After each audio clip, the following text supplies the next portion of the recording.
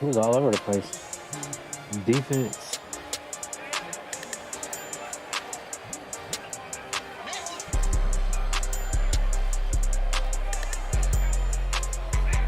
Yes, sir, baby, on the radar radio free. Be on the radar.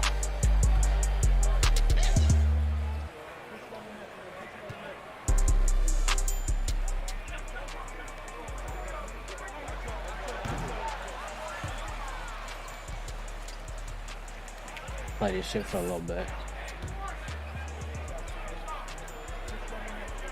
And fucking Eddie Griffin, see what crazy shit he got to say.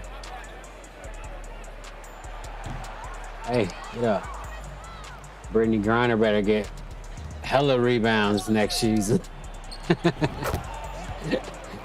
know what I'm saying? Shit. She better be the MVP, motherfucker. Oh, come on, that's double. Crazy, bro. She better not complain about nothing for a minute. Could have been in Russian prison. Woke up, that's the first thing I seen. Everybody was tweeting and texting and all types of shit. I'm like, man. Everybody posting about Brittany Griner. That's crazy. Am I for it? Am I against it? I don't know. I mean, I do know that. Enough, MP. We're gonna put a stop to you right now. That shit's funny. I wish somebody would have came and got me when I was in jail. Shit. I mean, but goddamn. So I mean, that's why I said I'm kind of, you know what I mean? Because if you ever been to jail, you want to get out of that motherfucker. No matter if it's Russia jail or Ontario, California, or Las Vegas, Nevada, or wherever else you might be getting locked up at. But yeah, goddamn.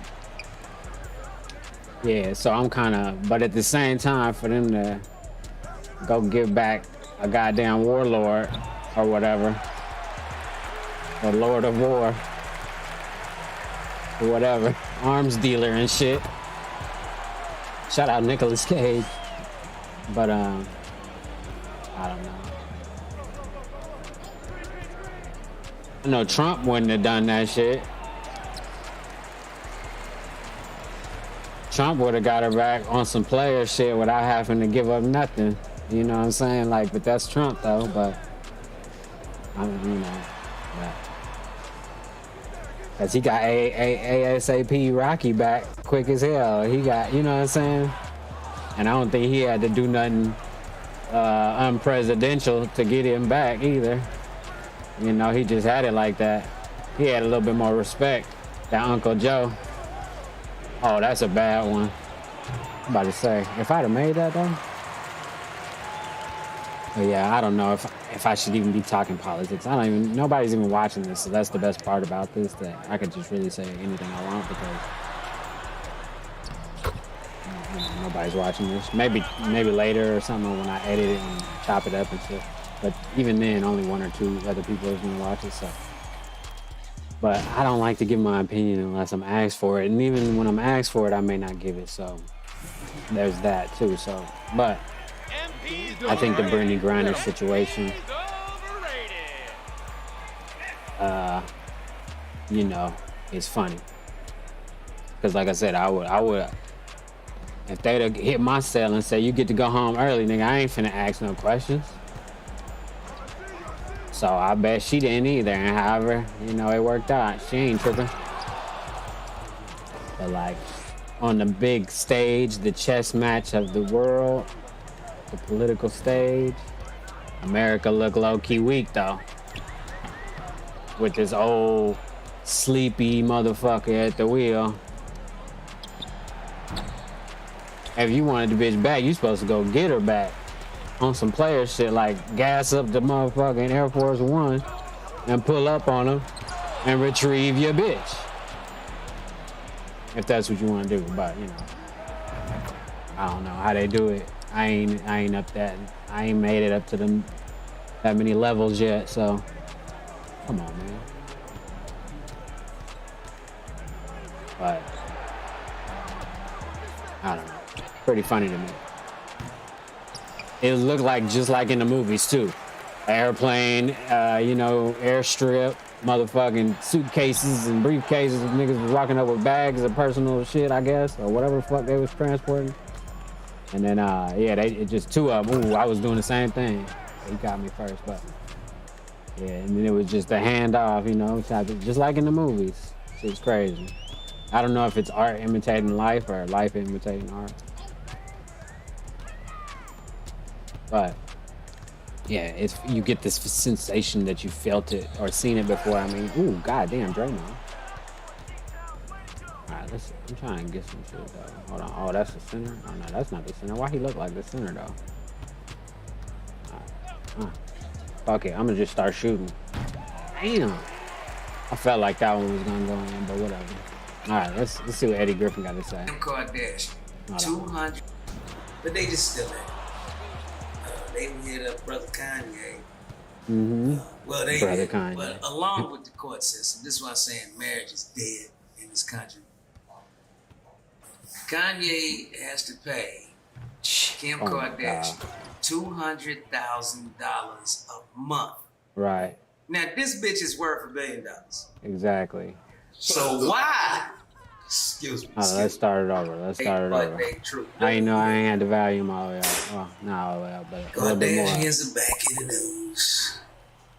I don't know how. I don't know how. That's funny. Look at here, y'all. Kardashians are back in the news. I don't know how. Nothing witches just stop. But they just still at it. They hit up Brother Kanye. Well, they didn't. But along with the court system, this is why I'm saying marriage is dead in this country. Kanye has to pay Kim Kardashian $200,000 a month. Now, this bitch is worth $1 billion. Already. So why? Excuse me. Why? She don't need no money at all. But Brother Kanye has to pay $200,000 a month. Now let's break down the math on this because it's a similar thing. Hold on. No. They're trying to break it. Now he is worth about $400 million after Chase and all the Jews did their thing to this nigga. Right. And they broke it. $400,000, $200,000 a month. How many millions is that a year? Damn, 2.4 million. That's 24. 200,000. Yeah, that's 2.4. 2.4, right? Yeah. 2.4 So, million. Oh yeah. So, in 30 to 40 years, they can break him all the way. Oh man. Yeah, that's like. I mean, you see what I'm saying? They just snatching millions by millions because the taxes on his cribs and all the property that he owns and all that shit that's gonna add up. And they gonna keep raising the price wherever he lives. The taxes gonna rise. Right? That's crazy. This is that surrounded him with they motherfucking horses, nigga. And they wagons, and he's on motherfucking the top of the hill. They about to motherfucking what's the white boy they killed? Aaron Carter or whatever. Custard. Oh, Custard. Custard's last stand. Custard's last stand. This is what we witnessed. Custard, but it's Kanye's last stand, and they done circled the wagons around my brother. The banks and every motherfucking corporate. Oh man, that's on me. Fucking moved the thing. Fucked it up. I think it's because I had some other shit going on. My bad. Rewind it a little bit anyway. Oh shit, it did. Do that shit. Alright, cool. Fucking corporate tax going, they broke it. I rewind it a little $400,000, $200,000 a month. How many millions is that a year? Hey. Damn, 2.4 million. That's 24. 200,000. Yeah, that's It's 2.4. 2.4, right? Yeah. 2.4. So- Oh yeah. So Damn. in 30 to 40 years, Yeesh. they can break him all the way. Oh man. Yeah, that's like.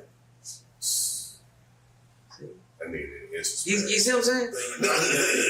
Well, yeah. They just snatching millions by millions because the taxes on his cribs and all the property that he owns and all that shit that's gonna add up. They gonna keep raising the price wherever he lives. The taxes gonna rise. Right? This is the that surrounded him with their motherfucking horses, nigga, and their wagons, and he's on motherfucking the top of the hill. They about to motherfucking what's the white boy they killed? What's the white boy? Custard. How about Custard? Custard's last stand. Damn. This is what we witnessed. Custard, but it's Kanye's last stand. And they done circled the wagons around my brother.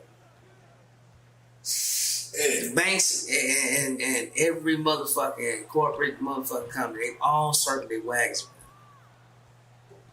around. And That shit crazy. I can't even. 200,000 a month. Get the fuck out of here. What kid eats, shits, wears $200,000 a month? I'm like, that is. So that is just blatant, just fuck you, Kanye. This is the American justice system. There's no justice. There's just us. I mean, they're spending like 7,000 a day. Dang. And they gave him the house. And they gave her the house. All this shit. So what man wants to get married in the United States? Because it is a contract that is not fair. Hell no. Fucking Right. begins and ends with a dick, goddammit. When my dick get hard, fucking begins. When I bust a nut and it go limp, bitch, fuck is over. So I am the beginning and the end. How the fuck is these bitches leaving with, it ain't your child. It is my child. Right. Your egg lays dormant in your motherfucking ass every month. It falls out if no seed is planted in it because it's a dead egg waiting on seed. So I plant seed. So it begins with the seed. So whose child is it? Now you want credit. I carried your child 9 months. That's what you designed to do. You hear a man talking about, I carried this nut for a year until I planted it in you. I need credit for that. That's funny. Females always want credit for what you biologically designed to do. I carried a child for 9 months. Yes, you're supposed to. And you better carry it healthy. That means no drinking, no smoking. I want a healthy motherfucking child. Right. Oh, Jay trying to hear that. Damn. The repo is. If you don't live up to your contract, you get the repo. You're 18 Listen, That's it. but you don't get to see your kids. They can hold your child, pussy hostage. Slice me. That's just like a repo. I said that how many years ago? On Dr. Dre's album. Go keep a nigga back. Even say what weekend plus. Trying to keep a nigga that I wanted. How are you trying to clap back a little bit? Because he's throwing people under the bus. But I think like the Balenciaga thing was a big deal. But like Balenciaga, that's some evil ass shit, nigga. That's it ain't kind of a big deal. That is a big deal. But he like Them mother, I don't give a fuck. It ain't about Kanye. Right. It's about what's the main fucking company? Balenciaga. Balenciaga, It's about them. right. I don't give a fuck who exposed them. They expose themselves. It's in their advertisement. Right. Hey. All this butt naked child molestation shit. Right. It didn't take Kanye to pull the veil off this shit, but thank you, brother Kanye. I'm serious. Right. That's some sick ass shit. And then the owner of the company or the CEO, all he got to say is, we sincerely apologize. We're going to look at our advertising from here on Right. out. What you mean you gonna look at it? You didn't look at that? You didn't see every motherfucking ad y'all got. Got some kind of child molestation shit in that motherfucking shit? What the fuck is wrong with you sons of bitches? I need to see the list. It takes me back to goddamn Read a list on Little Child Molestation Island, goddamn. Damn. Huh? Y'all got the bitch locked up in jail. Oh. Yeah, show me. Brittany Griner. I want a daily motherfucking photo of this bitch in jail. Cause she ain't. Y'all flew her back over Child Molest Island. She's serving them kids as usual. Oh, you talking about Epstein the died Epstein in a shit. jail Yeah. cell. I ain't seen nobody. So he's over there. You nigga, fuck you motherfuckers. It's a game, y'all. It's a game. Y'all better wake the fuck up. It's a game. The jail he died in, they said ain't nobody ever died like that. Right. How he gonna hang himself? He hung himself? Yeah, I seen the cell. You can't hang yourself in Hold the on. cell. They don't even give niggas bed sheets that's on suicide watch. You know. Scene out of a movie I seen. Yeah. Alright. Yeah. Yeah. That's why the movies is so He important. looks suicidal to me. This man wasn't about to tell the nigga he ain't suicidal. He knew. If I ever get caught, we gonna fake my death and it's black business and shit. Right. He had plastic surgery like Michael Jackson looked different. This motherfucker look different. He probably looking black now. That way if we get caught again, it's a nigga behind the whole island. It was my leg down. Eddie Griffin be going in every time. He wasn't gonna drop it down. The bitch did not drop it down.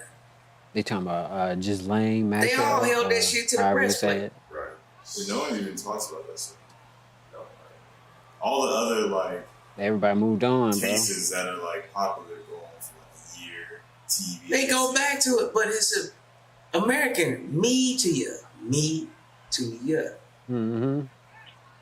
Media. It's bought and paid for by the same people who buy the Epstein and Maxwell services on the little child fucking trafficking shit. So they can make the blood sacrifices to Ball. You know what you call them? Ball. Yeah, they said They what really ball, is they're trying to whatever. normalize pedophilia. You know, like right now, pedophiles are people that fuck with kids. They get arrested and fucked with by the police and sell them as the niggas will go get jobs and shit. You know what I'm saying? That shit Well, fucking stupid. Crazy. Look, Oh, I but can look it up, it's though. on the Okay. parents. News. I didn't know. That's pedophilia. It might be legal in It might be legal. 70% of the Western world. Hey guys, I hope all is What? well. Whoa. It's just a smack on the wrist. But here in the Griffin household, Right. just come and try. He said, "What? Here in the Griffin household, come and try." That's Niggas funny. will get jobs and shit. You know what I'm That's saying? funny. That Well, shit fucking stupid. Crazy. Look, well, you know, Oh, it's come on on, the man. parents. Ooh, look at the defense. Oh, it's the defense. It's the defense. It's the defense. It might be legal in 70% of the Definitely. Western world. It's Might just be a legal. smack on the wrist. But here in the Griffin household, just come and try. And you will die. Well, that's what we. That's all it breaks down. No, it's a parent's Damn, job to bro, that's protect their crazy. children. So if you look like you're showing up in my house with your dick in your hand, and my kids are around, I'm going to blow your motherfucking brains out. That's just that simple. And I will stand in the court and scream at the court. Now, I would try to kill everybody in that courtroom, too, if he put me on trial. Eddie Griffin going in already. For protecting my motherfucking child when the United States government and the state that I was living in at the time did not protect him. Right. Because you're not. You're allowing these motherfuckers to teach this shit at school that it's okay for a tranny. This motherfucker has an idea, an illusion, a thought. I'm identifying as a bird, but you're not a bird. You ain't got no feathers, motherfucker. You ain't got I'm no identifying feathers, as a motherfucker. frog. Ribbit. That's funny. Now, Hey. can I jump in the pond and eat flies and shit? YouTube. Because I I'm wanna- identifying. Okay, I want to remind you, YouTube. This is Eddie Griffin's opinion. I'm just reviewing it live, like, you know. So, I mean, whether I agree with it or not, that's for me to know and for you guys to find out. But this is not hate speech. This is love speech coming from Eddie Griffin's channel that you guys already have up. So, be coming at me for this shit that Eddie Griffin is. As a frog. I'm identifying Because y'all like fucking with me for whatever reason, YouTube. I don't know what it is. an illusion, a thought. I'm identifying as a bird, but you're not a bird. You ain't got no feathers, motherfucker. Ain't got no feathers. I'm identifying as a frog. Ribbit. Now, can I jump in the pond and eat flies and shit? Because I'm identifying as a frog. I'm identifying as a single man. And my wife just has to deal with it. Right? That's funny.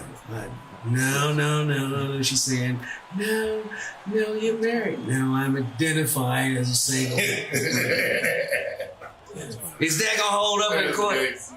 Is that gonna hold up in court? No, she gonna leave with the house and the kids, you silly motherfuckers. So now, that $200K a month is how that's gonna go down. But you can identify as a I woman, shouldn't have left him over. but you know you're not. Shay. Why is that the only identification that is legal? You know, I'm identifying as a mass murderer. I ain't killed nobody. But when I do, you have to let me go because I was only That identified was a good move. Look at that one. as a mass murderer. But So identify as a What the mass fuck? murder. Bang. is this the world we live in? So this It is is sad, truly man. the Yeah. last days. Yeah. Right? And he's talking about the last days of what?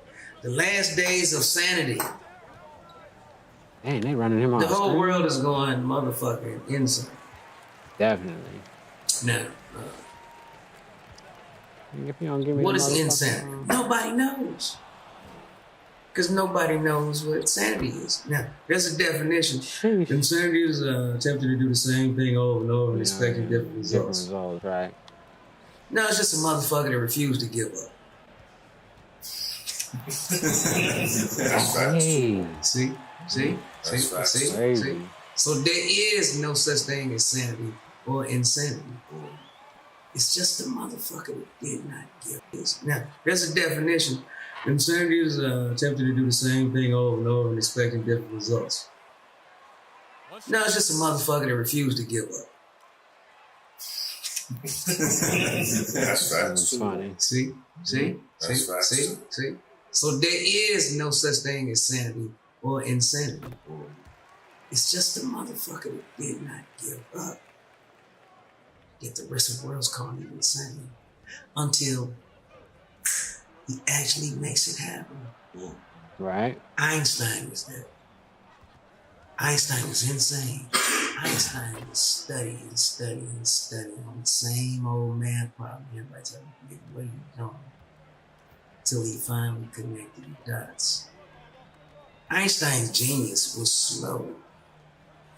His genius wasn't fast like Tesla's. Tesla just came. Einstein was slow. So, again, I ask you, what's the definition of insanity or sanity? Is it insane to go on TV and say I support Nazis? Or is it just fucking me trolling the world and everything? It's just that is No, it's just a brother crying out for help. Right? Right? He says he hates him. He loves. All right, see, and I said that shit earlier because YouTube took the other video down that Kanye was sitting there talking about they killed Michael Jackson and JFK, and they took it down, and it's crazy because they didn't even give me a strike. They just said, you probably didn't know the rules or something. But I understand the rules, and I know I didn't break the rules, but they took the video down anyway.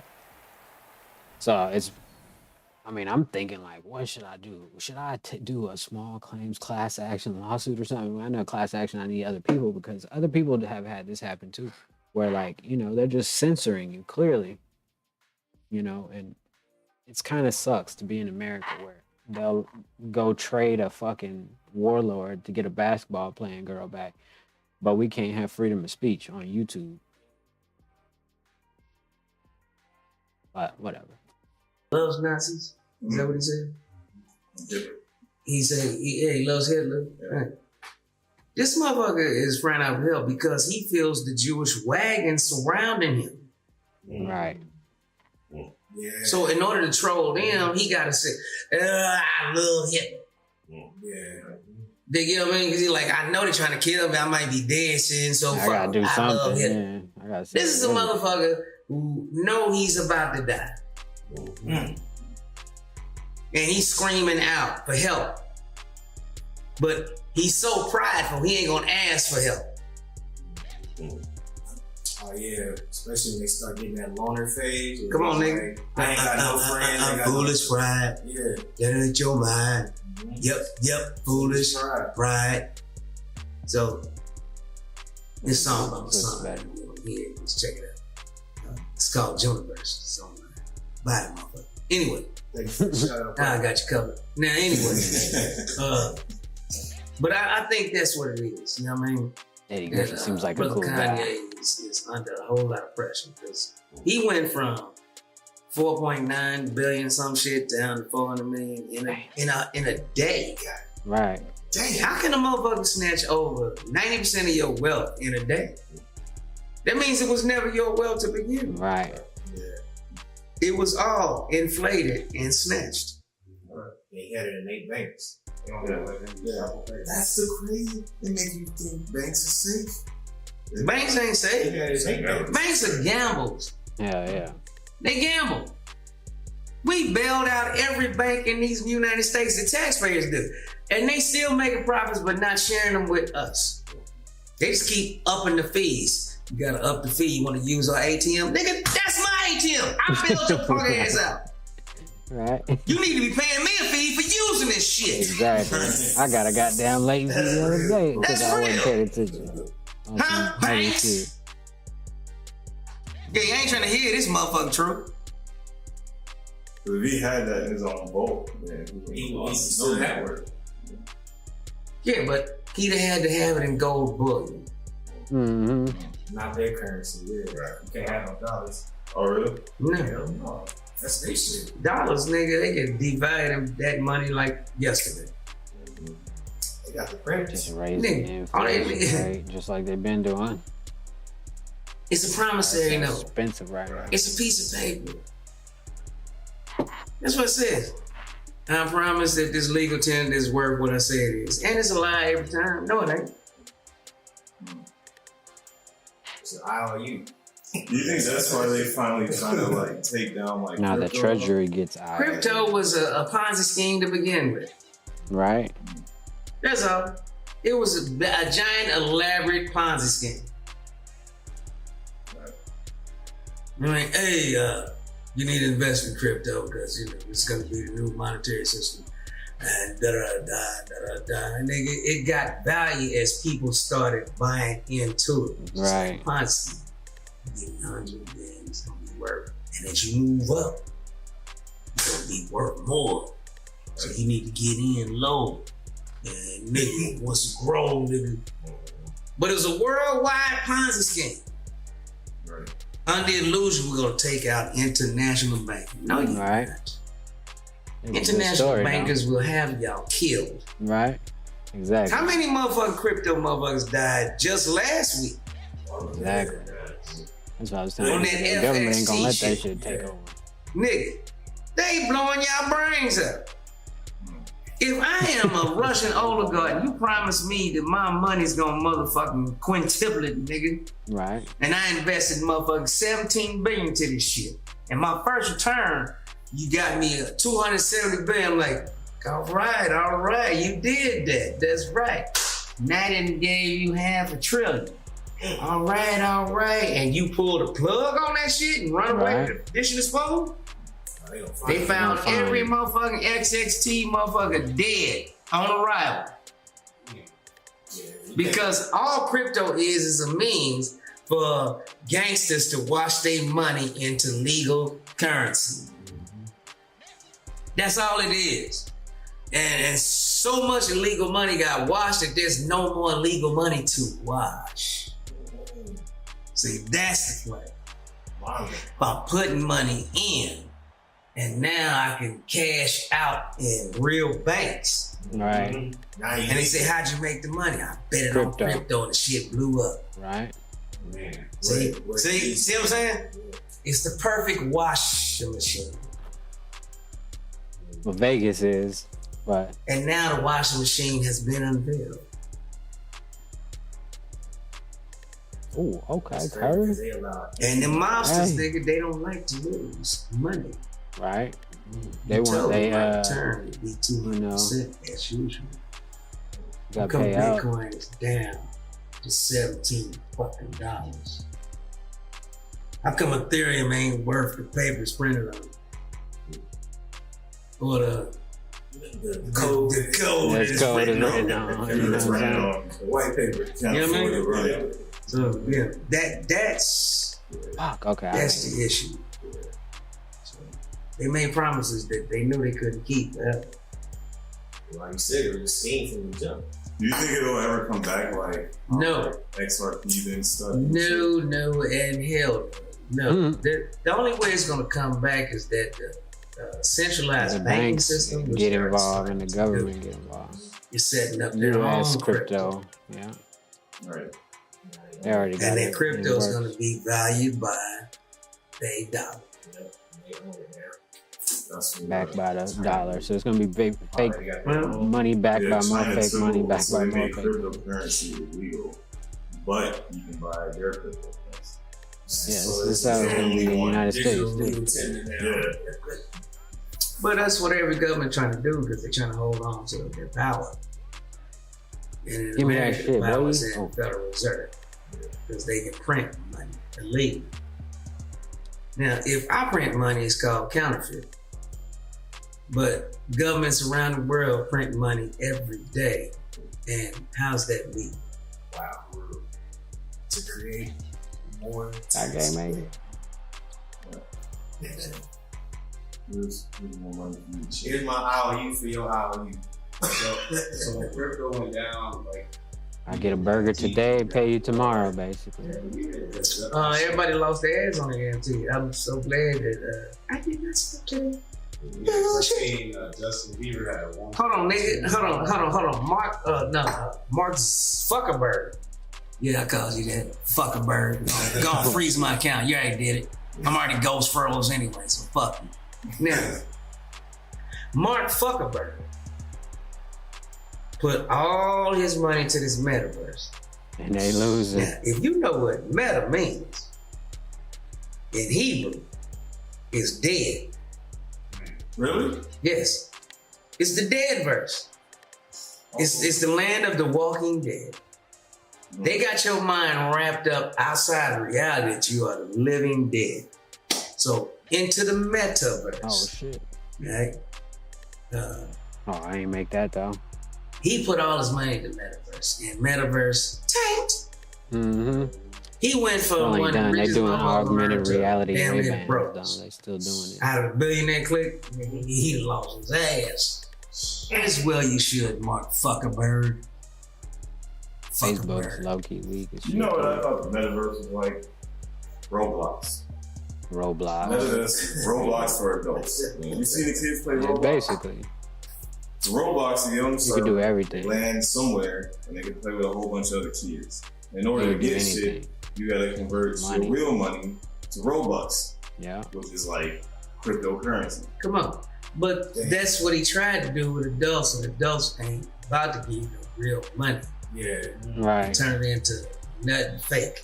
that's why they training kids to do that shit. Yeah. Yeah. Especially Next not generation, Generation X. Now, Generation Not this Next after us, of course, y'all do that shit because y'all crazy.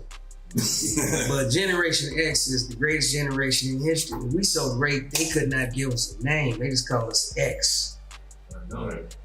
Because we were born from 1960 to 1982.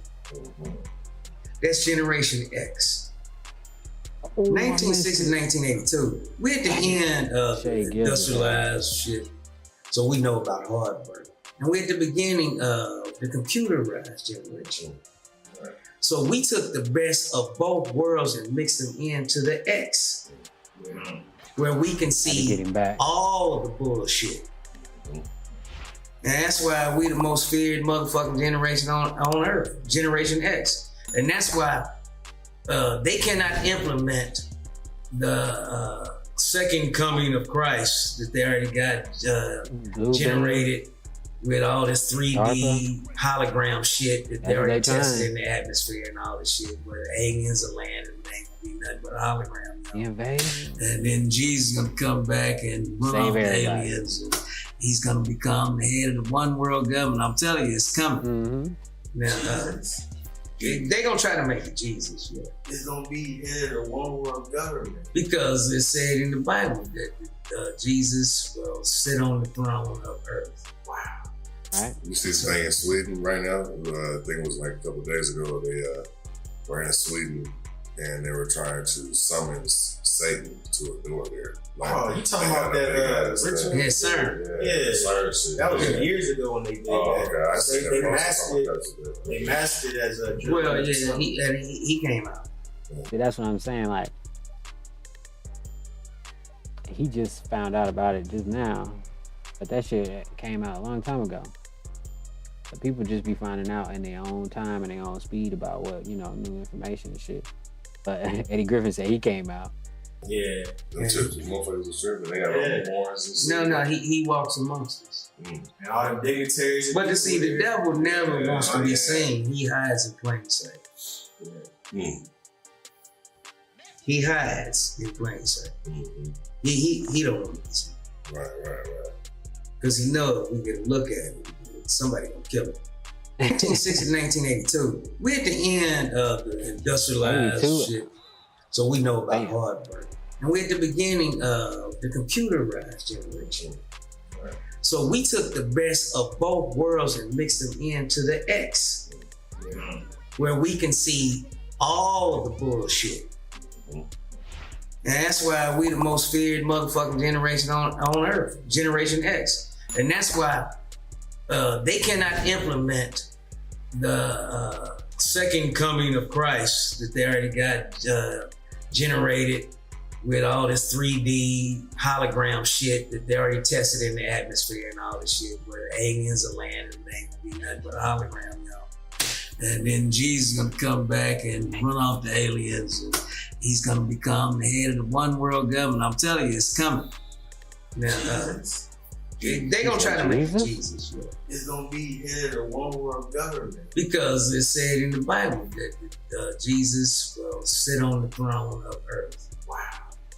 You see this thing in Sweden right now? I think it was like a couple of days ago. They were in Sweden and they were trying to summon Satan to a door there. Like, oh, you talking about that Richard? Yes, sir. Yeah. That was years ago when they did that. They masked it as a drug. Well, yeah, he came out. Yeah. Them motherfuckers are stripping. They got all horns and shit. No, he walks amongst us. And all them dignitaries. But to see, the devil never wants to be seen. He hides in plain sight. He hides in plain sight. He don't want to be seen. Right. Because he knows we get a look at him, somebody gonna kill him. Yeah, you haven't seen a hologram concert yet?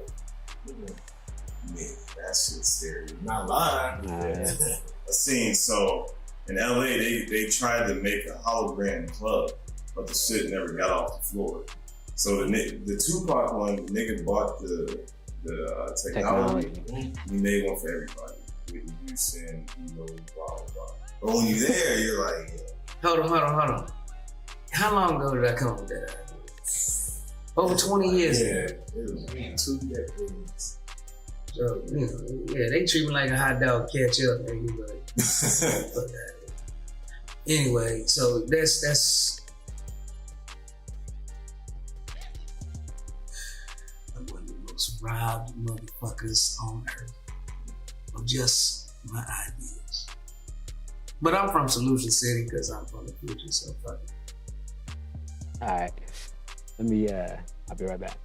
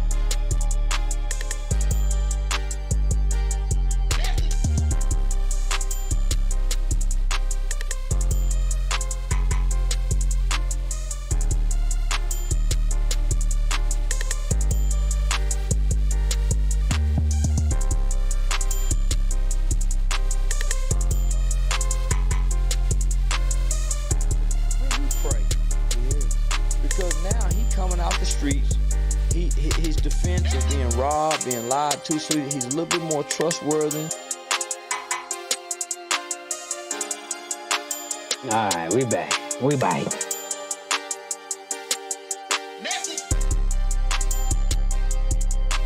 Yeah, I'm bad. All this coffee, you know what I'm saying? Sometimes you gotta go, hey, believe your shit. Believe yourself, you know what I'm saying? The motherfucking police. Oh shit. There you go, look. You know they had the police right here.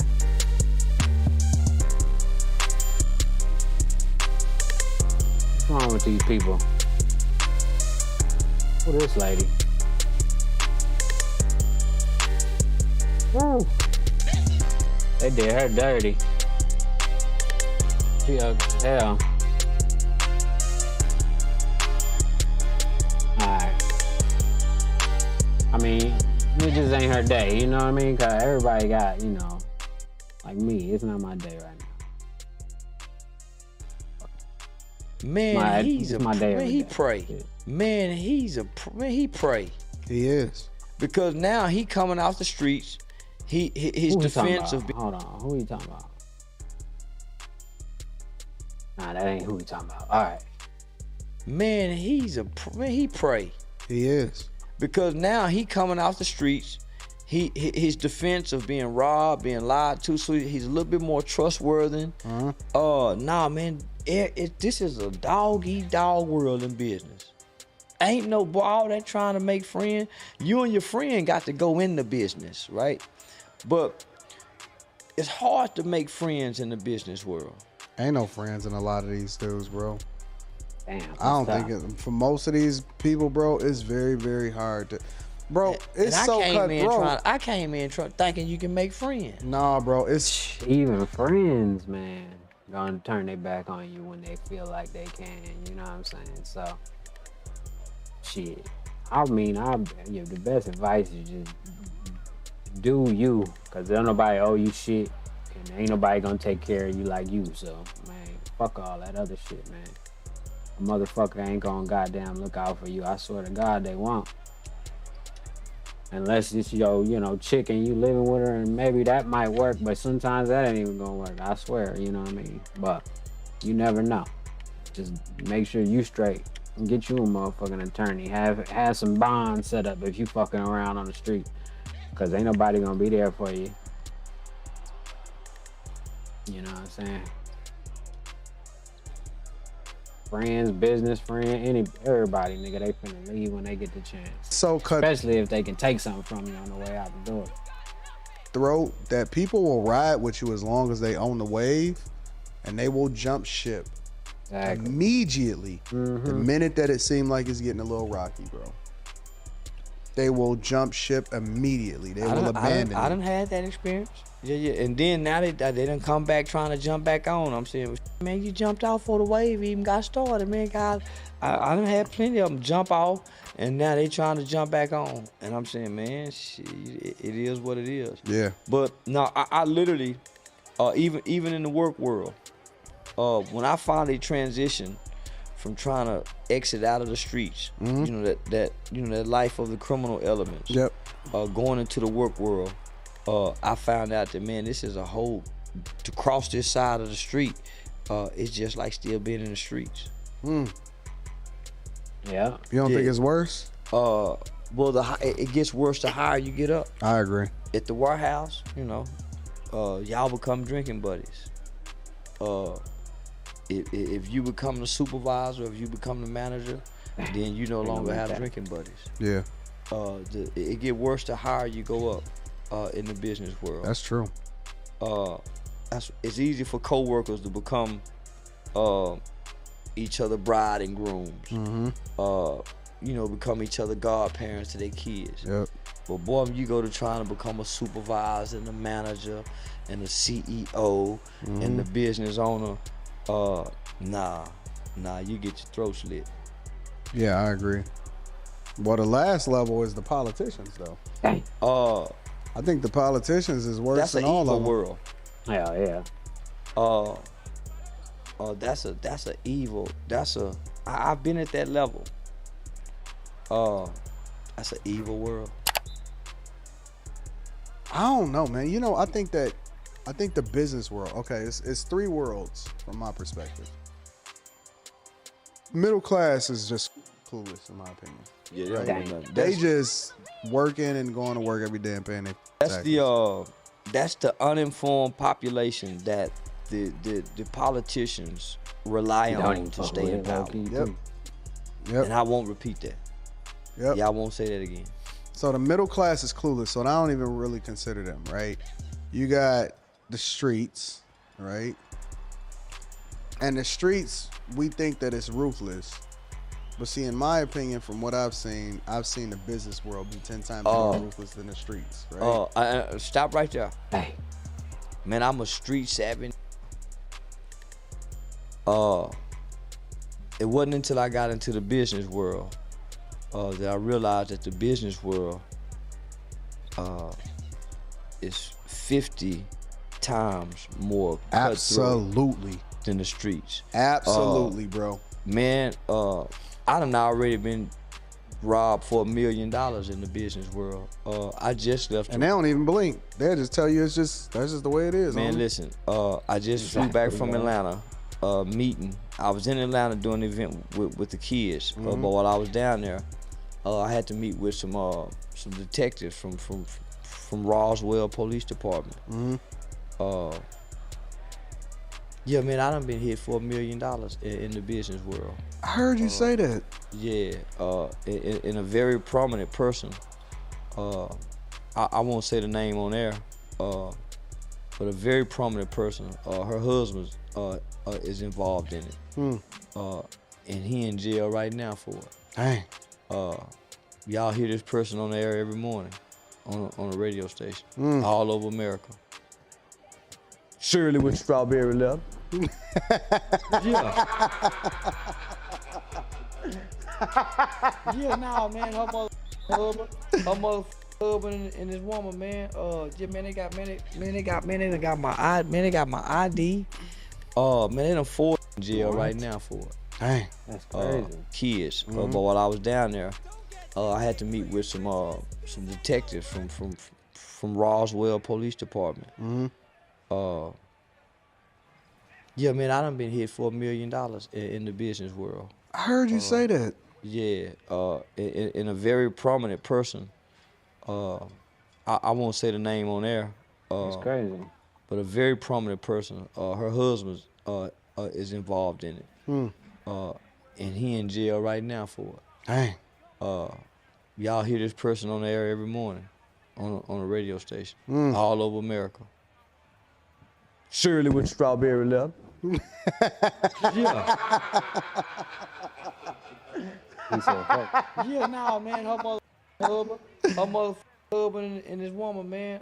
Yeah, man, they got my ID. Man, they done forged my name. Really? Man, tapped into my one of my bank accounts, my Pinnacle bank account. Man,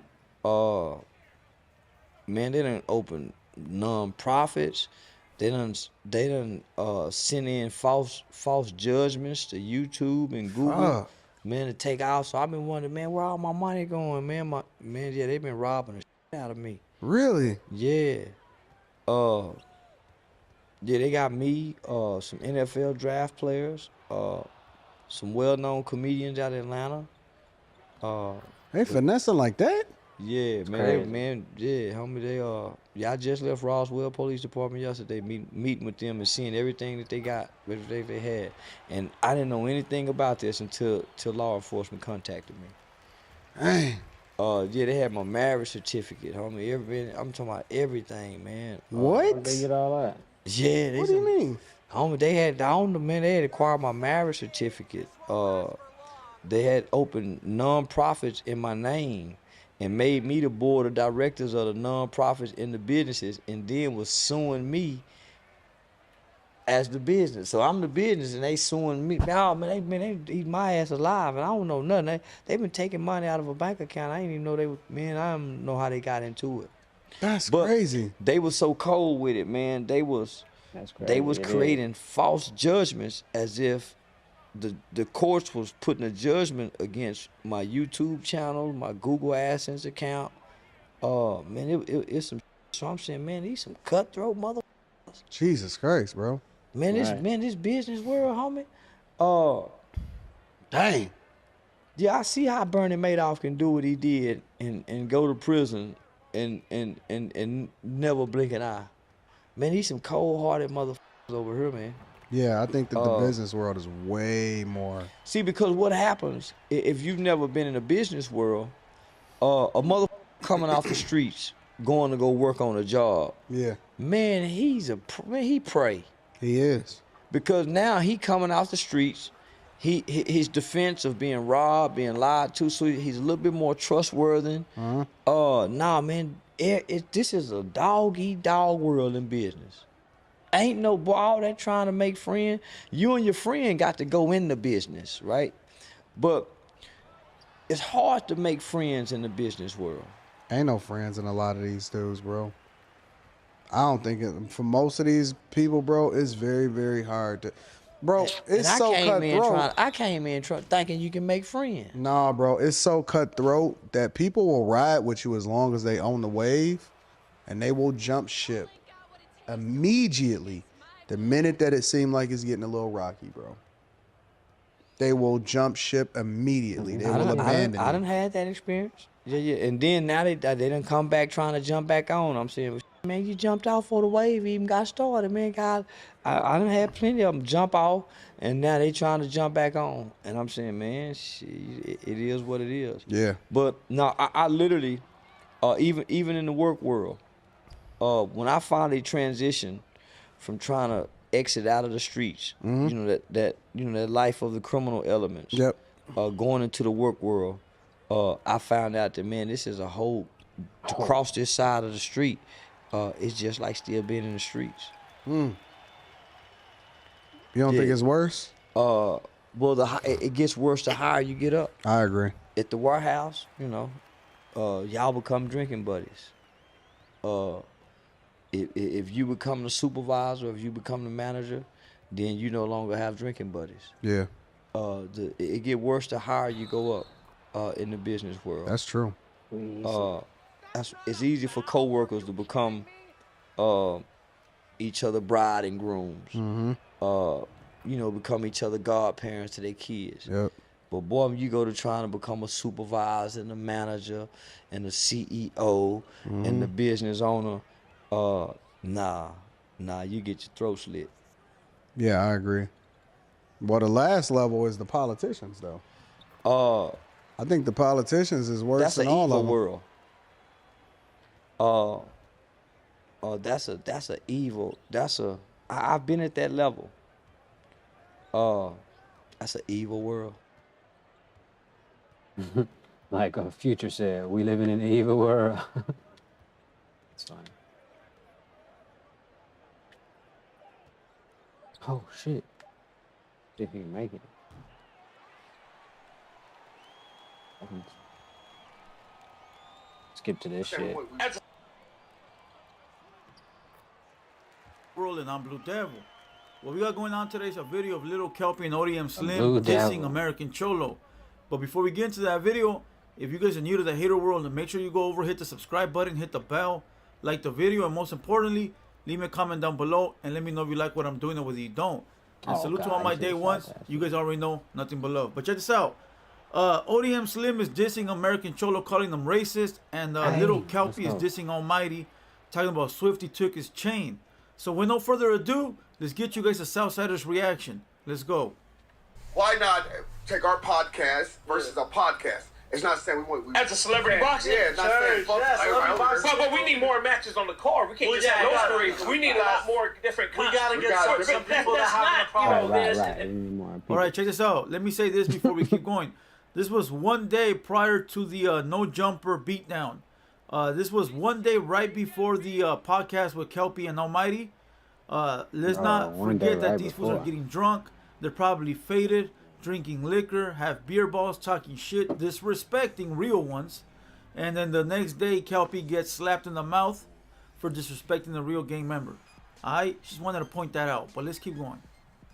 We got a nice staff of We got diversify this shit. Everybody we got nice staff. We got females. We got bisexuals. We got gays. We got lesbians. We got everything. We gotta get everybody. I think my boy Cholo would fight Flacco. Well, Cholo ain't part of this. Oh, okay. He don't. He don't. Oh, yeah. I don't fuck with Cholo. I ain't met him.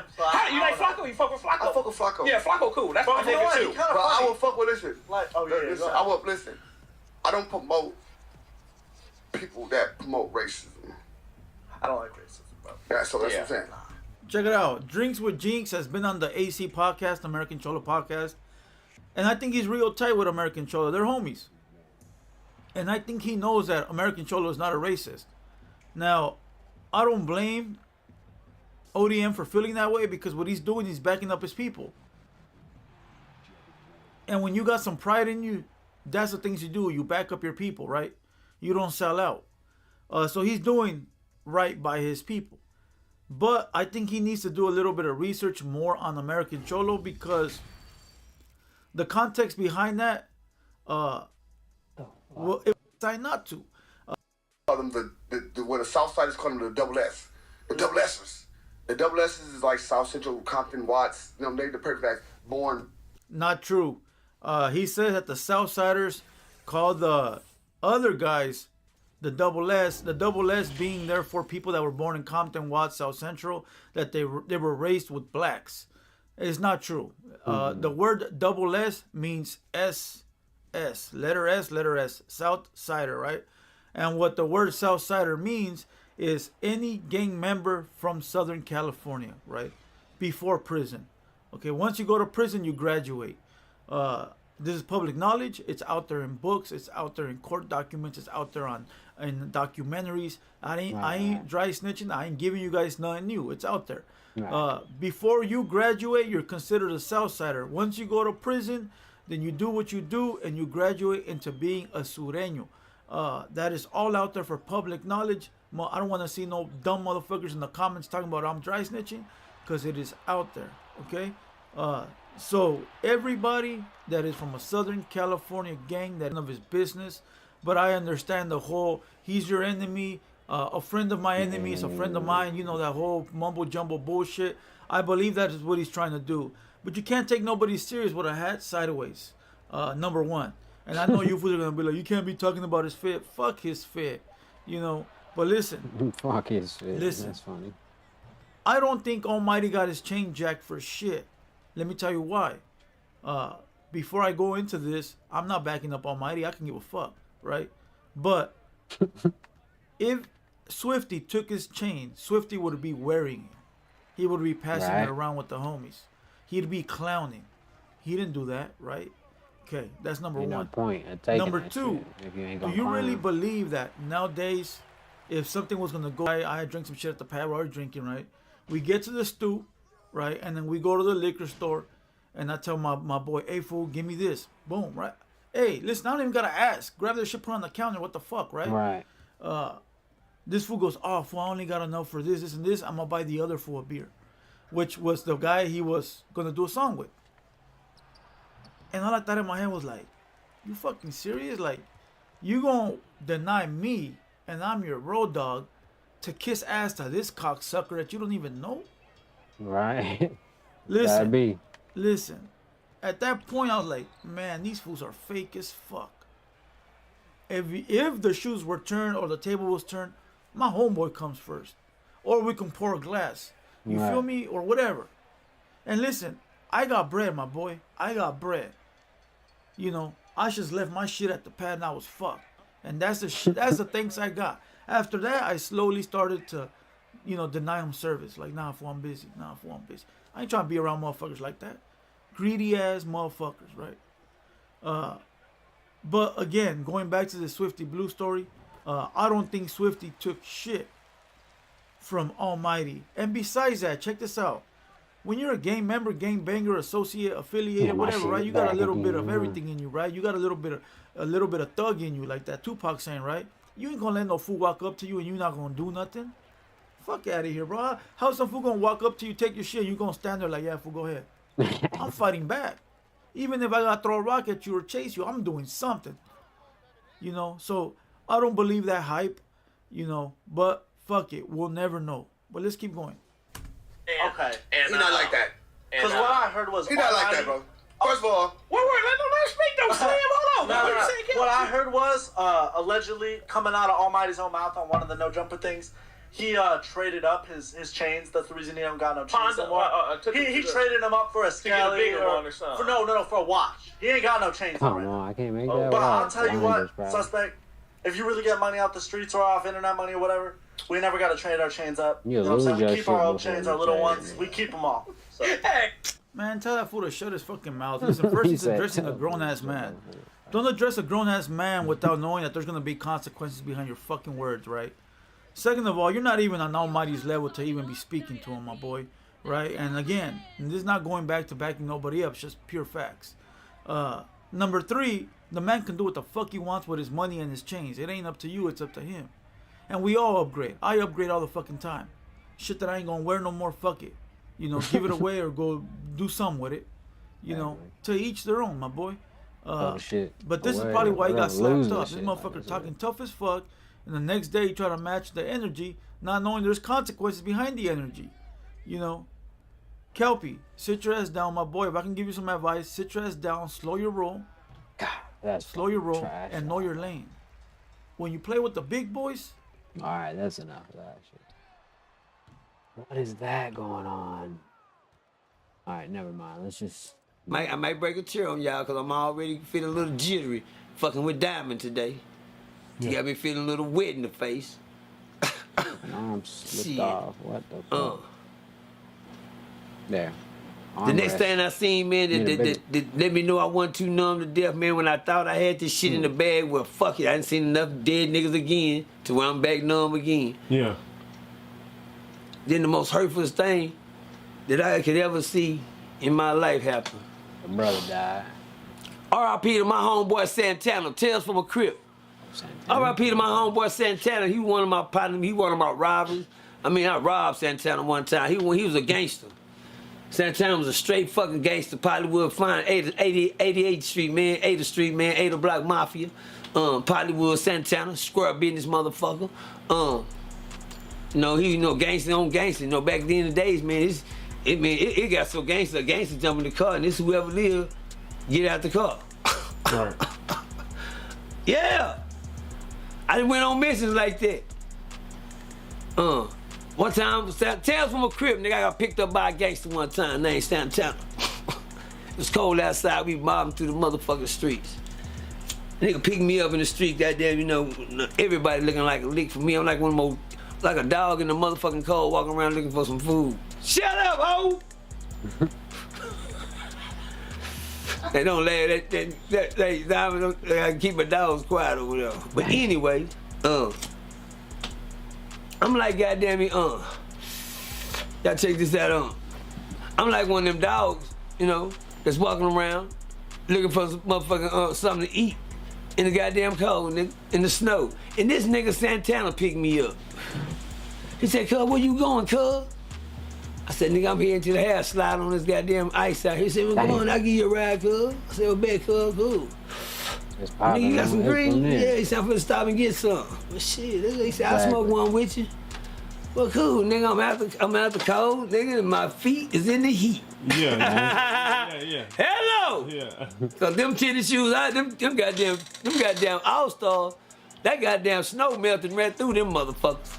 Nigga, I can feel ice in my goddamn, between my motherfucking toes. You hear me? Yeah. Shit. All-Stars ain't cutting. They don't cut like, Timberland. them goddamn snow boots do. Right. But anyway, Santana pull up at the little weed spot, go in there, and he get him some green. Well, you know me, when I'm sitting in the car, when a nigga get in the car, something about a nigga turn gangster in another nigga car when they get out just to see what's going on. I get to look around, I get to eyeball him. You know what I'm saying? So I get to eyeball him and say, I know this nigga right here, he a gangster. Well, I got my pistol on me, shit. I know he got his pistol on him, but they ain't gonna stop me from being a gangster. Yeah. I'm finna ramble, nigga. Soon as this nigga go in his goddamn house, up, he gone in there. Up, I go to rambling.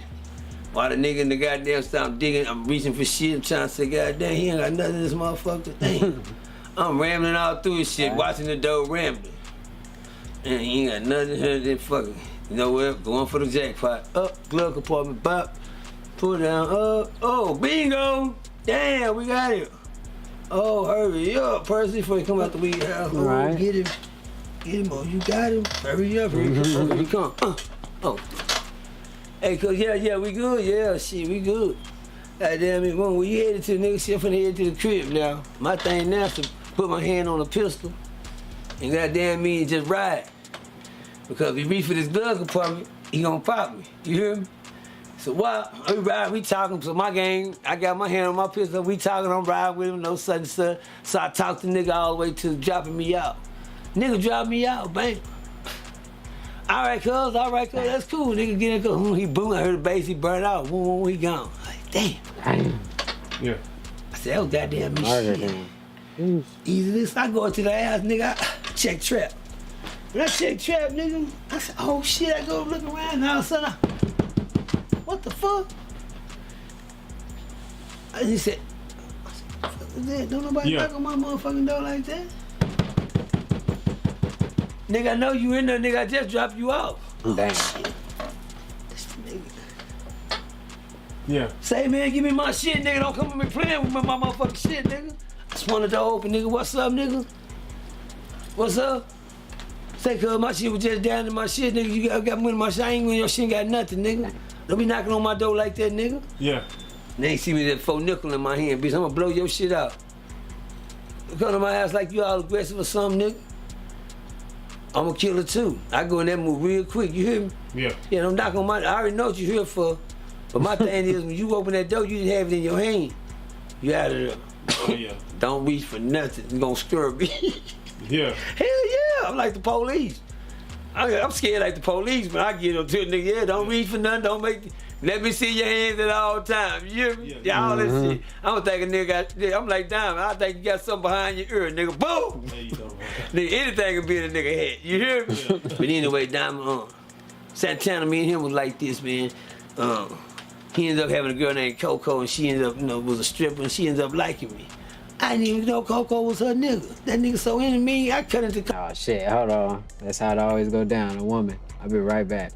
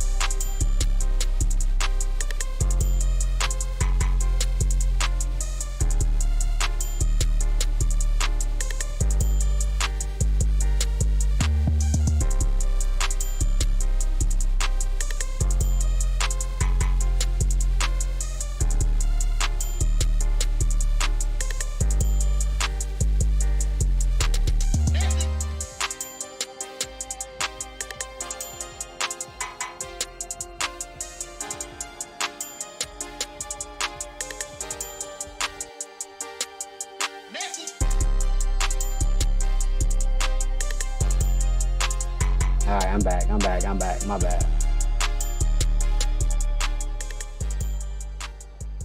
Or did I even go anywhere? Coco, when I get out of jail one time, then one day, bitch, Coco say, you know who my dude is? Who is your dude, bitch? Yeah. Santana. Hold on. That shit's funny. My bad. He said, who's the Santana?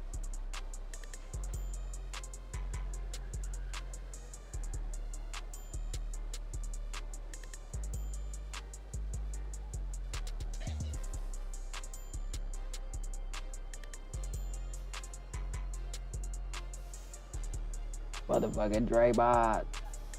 Motherfucking Draymond and goddamn Jordan Poole. Yeah, alright, whatever, man. Come on, let's do this shit. I'm scared like the police when I get them to a nigga. Yeah, don't reach for nothing. Let me see your hands at all times. You hear me? Yeah, all this shit. I don't think a nigga I'm like, damn, I think you got something behind your ear, nigga. Boom! Nigga, anything can be in a nigga head. You hear me? Yeah. But anyway, Diamond, Santana, me and him was like this, man. He ended up having a girl named Coco, and she ended up, was a stripper, and she ended up liking me. I didn't even know Coco was her nigga. That nigga so into me, I cut into Coco. Thighs with them hazel eyes, Coco. That's motherfucking Tila, right? Yeah, that's Tila. If y'all don't know that, I'm sorry for you, man. Get some Tila in your life, man. Go just Google Tila and listen to Tila. I think Tila from Memphis. Oh yeah, I think. Maybe. I don't know, but just listen to Tila. He was around back in the day when like Pastor Troy was popping Tila. Pastor Troy, I think he was on Rap A Lot Records if I don't know. But Coco, 125, thick thighs with them hazel eyes. Coco. Right. Back to it. But when I get out of jail one time, then one day, bitch, Coco say, you know who my dude is? Who is your dude, bitch? Yeah. Santana. Oh, that's the nigga I robbed back in the day. Oh, throw it out, gang Santana. Yeah, you know that motherfucker crazy as a motherfucker. Yeah, I know it. Shit, I know that motherfucker crazy. Yeah. But Santana, me and Santana, shout out to Santana, shout out to his brother Jared. Shout out to Big Jared, man. Me and them niggas just like family. That's when we was kids, you know, we did shit like that with each other. We went through some gangster shit.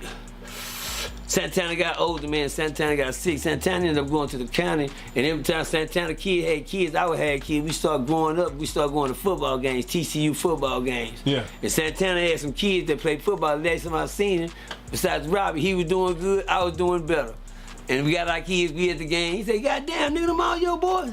I was expecting him to say something there like, "Nigga, you remember what you did, nigga, in the car that time." But you know, times had changed, and when we get our kids, we done growed up after shit. Yeah. And I never forget when I seen it, I was like, "Oh shit, that was Santana." Yeah. Damn, that nigga done got big. Well, shit, fuck it, you too. You big too, nigga. You straight with that. And they say, "Goddamn, nigga, them all your kids?" Yeah, and they say, "Goddamn, boy." And all the niggas look just like you. Yeah, that's me right here, man. All right, shit, all right. Shit, y'all come on, boys. Y'all get up in the stand. Yeah. No, we ain't worry about that. You know, sometimes you gotta think like that because you never know when your past will catch up to you. Yeah. Think about it. Because some people don't let the past go. Yeah. Think about it. But what was I talking about? Basically, you were just talking about, you know, the deaths and stuff like that. Oh! And I became numb to death. Yeah. Let's go. Coco. Tales from a crib, man. One time I seen Santana, we was in jail, nigga. Hey. He was my next door neighbor. I said, cuz, what's up, cuz? He like, shit, nothing, nigga. When you getting out? I said, nigga, I just got some motherfucking traffic fines, nigga. Traffic violation, I got some child support, nigga. They gonna let me go home. He said, oh, okay, nigga, you good. Me and Santana be rolled to that. He finna get ready to come home his goddamn self. I went home. Santana supposed to come home in 2 more days. They went up to Santana's cell, and Santana was stiff as a motherfucking bird. Now y'all stay right there. Now y'all stay right there. I know we just don't tell you, we just don't talk on this motherfucker for nothing. But anyway, Santana was stiff as a motherfucking doughnut. He had a epileptic seizure or something in his cell. Epileptic seizure? And he died in that jail cell, man. I never forget when his brother came to me, because his brother knew that he fucked with me. He said, man, I'm in New York. Cause when it came down to gangster shit, I was the only nigga in the hood that ever tried Santana. Yeah. Nobody was hell no. That nigga Santana gonna bust shit your ass. Where you think he got the name from? You don't just get names from like that, nigga. That's Tony Santana. Like Tony Montana. That's Santana. Yeah. Not Montana, that's Santana, nigga. You understand me? They had a gravesite funeral. I never been to a gravesite funeral. And I said, what the fuck is a gravesite funeral? They say that's when you come to the graveyard, the coffin is already set up. It's already over the hole, and you know, you view the body right there over the grave. What kind of shit is that? No Crips had no shit like that, nigga. We had shit in the church. You know, organs playing, no people, no New Testament, Old Testament, Old Scriptures, New Scriptures, nigga. The eulogy, nigga, the veering, and that's how we do. Yeah. It ain't number 30 minutes. If you niggas that went through a funeral, it ain't number 30 minutes. Yeah. You niggas know the time and shit, right? Get in and get out. Say it. Nigga live be 70 years old and a 30-minute funeral. Nobody got nothing to say. That's anyway, fucked up. when I went to this gravesite funeral, man, feeling wise, I thought everything in my life had changed for the body I had overcame. A lot of shit was seeing dead folks. When I went in and I seen Santana, I remember the kids. And they was standing on the front with the little robe right there with their little roses on. And I remember the little boy, he kept introducing. He said, hey, Mr. Percy. He waving at me, smiling. I like, what's up, boy? Man, you sure got big, boy. You get bigger every time I see your little butt. Because he played football with my other little kids in the league. Yeah. And Santana had some football players that was cold, and I did too. And me and him was developed a father relationship besides the gang shit after I seen his little boys right there, man. Just when I thought that I had surpassed everything when it came down to dead bodies in front, they opened up the coffin to Santana at the gravesite. First of all, I learned that day 2 valuable lessons. Right. That shit out of here. Once you did, the streets can't bring you back. If you lose your life in these streets, they won't bring you back. The first thing that touched me that I seen that fucked my head up is when that little boy, looked over there and seen his daddy laying in that coffin. Man, the tears that rolled down that little boy's eyes rolled down mine. You hear me? I didn't even care about Santana no more. He gone. The hurt was looking at the kids at the boat, man. It cut like a knife, bro. You hear me? To see them kids going through the pain like that. That fucked me up, man. I'm telling I seen Santana. Okay, he gone. I already told you I'm past the dead bodies. And I thought it wasn't nothing else could hurt me at a funeral. Until I seen them kids on that front row crying like that, man. I fucked that up. And them niggas crying for their daddy, man. Them niggas crying for their daddy, boy. And I mean, them tears hurt. Them looks on them little boys' face hurt, cut, man. Say, man, I learned a valuable lesson, boy. Yeah. I don't never want to see my kids have to go through that. Oh shit! Look at the layup with him. You know, not as kids. Cause I could have been to fucked it off. Yeah. I could have been to messed it off. I told y'all there's two things in life I never want to see: the world come to an end, or my kids die before me. Yeah. But when I seen, you know, in that lesson, like I say, sometimes you gotta lose some to learn. I gotta do that shit. Your lesson. Get a lesson out of everything. Quit sitting there boo-hooing and crying at these niggas' funerals and shitting on every goddamn body and throwing up and passing out and falling out and don't get the message. Yeah. They just get the mess. Everybody wanna jump around and holler and scream when somebody dead. Goddamn it, still don't get the message. Yeah. That out there, man. I get the message now. I thank God for giving me the, you know, I didn't have the ability to be a rocket scientist. Yeah. But you gave me the ability, God, to goddamn me to be an analogist. You can just throw it up there and I analyze and say, like it ain't nothing. Yeah. Due to the wisdom and knowledge that he's giving me as a gift to not forget where you come from. Yeah. And that means I'm talking about as a kid. And seeing things like that, I paid more attention. And you know, when it shocked me the first time to see them kids crying for some goddamn dumbass reason, person, and it never fails. You know. Sometimes I'll be glad not to see the kids hurt so bad. But just to see the kids crying. The next time I seen my partner Worm, my partner Worm got killed over here on Riverside. He was arguing with a female, and they was getting into it. And that nigga went to step out and stepped right out in traffic and got ran over. They blamed it on the female because he was arguing with her. He got ran over. Arguing because he ran out in traffic, wasn't looking and ran right in front of a car. How bad is it? Hello! Man.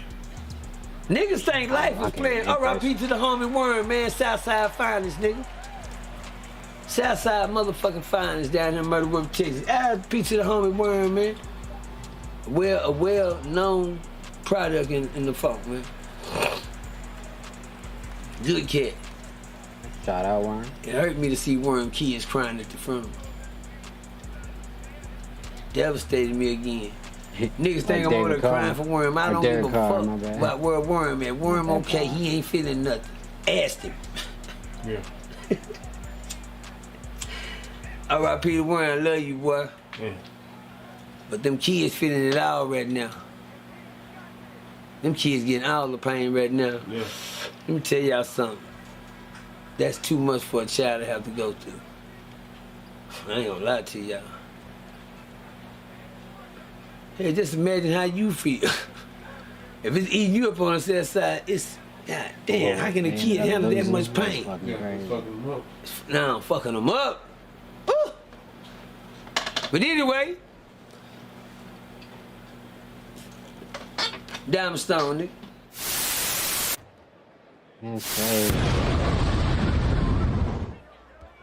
I didn't know the Raiders, they implode at the end of the game every damn game. Is that what we're getting at? Questionable props. One of the for like over 10, 15, maybe 20 years at this point. Child photos. I don't know, 10, 15 maybe. Displayed a child holding a teddy bear. Nah, it's over 20 years. The Raiders just can't get their shit together. Child offerings to. As I stated in my last video, I found this out about this billionaire. I wasn't at all surprised because we know that these billionaires are part of that elite club, you know, with the Jeffrey Epsteins who go onto these private islands Epstein and do Island, God baby. knows what. They don't have to live by our rules. So it makes sense that all this time, this billionaire man who owns like such big companies like Balenciaga, Alexander McQueen, Companies that are so highly sought after that certain people work their whole lives trying to get enough money to be able to afford their product. This man also has a website where he's selling child P-word paintings. Is the best way I can put it, because you know, here on YouTube we can't say exactly what it is. That it's supposed to be like a childish type of imagery. It doesn't make sense from Balenciaga to try put out without the approval of the higher ups, you know? Exactly, and this is a billionaire company. There's no way that they would put anything out without it being approved by like 20, maybe 100 different people before it gets the okay to be put on. Balenciaga done seen it so many times and approved it. There's no way that they can sue this company and act like they had nothing to do with it, when I'm pretty sure they're the ones that came up with the theme, or at least had a concept for them, and they went with it. The fact that this billionaire owns all these companies, owns crazy. Gucci, owns Saint Laurent, I wonder are people gonna boycott these companies as well? Because I've been seeing that people are now boycotting because this Balenciaga incident is gone viral on TikTok, and so many people are just losing it over it. They're finally seeing that, wow, these people here are doing something this disgusting right in the open, right in our faces, and no one is doing nothing about it. You understand? So people are finally standing up for it. But I think that you can't just start there. We have to look at the whole system as a whole, because this is not just one billionaire that's into this. We know that they're all into it. That's what we saw with Jeffrey Epstein. Jeffrey got caught for doing something that he was doing for years, that multiple people had already come out, accused him of, made several reports on him. All of this still didn't stop him from doing what he did. And so things didn't become to the point where they couldn't ignore it anymore. That's when they went after the chick right here in the back. She like, man, shit. He don't want to be on camera. You can tell. Epstein. And then you saw what happened in that situation. But with this Balenciaga situation, it'll be interesting to see where this is going to go. Yes, Balenciaga is a very popular brand, but is it going to remain popular after people know what it's associated with? You know, all we see is these rappers and celebrities wearing the brand. So in my opinion, their value comes from the celebrity status. You understand? Are the celebrities going to stop wearing it? Because from what I'm seeing, yes, Kim Kardashian said that she was going to consider dropping the brand. She was going to consider not working with the brand no more. But the thing is that we know that Kim Kardashian doesn't really care. She doesn't really care about what the ad was showing. She doesn't care about what it represents. What she cares is about her public image. Now she's associated with a company that's being accused of putting inappropriate child images into their ad. So of course she's gonna come out and say a few things. Stand for, the people are still gonna support them. They're gonna keep making them richer and richer instead of everybody banning them at the same time. Offerings to their gods because they thought that it would give them blessings. It was a part of their system. Now, a person like Crowley, who based his teachings on worshiping these fallen gods and making offerings and doing rituals for these fallen gods, he's the one that's truly influenced these billionaires. He's the one that's truly influenced these rappers, these rock stars, these pop stars, these actors. He is the one that they look up to because he preached something that most people want. It's the same thing that Lucifer preached, which is self-worship, only care about yourself and not care about others. This is literally what Crowley represented. Crowley represented being your own God. And it's the same thing that Lucifer represented. Crowley thought for some reason that these children gave him special magic. And it's the same thing that we see time and time again. When we talked about the Kid Willie situation over there in Wales, it was reported that these guys were using kids for ritual offerings for over 20 years. And they would bring these kids to ritual parties where these kids were literally being used for magic. When we think about this ad right here, this is exactly what they're showing you. And love to see people. They showed everything to us. They had no reason why to use a child for this ad. They're advertising adult clothing. This isn't a child ad campaign. It isn't for their child line of clothing. It's for their adult line of clothing. But the thing is, like I said already, they're making these ads for the occultists who wear their brands. That say like, there's no song that makes Bow Wow do this, or there's no part in any of his songs that make him do this. Same thing with them. Sure, they probably have a more hidden message behind these ads with children. Who knows what they're truly trying to say?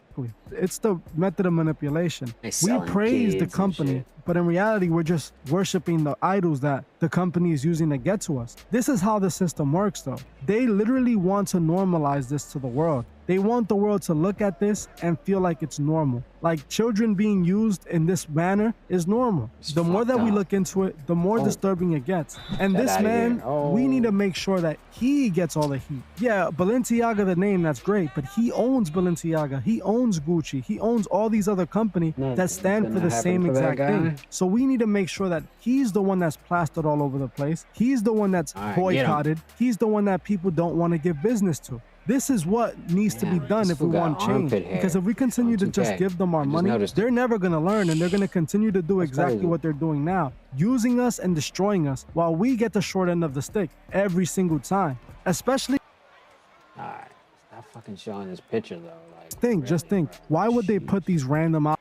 I do not buy Kanye West at all. I do think that Kanye West is against the industry right now, but it's for his personal gain. I don't think he's against the agenda. I still think he's a wolf in sheep's clothing. Exactly. I still think he's manipulating his people and using them to get what he wants. I do not think he's on the side of God. So I do not think Kanye West is truly against the agenda. I honestly think that he's still serving the agenda, and that's his purpose. But back to his Balenciaga incident, it's clear what it is. It's clear that they're using our children for ritual practices, and we have to do something to change it. We have to show them that we know the truth, and we're no longer going to blindly follow them. Well, that's it for this episode. Thank you all for watching.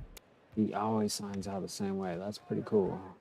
I don't know if I do or not, but I don't try to. I just be like, all right, y'all, try to do better next time. Or some shit like that. Oh, can I make it? Ass. All right, whatever. See with this shit. Charleston, all right, 3 seconds. Man, he sold 1 million copies this year. Man, but come on, homie, that's the. Man, he sold 1 million copies this year. Man, but come on, homie, that's the old people. He sold 1 million copies and he died 10, 20, 15 years ago. That don't make him relevant. Where's his music playing? Just because, man, I can go down. Where's his music playing at? When he died, his music was everywhere playing. Where is the relevance of his music? Michael Jackson would never not be relevant. Man, he'll always be who he is, but homie, he's irrelevant. You got Chris Brown and Ciara dancing to him right now for the 40th anniversary. Chris Brown is relevant. Yeah. Anniversary don't make you. Anniversary don't make you. Man, nah, homie. Y'all got this mistaken. Greatness don't make you relevant. Man, don't you know? Listen. Don't you know? 10 years from now, it'll be a Chinese person singing and dancing like Michael Jackson, and 10 years after that, nigga, Michael Jackson won't mean nothing. Right. Michael Jackson is the most famous person of all time. I don't think. Listen to me. 10 years from now, you must ain't been looking at what these Chinese kids can do. There's no black children dancing like the Michael Jackson we know. There's gonna be a Chinese person that's gonna be dancing similar, if not better, than Michael Jackson. That's gonna take the focus off our Michael Jackson. Usher couldn't, Omarion couldn't. Chris Brown couldn't. Listen. I get the message because this is what I'm saying. The Queen of Egypt used to be black. Who plays the Queen of Egypt today? A white woman. I get where you going. Tupac, just think about this, homie. Our characters will not be relevant. I get where you going. They whitewash them and assimilate them. See, they only relevant. Man, because there's other people that's gonna mimic our culture. No, I'm just joking. Just gonna take the relevance away. Nas has no relevance amongst young people, homie. We can still our young people have a very little remembrance of Michael Jackson. Right. They don't give a fuck about no Michael Jackson. They relevant to me and you. But relevance does not lies in the heart of your elders. It lies in the hearts, in the minds, in the mouth of young people. So just go talk to young people, nigga, and see if they know a Michael Jackson song or Michael Jackson move. We're definitely gonna do that, Victoria, on our show. Yeah. We're definitely gonna do that. Ask about, not about that, homie. Ask young people, but not just about Mike, about Whitney, about Prince, about all these greats, even about Nas.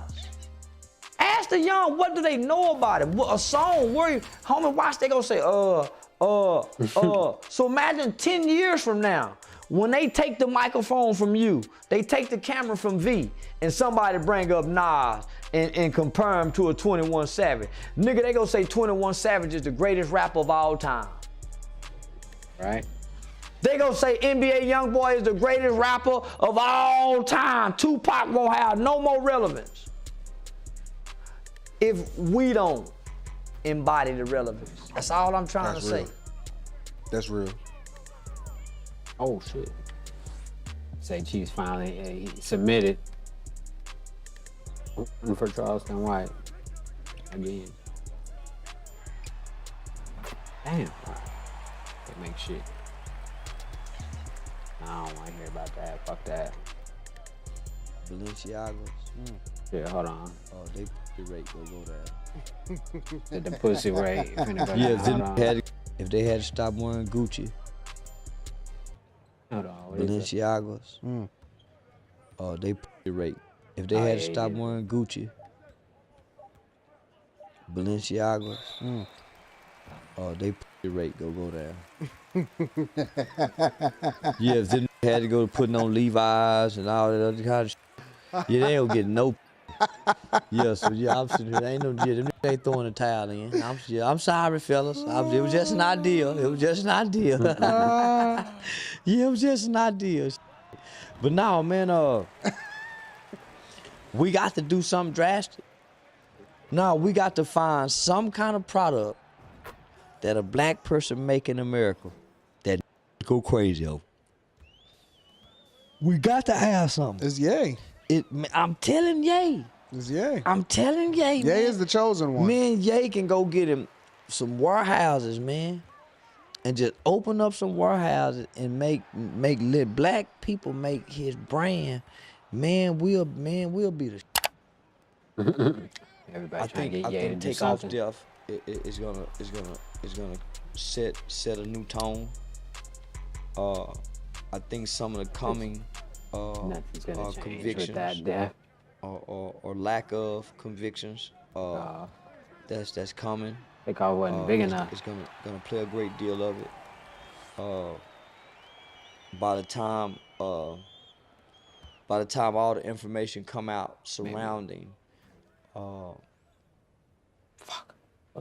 most recent dead rappers in the last 5 years,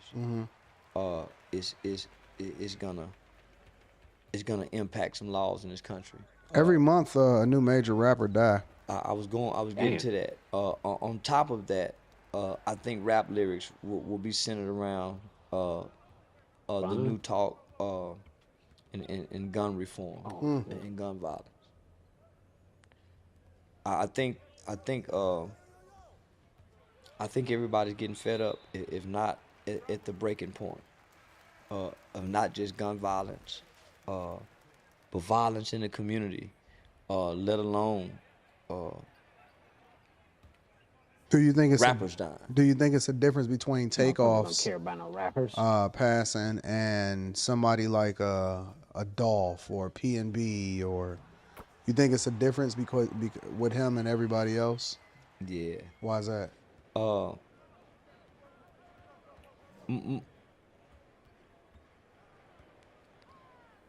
That's the fucking girl move. I need to get out of here. Gotta switch out shit. He died in turmoil. I don't know if I can get that. That could have been easily avoided. Yeah. It really wasn't. Dolph was an assassination. Facts. PMB was a robbery gone bad. Yep. Takeoff was something that could have easily been avoided.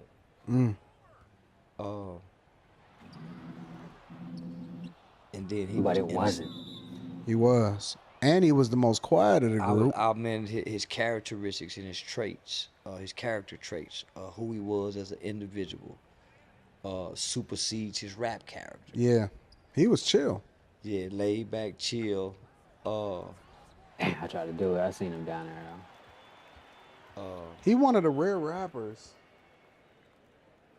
They say real humble. Yeah, that I don't even have anything negative to say about. Yeah. And it's funny because it's like, of all the people, you wouldn't expect it to be him. Well, that's based off of his character. That's what everybody keeps saying. Mhm. Yeah, you know Yeah, that it not don't that matter. you expect anybody, but just based No, off. I do expect it. See, I expect it to be a new rapper and we ain't even talking about the local rappers. We on an international level. So you think at this point, every month, every year we do a collage of the wrap up of how many Right. different rappers passed away, and they not dying from old age. The only rapper that done died from not gun violence is what, Coolio? Yeah. And that's just because he aged out. DMX. DMX. and Outside of DMX. that, every other rapper getting I'm sitting gunned here down. trying to think. Yeah. All of them, young, old, whether it's So, XXX Tentacion to Dobie. Dobie, all of them dudes that's it. It's just like, it's a rap, bro. It's the most dangerous, entertaining profession in the world, bro, is to be a rapper. So when do we come with our next Stop the Violence? That's not happening. Headed for self-destruction. It's not happening, bro. And the reason why it's not happening is because it's too profitable for them to continue to do it this way. Since the beginning, bro. But I can't So say you can nothing. go all But the I way can't back- say I can't say nothing about Jewish people though. You can go all the way back to Pac and them. Jimmy Iovine made more money during the East Coast West Coast beef with Interscope, and Pac didn't even make no money. Right. He wasn't even getting no money. It's crazy. Well, maybe it's understandable why there's no more Motown. Yeah, it ain't no Motown. No more no It's a limit, museum, but it ain't no Motown. no more No Limit Records. No more Bad Boys. Nope. No more Ruthless Records. Nope. No more So Def. Mm-mm. There's no more So black Def was cool. faces running nothing anymore or having any say so in anything music wise in hip hop now. Yeah, And so that's true. That is true, bro. I guess if you want to dribble a basketball, most of your NFL and NBA sports owners are powerful white Jewish men who draft niggas. Man, I didn't really pay attention to what the heck is going on out here in these streets. What would happen if we just had an economic revolution? You can forget it. You can forget it. Listen, Pass the man, money. people don't You even gonna want to pass go the money. 5 You gonna minutes. get Listen, Right. if Yeah, nigga, they yeah. direct deposit is 5 minutes late from what it was every other week, it's hell on earth. Yeah, you're right. You can forget it. Cause I was just sitting here thinking, it's a whole yeah. bunch of. You right about that. Shit. If they had to stop wearing Gucci, Balenciagas, they the rate go down. Yeah, if they had to go to putting on Levi's and all that other kind of shit, yeah, they don't get no. Yeah, so yeah, I'm sitting here. Ain't no, yeah, them ain't throwing the towel in. I'm sorry, fellas. It was just an idea. It was just an idea. Yeah, it was just an idea. But now, man, we got to do something drastic. No, we got to find some kind of product that a black person make in America that go crazy over.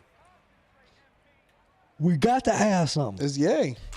I'm telling Ye. It's Ye. I'm telling Ye. Ye man. is the chosen one. Man, Ye can go get Kanye. some warehouses, man. Do it. And just open up some warehouses and make He doing his own let thing. black people make his brand. Man, we'll be the Yeah. Hey, man. Say, man. Holla.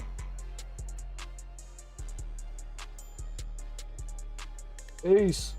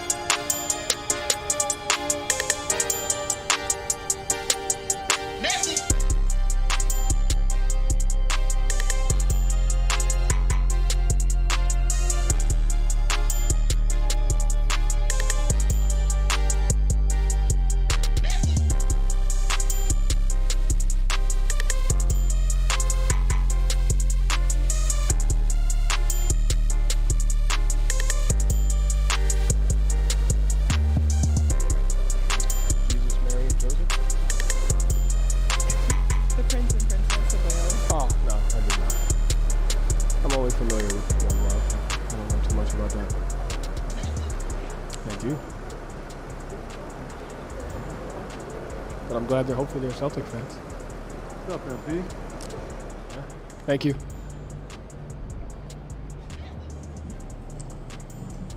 I know you guys have played in front of a lot of celebrities, but what was it like to compete royalty tonight? The Prince and Princess of Wales were in the building. It was just a regular game to me.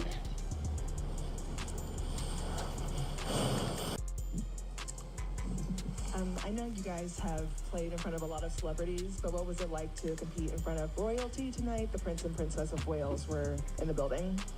It was just a regular game to me. Did you get a chance to meet with the royal family? And if not, how was it like having them there in the building? Jesus, Mary, and Joseph? The Prince and Princess of Wales. Oh, no, I did not. I'm only familiar with one royal family. I don't know too much about that one. Thank you. But I'm glad hopefully they're Celtic fans. Yeah. Thank you.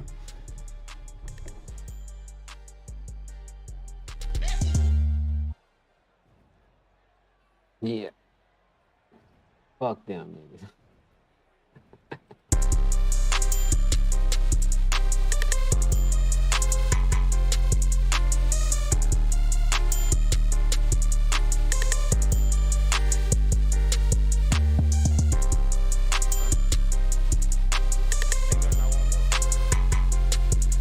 I told you when I first came here, I said I ain't come here to waste my time. Ain't nothing I want more. I told you when I first came here, I said I ain't come here to waste my time. Ain't nothing I want more. I told you when I first came here, I said I ain't come here to waste my time.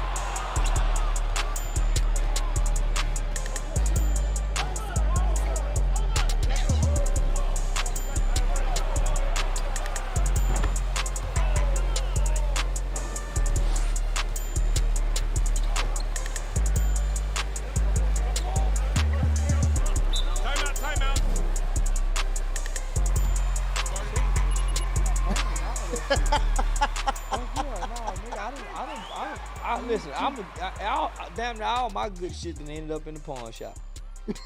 Like every other Right. nigga. Yeah. That's like funny. every other nigga, the guns to go to.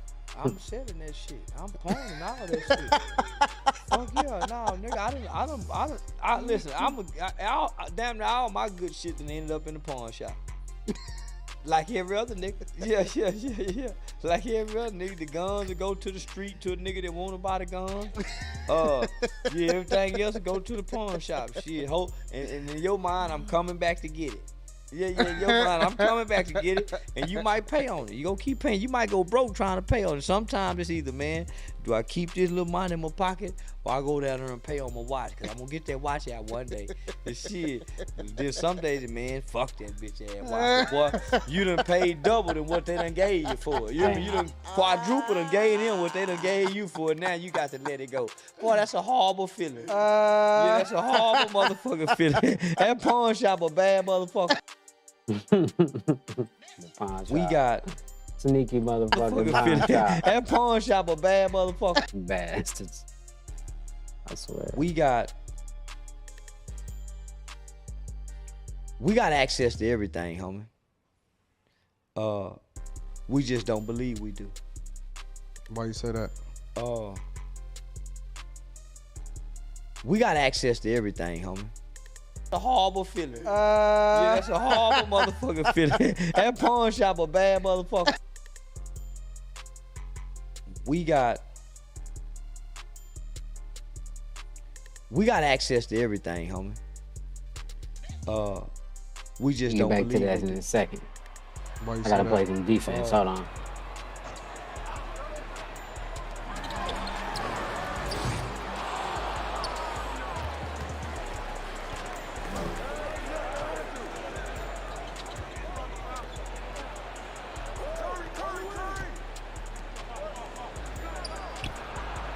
Dang, missed that shit.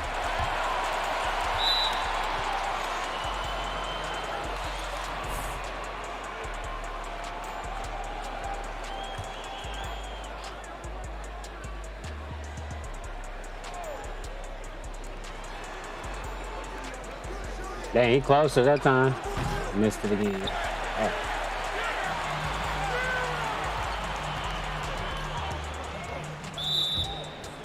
Slapped him in the back of the head.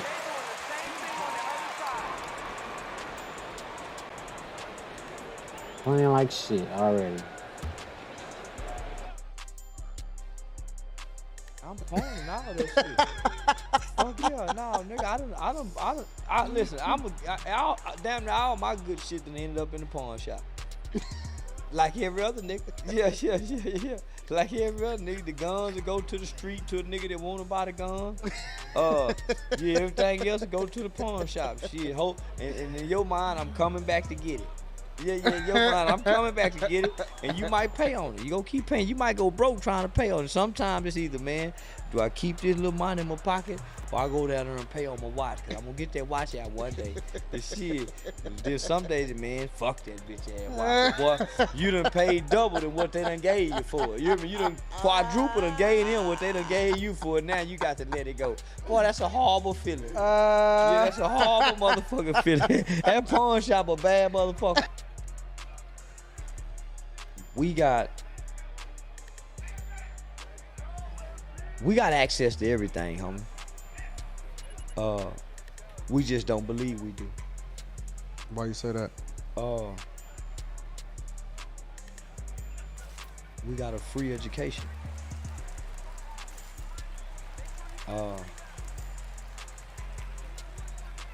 If you take that free education, just the free part, not the high college, nigga. If you just take the free education, just knowing how to read and write and read and comprehend in America. Yeah. It's the American dream is not hard to achieve. It's easy, man. In my opinion, it really is, homie. You just gotta have a dream. Jeez. I'm right here from the city of Detroit. There's a crack house 2 doors down across the street. Seen a crackhead jumping out of my window coming home one day from church when I was a little kid. And Ain't nothing stopped me. Man, my mama was a teenage mother. Man, we walking on marble floors in the 80s. Yeah. My grandmother, I remember my grandmother in 1989 had a baby blue Rolls Royce with a white top, drop top driving through the city, bro. Swear to God, Damn. on everything, bro. Had a Grandma. baby blue Rolls Royce before these dudes even knew what Rolls Royces was. With a white drop top. You can't sit here and tell me that it's impossible. Yeah. Today she got the same S-Class as me. Grandma gone, man, doing it big. Just even the fact that you can go to college in this country, the Pell Grant, even the loan money. Mm-hmm. Man, if you sharp, and especially during our time, man, you get that Pell Grant with that subsidized and unsubsidized money. Mm-hmm. Man, you had a bankroll. And at that time, they was getting what, $16,000 to $18,000 per academic school year. So that was what, enough money to live on. 7,000, and what, 12,000 in Pell Grant in a semester. Yeah, semester. So Yep. you get 6 and 6, another 9,500 to 10,500 in subsidized and unsubsidized. So that's almost $20,000 that they giving you. All put in your pockets if you know what to do. Man, I figured this out late in my 30s. Man, you could have paid a house off, car off, started a business. Because I was literally getting anywhere from $62,000 to $7,000 every August and every January. Yeah. That's after classes was paid. Yep. And then if I got broke around March, April, I can go back into the financial aid department and get another $3,500 that was left over that possibly could be used for summer school. Yeah. Now whether you gotta pay it back or not, at the time they putting this in your pocket. Yeah. Exactly. If I had the business mind back then, shit, I could have started a vibrant business, just kept maintaining the right, the 2.0 to great, to keep the money coming. Stay eligible. Yeah, stay eligible, and then the business will pay off the loan money down the road. Now, see, we going to get fresh. Well, I did. First thing we doing. Ed Hardy had just come out. Nigga, I was Ed Hardy from head to toe. Shit, yeah, you talking about, boy, I was See, Ed Hardy we from going to head- get fresh. The first thing we doing is going to get a new pair of Timberlands. And at that time, they were giving out credit cards to college students. They was. They was really. They still do. They still do? Mm-hmm. Okay. They still do. Man. So before I looked up, man, I was $70,000 in student loans, and literally, maybe 30 went to the schools. Yeah. Maybe 30 went to the schools, but not having that business mind. Exactly. So even just say like these guys, homie, they got all this money. You mean to tell me if they quit playing basketball, they life over with? These dudes, dog, they sign in 2-year, $100 million contracts for 2 years. On average, some of these dudes is making more than $50 million a year. And they've been getting it for a long time. And that ain't got nothing to do with endorsement money. That ain't got nothing to do with none of that. Man, a motherfucker can't tell me shit. Man. Man, these niggas must not be the kind of niggas we think they is. I don't know what's going on, bro. Man, I done been on a job and done had the income tax check. That motherfucking $5,200 income tax check coming in Friday. I got this paycheck coming in Friday. Man, motherfucker can't say shit to me all week long. I'm on the verge of quitting, motherfucker. Nigga, I got that motherfucking income tax check coming. I get paid this Friday, and I'm gonna get another check after I quit this month from these niggas. Motherfucker, I fuck this job. Exactly. That's just during income tax season. Man, please. Man, these niggas getting this kind of money and they minding. Man, Where the niggas at? Man, where the niggas? I have no clue. And you know what the funniest part about it is? They be broke, some of them, 5 years after they leave the league. These dudes that been made $250 million, and some of these dudes be broke. I have read that 80% of NFL players 5 years after they leave the league, they broke. I think it was almost 85% to close to 90% of NBA players. Yeah, I had one come pick me up in an Uber. I think when I was in Dallas. I don't know.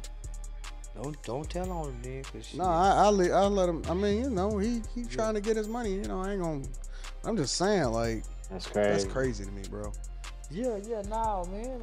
Shit. He had his college ring on. He had his college. I don't know what that was. I'm selling that shit. I'm pawning all of that. Right. Fuck yeah, no, nigga. I listen. Damn near all my good shit that ended up in the pawn shop.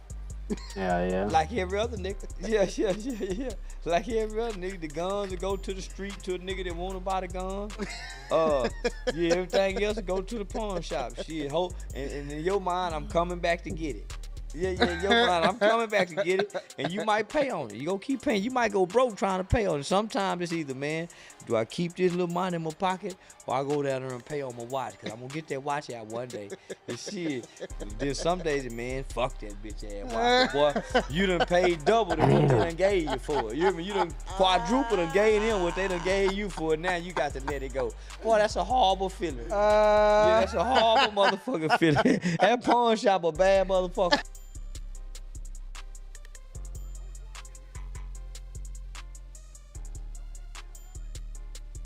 Hey, slightly early, all right. Dude getting it in over here, dancing and shit. 3 seconds? Yeah, maybe. Wasn't paying attention. Watching this kid dance like Michael Jackson.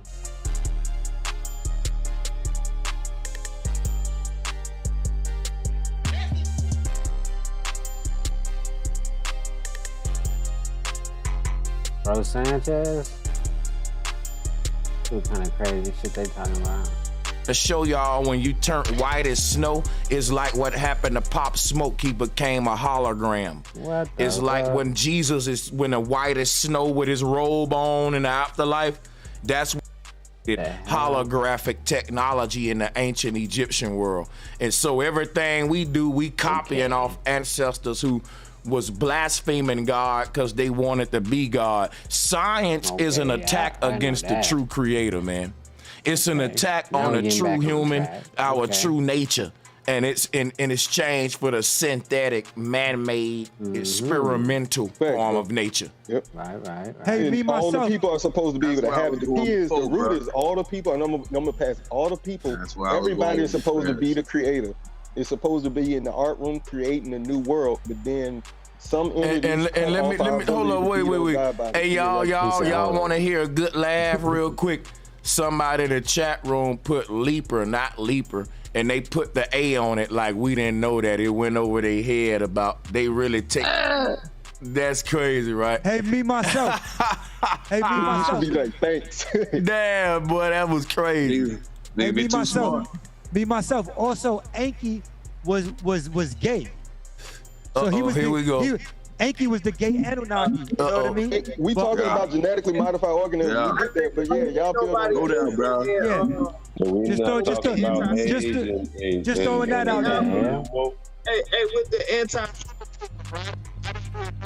What kind of mic is that? Your mic messing up. Yeah, your mic is not gonna let you talk tonight, brother. I think you might want to go on and hold up, y'all.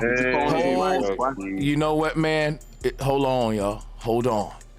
Hop on and hop off, Key Norfolk. Just hop on and hop off, and maybe that'll solve it. Cause it ain't gonna let you talk tonight. We can't even hear. So yeah. Hey Sanchez, I'm up here to I'm hoping you would challenge. I would love the Just get long enough, nigga. Cause I know we can talk. Hey y'all, listen, man. It's hold on. This is what I'm trying to do. Everybody keep trying to Bro, talk I at the got same 22 people on a call. If every man think that he can just unmute his mic and just talk randomly, it's gonna get you up out of here. When I mute your mic and you go behind me and unmute yourself, you working on your way to get kicked out. Order is on my show. I can't let 20 plus people be on my call line and have the luxury to just be unmuted when they get ready. That's gonna create chaos. So be quiet right now.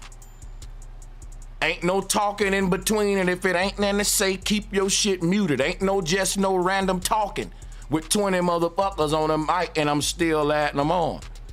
Now, I'ma orchestrate this show to where it's gonna go to, I know what the crowd is here to see.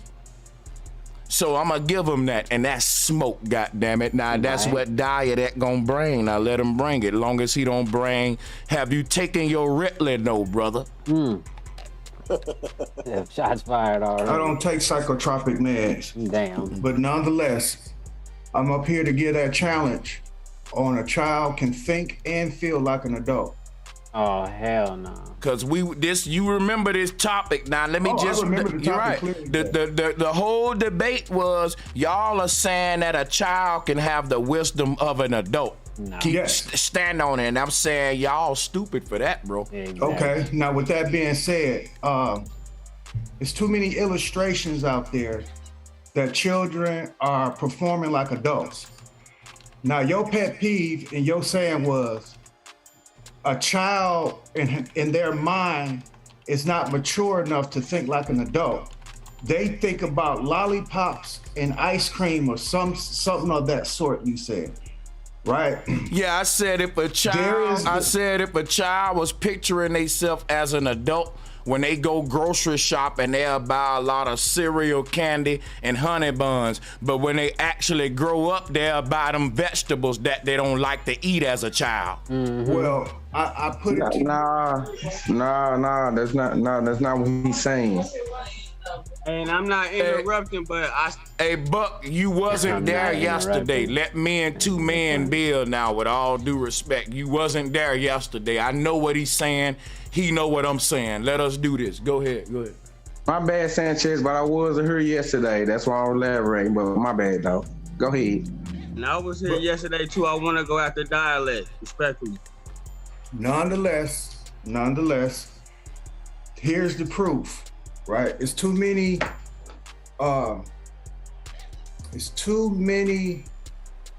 witnesses and things out there I missed it though. to debunk the fact that you assume that a child can't perform like an adult. Perform, but have a wisdom like an adult. Yes, is and different. have the wisdom. For instance, there is a kid that's 9 years old who know how to drive a rig. That ain't the same, Dad. Yes, it is. Can I explain? Can I interject with you? Can I finish? All right. His attitude. See, this is what I think you're assuming. You think that if a child does what an adult does in a day, that they got to keep continuing. Let me get a little interjection. I'm gonna break it down for you real quick, and then you'll have something to go on when I'm telling you what I'm saying. I'm saying, Dad, that a little girl that's 10 years old, and I use this example. I hope this don't make nobody's stomach tight, right? If a little girl is great, right? The R word. If a grown man take a little girl's innocence, it doesn't make that little girl have the wisdom of a grown woman just because she performed an adult action. She's just a little girl whose innocence was lost. Hey, Sanchez, nobody wants to be in that predicament, whether if you're 110 or 10 years old. That is a terrible. So, but my thing is, how would that equate to the little girl now? When she say, okay, the shit I went through made me think like a grown woman because I had to do some grown up stuff. And some of that stuff, a lot of women was touched by their uncles and stuff. And that's what they'll tell you. I had to grow up. When you look at them, they didn't grow up. Their growth was stunted and they end up with psychological issues. Okay, that's unfortunate, but I'm not talking about sex. I'm talking about growth. Sex, Right, I'm talking about growth too, man. Sex is the most key part of growing up. Sex, our sexuality. Hold on, Sanchez. Even though we gonna act like we can't have a mature conversation now? We are having a mature conversation, but you veering. No, I'm not, brother. Yes, you are, Sanchez. Oh, no, I'm not. I'm talking about making this I'm giving an example. And me using sex as an example shouldn't turn you off. That's a victim conversation and stop No, it's not. Stop. I'm not going to let you do that. You're going to deal. What am I doing, Sanchez, besides having a conversation with you? Okay, all right, cool. Let me answer that. And then we can, good point. Now check it out. What you're doing, Diadek, is this. You won't debate me. You want to argue about my analogy instead of taking that and then let me standing on that and you go head up and fight me on that. It make me think that what I said was so far that you scared of it. That's why you dealing with what you want to criticize what I said versus debate what I said and you saying something against what I said. You want to make it about that's not it is applicable. It is because if you understand what the whole argument was about, it was about we were saying that what you go through in life. I didn't hear the argument yesterday. I was motherfucking playing 2K. If y'all was watching the live stream, you know, but yeah. Bro Sanchez, I'm gonna sound like I'm gonna agree with Bro Sanchez because the other dude already don't sound like, you know, what he talking about. Trying to say that kids got wisdom, you know, no. That shit don't make no goddamn sense, bro. Life, if you go through a lot at an early age, it turns you into an adult. And I said, no, it don't. It turns you to a grown baby whose growth was stunted. That's psychological trauma you gonna live out later. That's a lie we tell ourselves as a people. I went through a lot and it made me an adult quicker. No, man. Adult, that's what I was saying. That you missing that part. Yeah, because in psychology and you know, Freud says that everything comes from your childhood, then you do. I'm not missing the point, Sanchez. There is problem with Dad. Can I ask you real quick, bro? Whoa. How old are you? I just want to ask you a question. How old are you? I'm 15 years old. Oh my God. No, hey, let Dialect finish, because after he finished, I'm finna come on for sure. I'm trying to make a point, and it's gonna be real quick. I ain't doing a lot of talking. Just real quick. I just want to know how old you are. Seriously, I'm not trying to, you know what I'm saying, clown or no bullshit. I'm asking a real question for a real reason. I'm 15 years old. Go ahead with the filibuster. Hey, Lord, I feel like I didn't even finish the sentence. I didn't. And a person can't tell me it's a bad example if they went around. I did not even finish a sentence. I got you. Let me talk to the chat. This is getting ridiculous. A person it's getting very ridiculous. I got you, bro. I got you. I'm gonna give you the mic when I'm done. People you in it. You were supposed to give me the mic when you were done last time, and all these motherfuckers jumped in. Cool. Let me make the announcement, and you got it. People in the chat. You can't say it's a bad example if you wasn't on a show yesterday. You don't even know what the fuck we arguing about right now. I just had to tell one dude that y'all be weird. Let's go, man. All right. This one brother was on the show. He was explaining how if he would have known that he could go back in his childhood and project how he is as an adult, he would have done it. You disagreed with it, Sanchez. You said, a child cannot think or feel like an adult. I said I got pushback for that. As I got pushback, I brought up the Jesuits. I brought up Star Wars. Your panel and you totally shitted on it. So to make it clear, when I added at the end with the Jews biting off the foreskin, you stuck on that point as if that is the crux of the conversation. Just like now you're talking about a 10-year-old girl who is being compromised. You don't get the example. But I made it. That's what the debate was about. No, it's not. No, it's not, Sanchez. Guess what, y'all? Let me remind these guys what the debate was. Stop muting me, dude. Stop doing that shit. You exposed, dog. You are exposed. He mad or something. Right. Let me get that nigga out. I asked him, did he take his Ritalin? Let me tell you something about black folks. Stop, everybody. Stop. Let me host the show. Listen. I ain't got time for that shit. That nigga need to be in somebody's therapy session. I feel sorry for Didact. The nigga is snappy. If he got children, I feel sorry for his children. Cause if you in a car with that nigga and he rage out like that, he might just smack your ass, bust your nose right quick. Son back there hollering like that nigga got problems, man. And y'all be encouraging that shit in the chat room. Right. Now, a lot of niggas don't like my example because I use rape. And that's what I don't like about black folks. Why can't a nigga make that example with you getting all feeling some kind of way? That's what the debate was about.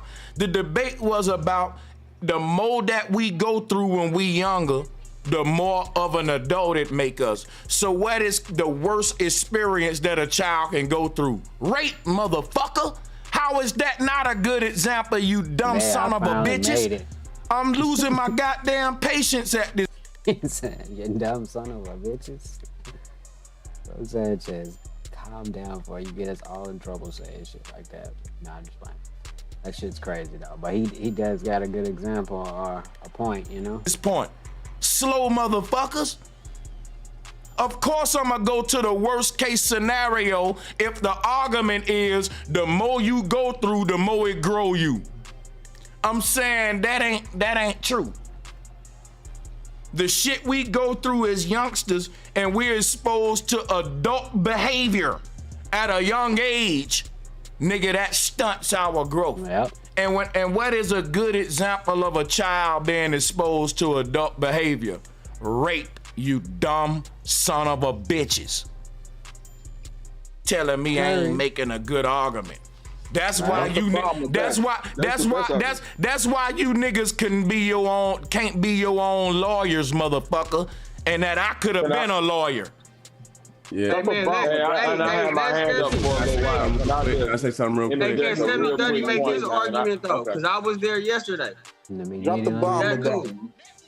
Exactly. I just want to real quick. Because I don't want to talk over nobody or nothing like to me. I'll mute up. I don't even say my piece. I just want to. I have my hand up, and I just want to. You know what I'm saying? Wins. The overall point that I think that need to be understood is that even when you dealing with the extreme point that Sanchez is making, or dealing with it on a so-called light level, like Didact is saying. One thing I think we could all understand is that placing responsibility on a child is something that even if we all even reflect on it, it's certain responsibility. Even if it was just like, you gotta do the dishes every day. When you got older, you might understand it, but when you was young, you didn't want to do that. And then when you got older, you might have said, man, why did I have to have that responsibility? Why did I have to be the one that made sure my little brothers and sisters got into the house, you know, when I wanted to go play or do anything? So I think the overall thing that need to be understood is that, yeah, some things may be good in fortifying a child's responsibility. Some things may be detrimental in fortifying a child's responsibility. But overall, as a child, you shouldn't be placed in a position to be responsible or have to make certain decisions. You should just, you know, be allowed to go through your natural progression of growth.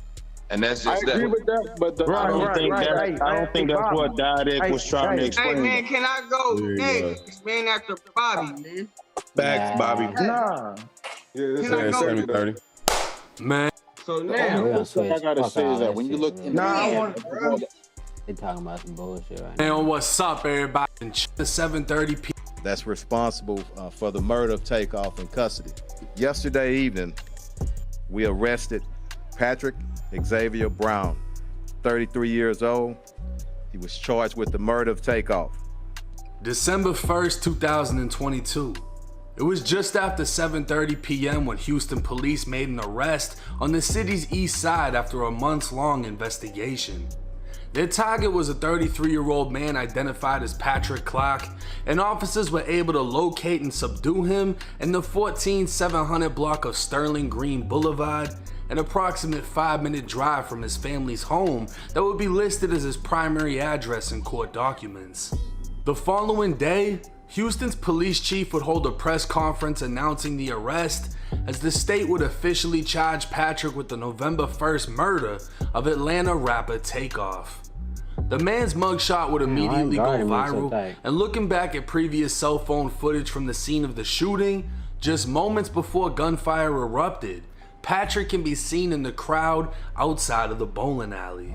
22-year-old Cameron Joshua could be seen on a poster next to Patrick during the conference, as he was the first arrested back on November 22nd, but only for unlawfully carrying a weapon.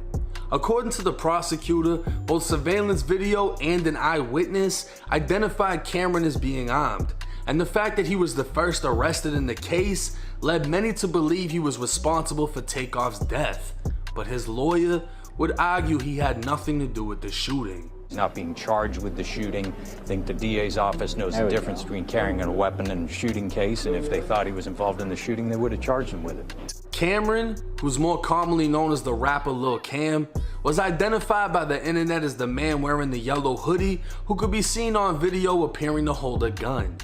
The rumor that Cam was Takeoff's killer would only get stronger as old tweets revealed Cam was dissing Quavo back in 2018.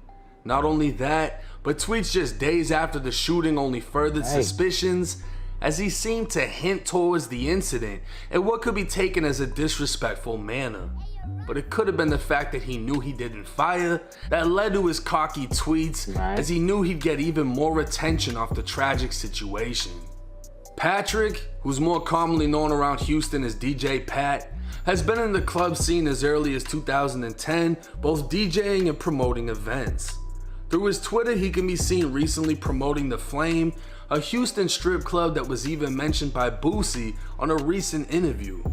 While his Instagram was made private, DJ Pat is followed by J Prince Jr., and obviously has ties to the Prince family, being that he's from Houston and was present at the private event being held at the bowling alley.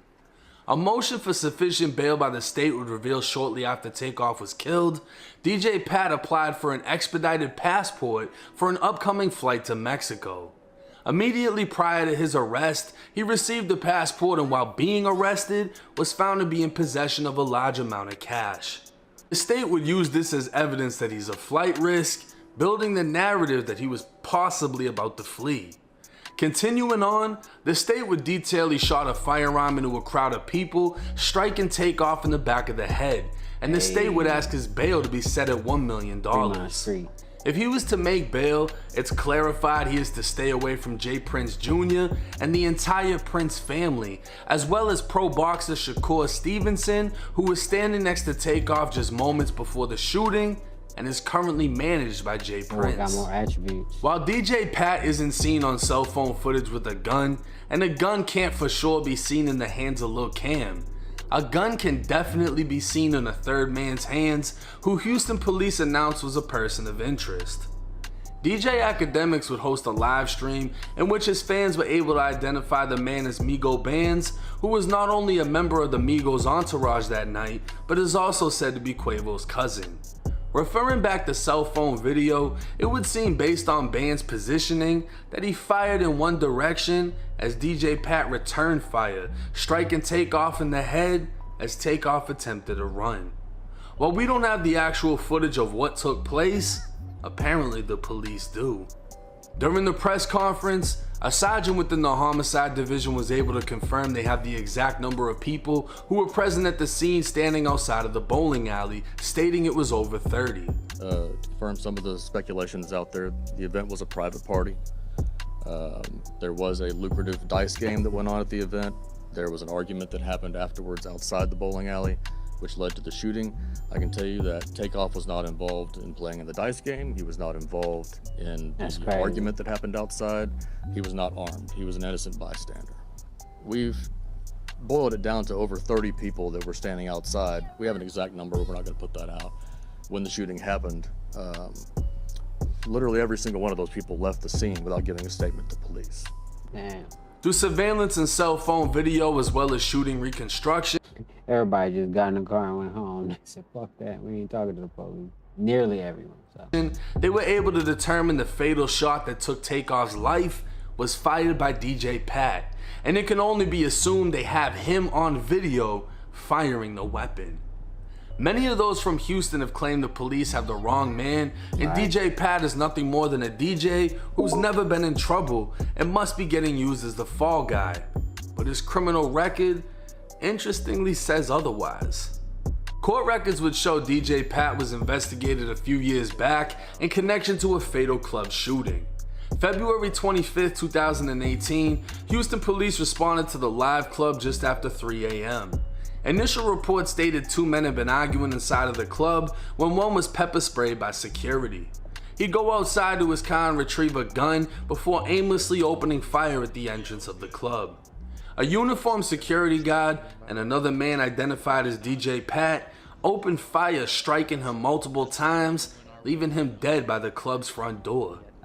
Pat would flee the scene but later returned and fully cooperated with the police. He'd ultimately go without being charged by the grand jury. Understanding the state of Texas is a stand your ground state, and obviously DJ Pat had previously defended himself with deadly force, one can only wonder what took place that would make Houston police confidently charge him with murder in the case of Takeoff. Right. If Migo Bands, who can clearly be seen brandishing a firearm before the shooting, posed a significant threat and was the first to fire, what exactly did DJ Pat do that separates self-defense from murder? Unless his cooperation, or lack of, led to his arrest and trumped up charges, DJ Pat's bond has been set at an astounding $2 million, and we'll just have to wait and see what comes next. Now they might have video of that nigga blaming him in the head, like purpose or something. Or they just, like you said, give him some trumped up charges or something. Crazy though.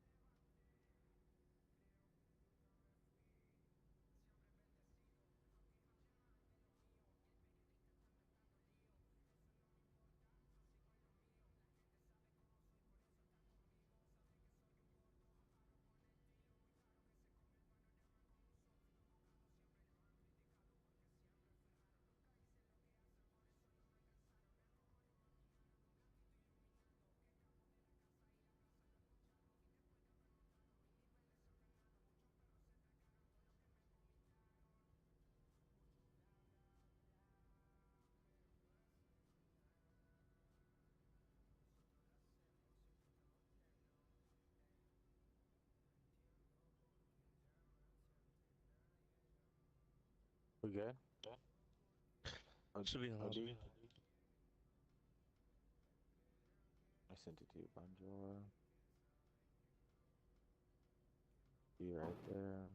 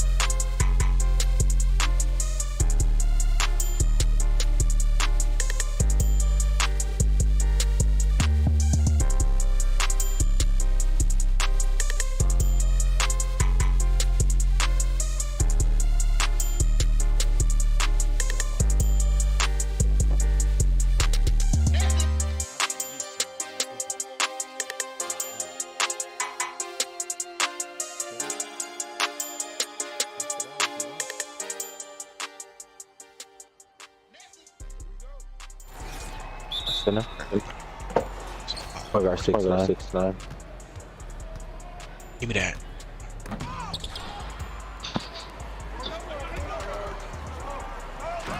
Hey, we in this bitch now. This shit. We're playing corner as Bonjo. I'm playing corner. Yeah, JB and Focus are up top right now. Alright. And 3-2. You.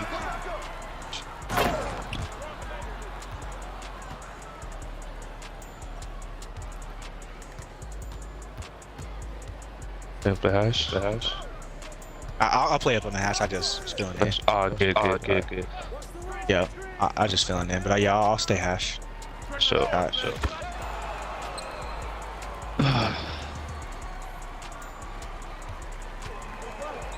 You got it. Ooh, I saw a reach. I thought you had LD.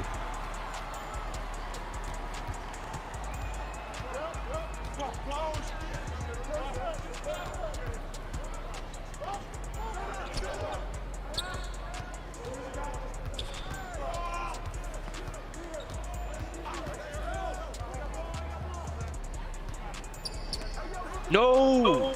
That's what it has. Damn it, shot Ike on it. I'll get it back to you quicker. I held A too. No, you straight, bro. I don't know why I did that. I thought I got passed, bro. That's me. Oh yeah, that little kid wasn't too bad at center though. Oh, yeah, he was alright. He was good. He was cool. Defense was better than most. Yeah, defense was definitely better than most, but he was just late on rotations. He could have been to the spot a little earlier, you know what I'm saying? Yeah. Like, you know. Oh, I was supposed to go to snipe. Got you, though, baby. Hey. He could have been to the spot a little earlier, bro. Like, I'm telling them, go, bro, go. Man, bro, today was a hell day over here, bro. I mean, shit, your day was just too much than mine. About to give you some hell games, bro. About to give you some hell games now. I'm chilling. Wow. Bro, the water pipe connected to the water heater broke, so the fucking laundry room was flooding. Yeah. Can't call no landlord. Can't call no landlord for that shit. Not when you got your you own your own shit, bro. You got to figure it out. Yep.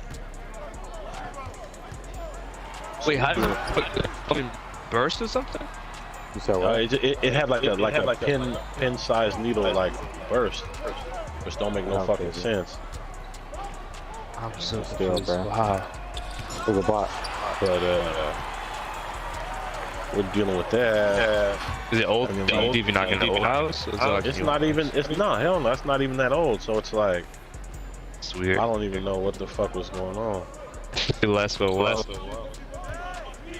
Plumbing get done pretty good usually. And it took longer than I expected for him to fix the shit. It's getting better. I don't know why I try to. You can sip on those Akar too. Nah, he just did an off-ball screen and then he ran to the middle. Yeah, nah, he just did an off-ball screen and then he ran to the middle. I can put a sit down. So, don't worry about your hash. I step up.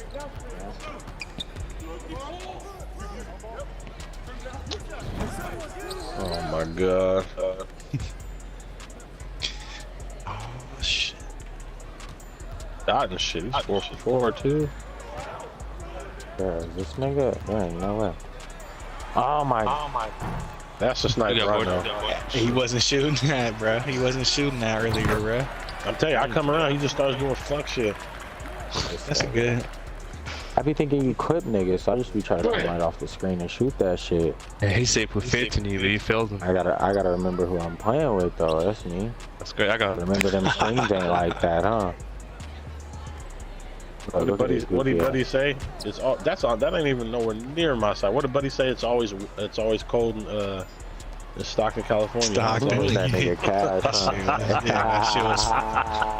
That shit had hard when he said that. Hey, you know what happened? You know what's funny about that shit though? Was nigga, he didn't forget the city, bruh. That's the cold part. If it's one thing to say California, nigga, but nigga, he's calling Stockton out like, oh, this nigga's ill, bruh. This nigga's ill, bruh.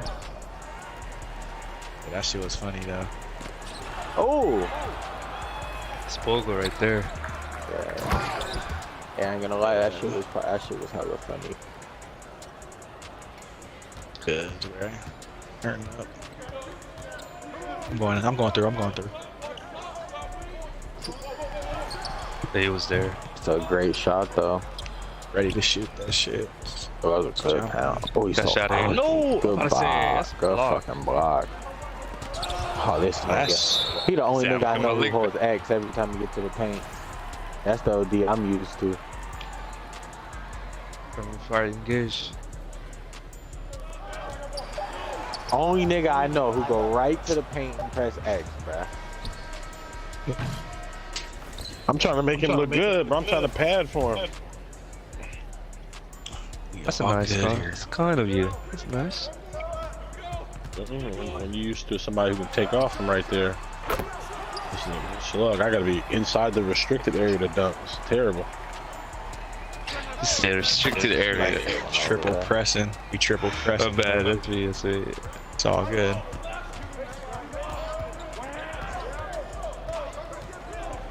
Good shots, man. We getting it right now. My fault, folk. I over fucking played. I'm gonna have Thank you. you. Oh. Could be. I thought I'd get that steal. Sorry, dude. Yes. That was I early. got right side. Don't worry.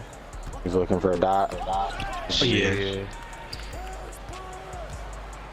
Oh, good move. Oh, you got swatted. You got swatted. He's finna finish with 10 blocks, bro. I'm about to say, yeah, he going Yeah, crazy. he is. In the first half. Yeah, he is, bro. About to get How many you got? 6 of them hoes. Yeah. Good D. Good hand. Here he come again. Don't get blocked. Yeah, that good shot. Cause that motherfucker was looking at you like, yeah. Bring that shit in here again. There you go. Biggie, you see him, he throwing everybody's shit, nigga. He look like the Kimbe out there on the commercial. That's a blitz. I swear it is. Ooh. The little move he got. Yeah, well, ooh. Good shit, good defense. You joining the party or what, bro? All that shit, and he got his homie blocked. Ooh. Just step up. I just try to run him off. No, we both jumped at it. It looked like he got the block. I just put my hands up. Ah, I jumped. That's crazy.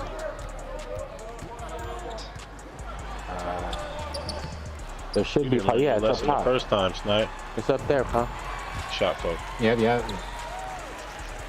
I switched my free throw to Jordan, so I probably missed my free throw a few times because I got to get back to remember how Jordan is. Bonjour. Hey, you playing just like Mamba, bro. You playing First like step Mamba, to the bruh. paint. KB was not doing that shit, my nigga. I let you take KB's spot. Don't come in here doing no goofy shit. You're hella tight. That man, he straight up pulled the Mamba. I ain't gonna lie though. I was getting pinched. His card made me nervous when I first seen him in here.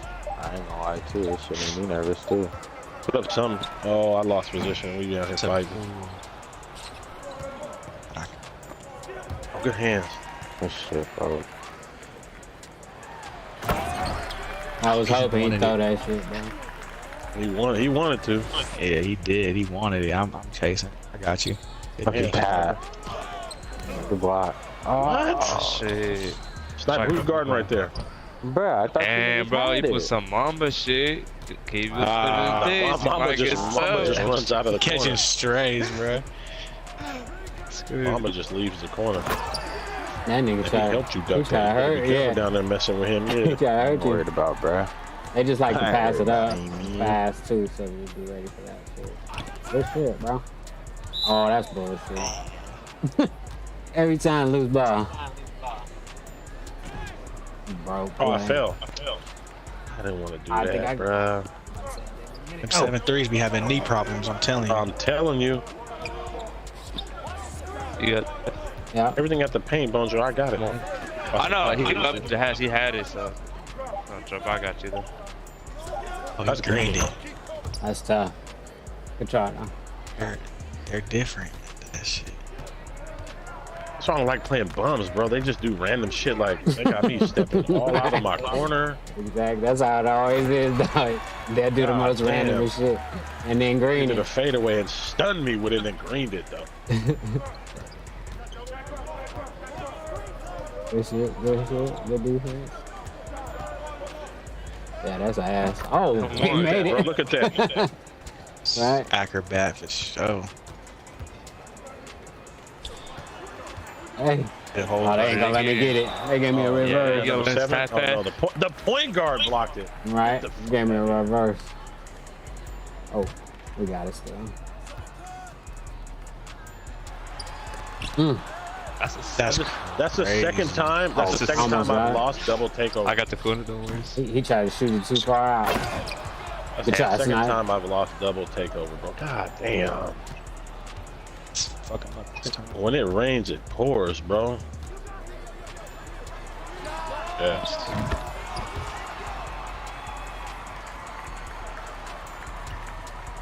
Yeah, I'm about to say they can pass it up fast as fuck. I'm out here. Yep. Look at I'm getting stunned off some trash. Yeah, I was planning to go down. We good. Yeah, I was finna go down because I seen OD for a second. Yeah, I flew out there. I'm just trying to get to a corner. You good? I'm Nah. trying to stay in one corner. I got it.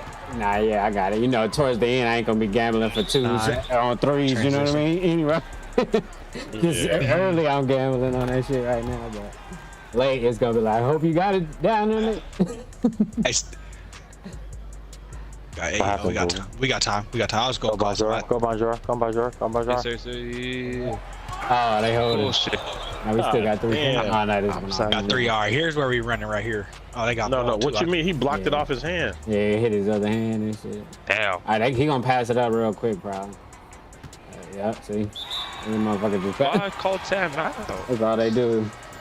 They don't really want no. I got the paint. I got the paint. Just watch the 3. Just watch the 3. You got it. Right. Yeah, you really good got defense. Good defense. Yeah. I tried to jump though. That could have been a foul. No, yeah, me too. Oh, mine. If he'd have ran mine. I sure like could have been a foul. I said, fuck it. Yours was close as hell.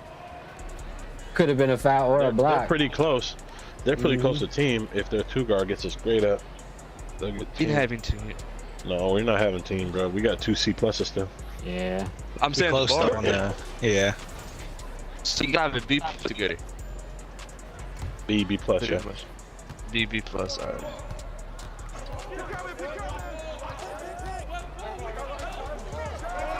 There you go. Good shit. All right, let's get ready. They're gonna pass it up real fast. Yeah. That's all they're gonna do. He ain't shooting again. I wish he would. Good defense. He got taken. He's smaller.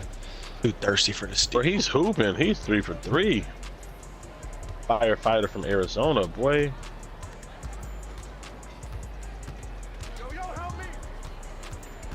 I'm coming. Oh, there it is. Here if you need one.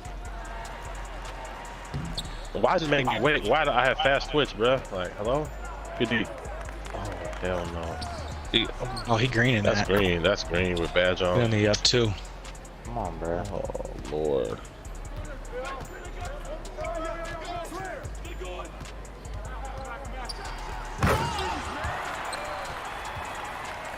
The center is standing in the paint. We're gonna get that defense down now. Man, he ain't doing shit.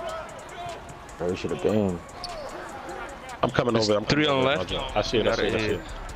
You don't want none. He just trying to grab. Wow, I got it. Got that firefighter. Got your bag. Get that. I got it.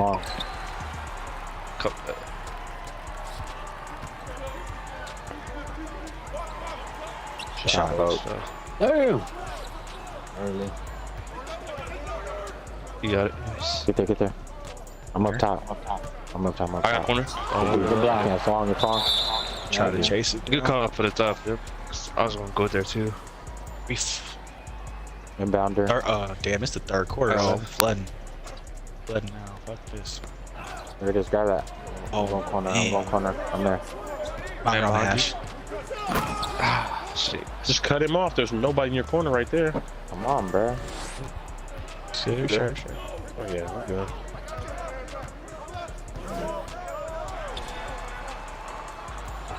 Early. That's steal. I got corner. Stay out there. I'm on it. Let's go. Fall on me. It's close. I'll go Watch an inbounder. So look, Watch I the ball. don't Watch the even ball. know, bro. Hank. Here? Oh, he's so. I know. I was just saying. Shit. Watch out, he's watching me. I seen it. I seen him. Yeah, I seen it. I'm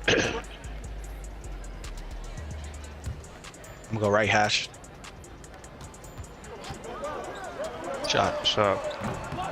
Are you fucking serious? Trying to bump him. Good job. Shit, that was big. Yeah, we got 2. I'm on left side. I know if I'm going right. Watch an inbounder. Paint. I'll stay. Watch an paint. I got to be on the hash. I thought you were gonna stand. I thought you were gonna stand in. I wasn't trying to box you. It's a tie game. Let's kill. Let's get it. Ash is the read. Just a heads up. Give me space. It's up to you. Good shot. Pass. Oh, good shot. Let's get it, man. Yeah, we getting right. They're just gonna pass it up. I'll just stay right back. here. Yeah, I'll just stay right here. Fuck it. It's all good. Bro, they're not even running like a 5-out. Like, I just don't know what this is, bro. Popping. They're just in and out, motion offense, some bullshit. Wow. Good defense. Yeah, no, they just running. They just running up, passing it, and whoever get it is scoring. That's all. They're not making that many passes. They just, you know what I mean? Fast pace.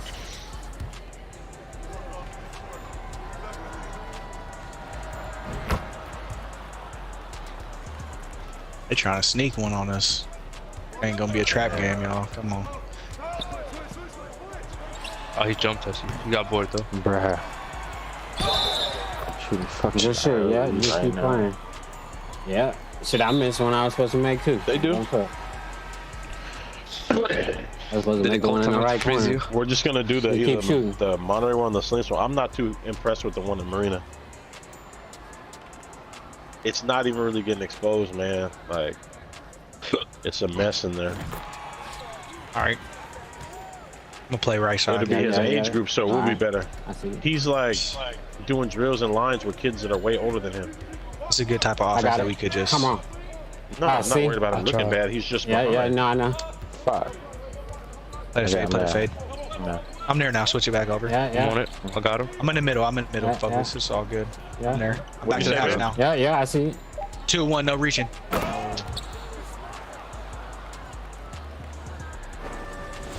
It's about fundamentals, Amanda. If you don't understand that, I don't know what to tell you. Yeah, pal. Just give you a heads up, snipe the shot. Yeah, good shit. Wait, yeah, they're speeding up and down the court. I'm like, Pass him off. Okay. nice shot. Oh, good shit. We all stayed home. I'm lagging. Yeah, I saw you. The whole game is lagging. Okay, it's not just. No, it's not just you. 2 points. They gonna try to sneak one. Shot. Eat it. Yeah, he get it. They're giving it to him. Yeah, he getting open looks. I don't know what they changed, bro, but this shit is laggy as hell. Yeah, it definitely is on that. Like you stuff. I don't know. Like spike.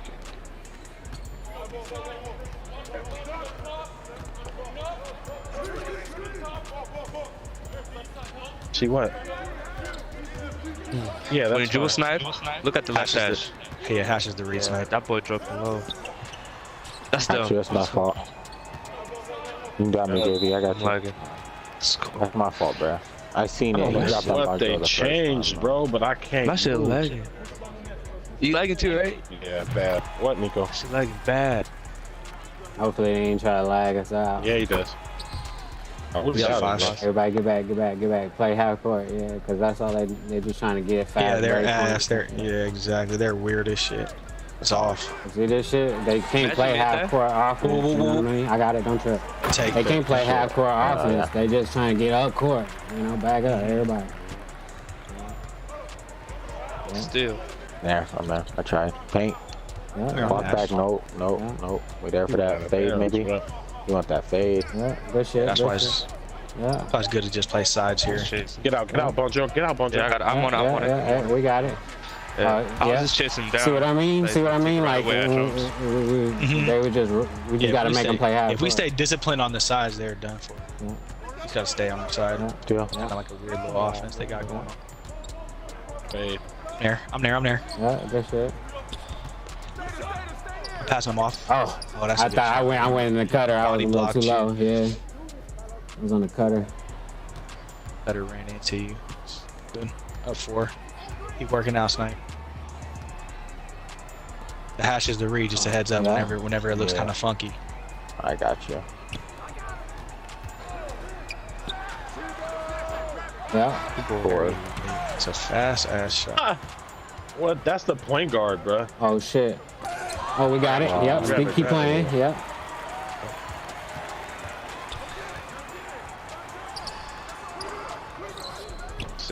Oh, he stole it. That's weird. Man. Yeah, keep playing. I'm jumping with him. Yeah. Good try. Good try. God, bro. Flashbacks. Yeah. They ran us off the court. I cannot lie. That's off. That's off. I'm gonna get it. I don't.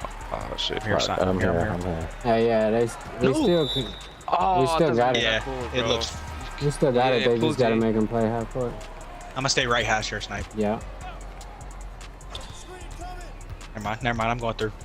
Good throw over that nigga in the corner. The read is the hash, Brody. Just a heads up. Whenever you do, yeah. Move. Shot. That's green. Damn. Slightly early. Yeah, get back. Yeah, I got right. Stay left. I got right. I'm left. Yep. I'm off. Oh, he's. You good? Oh, that's good defense. Tie game. Let's do this for real. Come on. There's no. Yeah. It's not going down like this.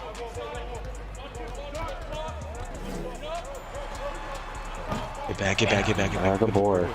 Shot. Fast. Oh, get back. Yeah. Pain. I'm on it. You got it. Got it.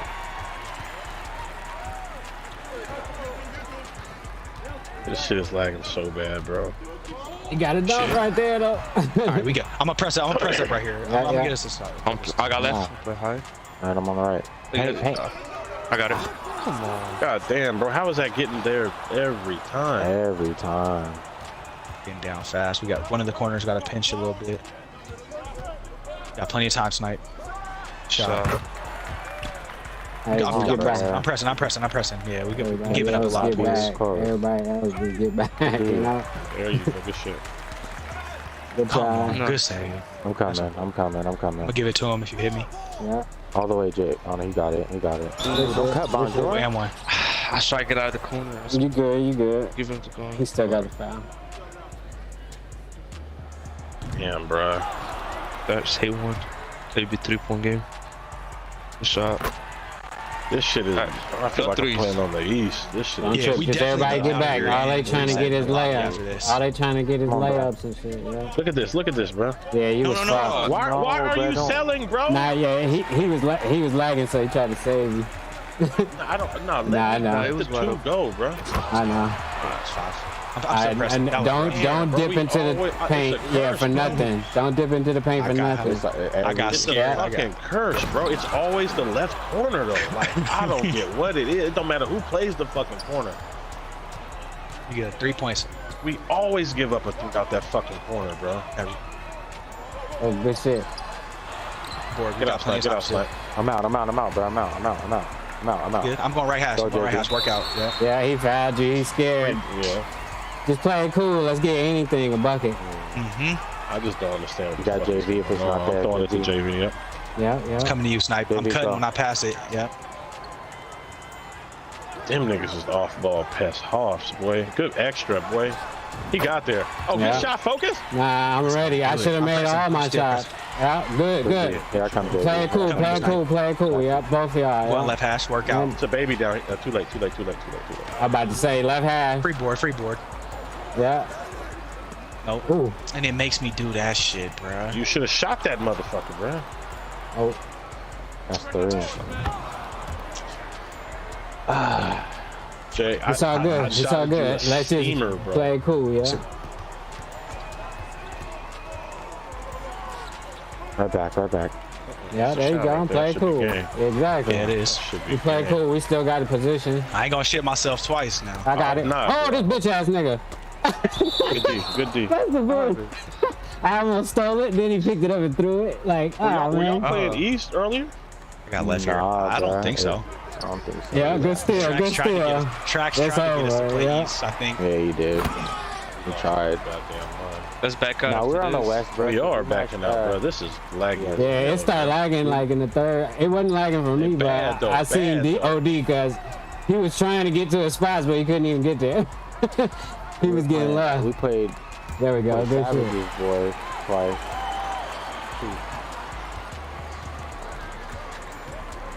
His team, or not his team, but the niggas he plays with. Oh yeah. Yeah. Maybe Earlier? we played them back to back, like right before you guys came.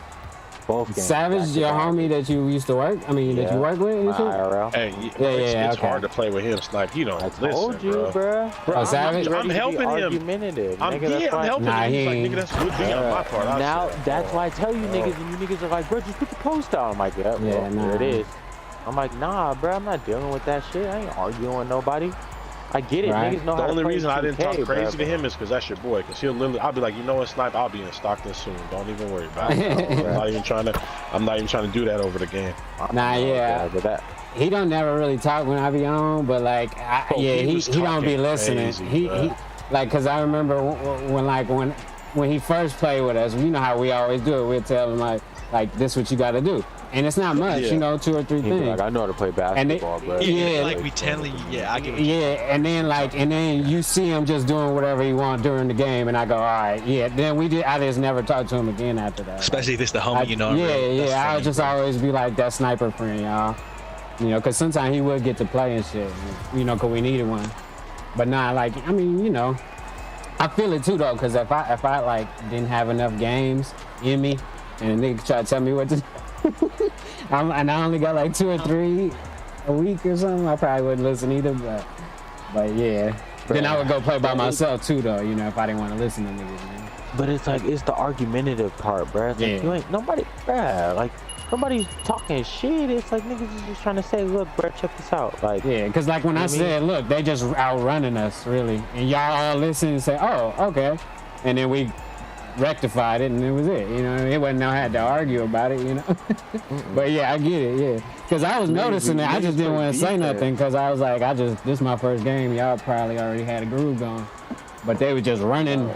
You know, they'll get it and just skip past it up the court and like, you know, not even let no dribbles and shit. So, but yeah, nah, it's, you know, it's just a game though. But yeah, that's how it be sometimes, man.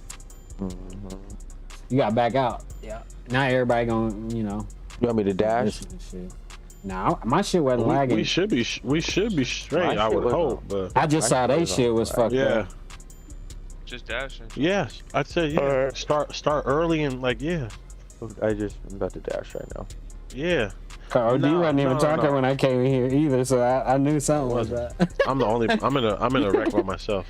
I know I just dashed. I'm gonna go on the new one right now. The washing room needs to be addressed. With all that water, it has to be addressed. There's a ton of water in there. Me and Duke were pushing water. Oh yeah, you was doing all that shit today too. That's fucked up. Yep. I had a busy day unexpectedly too. It wasn't that bad where you looked, where the hamper was and like all the hampers on the side, everything there is soaked. The juice box that those juice boxes your mom bought, whatever that big looking carton, that box is done. Like everything is soaked up until where the floor is uneven. So yeah, I'm in here with OD. I've been using all them little towers trying to dry that shit out. Oh, okay. Let me dash. You can invite us in there right now. There you go. Yeah.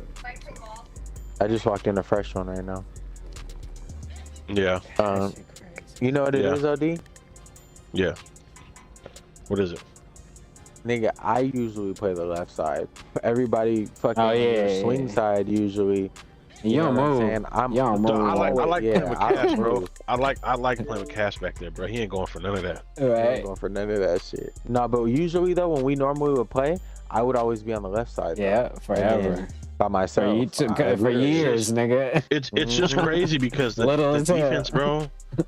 I sell every time, bro. I don't give a fuck, and No, I we know know. what I'm gonna do. So my hash drops, and then everyone rotates, and then I just literally run out to the other corner. And get back if you can, and get back if you can, and then we reset if you can. Niggas If you get can't, you tired of just in the sitting middle. in their Fuck it. corner, bro, and then Oh, that left? they get confused. That's remember I told you the story about Yadit. That's the same thing. Because he was in the left corner, I was in the right corner, and I was doing the OD shit, and he was because we had a power forward in that corner in case we wanted to do. You know, we put the point guard up high. Remember, like how you started doing, and we put another power forward in that other corner just in case we had to rotate out of the left corner, which we never did, but we did it anyway. And that nigga was like, man, I'm big over here with like gold badges. I'm ready to rotate. So I was like, go ahead, give it a shot a few times. They was dunking and shit. I'm like, see, it ain't the same. I got Hall of Fame back. you ain't gonna stop him anyway, even if you get there. You just gonna get dunked right now. Unless you get all ball, which, you know, it happens a lot too in this game. Yeah. Yeah, invite me to squad real quick. I'm gonna brush their teeth. I'm gonna brush their teeth, and then they're done. Give me 1 sec. Do your thing, baby. Come on, Nico, you're up. But yeah, it's just everybody gotta be locked in mentally and shit. You know how it is. Yeah, for There's so sure. much shit distracting people in this world that I don't blame nobody, because I got 2 cell phones in front of me right now. I'm looking at YouTube on the other screens and shit, you know what I'm saying? But for real. 2 cell phones. But actually I got 5, but no, it's 2 in front of me right now. I run two businesses. What you be and doing shit, 5 you know what I'm saying? cell Because you gotta have business I phone sell numbers, you know what I'm drugs, dude. saying? Nah, I don't sell drugs. You can make way more money doing legal shit. You could sell candy and make more money than a drug dealer if you do it right, you know what I mean? Motherfuckers just short-sighted, you know what I'm saying? You gotta Wow, see forest for the sounds shady trees, as you know hell, what bro. I'm saying? Nah, I don't sell candy I'm joking, personally. bro. I'm just saying. I just been blessed all my life, you know what I mean? I really don't have to sell anything. People just, you know, fuck with me, you know what I'm saying? But in general, nah, I got 5 cell phones right now. But like I said, you need them for businesses, you know what I mean? Business phone numbers and shit like that. I remember back early in the 90s, they wouldn't even accept cell phone numbers. You had to have a landline number, but now banks and most institutions accept cell phone numbers as a form of, you know, identification, which is great. Because like I said, yeah. But, you know, you just, you know, like I said, it's so much distraction in the world, bro. If you try to just stay in your lane, like he said, he finna get him a steal. He ran up and got it. That's what I'm talking about. He had it, you know. That's why I told you I like dude. I said he could shoot. You know what I'm saying? He be hustling out there and shit too, you know. And he be locked in. He don't think he finna lose.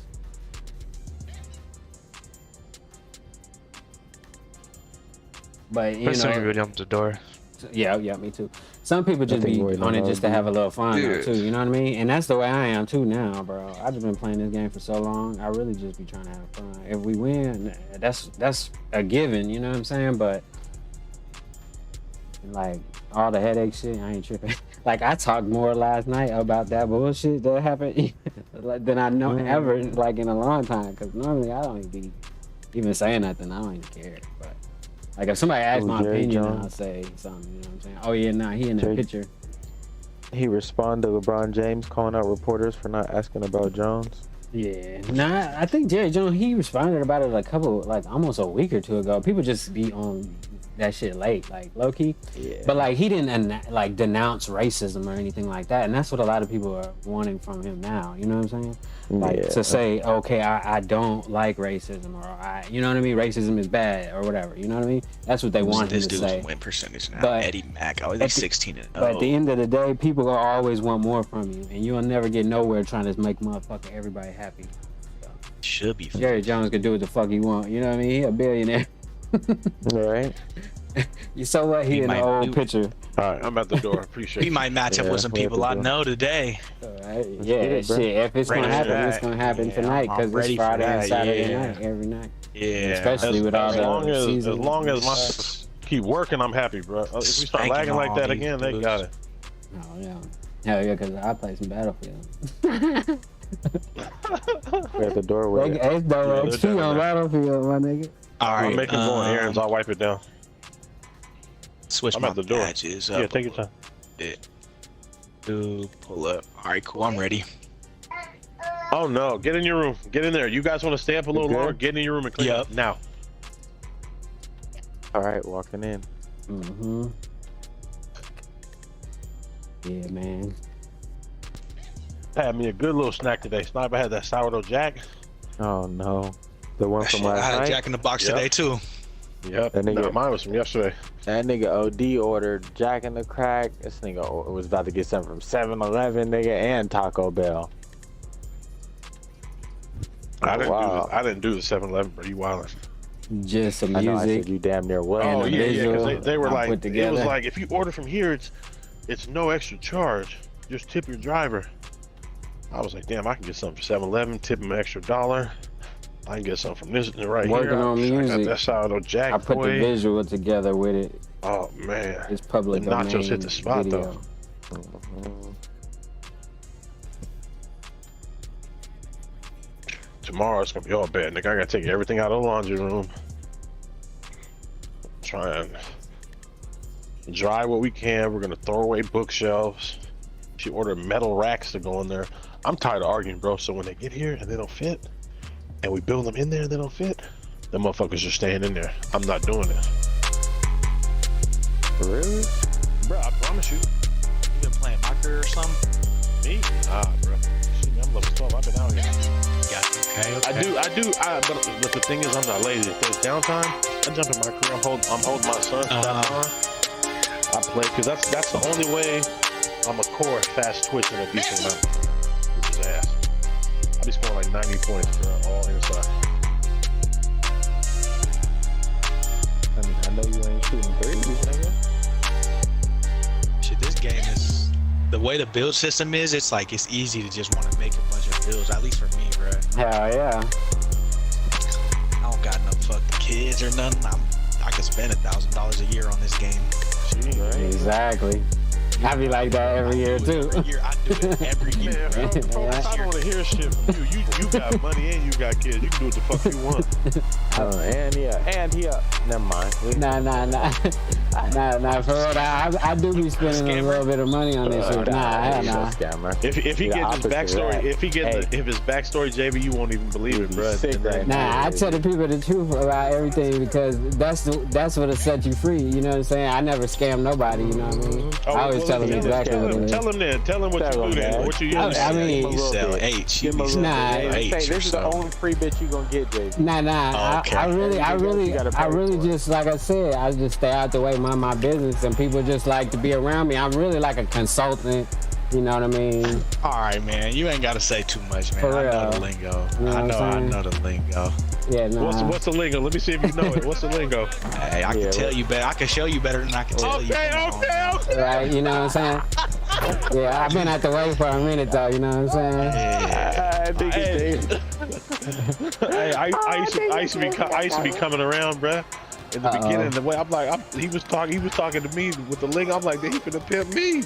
Oh shit, yeah.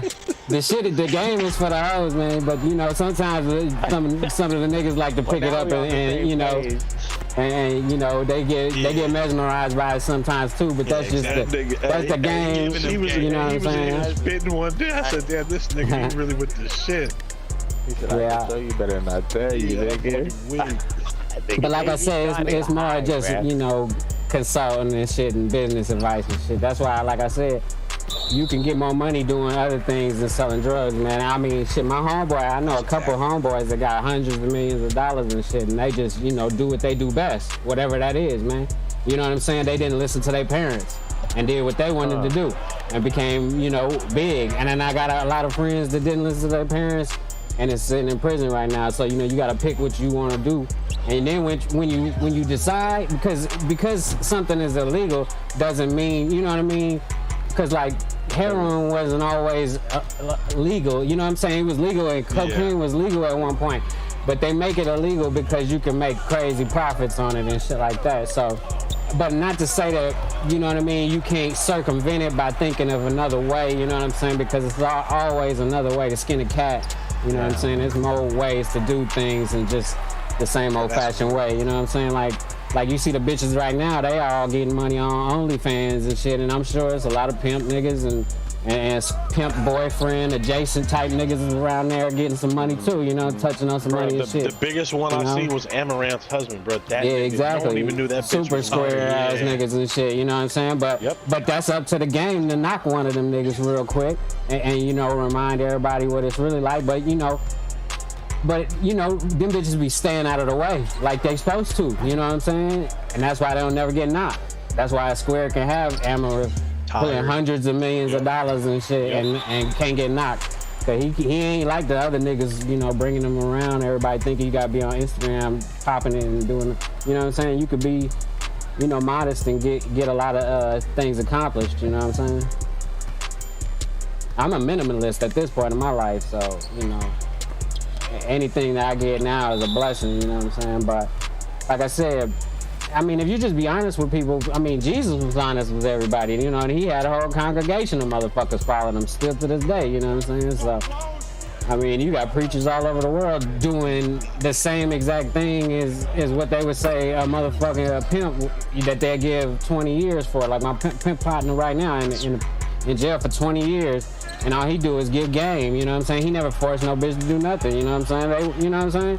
But you know, it's frowned upon in society and shit like that. So it is what it is. You know? That was my fault. But at the end of the day, giving game is a commodity. You know, you could be good at working on cars, man. If that's your passion, you know, do it to your best ability, and I bet you'll make money on it if you work on your craft every day. It's like alchemy. And them niggas was studying how to turn iron into gold and, you know, sand, and, you know, anything into gold. So you can too, you know what I'm saying? But you just got to put your mind to it. And it's hard to do that when you're working on somebody else's dream. That's why I said, man, if you want to go do some shit, you got to go do it. You can't be waiting for somebody else to help you with it or believe in you like you believe in you and none of that shit, man. You low-key got to work on it on the side, you know what I'm saying? If you can't, you know, devote all the time on it as much as you can, you know, as you want to, you really want to, because you're never going to have enough time. You know what I'm saying? Because time is something put in place for us, you know, it's part of the game of checkers. I mean, you know, chess, I mean, you know what I'm saying? If you get what I mean. That, you know, time is part of it. That shit was clean, I ain't gonna lie. That's Ben Simmons. You know what I mean? Yeah, for real. And we ain't gonna never have enough of it, so you gotta start now, man. I don't know how old you are, but it's already too late. You already done wasted too much motherfucking time, nigga. Oh, yeah. To be honest, you know what I mean? No, JV in love. He got a whole girl and everything. Hey, I ain't, man. What you mean? I mean, shit, you can make it work with a girl, too, as long as you be honest to her, man, and tell her what your dreams and what your passion and your vision is. If she don't align with your shit, then, man, you gotta get a new bitch. That's it. Because it ain't it ain't for every. I mean, everything ain't for everybody. You know what I'm saying? Folks, that's enough, folks. Hey. No, you need it. Sniper got his shit barely scratching the surface. I don't know what you mean. I mean, it go deep. You know what I'm saying? Like, it go way deeper than just the surface level bullshit. You know, it's like a glacier. You only see the top of it, but the rest of it are all at the bottom. You know what I'm saying? Oh my God, the metaphors, Yeah, I mean, I'm just saying because for real. Like, hey, JV, this nigga Snipe went to Vegas, didn't even hit me up. Folks pulled up on him, gave him some shit, pulled up on him, was like, here, nigga. Yeah, nah, I just came through. I was just chilling for a minute. Pull up on me. Nah, that's what he said. But nah, like, I had to pull up on Sniper because I was like, Sniper cool, he a nice dude and shit. And then I heard Drew was there, and Drew, he a nice dude too. And so I was like, you know. But like, some niggas, man, they come to Vegas, I be like, nigga, I'm staying away from that motherfucker, man. For real. That nigga ain't nothing but trouble. That nigga can't, he be arguing with everybody on Xbox Live. I ain't gonna be in Vegas that weekend. Right, nigga. Stay out Vegas. Right, nigga can't even conduct himself properly on the video game. How he gonna do that shit in real life? Like, hey, you want to meet me in Vegas? Like, hell no, bro. I know no, nigga, hell no. Yeah. I mean, that was a good pass, good shot. I thought I had the angle low key, but nah, for real. I'm gonna slide out there and kick it with niggas red, man. Yeah, my homeboy Tunk came out here, man. I pulled up on Tunk too. Stayed out all goddamn night with this motherfucker, man. Went to the strip club and all types of shit. I ain't did that shit in years, but for certain people, I'd come out, you know what I'm saying? Shit like that because, you know, I mean, I've been knowing this man since I was like 17. We was both 17 when we met. Now I'm about to be 40 next year, bro. crazy as hell. I didn't think I was gonna make it to 19, bro. I didn't think I was gonna live at all. Like after my brother died when I was 19. I thought I was gonna die shortly after because I was toting guns, looking at everybody ready to start some shit with just on some whatever, you know what I mean? I was trying to go to prison, get my stripes. Or fuck it, if I couldn't die, what, you know what I mean? But the game saved my motherfucking life, to be honest, nigga. If it had not been for the Lord and the bitch, shit, I'd be dead right now, nigga. But the game saved me, you know what I'm saying? And 2K helped too, cause I stayed out the way, playing this shit, making a lot of money. Oh yeah, real you. You know, cause I was too pretty and shit to be out there on the streets with all them hating ass niggas, man. You know them niggas would have snitched on me, put me in prison. Man, I'm light skinned, I got good hair, nigga, I got a good family. Them niggas would have put me in the motherfucking dirt if they couldn't hurt me, man. On some real shit, them pussy ass niggas, for real. God damn. Man, you should have seen them niggas, the envy in them niggas' eyes when they see me come around, man. I know it, trust me. And I'm a nice guy. But some of these niggas ain't grow up with no home training, like I said earlier. I should have shot it. Nah, you good. Nah, I was looking at Sniper low key the whole time anyway. 57. If he did pass it to me, you know what I'm saying? Screenshot, you better record that shit. 57. But nah, for real though, that's some real shit. Like you can't trust everybody, man. And if you have already and you made it out of it alive, man, don't do it don't do it too many more times, man. Cause you know they're gonna prove you wrong eventually, you know what I'm saying? Like, and everybody ain't really here for you, man. Don't nobody really give a fuck about you, you know what I'm saying? Man. If you go to jail right now, my nigga, ain't nobody gonna put no money on your books, bro. And then unless you got a good mom and dad or something that's gonna help you out, you know, help them out, man. Take care of them, bro. Depending on who go, bro, I ain't putting no money on his books. One of my homies, Sniper go, I put some money on his books. Sniper gonna need it, bro. Sniper need it in there. They gonna be, depending on how long he get, cause it's rough in Northern California system, bro. Like low key, if you want to do crime, don't live in California. If you like not really a gangster. End up in Salinas, don't play around over there either. Nah, if I woke up randomly in Salinas with no phone or nothing. Because the politics, the politics so tough in California prison system. If you go in there for anything over there, and in a year or two, bro, you gonna come out with tats and like you gonna have to choose, bro. And you picking extra time up. Yeah, you gotta choose. Exactly, you got to. I got no choice. Especially if you got a clean record. And they are dirty. Exactly. They don't play games, bro. They shank numbers. Yeah, they run numbers. Hell yeah. That's my problem. See, that's why I grew up in Gardena, California. You know what I'm saying? In Compton and shit with my grandmother and shit, right? And if I would have went to prison in California, bro, I'm light-skinned and my dad is Native American. I'm Native American, Spanish, like Mexican type shit. My dad from Carson, California, from like Weemoss territory and some more shit. If I'd have went to prison, nigga, they'd have made me choose too. My last name is Mexican last name type shit, you know what I'm saying? But I talk like a nigga.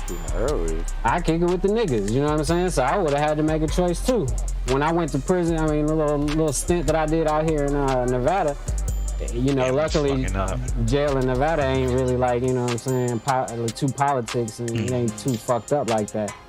I mean, you got to get to prison for all that shit, but out here in regular, like county and shit, you good. You ain't got to really choose, you know what I'm saying? It ain't that fucked up, you know what I mean?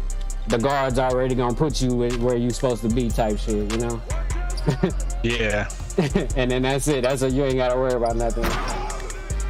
But, and then it ain't really that thick out here, you know? But in California, bro, it don't matter from top to bottom, bro. You going in, bro, like you can't say nigga no more if you Mexican. Or off the rip, nigga, you finna start a ride. Yep. And it don't matter, like, and if you white, you better join one of them nationalists or not, you know, Nazi things, because if you got a clean record, bro, they gonna take advantage of you, especially if you got money on your books. If you go to the commissary and get you a bag, nigga, they gonna be on your ass. That's why I said, just don't do none of that shit you hear in rap music, because them niggas ain't doing it. Now I'm shooting lights, bro. You know what I'm saying? You suck. Them niggas ain't doing this, so don't do it your damn self. Them niggas just promoting that shit. Not a nigga out there on them record charts is doing that shit they talking about. You know what I'm saying? But kids don't understand that shit. You saw what happened to Gunna and Thug, nigga. Them niggas they are in jail for the rest of their life. And they still just calling shots. You know, they trying to get that nigga for buying a rental car. You know, I did that shit too. I bought a rental car for somebody, and luckily nothing happened when he had it too. But come to think about it, that's bring me back to what I said before. Don't trust that nigga, man. Don't trust none of these motherfuckers. Don't help nobody, motherfuckers, unless they done gave you 10,000 before in cash. Maybe even more, shit, depending on your lifestyle, how you like it, what type of friend a nigga is. But don't do nothing for nobody, man. Everybody got to do their own shit in this world, man. But really, when you need it, they ain't gonna hook you up and you gonna be hot, nigga. Yeah. I swear to God. You think they gonna really be there for you? Them niggas. Yeah, nah, don't even play yourself with that shit, bro. Nigga, here's something crazy, bro. The niggas I hoop with in the leagues, like 2 of these niggas, I'm gonna keep real, like 4 of these niggas live in the same city. They all live in Michigan. This nigga Lent, he hooked this boy up. Dude hit him like, bro, I'm going through some shit. I really need, 700 for my house. Niggas like, he got it. He said he's picking like 1,200 a week, so he gave it to him. He ain't never getting that money back, bro. Nah, yeah. See, 1,200 a week, that's only 30 an hour. That ain't even no real money. Yeah. That's like, it's still love. Like honestly, I'm gonna tell you the truth. I'm gonna tell you the truth. No matter where you at, nigga, if you ain't got no goddamn billions or 100 million stashed away, nigga, for your grandkids and shit like that, then you ain't got no money to be giving no motherfucking body, nigga. I swear to God, nigga, if you ain't got like generational wealth coming in and 6 streams of income, nigga, you ain't got enough money, bro. Has that. Nobody you ain't got no motherfucking spare money. Game got that like that. Yeah, ain't nobody rich enough to goddamn be giving no other nigga that got 2 legs and arms and can get himself into goddamn trouble, any goddamn thing. You know what I'm saying? There's one nigga that plays 2K that's rich and he owns his own business, and it's a center. He plays center. He be on Twitter all the time just flexing on you rich. Famous. You talking about famous? Not famous is a bitch. It's not famous. It's like he's like Dominican or whatever. He just be on Twitter. What is that nigga's name, bro? Because start popping that shot. I'm gonna tell you, cause a lot of your homies and shit, if they go to jail, they need jail, bro. A lot of niggas need jail. Oh, it'll save niggas' lives if they do. You seen it? You seen it? Yeah, bruh. You seen some niggas come in there a few times and then stop coming in there. You know what I mean? Of course. Or you seen a motherfucker that you know they didn't come back. Yeah, you was too late. Yeah, it's too late. You come. It's too late. You got. But now you might see niggas come back though too, even there though. You know what I'm saying? I've seen niggas do even come back even there. Crazy. Because they fucked up their parole. I mean, shit, my stay out for less than 2 months, bro. My uncle did 15. He never going back. He good now. Exactly. That's what I'm saying. It works. You know, I mean, the white man ain't wrong about every goddamn thing. He know how to fucking civilize these people down here. You know what I'm saying? You know, right, he be trying to get rid of niggas. Right, like I mean, the system. I can't remember exactly when it turned into the prison system. I don't want to give you some false dates, but yeah, they had it right with a lot of the shit. Oh, good shit, yeah. Way to go right up. I mean, some of the time got extended for cocaine, and they missed uses of 3 strikes laws and different laws and shit like that. Gang enhancements. Right, exactly, and gang enhancements and shit. That shit crazy, but the gangs are still fucking terrible, like low key, but like maybe I'll agree with drug offenses, cause drugs, nigga, that's your choice, man. Put that shit in your body, you die, nigga, I don't give a fuck. Yeah. Like, gangs, that's fucking bad though. Like it's like mental, like niggas, you know what I'm saying? Like it get in your head, and then with the music and the movies, it's a influence type of whole situation. You know what I mean? Like drugs, like I said, some motherfuckers just hit it once and die. So like we ain't gotta worry about a lot of niggas drugs. Go ahead, fuck it. But like, I mean, and also I don't like the whole fact of government also telling you what to do with your body, but that's a whole nother topic and shit. If I want to do drugs, let me do drugs. Shut the fuck up. If I can afford it, nigga. If I ain't bothering nobody, shut the fuck up. You know what I mean? I ain't taking out your pockets yet, right? You bitch ass niggas doing all type of nasty shit, but gonna tell me I can't do something in my own house and shit that I paid for. You know what I'm saying? Because you find out are legal. That shit crazy. Exactly. You come find out the politicians be sucking cock in Thailand and shit on the weekends and some more shit, you know. Yeah, they do some really nasty shit. Right, you know, diddling, you know. How many of them niggas is going to Epstein Island, bro? Exactly, that's what I'm saying. Hell And they be the ones trying to tell us what to do. You know what I'm saying? So like, you know, I agree with some of the shit. Some of the shit need, you know, we need to cut a nigga hand off if he steal, you know what I mean? He ain't gonna steal again. Good shot. Shit like that. You know, it need to be punishments and shit like that, order out of chaos and all that. But some of this shit crazy though, you know what I'm saying? They be reaching too far. The government, when they talk about the government got too big, that's what they mean when the government get too big. They be making little statutes and laws about every goddamn thing. Everything. You know? Downtown is a perfect example where you see all them signs on the wall talking about you can't park here, you can't do this on Saturday 2, 3, or 4 o'clock. You can't. That's government doing too much. You know what I mean? Shit. As a small example, but there's micro and macro to everything. You know what I'm saying? But you got to be smart too. Whatever you do, man, you got to research it. It don't matter what it is. If you think you're good at it, take a look at niggas in your like genre and see how good you really are and be honest with yourself, get better at it, and you know, get better at your craft. That's anything. It don't matter if it's, you know, artwork, computers, or whatever menial tasks you end up doing or whatever. You could be the best janitor or whatever the fuck you already do. Just do good at it, man, cause shit, if you're gonna waste your time in it, might as well be the best at it. Do it fucking right. You know what I'm saying? Yeah. Cause shit, even when I was doing, you know, what they said wasn't right, I was doing the best I could at it, you know what I'm saying? Hey, man. There's a reason why I never got stabbed at work, bro. All right. And you was being respectful, that's why, bro. You were a respectful dude. I had street smarts. Mm-hmm. They was cool with me. So I'm gonna tell you, all it is respecting, man, bro. Struthers. It's all about respect. Kept it cool. You know, but you know, the politics get a little tougher, you know, the higher levels you go, but that's with everything, you know, even in real politics. But like, yeah, like if you just entry level getting yourself into trouble, you know what I'm saying, you might be able to talk your way out of it if you're a smooth talker. I mean, if you a real class of the clown type of nigga, if you in school and some more shit and you got the ladies and you cool, nah, I mean, if you really true to that shit, then you know you be all right. You know, but if you know when to stay out of motherfucking business and shit, that's all you really got to do. You know what I'm saying? You know what I mean? You know, and don't lie, because if you go up in there talking about you from, you know, whatever street, and then they find out you're not, then yeah, that's gonna really put you in some shit. So it's best to say, hey, if you ain't never did nothing, tell them, man, bro, I ain't really like that, bro. You know what I'm saying? Be honest. Cause look, you might try to say think you saying some tough shit, some shit you heard in a rap song, then that shit'll get you fucked up. You know what I mean? Because it's shit you don't even know about, because they don't talk about it. You know what I'm saying? Very often. My shot. Again, we know. All you do is switch fucking shots.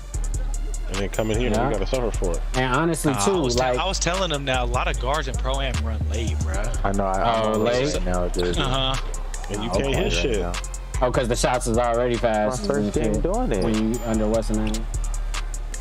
But nah, like if you let's say you already in a profession right now, the best advice I can give you right now is quit if you want to do something else, or keep doing it and get really good at it so they pay you more and you level up. Start taking that shit serious, because you could own one of them motherfuckers, whatever it is. You know what I mean? Because like for real, like anything else is uncivilized, nigga. At the end of the day, you ain't gonna be young. Like you could get in a car accident tomorrow and be out of work and then be fucked up. Yeah, that's why I got some trucks, bro. I got some moving trucks, and I don't even gotta work if I really don't want to. Exactly, you gotta put some shit in place, exactly, and put some shit online. Like figure out some other digital tasks you could set for, you know, get some minions working for you on behalf of you, basically. Because pimping ain't just for some scraggly bitches that you met at the nightclub. You know what I mean? You could pimp anything. Everything in the world right now is pimping or hoeing. You know what I mean? You either pimping or hoeing. Mm-hmm. Everything in the world. You either selling cookies or you buying them motherfuckers. You know what I'm saying?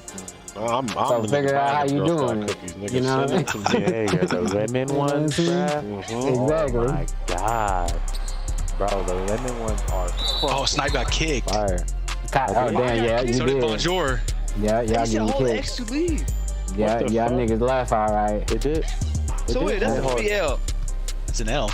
Yeah. Why the fuck did it say hold X? I would have said hold X. It literally said processing check back. Oh my god. They said that to me too. That's why I had the servers are fucked. Oh shit. Oh no, who's still here? Oh, OD's okay. So OD's still here. See, it's me, you, and OD, and that's it. All right, for sure. Yeah. I got an F for no reason right now. I literally held X to fucking nigga quit. That's why I'm glad. Like I got enough people I play with this year. I don't even like. I care. Yeah, the record don't even matter no more. Like I care too, but I try and hoop with the same like 9, 10 dudes, bro. Yeah, I was about to say you don't play with people that look at your record anyway. The record's all you got. He said you know, you gotta be a little bit more social or something, or just make a name for yourself. Like I said, get real good at this shit so everybody just know you. I mean, I do have people to play with, but like, damn. Nah, if you got my shit, I don't even hire myself. I wouldn't even take myself up. Cause remember when we was young, OD, nigga, you couldn't even make money off playing video games, nigga. Nah, that shit didn't exist. But now you can, so that's why I'm like, they would have the 007 tournaments, and the winner would get, nigga, you get like a few fucking free rentals from like Hollywood Video or something. Yeah, exactly. So you always played center ever since like 16 and shit? Nah, so back in the day, like I used to play a slasher. I had a pure slasher. Okay, that's when yeah, right. I was cornered green bean, bro. This is before slashers could really shoot like that. It was inside outside balance or something like that, right? It was something stupid. and then one year I had a post scoring slasher. Shit, my bad. 6'7", bro. Okay. Like yeah, I would back you down just like that and then give you some. I was gonna post you to Hell yeah, Rebound, nigga. Nah, I play every position on this fucking game. I stopped playing point guard. I don't remember what year, but like 2K16 or 17, I stopped playing point guard because I just started getting headaches. I met you in 18, and Folk was power forward at that point. Yeah. And I already knew a hell of people. I remember I went to jail. I had like my friends list was max, but when I went to jail, I came back out of jail. I had kicked everybody off my friends list. I probably had like 0 or 5 people left. I kept a couple people and built that shit all the way back up just by playing 2K and shit. You know what I mean? Just winning games with randoms at first and then slowly like being cool with people. You know what I mean? Bruh. Because if you cool, I mean that's it. And Folk was on a pure lock. What was it, Folk? It was before anybody was doing that shit too. But before anybody, bro, he was just a dominating back end straight up, bro. There was no other pure lock. I was dunking, shooting threes, everything. With a lot pure lock. Dogging niggas, bro. It was like this nigga's a demon, bro, on this build. I ain't never seen a nigga do some shit like that, especially on this build that ain't got no offense in it like that, bro. Like, I had like Blake Griffin. It looked like Blake Griffin and shit. Yeah, he did. Well, Ice Kid, nigga just going in, bro. It was what was the name of the build? It wasn't it was a pure lock, but it was a pure lock. I had athletic finisher too. Pure rim protector. Yeah, I had athletic finishers when they first came out. Yeah, athletic finisher. Athletic finishers when they first came out, they were out of line. Hell yeah, I had like 80 with an athletic finisher one time. It was a pure rim. You were 19 was I had a pure rim. He was a pure rim. When pure rims first came out, they were nasty. Yeah, he was I remember on 19. Power forward, bro. Oh yeah. On 19, I had a pure lockdown, and I would play with a rebounding athletic finisher. That shit was crazy. That or a rebounding rim protector, bro. If they could shoot. Oh, just a pure stretch. And then play defense. And then you gotta play East Coast and West Coast I was hitting too. 3. I had a 53 ball, and I was stroking that bitch with set shot 13. That's when 2K was really a grind, my nigga. I was a 96. I was a 97, bro. I think the first year they had in 19, they had the mascots I too. had a 95, and then I made a rebirth, and I hit 95 on my rebirth.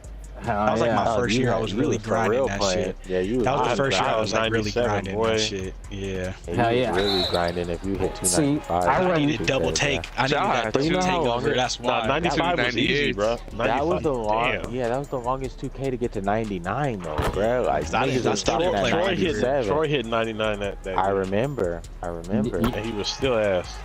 Yeah, bro. The two sharps at 99 were. Nah, that's my guy. I don't remember what year it was. I think it was like the first year I had got the mascots too. Like when niggas wasn't having them yet, I had got the mascot the first year and the second year too. Like I said, like we was in the rec a lot. Like I would get on and play all day long because I had I was on like probation type shit. Like you know what I mean? I went to like rehab type shit, therapy or whatever, counseling with a bunch of other people, drug addicts and shit. And then goddamn come home and play 2K. So man, that shit was crazy. That was like when I was, like I said, I met a bunch of people. I would get on, and it would be like 100 motherfuckers. Yeah, we just finished. It'd be like 100. Yeah, that's when I started going offline and all that shit too. Yeah, bro. Soon. Yeah, and then I had to pick that off 100 people. Offline. Yeah, I had to stay offline because it was just crazy. Like for years, I was offline, and then I just started picking out of the people, and then making like a super team. You know what I mean? The best I could. And then like even I know dudes that was 15 years old that's like 22 years old right now, and I've been coaching them playing 2K their whole time. So the coldest thing, you know, one of the coldest little kids is I can't think, bruh, but he was 13 when I had met him, and the nigga was cold then. He's 17 now. He's a lottery nigga. He can't even get drafted yet, and they're saying he's a lottery pick when he's eligible. Dude, that little That's nigga, what I say. You just gotta be good at it, because right now you can make money. He's a little asshole, bro. Right? He's a little asshole. He be talking crazy to his teammates, but the nigga's good. Exactly. He's damn near won everything already, bro. He's gonna dominate when everybody gets drafted. The nigga makes a lot of money off of this shit. I believe it, bro. Cause like I remember when I seen Londo, I was like, I don't know how old I was, but we was playing and shit, and I like, dude is good. Every time I play against him, I don't like playing against him because he be making me work. Yeah, you could make a lot of money playing the game if you win. If you if you go to the league and you don't win, you're not gonna make no money. But if you the salary you get 35. There's 35 for 6 months. Nigga, I mean, better than what some people higher. If you're hell yeah, you get 50, for 6 months. Okay. Okay. Yeah, exactly. Because Cooks 50 to 60,000. Yeah, so for 6 months. So look, Cooks just won the whole thing. And then they pay for right? your housing and everything too. Yeah, you get a gaming house and food, but Cooks just won the entire thing last year. With the invite again. With Bucks, yeah. Dimes in them, right? So yeah, so apparently they let Dimes go. They kept him and Johnny Red, which was dumb. But so basically say they won one point. Yeah, they let Dimes go. He went to a different team. So say they took home 1.5 million, right? You would think that the team would get hella money. They don't, bro. You got your starting 5. Yeah, for sure. You got your 6-man. You have your bench player. You have your coach, and then the organization. So it's probably like 20, 25 niggas, if not more, plus organization eating at the pie. Splitting that shit. Fuck yeah, bro. So that's why you gotta monetize outside of that shit and gotta get sponsors. They made it seem like you can just get rich or get paid off 2K. They ain't like that. Nah, you always gotta keep grinding and trying to level up. Just use that as another step. You know what I'm saying? Yeah, you just gotta use that to blow up your low-key own shit. And like, you know, brand and market yourself. Really, that's the way. Jordan did it back in the day. Now everybody got the Jordan. Are we in the squad or should we start a new squad? Yeah, we probably should. We just joined. I didn't know. I didn't know. All right, bet. I'm at Jordan, or not Jordan, Magic Johnson, bro, could have been phenomenally fucking rich, bro. Yeah, I think he's still like almost a billionaire, so he doing all right. No, Magic Johnson owns the fucking Dodgers. Are you crazy? Yeah, he a billionaire a few times. I forgot. Bro, the contract they offered him. It's for like his 3 or 4. Contract, yeah, back in the day when he was younger. Bro, was it Converse? Bro, Converse was trying to fucking. Oh my God, that nigga took a hit because he wanted more upfront money than he wanted to wait his whole career and get paid. That's what. Yeah, that's what most people do though. But I mean, you know, if you're a broke nigga, you most likely gonna do that shit. I would too. Shit, fuck it. And then if you believe in yourself, you should take the money and goddamn. That's how all them rappers get fucked up. Yeah, but like, but what they don't have is real talent. So like, if you got real talent, you could take it to upfront money and ain't got to worry about it because you could give them 6 hot ass albums. You know what I mean? But the labels, what they doing nowadays is they not considering albums. Certain, you know what I mean? They saying, oh, that's a mixtape. Boy, in basketball, it's a totally different situation. They can't say that's a practice game when you play the Lakers. You know what I mean? So they got to give you the money type shit, you know. But the record label is a shady business. You know, it's different than any other business. Like if any other business tried to do what the record labels do, like low key it wouldn't work. You know what I'm saying? But it's low key a monopoly and all that shit. Like. But but the NBA is different, and it's still fucked up for them. But like, if you got talent, always take the upfront money because you could back it up with like your work, you know. But if you a fraud and a fake, then you probably should take the upfront money too, though. You know what I'm saying? Because how many more chances you gonna get is getting the big money? You know what I'm saying? Because some niggas. Oh, this might be this is a game for sure. Hell yeah, some niggas didn't take the money and then they lost the contract or got hurt. I heard that story a lot too. You know. All right, let's get it. Man, they got double footers. Oh, shit, like the dude from the Lakers. Yeah, like the dude from the Lakers. They do. Yeah, they ready. Point guard 6'4". Yeah, they locked in. Let's go. He averages 19 and 10, so he dotting.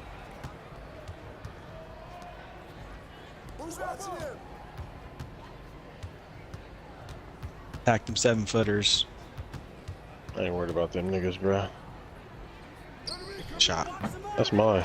Yeah, I was about to say on that one, try to get to the middle snipe because it don't look like the center gonna help. It look like you're gonna only get a pinch from the hash guy. One of them niggas can shoot, if not both of them. Yeah, they both can. Yep. All right. Exactly. You good? I don't know. Oh, yeah. I'm on. Okay. Yeah, we got it. Yeah. You can try to get it. Good try. Good try. Yeah, hit him in the back. Good try though. We good. We on it. I'm gonna stay left here. Yeah. Go ahead, stay there. I got it, Snipe. Yeah. All right. I'll try to play too. I'm going corner. Good D. Yeah. I didn't want to fucking foul. Yeah. Shooting that midi next time. You good? Be careful. That midi next time. Shooting it. We just been making sure for show bucket. Yeah, you good. My shit is all over the place, bro. When you go, yeah, he got a little wiggly too. You good? I had no fucking. You gotta say pause after that though. All right, let's get it. You go deep. I ain't gonna So press. when you go deep, you fucking all that out. I'm on the hash. I'm on all guard the hash now. Holy. All right, you good? There you go. I'm gonna try to force it. Yeah, I'm gonna try to force him that way. Yeah. Bro, that was good. Not too, bro. Ignore the roll, bro. Ignore the roll. So. Yeah. I don't know. Pinch. What? Yeah, cause I'm trying to take away the middle. I'm trying to take away the middle on our when we playing defense. I'm trying to take away the middle. So if I send him to the side, either like just don't help or We, like, yeah, you know what I mean? yeah. If they start clipping on them screens, then we'll have Bonjour Push come on the play left it. side. Yeah. Push him on the left side. So like that, I could cover two. Yeah, and JB can help you. Yeah, I hear you. Everybody else was talking. I couldn't hear you right there. Yeah. You good? Let me lock in. Let's lock in. I hear you now. I'm locked in. Let's go. Get him on the left side if you can. I'll play two, JB. They just try to help I'll me pinch out. if I need to. Yeah. Yeah, I'm trying to keep him in the middle. You got the corner. I just got the roll. Oh, Yeah, okay. there it is. Yeah, it's good. Good shit. Oh, that's It's a little too far. Yeah, it's all good. Yeah, you got it. It's gonna, just like me. It's gonna take a little bit to get the, little shit, little measurements. But you good. Good shot. Good shot. Damn, that's early. The That's high me. ass. I got it now. I got it. Good Let's shot. go. No, you know what it is? It's Big shot. It's because my shot's late. I gotta hold it longer. That's me. Stay ball. I mean, if I'm you like fine now. quick things, you can have it on early. That might help. Yeah. No, I know I did have it early. Yeah, I'm about to say pick him up. Yeah. I got you. I'll step up for You you. good? Yeah. Yeah, you stay with him. Let him do. Oh. 8 seconds. Shit, OD. You Good got shit, it? OD. Watch out for the pop. No. That's good. Oh, 23. Yeah, that's good. I still got those numbers mean nothing in 2K.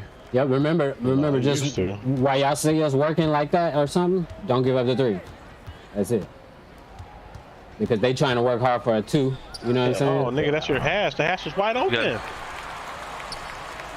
Yeah. I'm on it. Don't even worry. Let's go. Bail Yeah, out. and on transition, just turn around and see a run straight nigga back. pinches you like that snipe. It's the hash, bro. I was already Good. I'm all, fading. yeah. You Yeah, good, he's buddy? already I'm always fading. be a read though. I got you. We'll go down corner. Good shot. Yeah, good I think shit. that's contested. Yeah, no, you It good. was wide, bro. All right. I'm You good. good? Pet JV. Yeah. Damn, bro. Good shot. Chop him, bro. Size late. Okay, I'm shooting that shit next time. He ain't even. I'm on the hash. Yeah. I'm on the hash night. Yeah. I saw that. Defense. Oh yeah, this is. Yeah, we got it. Good shit. Good shit. No. That gave me a char. Oh, No. You got it. I'll pass it to you, PG, next time.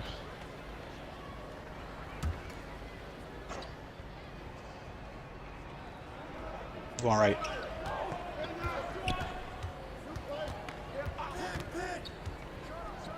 Nice. Big shot. Yeah, very nice.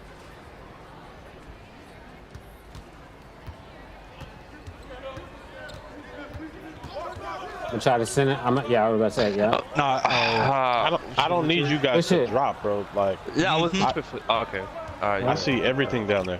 If you, I was taking his cut, but I got you. I still okay. Well, y'all gotta talk about it. Yeah. If it's that side, let me know because I could have just played the lane there. So I gotta reset if you need it tonight. You still got 5. There it is. Sure. Pass. I'm just missing. That's all it is right now. Oh, good block. Good try. That shit went under me. It's a great pass. I'm not missing that shit. Yeah. Put Dimer on for you niggas. You got it. Missing again. That's for sure. You know, if you need something from me, good shot.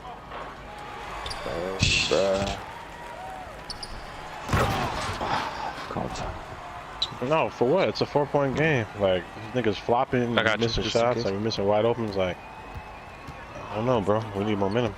Just gotta make a shot. See? You dribble right to him, he's wide open.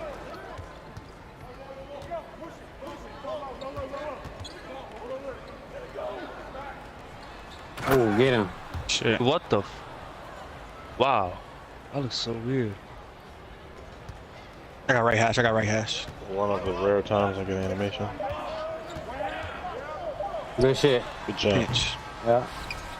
Man, we on this shit, bro. We just missing some shots. That's all it is. Yeah. I'm right hash. You just got to see the sniper. He trying to take the middle away from you. That's all. Yeah, folks. You know, he trying to take the middle away. What the fuck, bro? Just hey, play the right side, Bonjour. I'm going. No, he just needs to stay home. I'm going. He was gonna get that. I had to step up. No, it's a pinch, my nigga. You don't even have to reach. You can just show and turn around and get back. That's the. I don't know what happened there. I literally just got into this shit. We're all good. It's just 5 points, y'all. Come on, it ain't nothing. You see how he pinching it? I got you though, Snipe. Just you gotta start throwing it to him when he's open, bro. Like you're gonna get a skill. Okay, I will. I'll throw it. That's me. Had to shoot that. Forward. Yeah. Shot. I got you. That's me. Bro, are we good? You staying right? Treat the shit like pro-am, bro. Say your icon, JB, if you're open. I got you. I was just trying to let him do his thing without me. Yeah, he going down the middle. Yeah. You good. Nice. Nah, you good. Nice. As long as it's not a 3, don't get your head down. You know what I'm saying? We worried about 3s. That's why, like, if the nigga get past me a little bit, make him take the hard fade in to his left 3 instead of the wide open standing in the corner 3. You see what I'm saying? Nah, yeah, he was there, but you good. But y'all be leaving to help me when y'all guy is standing in the corner. I'm playing the pop. I'm playing the pick and R. I'm playing the pick and R here. Yeah. Oh, that's a quick one.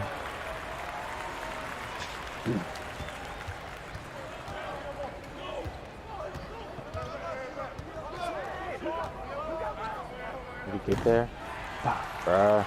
Steal. He's on it. You want to burn one? Yeah. Hell yeah. Oh.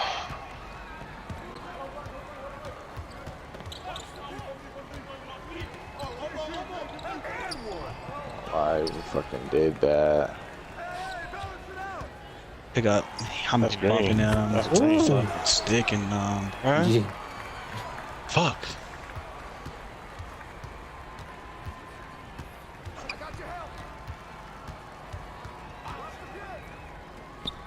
Well, now they know you got to do something because you waited too long. Shot. Wait, he's reaching. Bro, I'm telling you, he's reaching that. No, I hear you, baby. I hear you. There it is.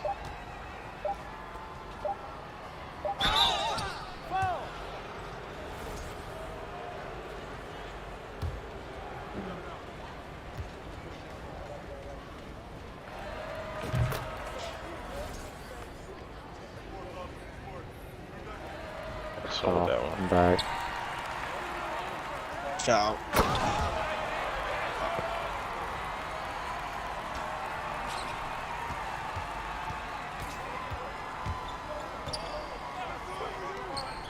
He's there, I'm telling you. If I shoot that, it's contested, bro. No, that one was contested. Nah, yeah, you good, bro. Nah, like, they got the momentum and they sitting on us now. So, like you said, he going 3 for 9. It ain't nothing. Exactly.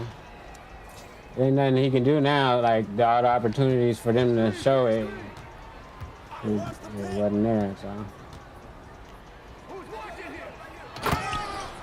right, get a stop right here.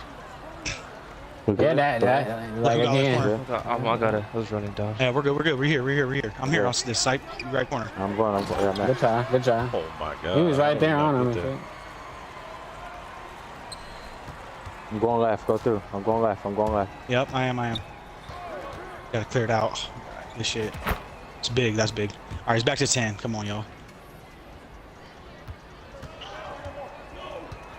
I'm chasing now. I'm going right. Just get ready, Snipe. They're gonna attack my corner on the roll. Here it comes. No. I was hoping he didn't do like a hezzy and go run back because he could have, because I was gonna jump. 15 seconds. I'll try to step up on that. I'll shot back there. Good try. Oh, what we? Nah, you good. He had to make it. On it, bro. We need the offense. Yeah, that's basically it. Because we've been playing good defense at the top. Like, there's nothing that we can do. Like, we can't hold it down forever. Good shit, OD. Gotta just take what they give us here. Yeah. Good pass. Oh, it's not letting me shoot. It's not letting me shoot. It's because of the head. Yeah, nah, I know what you mean. The catch fucked you up. There it is, Snipe X. Yeah, you got it. I was looking for your icon. Ah, you good. That was giving me very late and shit, man. Good defense, bro. Fuck. Ooh. Got you. Take your time. Watch out. Oh, it was there. Yeah, I feel it. Oh, yeah. We got plenty of time I still. couldn't move either, yeah. Yeah, good shot. Good shot. It's big right there. Fuck, I'm over 6. It's good. Bro, we're good. The shots are gonna eventually fall. We just gotta keep getting stops and not giving up threes. Corner side, right there. Yep. Go ahead, JB. Good shit. Nah, that's not, that's good. perfect. That's good, D, JB. Beautiful pinch. Yeah. That's perfect. Because I know what he's doing. He trying to hesitate bro, like just that. like that, bro. And you got a good jump. Go left. Go left. We're good. I'm going right. I'm going right. Watch the ball. We got 2 on the right. We got 2 on the right. Somebody need to go middle. Stay over there. Yeah. I'm in the paint with yeah, you know, you got it. You got it. There we go. I said the Pongar. Oh, we home. Yeah. Good try. Good try. Okay. 11-5, Snipe. There. Let me know if you want something over here. No. Focus. Go. Yeah. It's RBX. It's RBX is the read. Trust me. Now it isn't. I'm shooting that. Stole that bitch. Fuck, I'm shooting. Gotta get some going. They're not doing much on defense, really. Now you gotta call your cuts. You do your point guard shit, Snipe. I think you hide. All their points are the break, bro. All the points. No, I'm taking last. I was trying to call him. He just got the point. Nah, I know you had it, but like. Fuck, I'm so. Yeah, you gotta see what he's doing and shit. Like, cause the center be standing in the paint and the dude playing you a certain way. You gotta take what you can get. Let's go on a run. Let's go on a run. We good. Yeah. We good. Yeah. Only Cause we trying out here. I see what he's. Yeah, no, I see you, folk. Only 9. You got it. You got it. Ooh, he got the perfect angle. Yeah, like I said. What, Nico? It's inevitable. Jump with 2 locks on it. We might as well. JB, you might as well get up there with him, bro. All right, we need someone on the hash. I could play hash all corner. I mean, that's the first 3 he made is in the game, though. Yeah, I'm just saying. Right. Let me go up top, bro. It's not, nigga. It's not even just up top. Is what he's saying. Like, that's the first 3 of the Okay, Jesus, all right. Yeah, it's the first 3 of the game. That was the first fucking 3 the guy made. Oh, my bad. So, yeah, that's what I'm saying. We just can't score on offense. We ass on offense. Every time we come down, we don't do shit. Right. Let's just be honest. We got 5 for 13 and then 0 for 7, and it's done. You know, the game is over because we can't play no more fucking defense. We didn't play goddamn defense. We've been playing goddamn defense. It's 12 points, bro. Come on. The point, you see what I'm saying? Yeah. So who's guarding the hash then? I'm on the pick and roll. All right, here we go. The swing is me and OD. Get ready to run corner, Snipe, on that shit. Corner, Snipe. I'm hash. All right, I'm going corner. Feel me? I'm stuck. Yeah. Oh, come on. No, bro. We have no momentum. Right. We have no momentum. Okay, so I'm staying corner, right? I'm staying corner. Yes. No, you're hash. You're hash, and I'm playing the pick and roll, and then OD's in the corner, and we're swinging and running and triangle. You see what I'm saying? Kinda. I mean, I'm confused right now. Bro. I know, right? I play the guy. We're all talking at the same time is why. Yeah. We could switch. So this is the I have the right here. inbounder. I have the inbounder. Oh. Good try. We're good. We good. Yeah. Make sure we get a bucket off here. That's what matters. can slow it down if we got to. Right. Okay. It's 10. Where am I at, please? You're on the hash. You're on the hash, and when the center drops down, you're running to the corner. Okay, so left hash. There we go. Thank you. Got to try to put OD in the same. Oh, that's same the other corner. one. Should be the other one. This is Should bad. be the other one. This is so bad. I box him out. Oh, doesn't matter. He threw for. He got like a Alright, pull off. yeah. Shit's ass. Yeah, nah. I tell you, now they just picking us apart because they got the lead in the momentum and shit. Motherfucker, tell about where am I supposed to be? Good shot, Snipe. That's it right there. Fuck! Grab it. Oh, Yeah, nah, that's cool, bro. That's a GG, bro. Nigga, we just can't fucking score. GG, bro. The shots are wide I'm open. not finna, hustle for this shit. Anybody can take the top if y'all want. Y'all can go ball. I'ma stand in the corner. I'm not finna keep hustling and shit on Double defense pants. and shit, acting like, you know what I'm saying? It's the defense and shit. It's the defense, not nigga. defense. No, I know, but that's what I was hearing until I had to fucking point it out and shit. And now, you know what I it's mean? not. We It's still not. can't score though.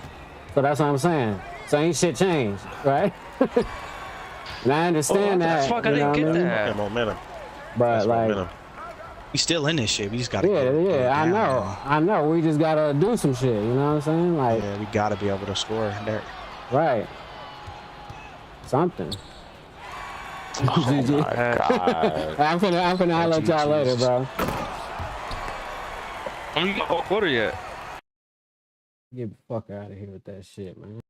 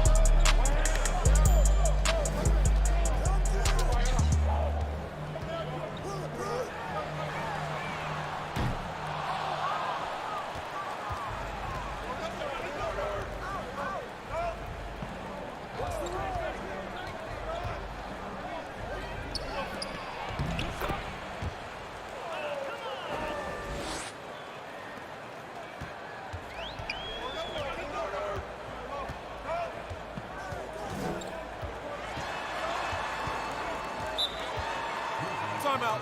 Timeout. Start it.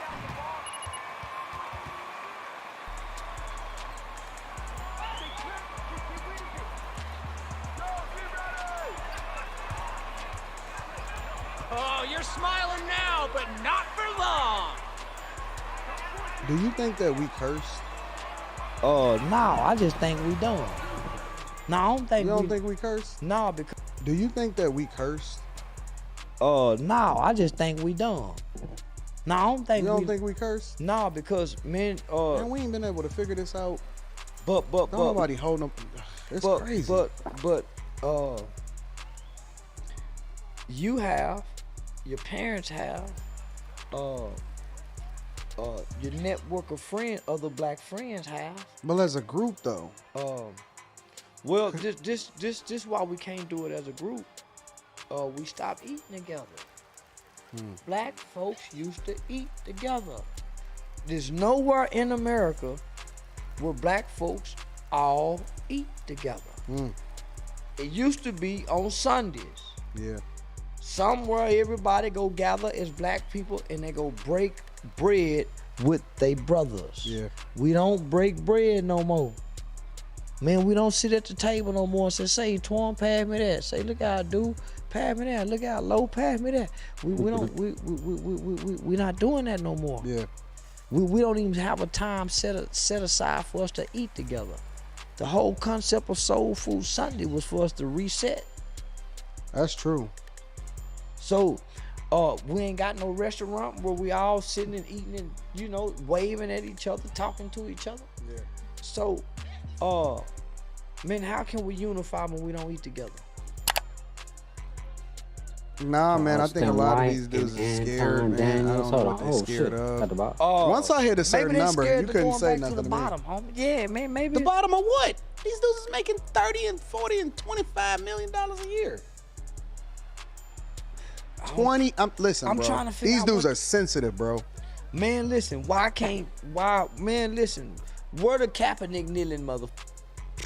Where the Kaepernick kneeling mother for the talking folk? Who? Cause obviously it's more people. I don't know what documentary they don't watch. I don't believe we know Jews. I don't believe we know. They didn't make Jeff Bezos take down a documentary from Amazon. Oh, Jeff, ain't he a Jew?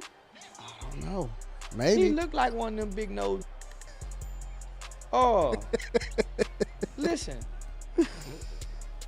So Kyrie tweeted the documentary that's on Amazon that's available for everybody to go watch. So the documentary is saying that the Holocaust didn't exist. Is that what it said? I don't know. I'm just going off what I done read. I don't watch nothing that ain't got to do with. I'm not interested in. You inspire me. It's funny you inspired me because the last time that we talked, he was like, "Yo, I ain't wearing nothing but this," and I was like, "You're right. I spent a lot of money on clothes, like outside of the free hoodies and stuff that people give me or whatever. Like I'll go and bust down, $1,500 for a pair of shoes." I was like, well, you know how many pair of Vans I can give for $1,500? Exactly. Say, bring the truck, nigga. I got half the goddamn stove. $1,500 for them Vans. I'll bust down a pair of shoes. I mean, you buy what you want. You don't think about the price or whatever like that. But after you said that the last time, I was thinking to myself, like, why I keep shopping here? Or why I keep going there? They just opened up the new Gucci store here in Detroit, right down the street. Boy, that shit be clean though, man. Boy, that shit be clean. I paid $1,600 for a T-shirt. God damn. That's a lot of money for a T-shirt. I did.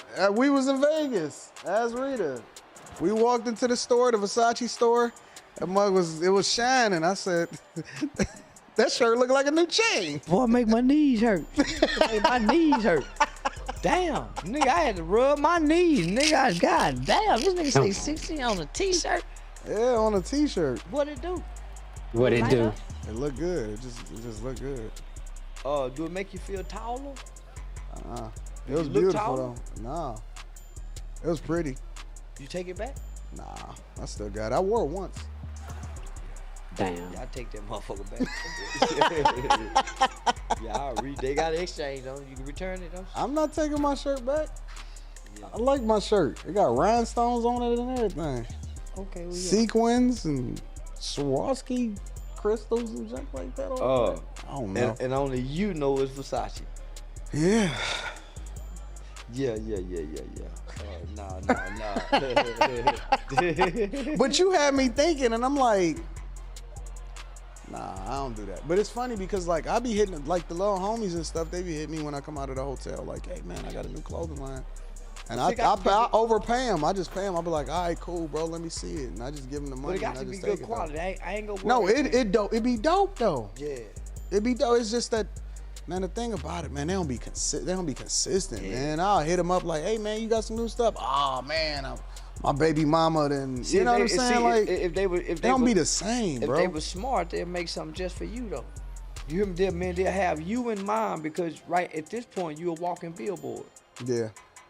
Yeah, nah, man, it's some sharp people in America right now that's sending me some clothes, man, and I'm saying, man, we got some people that's making some great clothes. Yeah. And they can compete. I can hit that. It's a guy out of Houston. I wore his outfit on the Funny Marco show. Man, you think it was made in Italy? Yeah. I think it was made in Paris. The designs, the quality of it.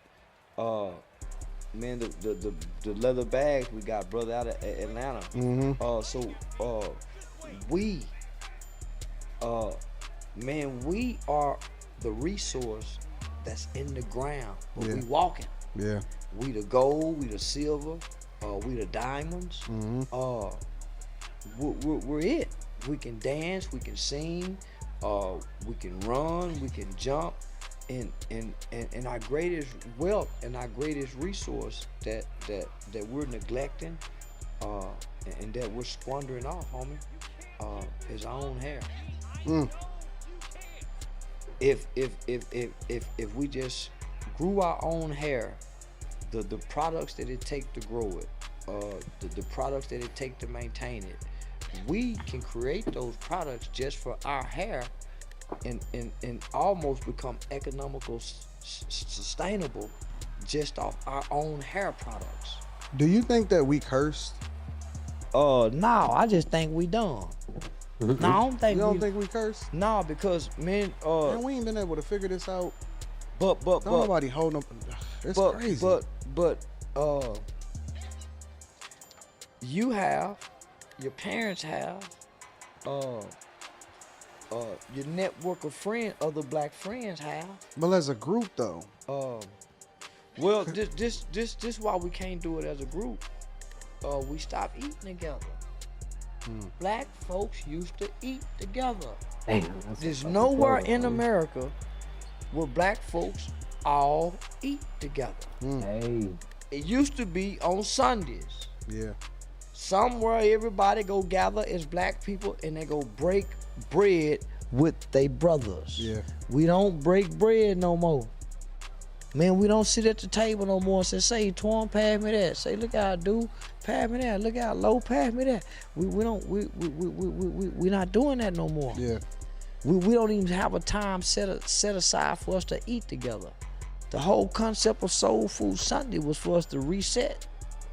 That's true. So, we ain't got no restaurant where we all sitting and eating and, waving at each other, talking to each other. Yeah.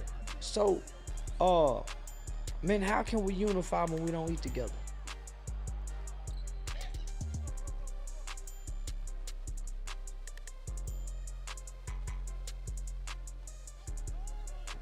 I'm still looking for some more shit.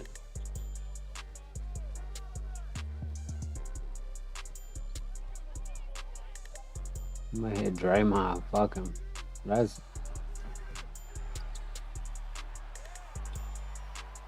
Hey. You hacking.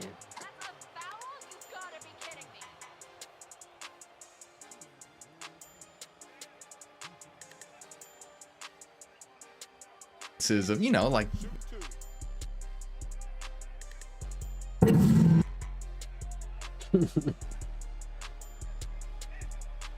motion for bond stipulations. The motion for bond stipulations got signed off on. Remember, the prosecutor had asked for like, yo, make sure this nigga can't talk to Jay Prince, all that type of shit. Oh shit, I forgot. It's a different free throw. Here we go. I'm about to give me a second. There we go. Give me a second.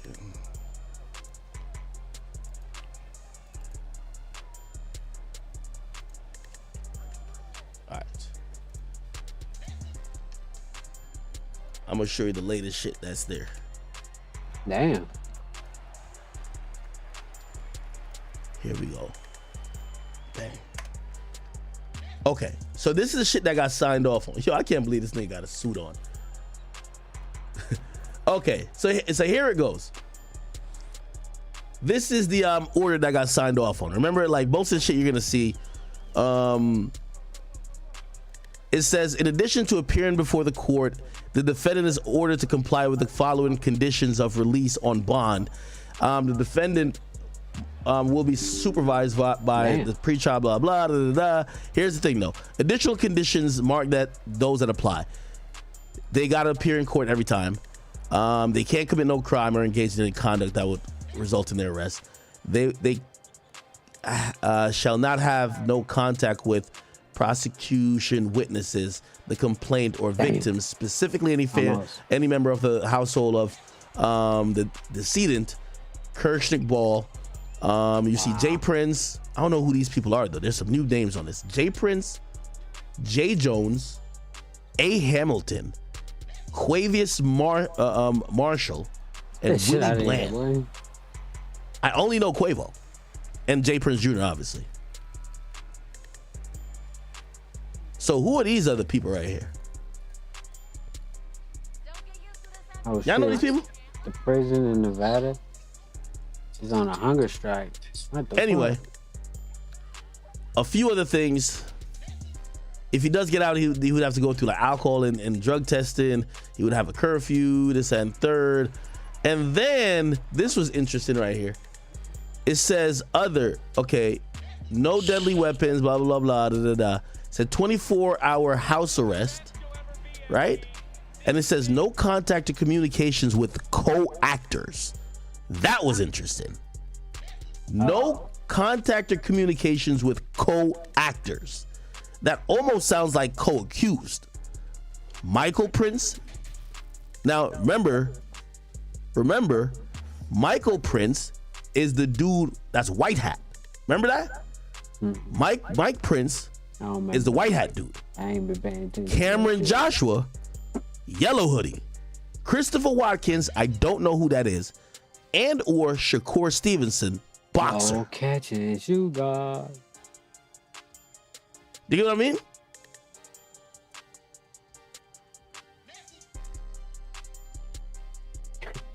You get what I mean?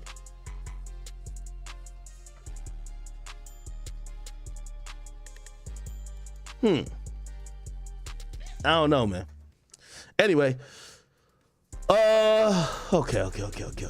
Perfect. Jeez. Well, that's just kind of what it is. I mean, there's a few other things, and I just don't think you guys give a fuck about that yet. Somebody told me, a nice little birdie told me that they're also going to motion. I can't see it in the paperwork yet, though. That they're motioning to remove some of these names from the no contact list, basically saying that. Hold on, let me see. Is this person in there yet? What they say? Basically saying that it shouldn't be ordered that. Let me make sure. I'm trying to. Yeah, it shouldn't be ordered that he got to stay away from Jay Prince Jr. Hey, I don't. It worked though. And one. It's crazy. Why? Just dropping frames today. Okay, hold on. The wonderful world of computers. But you probably won't notice there's so many frames get sent out. I'm looking at some paperwork before I show y'all.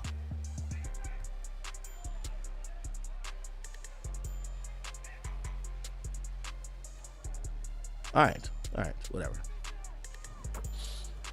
Bang! I'm gonna guard this nigga fucking. Okay, we'll see, man. It's a sad situation, brother. I don't know, man. See, that's how you're supposed to do it. Unfortunately for the people who like, this in-depth information, the information is going to slow down. Damn, these guys are locked up. They're probably not getting bail. And Easy the case, defense. as we've seen, like how long ago was Pop Smoke killed, and they still haven't gone to trial. You get what I mean? Like how long was X killed? They still haven't gone to trial. You get what I mean? Green. Like everybody's just kind of like they're using this COVID excuse, but everybody's dragging their feet on all these trials. So this shit probably won't get adjudicated until maybe 3 years from now. Only thing you can say, at least they're probably gonna just sit in jail until then. Yeah. Yeah, and Dolph's case won't get solved. That won't go to trial for a long time either. Come on. Fuck. See, I need that. Somebody said, but Meg trial started. Well, it took 2 years for Meg trial to start. Meg trial, that's kind of people don't realize been overdue. And by the way, there was a time where Tory's lawyer was trying to speed up the process. Sometimes like even with Melly's case is interesting. Melly turned himself in like 2019 as well, right? Yeah. At times it looked like Melly was ready to go to trial. Then they were like they were unprepared. Then the state said they were prepared. Then the state said they were unprepared. So it's all type of like it's the state don't give a fuck as long as it got you in custody. Yeah, you see, jail, I think they try to push it to go to trial when you have a situation with like Tory where people are just quote unquote maybe going at the victim and the nigga is free. So if the dude's not in jail, they're gonna be like, all right, let's just get this shit to a trial. So we gonna see. Even with him on me too. Somebody said I should talk about the Melly post. Yeah, I should. Got none of them badges. All right. If y'all want me to go back to the Meg case and whatever, we'll go back to it. But YNW Melly, man, salute to my guy. I feel incredibly horrible for him. I don't know, man. I just feel bad for him. You know what I mean? He put up this post and he said, yo, listen, man, in the picture taken over a year ago, I'm smiling. But as I speak to you from my cell at this very moment, I'm weeping in the present. I've been mute for years about the mistreatment, discrimination, and misuse of authority, mentally and emotionally abused. I have been suffering and in fear of the Broward Sheriff's Office Staff Captain Archibald, Captain Hubert,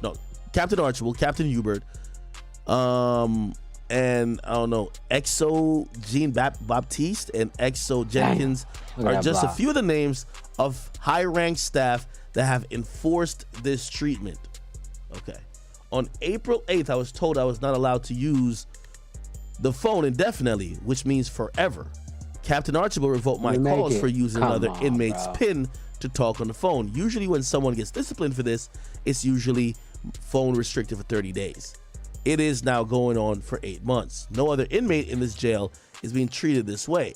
I haven't spoke to my family, my friends, my managers, my accountants for months at a time, and it's making it impossible to pay my bills and take care of my household livelihood, or even to talk to anyone for relaxation, for pleasure and stress relief, and worse, to handle my lawyer fees. Broward County Sheriff's Office is aware of this, and I am being hidden from the world and not hearing my family voices has mentally and emotionally tortured me into deep depression. You'll be fine. This is entrapment. I was never given a fair warning that talking on another inmate's PIN was wrong. The holiday. Oh, you knew the rules. They give you a piece of paper when you come in there, tell you all the rules. Everybody knows the rules, especially in prison. Stop it. Sounds bad. Days are approaching, not to mention my mother's birthday is on Christmas Day. Not only these are other things you should think about before you get locked up. Cause you ain't getting none of that shit. Is this torture? Not only is it torture to me, it's torturing them. I am innocent until proven guilty, and I have all the rights to talk to my family. Whoever took my privileges have a personal vendetta towards me. This is true mistreatment and discrimination, plus pain and suffering, and I cannot do my time like this. Awaiting trial, being secluded because of my celebrity status and my social media following. Sheriff, and damn, he tags everybody. Please get on top of this situation. Somebody help me. He tags Say Cheese, he tags me, No Jumper, Meek Mill, Kim K, 300 ENT. and even Joe Biden. You could get Biden off the list. If Biden can't even get out, if Biden can't even get Brittany Griner out of jail for a weed pen, you're fucked. Like, let's just keep it a beat. You're fucked. I don't know, man. Got him. Obviously, the conditions in prisons, and a lot of prisons, are inhumane. Right.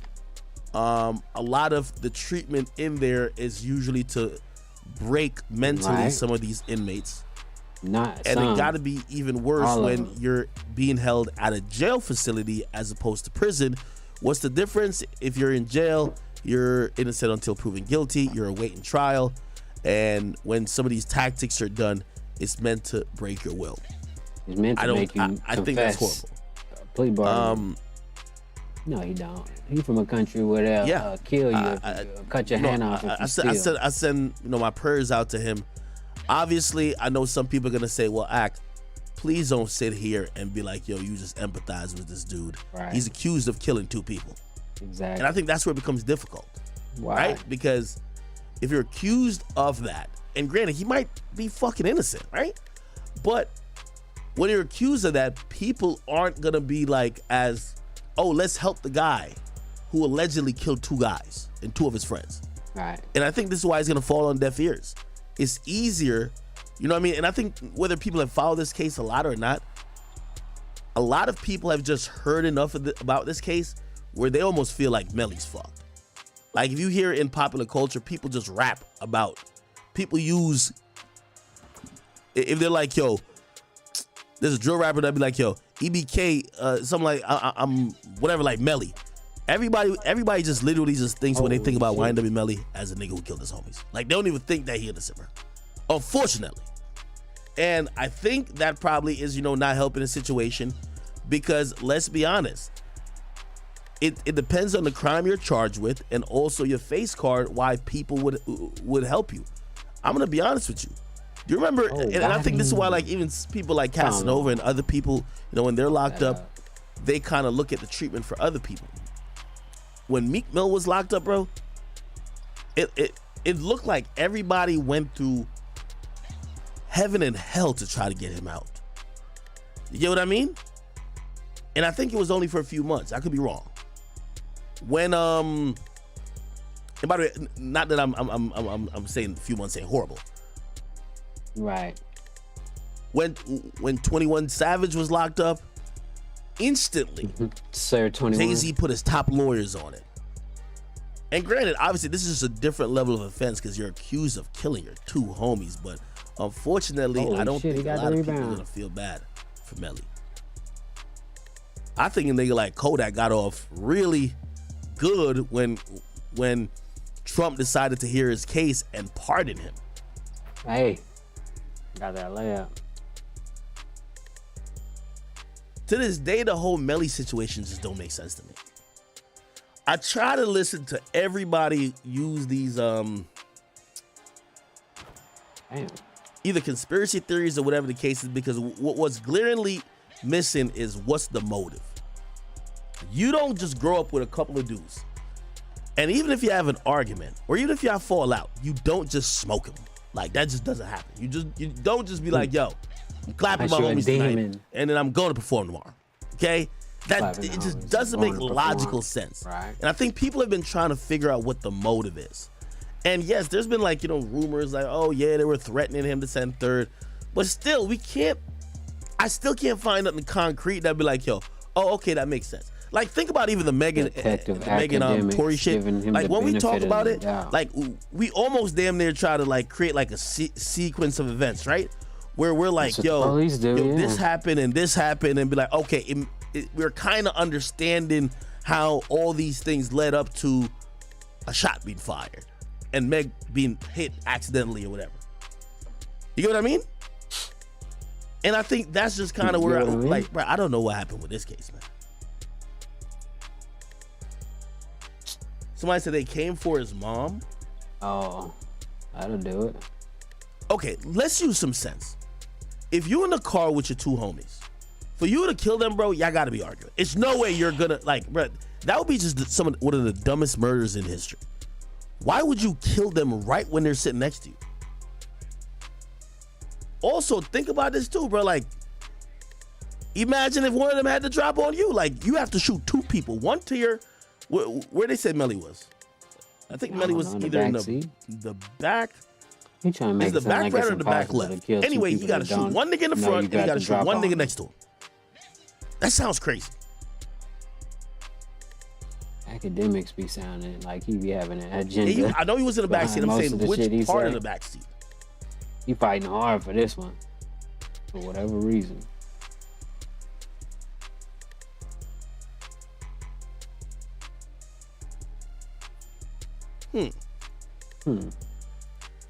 Anyway, somebody say his lawyer's working overtime. Nigga, I don't know, bro.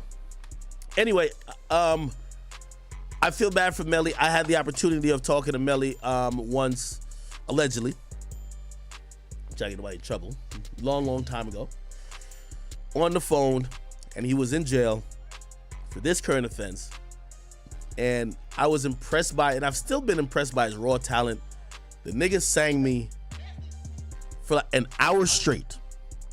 I've never seen some shit like this. What? An hour straight, the nigga performed a whole new album. And I was just like, nigga, what the fuck you get this material from? And he said, oh, I made it in here. And I'm like, what? Like, what the fuck? Like, just like him. How the fuck could you just make music and know all the shit and keep it in your brain? And I do think he's just like, I think he's a creative genius. It's unfortunately some of the geniuses don't mean the great minds and the great creators. Somebody says, hey, yo, he's singing to you. Bro, like, Melly's an amazing artist, bro. I'm sorry. Like, if you think that's sus, whatever, bro. Bro, the nigga was hitting melodies and, like, you could tell he had, maybe even if it was like you're beating off the wall type of shit, like, there was rhythm and pace to it. He just wasn't reading. Let's skip to something else real quick. He's on that motherfucker dick too hard right now for me. Excuse my language. You know what I'm saying? But goddamn. He love him some Melly, we get it. Melly got some hard ass shit though. But let's see what this shit about. This nigga killed himself over a bit.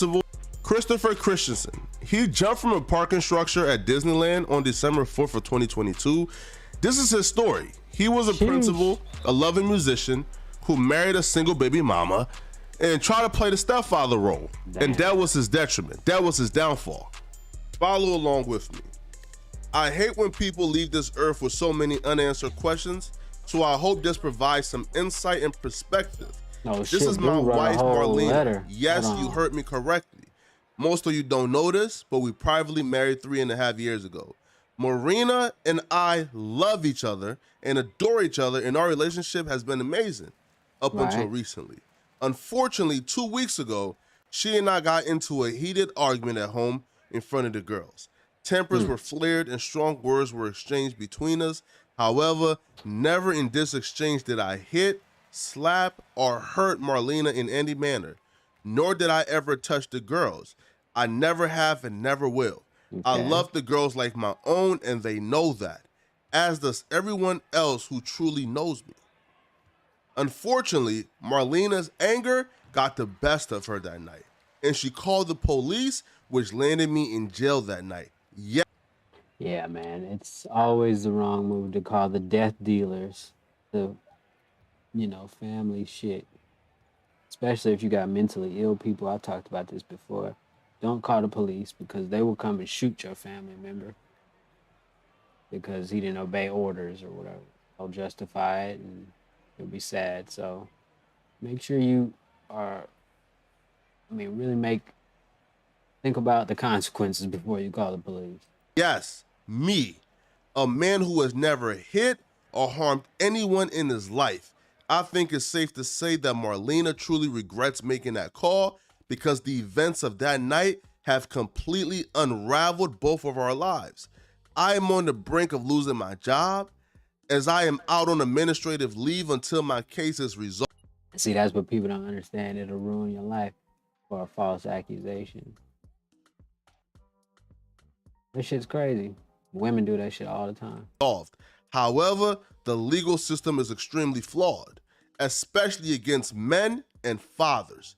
And it's sickening how quickly and easily an innocent man can be thrown in jail based on zero evidence or proof. Yeah. In fact, take a look at the attached screenshots of Marlena's message to my friend about the matter. She too had no intentions on having that night come this far. She knows I would never hurt her or the girls, and she too been trying to clear my name with little success. Again, the legal system is deeply flawed, to say the least. Yeah. So here I am, with them, in my final Facebook post to all of you. I need you all to know that a gentle, kind, loving, and sincerely good man has been destroyed by one unfortunate night. It really is unfortunate. This is me. This is not something that I ever thought would happen to me. With all this said, I have truly loved educating and leading thousands of students and families as a principal in FVSD for the past 21 years. I have made so many wonderful connections with families over the years, and those who know me closely know how much I care for my students, staff, and families. Please remember me for all the good I brought to the world of education. To all of my musician friends, thank you. Thank you for performing with me over the past 30 years. We have had a blast performing all over and creating such fond memories together. Music has been a wonderful outlet for me, as it has allowed me to have a different and creative world outside of my day job as a principal. I am sad to say that last night was my final performance. However, it went very well, and I am proud that my final performance was a success. I have always loved performing, especially during the holiday season. I am going to miss it dearly. There is so much more I want to say. If you just joined, this is the guy that jumped, I guess, somewhere at Disneyland off the castle. I don't know. He killed himself at Disneyland. This is his letter. Last words, I guess. But I'm going to spend the rest of today reaching out to those closest to me to let them know how much I love them. This is not an ideal way to go out, but at least I get a chance to say some final words to those who I love and adore. Take care, everyone. Please, please, please. Oh, yeah, if you're thinking about committing suicide, call the hotline or whatever. Be careful. Please, be kind to one another. Treat each other with kindness and grace. There is too much anger in the world, and people need to start treating each other better. What I've shared with you above is a prime example of anger can really have long-lasting and extremely damaging effects on a person's life. That's why I can't even really argue with these red pill dudes when they say, yo, don't date single mothers. Because this principal, who was an esteemed member of society, had a clean track record for 21 years as a principal, never had a complaint, never had a kid come forward and say, yo, he hit me, he abused me, he was violent towards me. His life got ruined because he wanted to be a stepdaddy to a single mother with daughter. Now his career got ruined because a bitter single mother called the police and told a lie. Yo, where do you know a law or a system is bad? You know a law or a system is horrible, absolutely deplorable, when it's being discriminately used by one specific group to weaponize against another group. Like, for example, the child support system. We know it's flawed. We know it's a bad system. Why? Because it's routinely being used by women as a weapon against men. How do you know the justice system is flawed and is bad?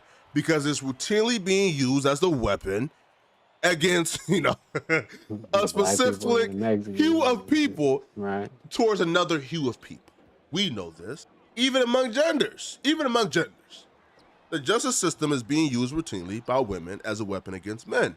Now, some might say, yo, because men are the highest perpetrators, men are the highest committers of violent crimes, so if an officer is put in a predicament where he has to make a swift decision and choose who's telling the truth, he would be more inclined to believe a woman. In California, if they get caught on domestic violence, both of y'all going to jail if they can't determine who did what. But generally speaking, if you a male, holy shit, yeah, you going to jail. Was brutalized and battered by a man, then vice versa. But here's my thing though. How many more instances like this would we have to see before a change is made? Because he's not the first, nor will he be the last.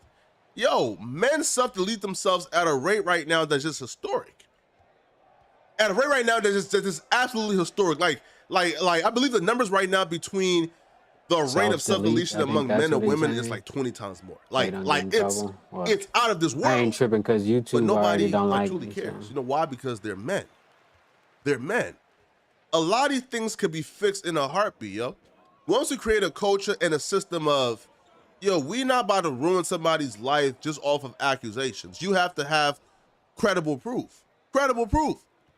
Now, I'm sure she probably did that. I'm sure she probably lied and told the officer, yo, he battered me, he brutalized me, because she was a single mother with kids. I missed that too. That's crazy. And she thought, damn, bro, bro, listen, man, like, I'm overstaying my welcome. If he gets mad, he can just throw me out. Mm-hmm. I gotta come up with these certain lies, so now I can have the home to myself. I can get a, a restraining order if it comes to that. Right. Yeah, bro. You feel me? Yeah, bro. I ain't never going out sad over nobody else's kids, man. But I mean, that man was a good man, man. This happened to him, man. It's your boy Poetic Flacco, man. Let me know in the comment section, man. What's your thoughts on this? All right, it's your boy Poetic Flacco. I'm out of here, folks. Peace. Christopher Christian. I don't deal with nobody with kids. I don't advise anybody to do so because anything can happen. Words are just memorizing words. There was like a cadence and like put it like this. It's something where if that phone call was recorded, you could have put beats over them and it would have sounded just like which I think Youngboy did a great job with his Still Waiting shit. Feel me? Damn, come on, give me the ball, bro. Okay. Anyway. Oh yeah, get off his dick for a second, man. Jesus Christ.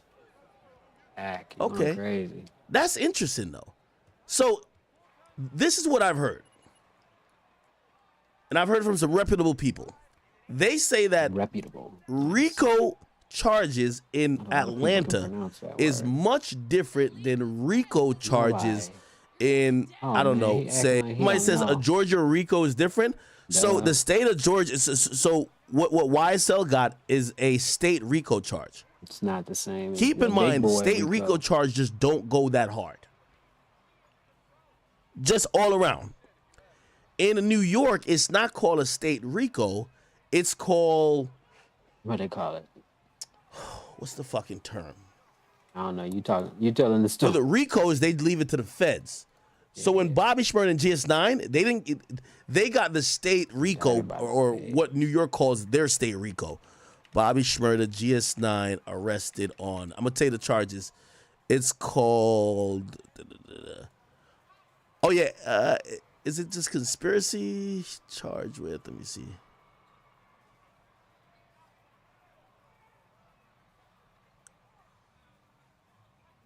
Motherfucking FedEx driver got bail. That's crazy. Yeah, I think it's just like conspiracy. Let me see. Kidnapped and killed a little girl. He got bail, $1.5 million. Yeah. Oh yeah, it's conspiracy. Why does a person like that even get bail?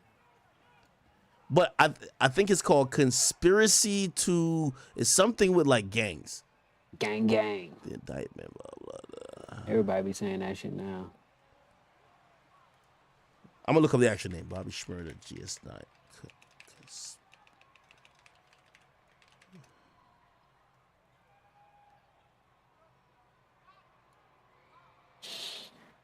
I'm trying to see I'm not gonna go what else is popping today.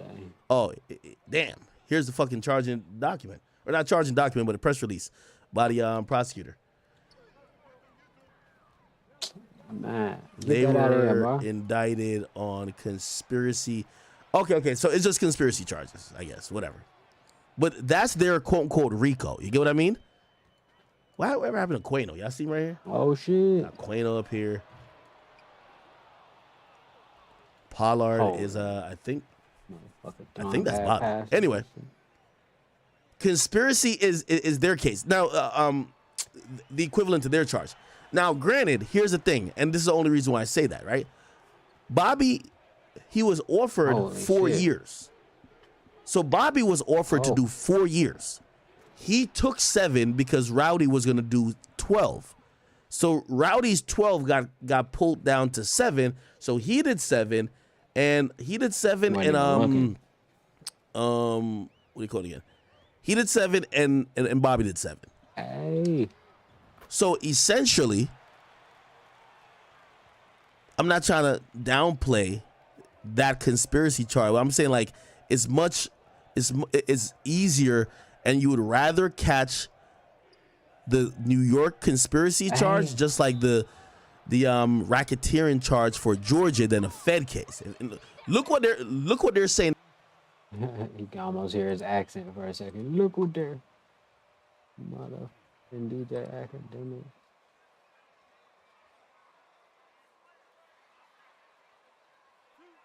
Let me see. Oh yeah, let's see this shit real quick. Only 2 minutes. Online shop. I just published a new Fold something, the 26 meg buff, so you can then. Oh, but whenever. No thanks, bro. Appreciate it. There we go. It is good. Okay. I was just tripping. Oh, I wanted to see this too here. News Now investigators have exposed. Vanessa Murphy here with what's unfolding. Vanessa? Denise and David, inmates and workers have been trying to sound the alarm for months. Basic needs like medical care many times just aren't being addressed. Oh, that's now, why as things have come to a head, some inmates are protesting by refusing to eat. Inmates at Ely State Prison now on that hunger strike. The Department of Corrections confirming this in a press release after we first reported it this afternoon, stating initially 39 inmates refused to eat starting on December 1st, but now 5 days later, that number has dropped to 27, although it fluctuates. While the department claims the hunger strike is mainly over food portions, advocacy group Return Strong tells us it's about many different issues and simply humane treatment. Damn. Every single person deserves to have their basic needs met. I know. And I also think that the punishment is incarceration. The punishment is not torture. It is not a lack of food. It is not a lack of ability to shower. The maximum security prison is about a 4-hour drive north of Las Vegas. It sucks. Like I said, don't attend. And that Casanova pretty much got found guilty of murder. Like that had one dude in there with like 2 bodies. So those dudes caught like the football years. But like if you didn't have a body, they were giving niggas like, all right, you take 5, you take 7, you take 8. You know what I mean?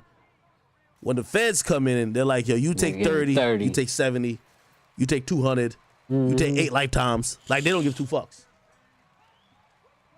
So they're recommending 20 to 24 years for Casanova. They just locked up Sue Surf on, I believe, a federal RICO, I think. Sue Surf RICO. Yeah, he got locked up on a federal RICO. Oh, I think I did. They're going to throw the fucking book at him, bro. Huge. They're going to throw the book at him. So I say all that to say, Gunna and Thug, they're not in the worst. It could be worse. It could have been a Fed case. That's why I have a lot of hope that Gunna will get out in 3 to 5 years, and that Thug may get out in 7 to 10 years. Damn. Now, when I'm saying get out in those years, I'm saying that Gunna might get 5 years and Thug might get 10 years. That's crazy. But Thug getting 10 years, he'll be out like 7. I don't want no years. Or maybe even 6. You know what I mean? And Gunna getting 5 years, that nigga will be out in like a year and a half from now or 2. Again, you can't really beat some of these cases, my nigga. Right? They plea. You got to plea. 98? Somebody said Gunna not doing 5. In what world do y'all keep saying Gunna's not doing whatever? He already been in there. Bro, it's a fucking RICO case. They're looking. I know y'all ain't looking at y'all like, yo, Gunna ain't like that, bro. It don't matter. According to the indictment, Gunna is basically the nigga who calls shots and sanctions all the fuckery from happening. So it don't matter if you think he's like that. You think he's gonna go to trial with the state and catch an L? You're not gonna win these cases, bro. They already got snitches. You gotta remember. Think about 6ix9ine's case. You know 6ix9ine would have never been seen as a snitch. Remember, Shotty pleaded out. Everybody pleaded out. Everybody said they wanted no smoke. No, once they heard that 6ix9ine, they just said fuck it, had a possible 5K1 letter, they know he was going to testify. Once they seen the videotape of the driver with the fucking car that was like a bait car, the shit was more wired up. Nigga, the shit was more wired up like a fucking explosive in Afghanistan, nigga. Bro, once they seen all that shit, phones tap, Shotty hearing his voice talking to all type of people. Nigga, once they seen all that shit, they said, we're good. We're pleading out. Let me get it. The only nigga who took it to trial are the niggas who kidnapped 6ix9ine, and they went with the dumbest excuse ever. They said, yo, well, we ain't really kidnapping for real, for real. 6ix9ine's a troll. We were just playing. Like, bro, that's what you went to court with? Their whole thing was that, nah, they were just playing. You know, 6ix9ine be trolling. So we were trolling. That's why 6ix9ine had to get on the stand. How much them niggas get? And by the way, this nigga's an absolute demon. Harv, sentenced to, let's see what he got.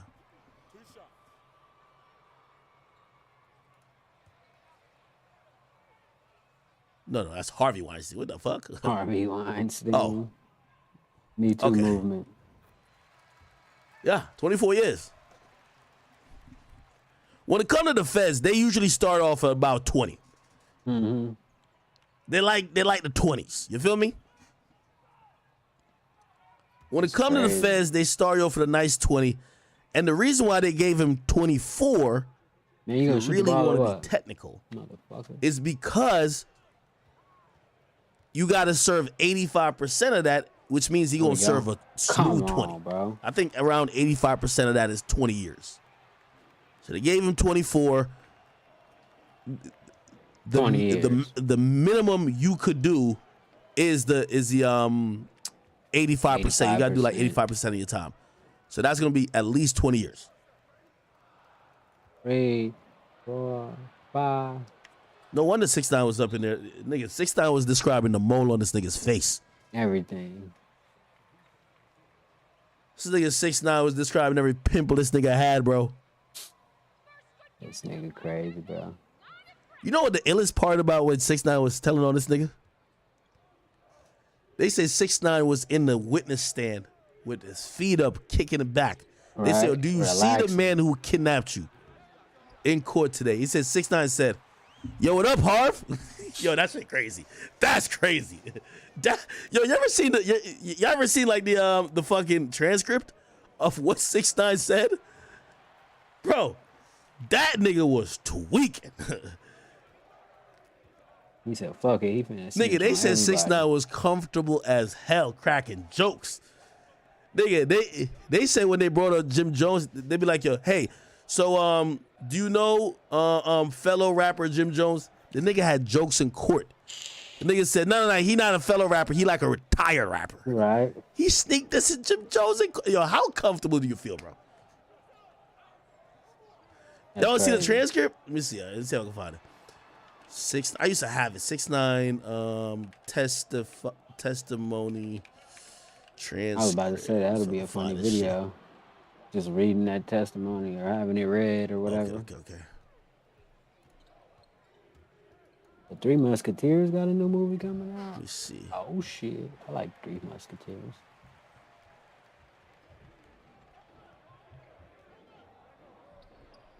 Hold on. Portion. Yeah, it's a 250-page testimony transcript. Sheesh. Wait. Let me see where is that? That picture looked funny for a second. My bad. Oh, my man, Inner City Press was holding it down back then. Hold on. We gotta find all this shit. I went back pretty far. Ain't that many videos today. Hold on. Got some other shit though. This is all the shit that he was saying in court. What he said? Oh, the tweets? He got it on tweets.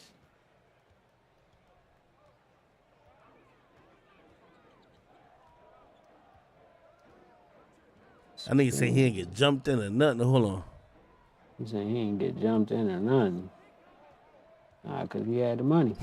Yo, it said 6ix9ine did the gang handshake with himself, and they say, yo, who taught you that? He said 6ix9ine gonna be like, yo, my nigga Shotty, you right there. He told me that shit. Shotty, what up? Yo, this is crazy. This is crazy. He said, I'm doing with Shotty a lot.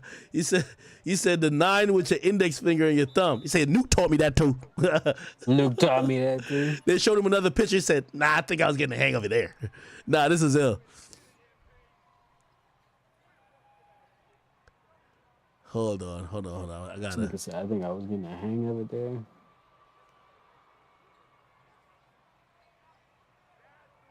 So could you identify the niggas in the photograph? He said, I don't know the nigga in LA at. So what Mel Murder wearing? Hold on. Nigga, he got some funny shit, man. I gotta look up the shit about Jim Jones.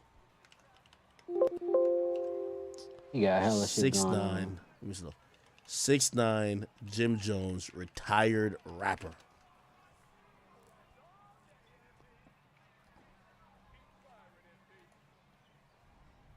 I'm missing videos yesterday. That was any good to watch?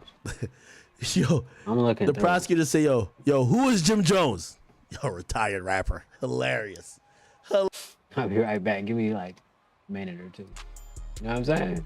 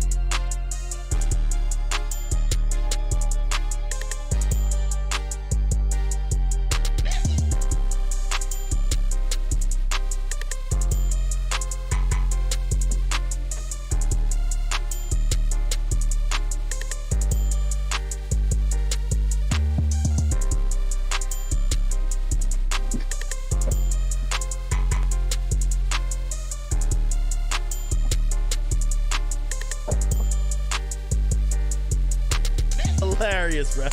That's why 50 was clouded. 50 Cent said, yo, he said Jimmy's a retired rapper, yo.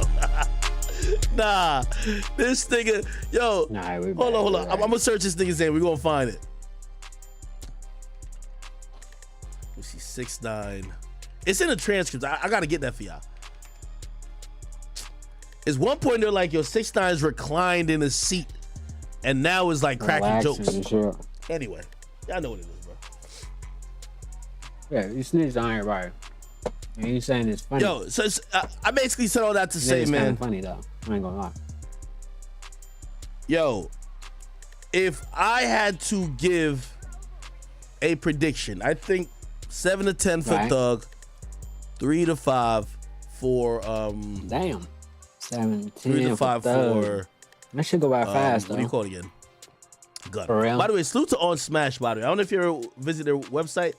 Nah. Salute to On Smash. This is one of the only like outlets I see. Like they're pretty neutral when it comes to me, and they're also pretty favorable. I really like their site. You know what I mean? Fuck with them. You know what I mean? They're definitely chat nigga friendly. Anyway, so I think Thug might get like 10 years, and then he just do like 7 and get out. By the way, keep in mind, you know who about to get out? I'm gonna tell you who about to get out. What? Who? What are you talking about? Who Shiesty? Who Shiesty, man? Fuck all that. Hold on. Let's. I think he pause put this out for a second because I got something else I want to look at real quick, just in case I get off, because I don't know when I'm finna get off this shit. All right, hold on. Was this it? Yeah. Here we go. Say Cheese. Shout out Say Cheese for never copyright striking my videos. Before you and Ray fell out, I did an interview with him. Hold on. And he spoke. Like I said. Shout out to Say Cheese, cause Vlad, fuck Vlad. nigga using the culture to make money, but then when people try to re-upload videos, Vlad be trying to copyright claim. Like, bro, you already a millionaire. Remember you talk about how much money you got and all that shit? Give back a little bit to the culture. Kali on you. Like I said, my shit be transformative. You know what I'm saying? That's all you need. Copyright Act of 1970 some shit, I don't know. 1760, I don't know. But you know what I'm talking about. Allowed to use the shit. 1976, there we go. Not 1776. I knew that was some pilgrim shit. Alright, whatever.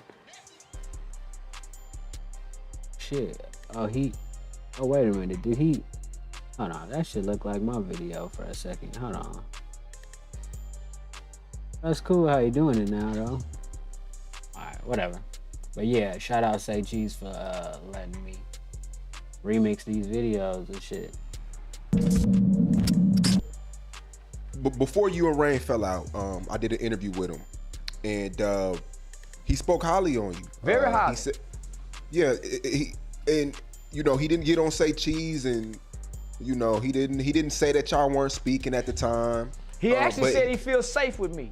He actually said going out in the club, he feels safe with me. He feels more safe with me than rapper. Then he come back and said, man, that's why I quit going out with him. He went to switching up. Right. The nigga went to switching up, homie. So I'm saying, okay, let's look at this. He talking all this talk now. How did Mo3 end up dead then? How did Mo3 stay in so much if this nigga come on now. Let's be real. You managing him, this is your partner. How he staying in so much shit, and as his manager, you getting jumped on. How you getting into it with the rappers, nigga?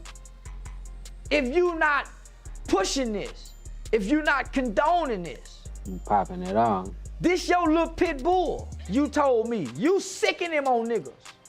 Mm-hmm. But you got all this concern for me. Nigga, you think I ain't watching how you did my handle Mo3? You met me at the strip club, and all of our meetings was at the strip club. You've never been in my personal life. That nigga ain't never been in my personal life, homie. That nigga ain't never. I took that nigga to the 85 South show. I told that nigga, man, go to North Carolina and look for an artist. Where he found that other little kid. I took that nigga to Waka Flocka Mama. Uh-oh. He ain't know. That nigga was getting on my coattails, huh? Right. He ain't got nothing going on. Nigga, how I know Dun Dun tricking his leg monitor? I don't even know the little boy on the leg monitor. How I know the little boy on the leg monitor for all these robberies and he tricking his leg monitor? That's crazy. How I know about this number 7 kid and his little crew and all them? I don't know nothing about them people and this little boy Rainwater telling me all this. I don't know nothing about Mo3. I don't know nothing about Mo3 supposed to have the gun in the car he took out.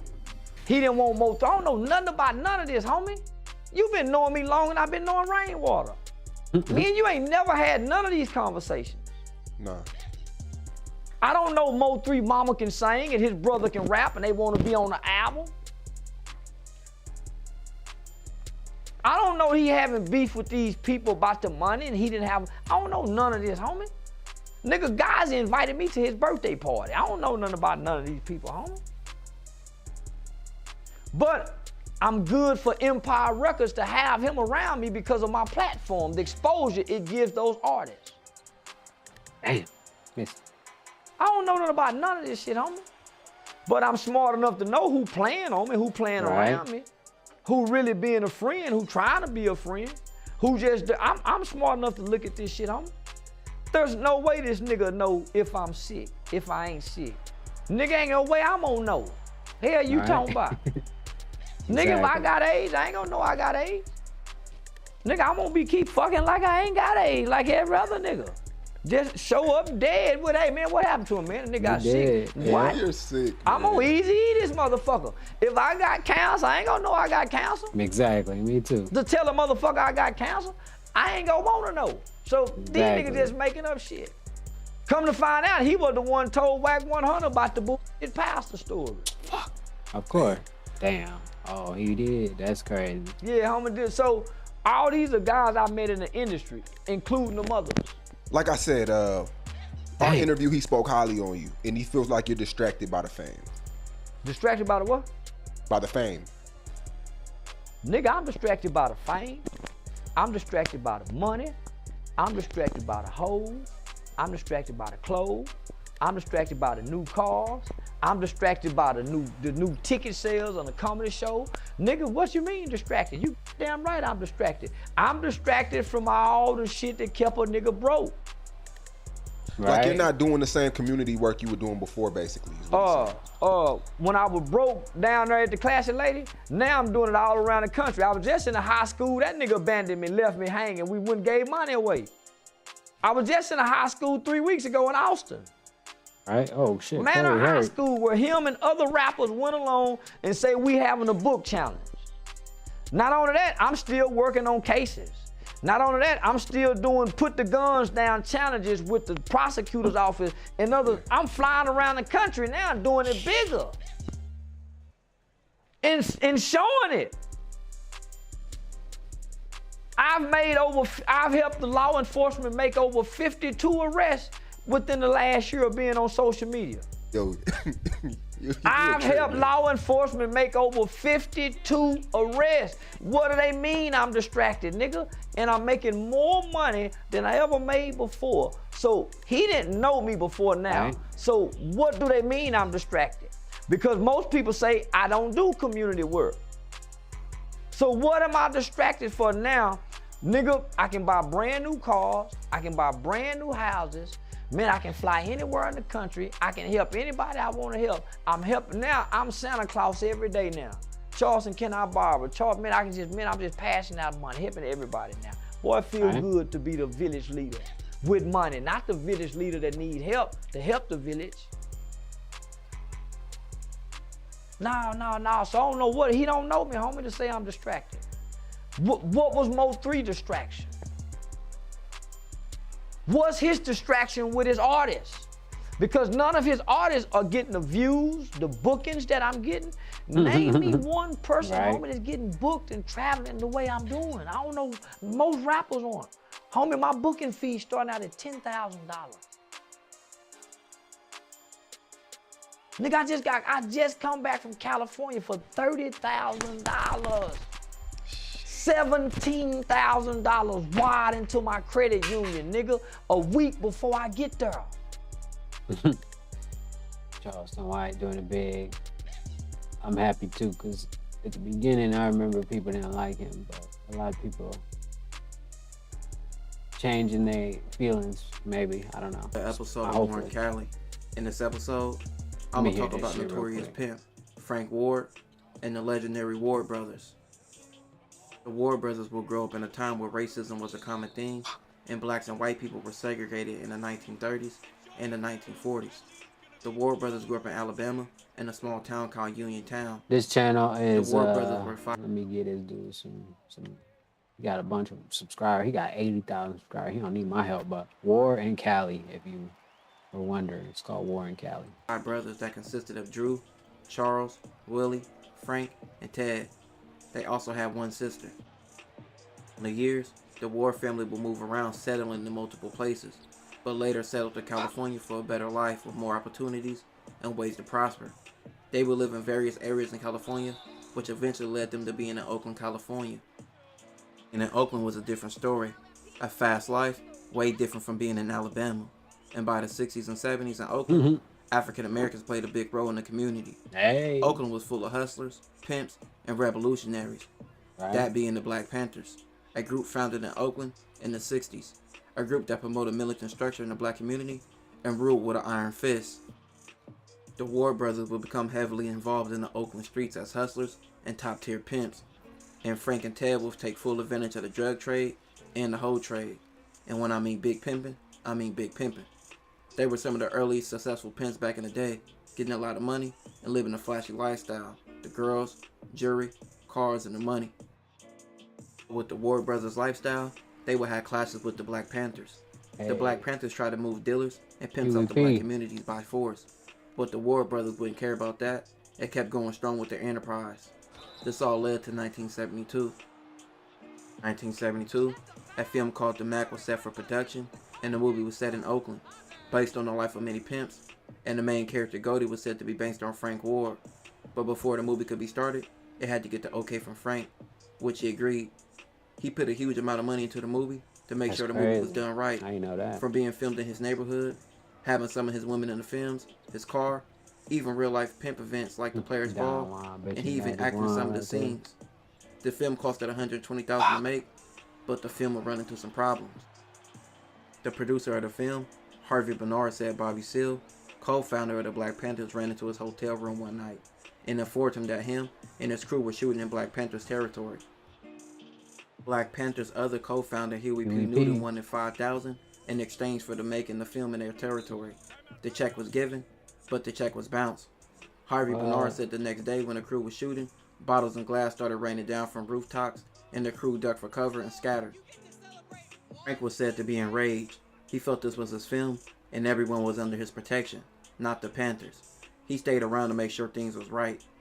Nobody never knew what was going to happen from day to day with the Panthers being angry. And things took a turn for the worse. Max Julian, who played Goldie, attempted to calm tensions down. Max was cool with Huey P. Newton, so he met up with him to act as a middleman and ease the situation. That ain't work. Frank Ward was shot in the back of the head and killed as he sat in his Rolls Royce with one of his girls, who was also killed. He said that ain't work. What the fuck? Max was cool with Huey. Took a turn for the worse. Max Julian, who played, and things took a turn for the worse. Max Julian, who played Goldie, attempted to calm tensions down. Max was cool with Huey P. Newton, so he met up with him to act as a middleman and ease the situation. That ain't work. Frank Ward was shot in the back of the head and killed as he sat in his Rolls Royce with one. The Black Panthers wasn't playing. He said that ain't work. He was shot in the back of the head in his Rolls Royce. To act as a middleman and ease the situation. That ain't work. Frank Ward was shot in the back of the head and killed as he sat in his Rolls Royce with one of his girls, who was also killed. It happened on October 9th, 1972. Frank was only 32. Many people blamed the Panthers for the hit on Frank Ward, and without Frank's protection, the filmmakers and the cast had to retreat to separate grounds in LA to finish the film. It is said after Frank's death, his brothers left Oakland and changed their lives and stayed out the social eye. It was never said or confirmed who was behind his death. The Mac was later released on April 4th, 1973, in honor of Frank. It sold $3 million at box office, making it a hit. The film would later be legendary in media, and with it later being mentioned and sampled in music, and also in shows. Frank and his brothers made a lasting impact on the game and the culture of pimping. All brothers have now passed away, but what they did in the game influenced the pimp culture. This will conclude this episode. If you haven't already, make sure you check out my previous episodes. Don't forget to like, comment, and subscribe. Oh shit. Why would you do all that to fucking pass the ball? That's crazy. Yeah, but it was a good episode. Wasn't expecting all that. Forth. So that means that the further we LOD change, but if I look now and I go to lit mode, the buildings still look amazing. That tree still standing there, pretty high quality, and I didn't have to do any LOD creation whatsoever. It was all done automatically whenever I enabled Nanite. And again, the crazy thing about this is, if I go back, insane. So let me go cinematic. Probably gonna go through the walls, but I just wanted to show this virtual shadow maps in this environment. Yeah, whatever.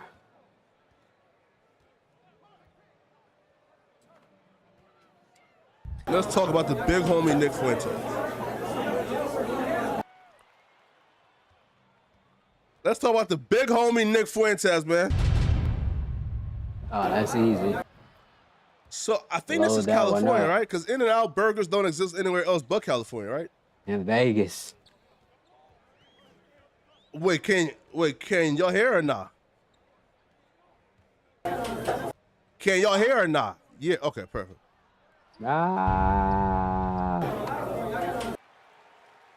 The big homie Nick Fuentes. He said it 3 times. Now, again, I can't tell you if this is like California. Hey. Right? But I would think that California is the only In-N-Out place, right? Right? In Nevada. Well, I think that California is the only in and out place. So you got the big homie Nick Fuentes, who's in this bid with Sneeko. Now, apparently Nick Fuentes and Sneeko was chilling. Nick Fuentes and Sneeko was chilling, and apparently somebody came in, apparently like 2 white folks. Like, which is the thing though, right? Because like if they're accusing Nick Fuentes of being a white supremacist, of being, I guess, evil. Right. Why do 2 white folks care this much to try to attack him? That's that white savior complex. Shit, yeah. White guilt is what they call it. Oh, whoa! And white savior, I guess. I did. You know that is?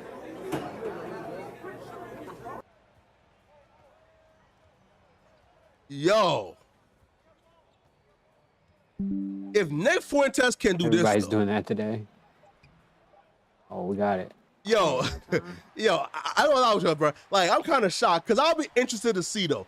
Like, if Nick Fuentes would have gotten pressed. Like, if Nick Fuentes would have gotten pressed, do y'all think that Nick Fuentes would have threw hands? If them folks would have ran up on Nick Fuentes and said, "Yo, bro, what's up?" Would Nick Fuentes have threw hands? Hell no, he ran and hide. I don't do that type of story. Anyway, these hoes don't be worth shit, bringing shit to the table, and I ain't even gonna speak on a broke ass nigga because where I'm from, we born to break on a bitch. We ain't got nothing. We asking for it. What the fuck? We asking for it. And I ain't gonna even speak on a broke ass nigga because where I'm from, we born to break on a bitch.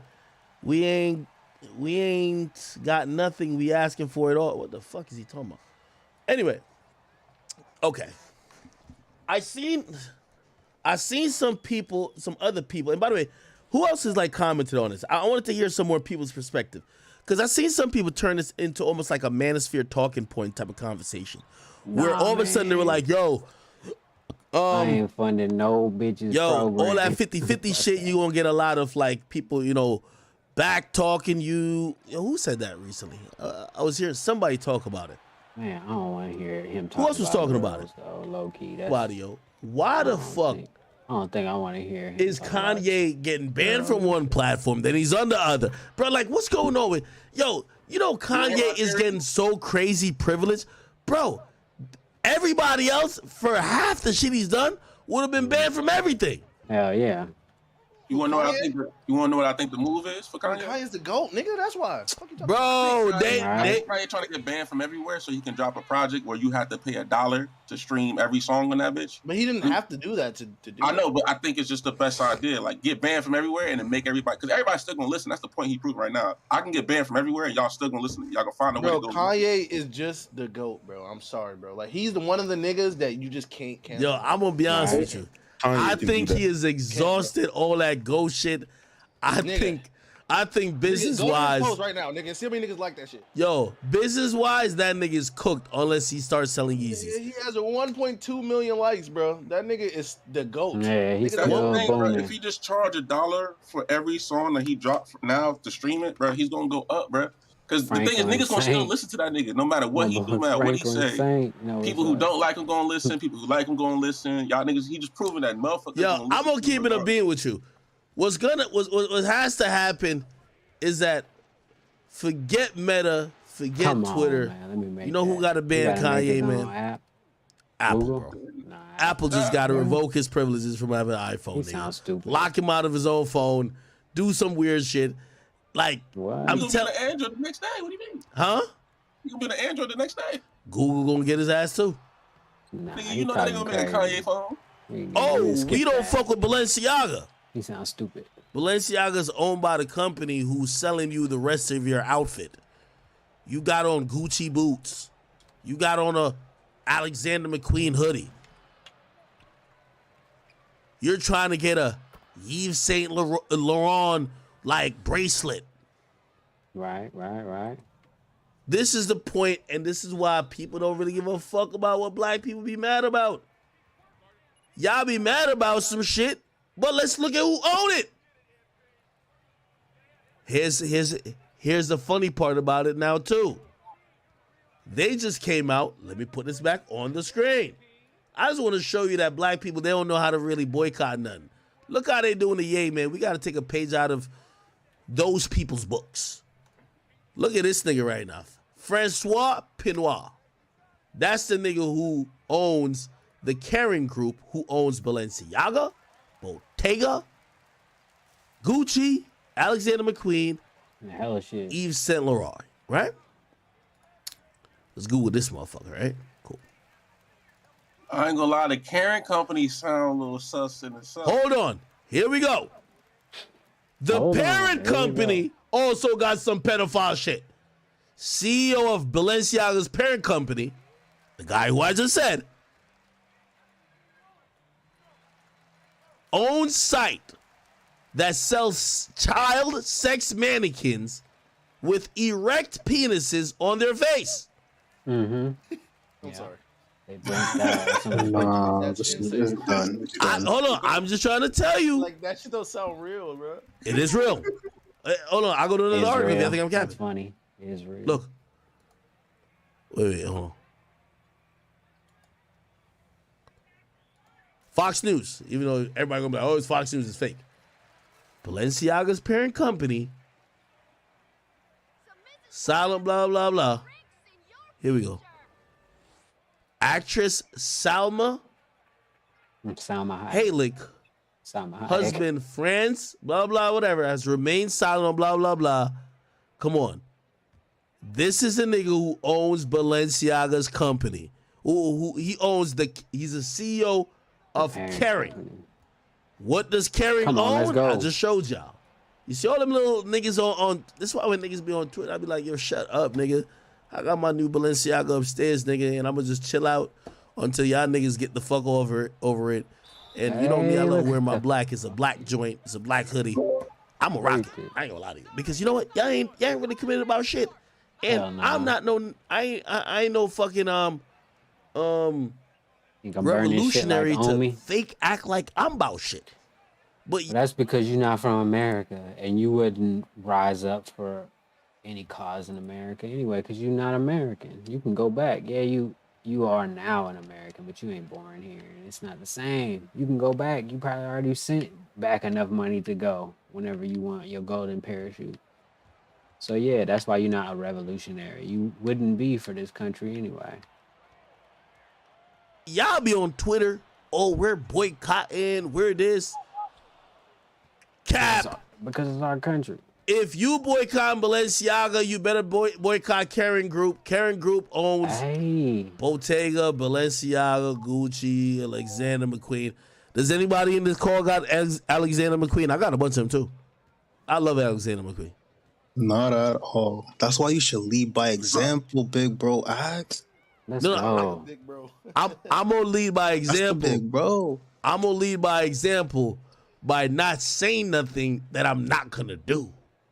I'm not gonna fake front. Oh yeah, I don't fuck think them. I'm not wearing his it. little followers No, relations from the brand and a long history with content that features child sex abuse and pedophilia. There's more information coming out about how depraved Balenciaga roots are. Its parent company Kering is run by a man named Francois Pinois, who's married to Salma Hayek. And he owns an auction website that sells disgusting art of young children in sexual situations. Let me see if I can find the site. It was revealed that, let me see.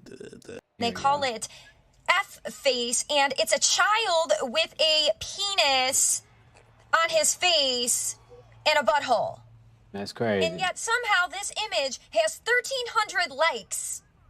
Allegedly, these pieces of artwork are selling for $50,000 to $150,000. And inside of this sadistic man's mind, he actually said that it's a waste of time taking children to art galleries because children are not human yet. So that's what he thinks of them. He thinks that they are sex dolls. And what we, the people, are not going to do is allow them to normalize pedophilia the way that they did homosexuality. Yeah, I said it. Bro, that's what they're trying to do, though. Like, this is crazy, bro. This is actual Illuminati shit, bro. That's crazy. Bruh, for real. This is not surprising. I'm talking about my It's layout. crazy to me when That's people crazy. feel like they still gotta wear designer clothes. Yo, I wear Skechers, and them shits are just what Balenciaga has copied. Anybody wearing that shit, they're just puppets, said I bro. wear Skechers, Masquerading, and that's bro. what Balenciaga been got copying. Balenci's on his feet, man. Hell no, Damn. nigga. I got my barefoot, my foot ashy as hell. Nah, He I seen acting them like he Balenci's. ain't I fucking seen them with Balenci's, bro.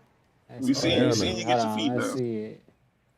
Bro, and it's only people with money that's buying this shit. Hold so on. that's really Here we fucked go. up. Let me play this. As if the situation with Balenciaga couldn't get any more sick and sinister, I'm pretty sure now the video is gonna get copyright claimed or age restricted or taken down or whatever because they always fucking with me. But since DJ Academics is showing it, I'm probably okay. So we'll ride. Penoir, who's married to Salma Hayek. But like and I he said, owns an he got pulled. they call it anus in place of his mouth. The piece shows a boy walking. Hey, this is a CEO of Alexander McQueen and all them niggas is on there too, right? This is what they doing. He said this is what they doing. Bro, and it's only people with money that's buying this shit. Hold so on. that's really Here we fucked go. up. Let me play this. as if the situation with Balenciaga couldn't get any more sick and sinister. It does. CEO Balenciaga's parent company owns an auction site that sells child sex mannequins with genitalia and faces, and these images are disturbing. So this is a screenshot that I took from the artist's actual Instagram page just a moment ago, and they call it F face, and it's a child with a penis on his face and a butthole. Fucking crazy. And yet somehow this image has 1,300 likes. Allegedly, these pieces of artwork are selling for $50,000 to $150,000. And inside of this sadistic man's mind, he actually said that it's a waste of time taking children to art galleries because children are not. Just a second ago, he was talking about like how he is not gonna like stop wearing Balenciaga. He just gonna wait for a minute. Now he watching this and he feel like, look, he don't know what to say. Human yet, so that's what he thinks of them. He thinks that they are sex dolls, and what we. Bro, and it's only people with money that's buying this shit. That's really fucked up. Let me play this. But he already As knew if the this shit too, situation with though. Balenciaga couldn't get any more sick and sinister, it does. CEO Balenciaga's parent company owns an auction site that sells child sex mannequins with genitalia and faces, and these images are disturbing. So this is a screenshot that I took from the artist's actual Instagram page just a moment ago, and they call it F face, and it's a child with a penis on his face and a butthole. And yet somehow this image has 1,300 likes. Look at Axe. Allegedly, these Axe pieces face. of artwork He's sobered. are selling for $50,000 to $150,000. And inside of this sadistic man's mind, he actually said that it's a waste of time taking children to art galleries because children are not human yet. So that's what he thinks of them. He thinks that they are sex dolls. And what we the people are not going to do is allow them to normalize pedophilia the way that they did homosexuality. Yeah, I said it. Bro, that's what they're trying to do, though. Like, this is crazy, bro. This is actual He don't know what to say. Bro, for real. This is not surprising at all. It's crazy to me when people feel like they still gotta wear designer clothes. Yo, I wear Skechers, and them shits are just what Balenciaga has copied. You don't know what to say. Anybody He's wearing done, that shit, they're just puppets, bro. Masquerading around. I mean, my nigga, I got some Balenci's on his feet, man. Hell no, nigga. I got my. He immediately tries to distance himself after just like 10 minutes ago saying that he's gonna wear it proudly as soon as everything blows over. Basically what he was saying. I'm barefoot. My foot ashy as hell. Nah, I seen them Balenci's. Nah, we seen them Balenci's. Now he's saying he barefoot, his foot ashy as hell. What the fuck? Bro. We seen you get your feet down. So. Hey, act. Got them big bees on me. That's Balenciaga. You heard the Uzi song? Come on. No, that was before niggas knew about it, though. Like, if you still buying that shit. Nah. They've been telling us before niggas knew about it, man. Y'all the slowest After the motherfuckers fact, that's around. kind of crazy. True. And they already got your money, bro. And hold on. So here's my thing, right? I'm trying to see if the culture's gonna care, because here's the thing. They care so much about fucking Kanye, and this is way worse than a nigga talking. I feel like they will because it's kids involved. Hell no. It's too many brands though. It's an owner for a whole group, and niggas love them some Gucci, bro. Niggas love them some Gucci, bro. Niggas love them some McQueen, bro. Niggas, bro. Yo, act personally. But do you gotta be a nigga though? Yeah, I mean, it's part of the culture. All right, hold on. Yo, Kyrie, I'm glad you said that, but put like this. Why would a non-black person give a fuck about certain things that obviously the pedophilia shit affects a lot of people, but some of their coding and wording and like their imagery usually targets like black people, and we all see when it's that type of shit, people don't come to the aid of black people, bro. Like, yo, if you say something about some people who are of Jewish descent, you're out of here. Right? Facts. It's like I think people conflate shit when they say that. I think it's just like it's pointless to even make that comparison. What do you mean? I just think it's pointless. Like, we talking about people who have like a lot of like equity within like certain businesses to be able to inflict power. Like, I think the whole idea of creating dissidence within the conversation about what black people are doing, it's like, if you're not with the movement, shut up. And if you're with the movement, move with the movement. But otherwise, don't try to deflect from the movement and take from it by saying shit that what black people ain't doing. Just, how about you let black people do something that they just let them do? Well, all right, hold on. And I hear what you're saying. So, hold on. No, completely get you. But also, you have to realize that in this world, power means everything. And a lot of times we give things power by speaking on it too, though. No, hold on. Yes and no. Because put it like this: if someone offends the black community, I ain't trying to hear. Yeah, but again, I think that's just a mute point. But you want to boycott Balenciaga and stop there.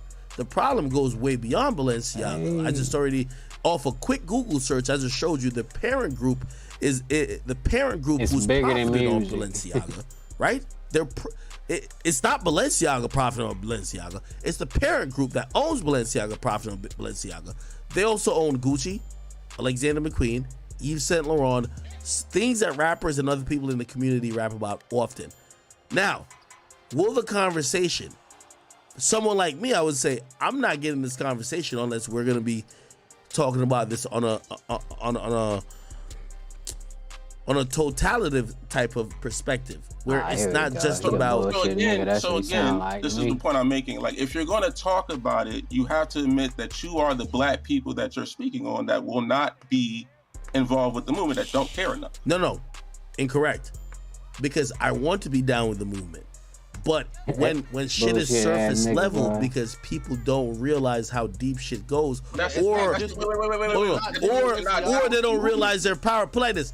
If you see people in the black community go off catchphrases and trendiness, I hate that. And that's why, that's why when Floyd said he wasn't going to boycott Gucci, I understood him a bit. Because when we go off trends, usually you're never doing anything. We black people seem to be dick riders. Y'all know about Epstein and everybody got mad about Epstein. It's the same thing. He trying to justify it somehow. The Gucci ban was about being racist before, and Mayweather didn't follow the Gucci ban because racism is systemic and it ain't gonna never end. But child pornography and weird shit like that, once y'all got the information now, what y'all gonna do with it? Bounce around the conversation and justify it? Because that's what it sounds like. He a bullshit nigga. Now, if there is he got one of the biggest platforms and he on there arguing on reasons why they should let him back. Sound like when Kanye backtracked on Balenciaga a bit. I ain't gonna cap. Like, that's the only thing I heard him say that I was like, damn, that's fucked up. I was with you for a minute, but then he backtracked on Balenciaga a little bit and said that ain't gonna stop nothing if we stop Balenciaga. Like, I was like, it's fucked up. If there was an actual boycott of movement, what actually owns this shit, I'm all for it. Yeah, but in reality, black people go off trends. Oh, right now it's trendy to not wear Balenciaga. So you know what it means to most black people? let's just buy more Gucci. Who's winning? You're giving the same so you don't even understand the issue. So I can't ride with a nigga who don't understand the issue. I hear that part. My thing is, I'm down to ride.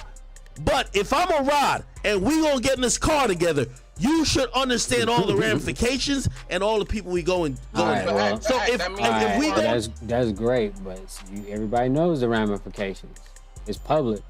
It's been on TV for a week. What we gonna do about it? Nothing. Nobody's gonna do shit about it. And that's cool. Like I said, to me, I ain't got no Balenciaga, so it don't matter to me. But yeah, that shit. These niggas ain't finna do shit. They finna go right back to buying after they know they aware of the shit, because it's in plain sight. Everything is in plain sight anyway. So now, motherfucker, you should know we could get 25 to life. McGee. That's what the consequence is. This is what's gonna mean. This one specifically, I can understand the other times when we talking about like when they do the blackface shit, but this is different. Okay. But outside of that, I think it's hypocritical for when people who be the first one to claim, oh, black people not gonna stay. All right, here we go. And I'm not saying this specific. I know that boycotting Balenciaga does nothing, because all it's gonna do in reality is encourage people to wear. Niggas are always gonna wear designer, but right? They have to. No. But hear what I'm saying. When you say boycott Balenciaga, that's not what I'm saying. What do you say? Please help me. I'm saying that if you're armed with the information that you just gave us, right? Yeah, right. And I'm not saying this specifically to you, but to anybody armed with the information. Exactly. Point out the information and don't point out try to create dissidence within the movement. And again, I don't think this is a uniquely black movement. This one specifically, I can understand the other times when we talking about like when they do the blackface shit, but this is different. Okay. But outside of that, I think it's hypocritical for when people who be the first one to claim, oh, black people not gonna stick together, be the same ones, be the first ones to still have the shit on. So it's like, of course you can say that when you are indeed the person talking about yourself. Exactly. He on his head this time. No, he don't want to hear. That's not exactly what it is. You don't want to hear. What I'm trying to say. No, but you can't. But wait. You can say it's not exactly what it is, but it is a part of it. No. Hold on. Not at all. What I'm trying to say is that if I'm not, if you're moving off trendiness, it's like, all right. Nah, dude, academics know exactly what the dude just said. He said it clear as day what he meant. Act now trying to backtrack. He trying to act like, he meant this or that. But dude, he got it. He hit the nail on the head. Act don't know what to say now. Let me give an analogy. Now he giving analogies because he don't want to just tell. Like, you don't need an analogy. The dude just said, you the nigga that's the problem. You just said you finna wear the shit as soon as it blow over. So yeah, that's why you ain't with the fight, cause you say you finna wear the shit when it blow over. He's basically talking about you. But act wow. Well, let's see some bullshit. Media trained talk. Cops playing his way out of this shit. I want to knock down a tree. Right? We all want to knock down the tree. But you're doing it in an ineffective method. And granted, yes, I could share that information all I want, but the majority of people are dick riders. They only are going to hear Balenciaga. They don't realize that when you stop supporting Balenciaga and you put those maybe $2,500 that you had in extra designer income into Gucci, you still supported the same fucking thing. Yeah, we heard that. He didn't have to explain that part 5 times either. Dude talking about everything then. Even he just explained, even with the information you just gave him. So we talking about banning them to niggas too. Boycotting everybody associated with the shit. But that might even be Vans too. You never know, because shit go deep, man. Again, we're going back to a point that is futile when you give. The kid is right. He on his ass too. He ain't letting him get away with it. Once you give people. Wait, hold on. What's your Look, Act knew he was fucked. He just keep talking over him. Solution. I'm trying to say, I don't want to support. I don't want to act like. I don't believe in virtue signaling. That's the point. Okay, but you just said you finna wear the Balenciaga shit. knowing everything surrounding it and all the information you got, and you intelligent enough to make your own decisions, so you still gonna wear it, is what you saying. Fuck what everybody else finna do, trendy niggas and niggas don't listen and all of your arguments, nigga. You still finna wear it, and you smart enough to make millions of dollars in America. So, you know, there's something wrong with that. What I'm trying to say. You know what virtue signaling is? Oh, I'm doing something. These are the people we choose to give millions of dollars to and influence the youth. A dude that says, I see the pictures, I seen the dick face on the kid and the dude selling them for $150,000 a pop, but I'm gonna wear my Balenciaga as soon as y'all stop crying about it. That's basically what he's saying. But you're not doing nothing. Okay, don't act like you're doing something. Don't act like you're doing something when you're not doing nothing. That's what we're saying. That's what I'm saying right now. If you are armed with the information and you do otherwise, you are exactly doing that. Right. Brother, because first of all, you can't make a change as one man. And that's some bullshit. That's some CIA training talk right there. Cause every change starts with one man. What the fuck are you talking about, bro? It only take one man. Shit. Act be on some fucking deep state, man. Like the motherfucking indoctrination go deep. Even, you know what I mean? The programming is these niggas under like MK Ultra, cause he just doing it like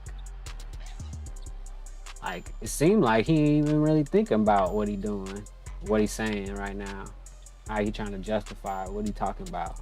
I would hold on. Look, now he just talking over dude. My way to deal with those issues would not be to boycott. I would only boycott if if we're moving as a collective. Here's the thing, if the collective is moving on some dumb type of shit, I realize we're not even moving at all. We're running in place. We're running on a treadmill thinking we're running 50. It don't matter. Dude not asking you that. He asking you with all the intelligence you got, all the information you got about the situation. You say you finna put the shit on later when everybody forget about it, is what you saying. You saying just because everybody else ain't finna jump off the bridge, you ain't finna jump off the bridge either. But when everybody else decided to jump off the bridge, it's always easy to make this hard decisions when everybody else is doing it with you.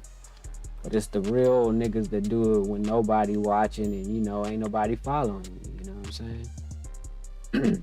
If you wait till everybody motherfucker doing it, then you the trendy nigga that you talking about. Again, like the dude just said. But my thing is, what you're doing, how are we doing anything otherwise? Right. Well, that's not. Hold on. He on that's his not ass, my. though. That's not my.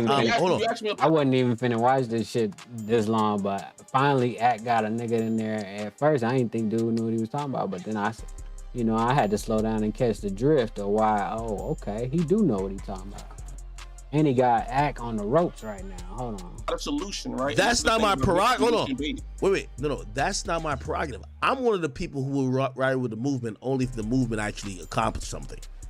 See, that's a follower bullshit, nigga. You supposed to want to lead the movement. You here sucking up resources for other Americans, and you should be the first one. Since you're so proud of America, when you come from another country, you gotta learn like a Pledge of Allegiance. You gotta learn everything. You gotta say that shit just to get your paperwork. Why don't you do this for us, Act? You know, help the next generation. You already fucked up Chirac with the war in Chirac. Why don't you speak up or speak out on this more than this? I mean, take a stand, be the leader of it then. Fuck it. Since you saying ain't nobody want to be the leader, why don't you be the leader? You got money. It take money to win the war. If you want a war, because he talking to a broke nigga in the chat that ain't got no money. Talking about what are you doing about it? Like, what he supposed to do about it? He challenging you, which most niggas ain't finna do. So I mean, I applaud the young man who talking to him right now. Cause you know, like I said, he don't want the system to change. He making money off of it. In my opinion, this is what I believe, bro. Again, it don't matter what you believe. The facts is there. He even still got it on the screen while he talking to the man. The facts is right there. And he talking about what he believe instead of what is the truth.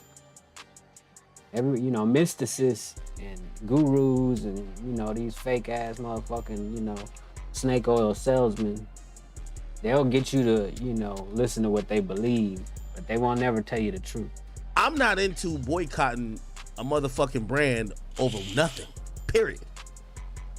No, we see that. That's the point I'm making. Like, Right, he on his ass. He like, we see it, nigga. What you talking about? You arguing with yourself now. Hold on. That's my personal thing.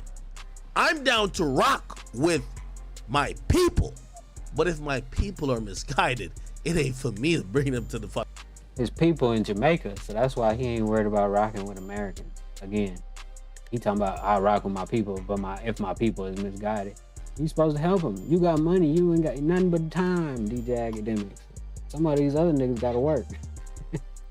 Fucking water, my nigga. If they don't realize that you stop support, bruh, it's like you're trying to tell me I should go lead these motherfuckers. You can't lead these dumbass. No, I'm not saying you can't lead them, bro. If you give me a second, I'm telling you what I'm saying. You can lead a horse to water, but you can't make him drink. But he ain't even, you know, he ain't even getting the people the benefit of the doubt. I mean, generally speaking, most people won't like what Balenciaga is being accused of. And maybe we just need a person that is prominent enough for people to listen. And DJ Academics could be that guy. But if he talking down like this, he damn sure won't never be no revolutionary. You know what I'm saying? Because he waiting for somebody else to start it so he can tag along. I'm saying is, if you're not going to be the leader, don't be the guy who creates dissidence. That's all I'm saying. So hold on, wait. And that's a good point. And that's all I be saying. Like, if you ain't finna, like, you know what I mean, condemn this type of, you know, behavior, then don't be trying to distract and break up the niggas that don't want it around and it's trying to maybe, you know, trying to get it condemned. Talking about I'm finna just hide my shit for a minute and then wear it when ain't nobody paying attention. So you That's think crazy. dissidence is basically telling people that they're not doing nothing when really they're not doing nothing? No, I think if you're not doing anything, how do you have the right to tell other people that they're not doing anything at all when you don't know for sure? And then two, what do you mean? I just showed it. I just literally listen. Please, listen. No, but you also said you're still gonna buy it. No. Yeah, I literally said. He on his ass. Act don't know what to say right now. We get to the point of actually boycotting the root. DJ Academic supports pedophilia. That's what I'm gonna title this shit, because how you sitting there so passionate arguing on the behalf of Balenciaga and how you still gonna rock with it and shit like that. Dude is making clear, you know, he's making a clear point. Act is trying to act like he don't understand, which I've seen him do this before, so it's not new to me. Come on, man, I'm supposed to make that. I'm down with y'all, but if y'all doing shit for virtue signaling, in the sense of saying, oh, I don't, because let's keep be repeating realistic. the same thing, dudes. The that I people understand who say they not about to buy Balenciaga, they're not buying some shit out of Payless. They're gonna buy another fashion brand. Let's be honest. Now, those people most likely will probably spend their money at Alexander McQueen or Gucci. You're supporting the same shit. And that's where I say, yo, if the lack of knowledge and education in y'all trying to do some type of movement equates to that, bro, why would I follow the blind? It's like the blind leading the blind. We're not doing nothing. Yo. All right, hold on. All right, play this. So you're trying to say the guy who says fuck Balenciaga, but he ends up buying Gucci. And me, I'm saying, hold on, no. You keep going back to that. I've never said that. He putting words in dude's mouth and shit. He got all the traits of a manipulator. But I'm just saying you can't compare something I didn't say. That don't make sense. Right. Well, how is it not a comparison when I'm trying to say? I'm not talking about that. I'm talking about if you're on with the information that we're talking about the caring group. Right? Most people don't know that. Hold on. Yeah, but they're knowing it now. Hold on. Right. Wait, hold on. Yo, but here's the thing though. You're also acting like black people are a complete monolith. There's a lot of No, wait. That's what you doing. Yo. A lot of black people literally don't give a fuck about certain shit, but if it becomes a black agenda, they'll give a fuck. I'm one of those people. Bro, hold on. I didn't look at that commercial and say, man, I'm never wearing Balenciaga. I didn't say that. You get me? Right. No, among a certain people, they're gonna have that reaction, and I would show solidarity with certain people if it makes sense.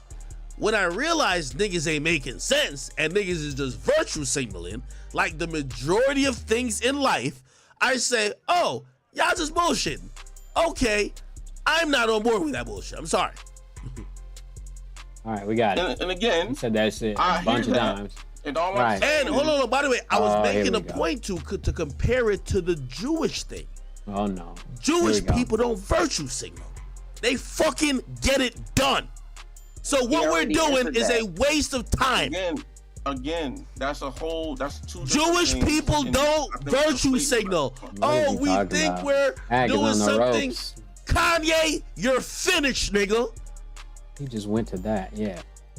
He looked like he confused. I mean, but he's not. He know exactly what he's doing. He changing the subject. He's doing all the like manipulation tactics that you learn when you know of media training, all this shit. Like he good at what he do. But the dude in the party, I don't think he gonna let him off the hook. Cause Act don't know what to say. Now he back on Kanye and Jewish people and shit. That's facts. They don't be like, oh, we're just out. Dude cheerleading back there talking about that's facts. Dude ain't even talking about none of that. Wearing it, we know whatever, but we got the Gucci slap. No, you're finished. That's how they treat everything in their fucking world. Let's get back to what he was talking about, though. We should probably try to emulate a little bit of that. Because a lot of shit we do is a lot of marching, a lot of noise making, and no fucking action. You can't say you're not them, but but niggas really have the power to fuck up. Do we have an ASL? Lil Boom, do we have an ASL? Nigga. Look, now they done forgot about what they was talking about. And look, he gonna be happy because he's a master at, conversation. He learned another language. You know how hard it is to learn another language? Shit. Look, let's see if they get back on topic. Probably won't. Because he know this shit is in the background of his shit. So he gonna try to get off that, hopefully. The reason why Balenciaga is damn near popular. Dude is back on it. I told you, dude ain't gonna let it go. Culture is because of black niggas or niggas is rapping about it. But if we talk about paparazzi, you have an ASL though. But you don't need an ASL. You don't need an ASL to control. But you don't need an ASL. Yes, you do. Look, that's the company that the same way Jay-Z had niggas stop drinking they shit to drink his shit. Yeah, I got it right. It's the same thing these you gotta let me cook, dog, because you're not informed of what I'm talking about. Man, they changing the bullshit, bro. Yeah, but you're saying shit. You're saying like one thing. That one thing ain't the end all be all. I don't care. No, that's the point. If you don't even know what I'm talking about, you're not even gonna be able to acknowledge. Hold on. I want to hear what Kyrie's saying.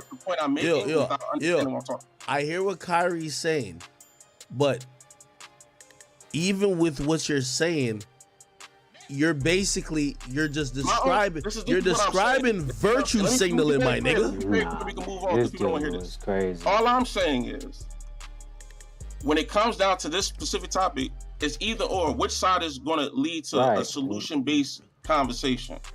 If you're going to bring up the caring group, I say leave it at that, but don't say the other shit to create dissidence. That's all I'm saying. What's the other shit, Kyrie? Go ahead. You don't want to hear comments like black people. No, Kyrie, you gotta just explain this. Again, I just said we gotta stop acting like black people are monolith, and I agree. That's why I feel like it's important not to keep saying stuff like what black people totality are not doing, especially when you're not doing it. Exactly. When you're not ain't gonna let him off the hook. In that movement, I think it's best to give information, but not shit on the movement. So you say? Hold on, wait. Let me finish. So you're saying that I should just allow the ignorance to happen? No, because that's exactly the opposite of what I said. Because you just brought up the caring group. Most people don't know what the caring group is, so I think you're bringing insightful information to the conversation. What I think right there. What I think is troubling is when you stump on the movement and allow dissidents in young impressionable minds to not understand the validity of the conversation. You see what I'm saying? No. Right. No, all right, hold on. All right, hold on. Wait. And to compare it to what people are saying about Kanye and the Jewish people, the same thing. It's like, oh, he's impressioning young minds to be not He's doing the same thing. focused on the actual academics issues that are at hand in the conversation. I think it's similar to that. Yep. But again, we don't gotta go back and forth about it because clearly niggas not. It's not a conversation niggas trying to have. He don't want to. Yeah, he don't want to admit that's what he's doing. It's one on Kyrie. Yeah. I completely hear what you're saying. Right. Except that's all I'm saying. That's all I'm saying. I don't have an argument about like. No. I completely hear what you're saying, but you're literally telling me that I should be happy. And he already told you. Now you no, my thing. I'm not saying you should be happy. See, this is what they do. They try to repeat what they said and then make it up because they're trying to control the narrative. Again, he just said what he said. He don't need to repeat him. They all adults, but it's part of the tactic. You know what I mean? You gotta listen closely. The manipulation tactics. Just saying, you gotta admit the fact that what you're saying is not solution based. Right.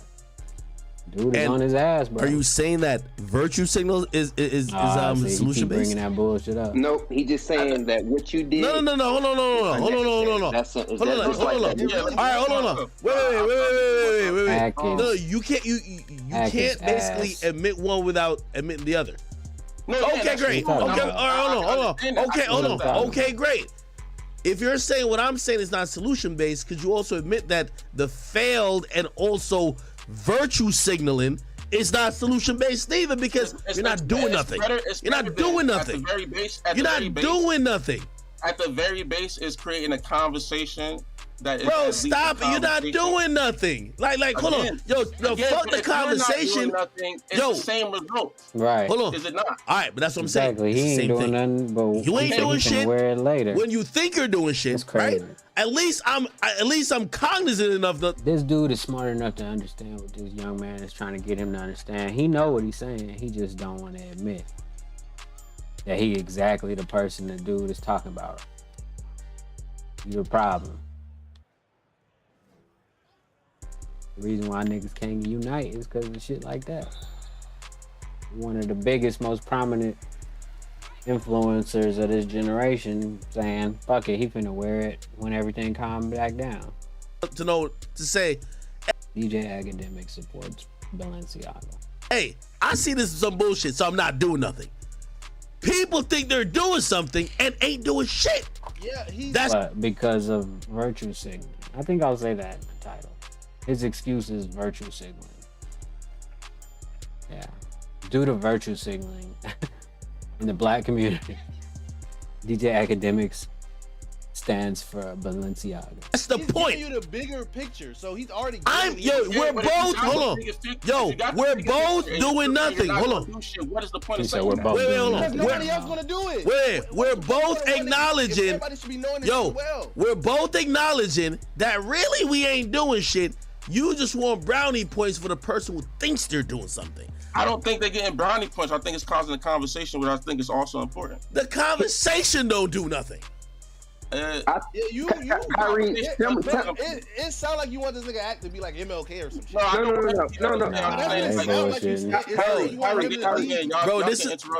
Bro, this is why virtue signals. Let me try one I don't think it's virtue. I understand people like to use the term virtue signaling all the time, but there is an importance to conversation. Is there not? Yeah.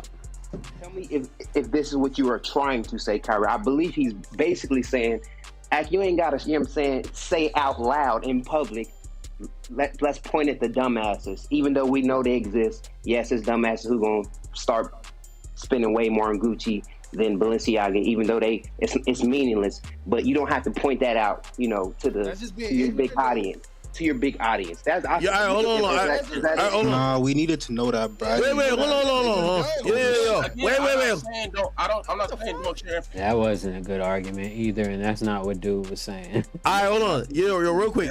Let me respond to that. Is that Hood Magic? Yeah. I'm impressed. He would love to respond to that, but he was talking around that other young man's question. This nigga over here would love to respond to that incoherent fucking point that the kid just made, which had nothing to do with the conversation at hand. But I know your voice by now. All right, hold on. All right, so let me also explain. I'm gonna give it in another realm too, right? Oh, God. He has to explain it. How many ways do you gotta explain you want to support a company that conducts themselves with imagery, that suggests, weird shit with kids? I don't understand why he has to have 5 different scenarios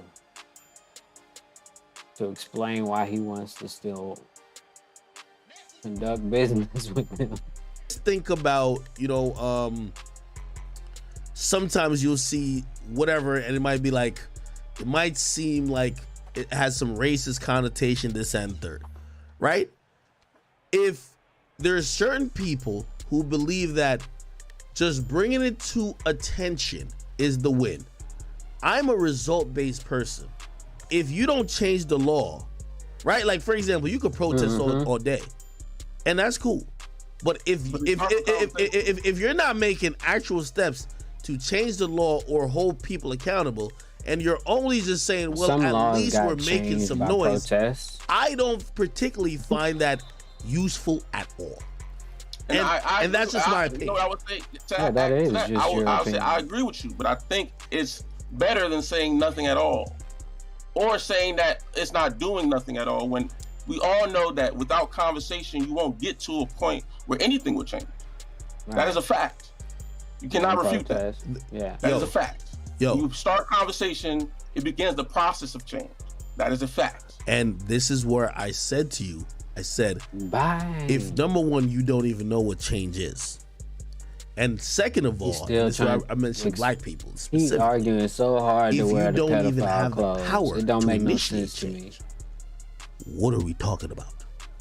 Well, this is the thing. This is why I don't like when people use that to conflate things, because again, you're talking about black people. I remove the black. Address the first part. I only use the black people about initiating change. But okay, at first, I'm talking about. You can't do that when you talk about companies that have hundreds of years of standing versus a people who don't have any businesses or any connection with government. Yeah. You're going around the No, Kyrie's going around the point. Kyrie. I'm not going around the point. I'm telling you the actual. That's Kyrie. The main point. Kyrie, the main point going around the point is DJ Academics wants to wear clothes from Balenciaga, and this is his argument on why he won't support a boycott. Is because people are too stupid, is what his excuses. It sounds like a big, Rothschild banker. They always talk about how people are stupid, so they're gonna do what they want. You know what I mean? It's the God complex. What I'm trying to say, bro. Okay, because like I don't y'all trying to latch on to different shit. My nigga, boycotting Balenciaga is fucking retarded. It's retarded because the majority of people who are in the business of spending money with fashion brands will spend money on the other fashion brands that the company who owns Balenciaga is going to profit from. How is this a W? And what I'm trying to say is that a ignorant way of protesting, a ignorant way of trying to quote unquote start conversation is just idiotic. If this ain't known before you start burning your Balenciagas, but you run back out there and buy some new Gucci because you think you made a difference, you're a fucking retarded nigga. Okay. And that's the majority of people. The majority of people don't have any. That's not a fact. And just because somebody isn't aware of the parent companies and stuff like that makes them not well informed. It doesn't make them an idiot. They're probably still smart people that just didn't Google. I mean, I know a lot of smart people that just don't take the time to Google simple stuff, and like I said, all his argument, it sounds really creepy that he's arguing and yelling this hard for basically so he doesn't feel guilty because he wants to wear his Balenciaga hoodie.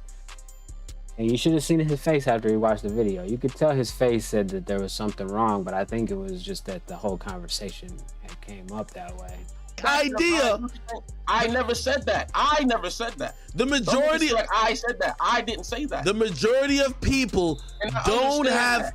The majority of people have zero understanding of how to actually affect something when they care about something passionately. So if say whether it's the police who have affected you, you will never fucking affect it if you're really trying to affect it. That's what I'm trying to say, virtue signaling. If you're really trying to affect it, you're not going to affect it by holding up a sign. You're going to have to try to lobby. You're going to try to have to do other things to get some bills into legislation, and that's how you actually change the world. If you think that you already bought some clothes and you finna burn them, and then now you have just like solved it, but then really you just ran out to buy some other shit that's owned by the same company. Right, we get it. That's all I'm trying to say. Wow. No, you're not. No, and I agree with that. But I never said that niggas not gonna go buy Gucci. I just think it's important just to bring up the, like you said, bring up the fan group. Of I hate when people start to talk about boycott and shit like that, and they're not armed with enough information. Yeah, all right, now that we have the information, you still want to wear the sweater, is what the kid's point was. If y'all want to watch the rest of this shit, I'm pretty sure it's on there. I mean, I don't know if I want to watch the rest of this shit, but yeah, it's pretty crazy, like I said, that he trying to argue this hard to wear Balenciaga. You don't know. Hold on. How could we have a plan of action? We do this all the time. You have a plan of action, you start to execute, but you don't even know where we're going and what the intended goal is. So, okay, you have all these people. All right, yeah, this is pitiful. I can't listen to him anymore. I'll holler at y'all later, man. I appreciate it. If y'all even watching or anybody's watching, holler at your boy. Yeah, we'll do better next time. Yeah.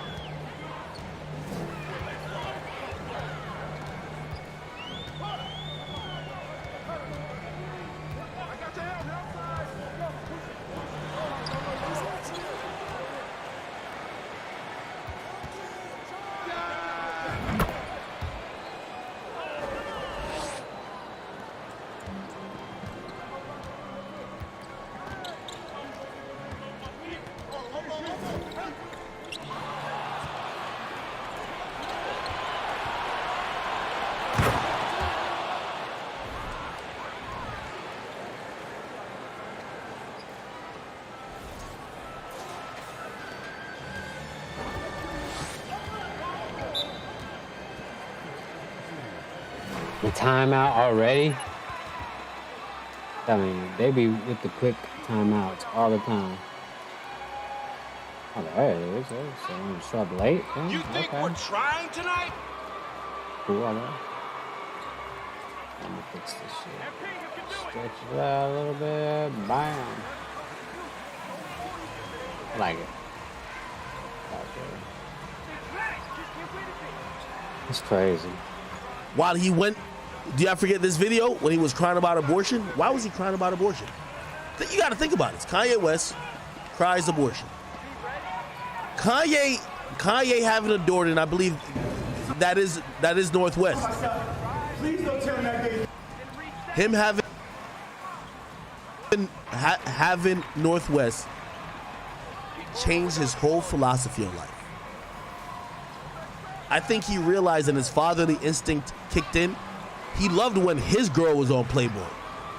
He never said, "Oh, I don't want my wife on Playboy." He ain't never said that. You know what he kept saying? "I styled her. I'm dressing her. She's the baddest. Look at her." Once he had a daughter, his only goal in this world was to keep his daughter from taking the same path that his wife took. Be honest. He's been breaking down ever since then. Because, oh, I'm not getting invited to my birthday party. Like, he's trying to show up, trying to be a good father at basketball games. Keep it 100. Hold on. The strip club that Blueface was at, Euphoric, Las Vegas, got closed down permanently due to the shootout. I guess. And the strip club is blaming Blueface. That's funny. Gotta have your shit together, man. It's crazy. When I looked at the pictures of the club, the inside, I was like, on Instagram, I was like, yeah, no thanks. Check out Club Euphoric Las Vegas, Euphoric_ Las Vegas, and you tell me why they closed down. It has nothing to do with the shooting. Oh, it's just not that great of a venue. I know if I had a few $100s and I wanted to go out a couple $1,000 or whatever, I wouldn't go there. I wouldn't choose to go and spend my money there. There's plenty of other better strip clubs in Las Vegas. Oh, that's good.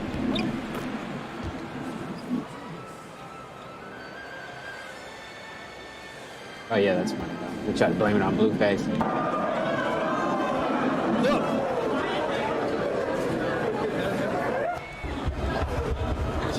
Hold on. Right now. No wonder.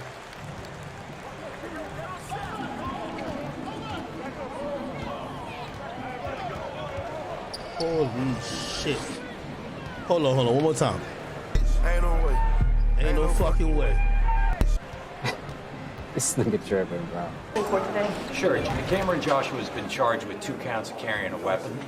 and it has only tangential relationship to this shooting involving Takeoff. He's not being charged with the shooting. Damn. I think the DA's office knows the difference between carrying a weapon and a shooting case, and if they thought he was involved in the shooting, they would have charged him with it. So is this where, like, I guess there's social media video, like what we've all seen, where he's in the video carrying a gun? Is that where you think all this stemmed from? Or? That's my understanding. According to the affidavit that's been filed in the first carrying a weapon case, it's based on the shooting. Let me say it's based on the circumstances surrounding the shooting, in that he's alleged to have had a gun there at the scene when the shooting happened. And is that somebody, a witness, saw him with a gun rather than him having used it? Right, that's my understanding as well, that it's based on a witness's observation that he had a firearm. And then the witness apparently said they saw him re-racking the weapon. That's the rumor. I haven't seen anything to support that. Does Cameron Joshua know who shot Takeoff? We will discuss that with the DA's office if we decide to. Right now, we're charged with offenses and we're not saying anything. What do you mean if you decide to? Well, everybody has the opportunity to discuss those matters if they choose to. Does the gun he was carrying match anything at the scene? Have the police told you anything about ballistics? I'm not familiar with anything associated with the ballistics. That hasn't been made available to me. When's next? Right. We have a bond hearing next week. Nothing further. Can you spell your last name again? Down at DOW. Thank you, sir. Thank you so much. Let's check it out now. Holy. Now, finally, we're getting some progress in this goddamn case. Let's solve Takeoff's death. Okay, justice for Takeoff. We gotta get to it, all right? Anyway, ladies and gentlemen, here's the thing. The lawyer of Lil Cam is saying that he's innocent, okay? Basically saying that he got locked up for something that got pretty much nothing to do with Takeoff's murder, even though it happened the night of Takeoff's murder. What is it, okay? Apparently, he had a gun. And he's on charges, and he's actually a felon.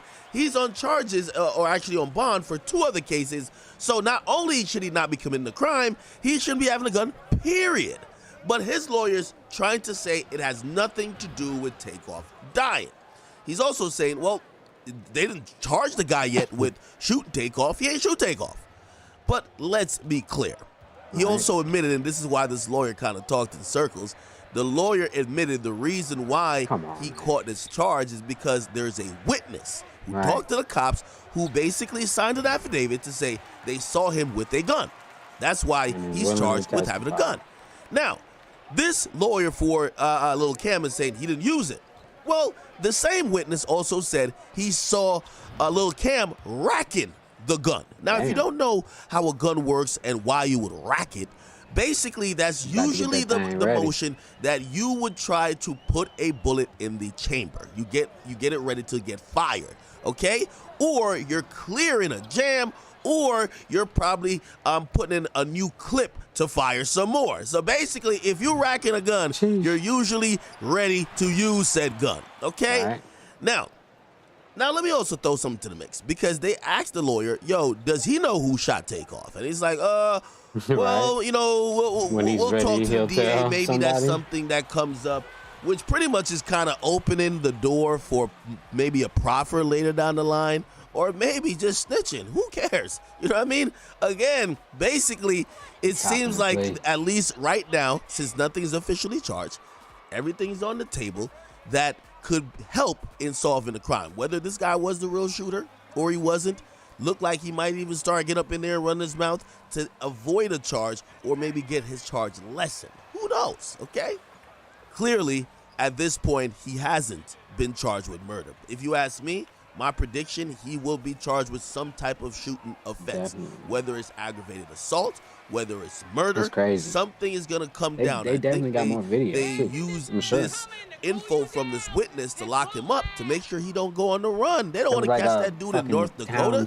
Lock him up. Okay, now we got a bail hearing next week, and the prosecutor is saying they're pushing for no bail. This is a very high-profile case, but also I think they don't want everybody to be spooked. I think there's some cover-up going on and some other things. Everybody's trying to act like and brush this under, you know what I mean? Like, they're trying to get this out of the way, okay? Unfortunately, that was an event with a bunch of street dudes. They're not too forthcoming. And it don't seem like they're trying to get people locked up, okay? However, in the interest of justice for Takeoff's family, somebody gonna get locked up, and Lil Cam is the first.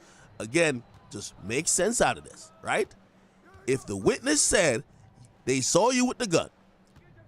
That's why you got a charge for having a gun. But the same witness also says you were racking the gun. Granted, somebody has to see you fire the gun, but it's only plausible that you probably were firing a gun. But again, let's not jump to conclusions. Here's the great thing about it. Yeah, right. Let's figure it out. I don't even know if I done spoke about this on Diamond, about how my cousin came and picked me up and took me to the funeral home. Man, I was standing on the corner of Little John one day, man. My cousin Greg Spencer came through there and picked us up. Yeah. In a limousine. And when he pulled up, all my Crip niggas sitting on the corner. And when he pulled up, everybody know how Greg was. You know, nigga, what you want, nigga? But he knew he was down there in the heart. But that's my real cousin. So he let the window down. And he said, Percy. He said, get in, come on, I gotta go show you something. Nigga, I ain't been getting there. Come on, what, nigga? So I knew he wasn't fucking with me like that, but he'll pick a nigga ass up off the street quick. Yeah. Now, hey, he got killed in his sins, God. You know, that's between him and God. Ain't got nothing to do with what he do. But what you know, you know. Nah, murder. You don't. Yeah. For what you know, you know. If you don't, you don't. That ain't my business. That's my cousin. Yeah, keep going. But anyway, he said, get in, let me come show you something. So I told my partner, y'all come ride with me. So we all jumped in the limousine. Yeah. The funeral home man limousine. The funeral home man came through the holler at Percy. But they don't know that's my cousin. He want to come show me something. Well, since it's a limousine, my local niggas, they don't give a fuck. We been riding this motherfucker, you heard? Yeah. Let the windows down. This nigga riding in the funeral home, but the nigga, I jump in, he started driving down the street, say, I got something to show you. Tales from a crib, man. Y'all please keep up with this, man. He said, Percy, I got something to show you. He said, God told me to come through here and show somebody this. I said, all right, shit. I said, what's up? Man, what is it? So he pulled up at the funeral home. He pulled up under the little thing. He said, get out. Man, you know, really me, you know, I'm half-ass living right, but I ain't just living the right. Right. Diamond asked me a question, have I ever became numb to death and dead bodies? You know, my mind just go to racing, man. Hell of a question. Well, anyway, I enter the funeral home. We go down inside this motherfucker, and then he take me down to the hall. My partner told my other partner to come in. I had two of my homies. I said, man, I ain't going in that motherfucker. Them niggas wasn't going. They don't give a damn. They already knew what's up.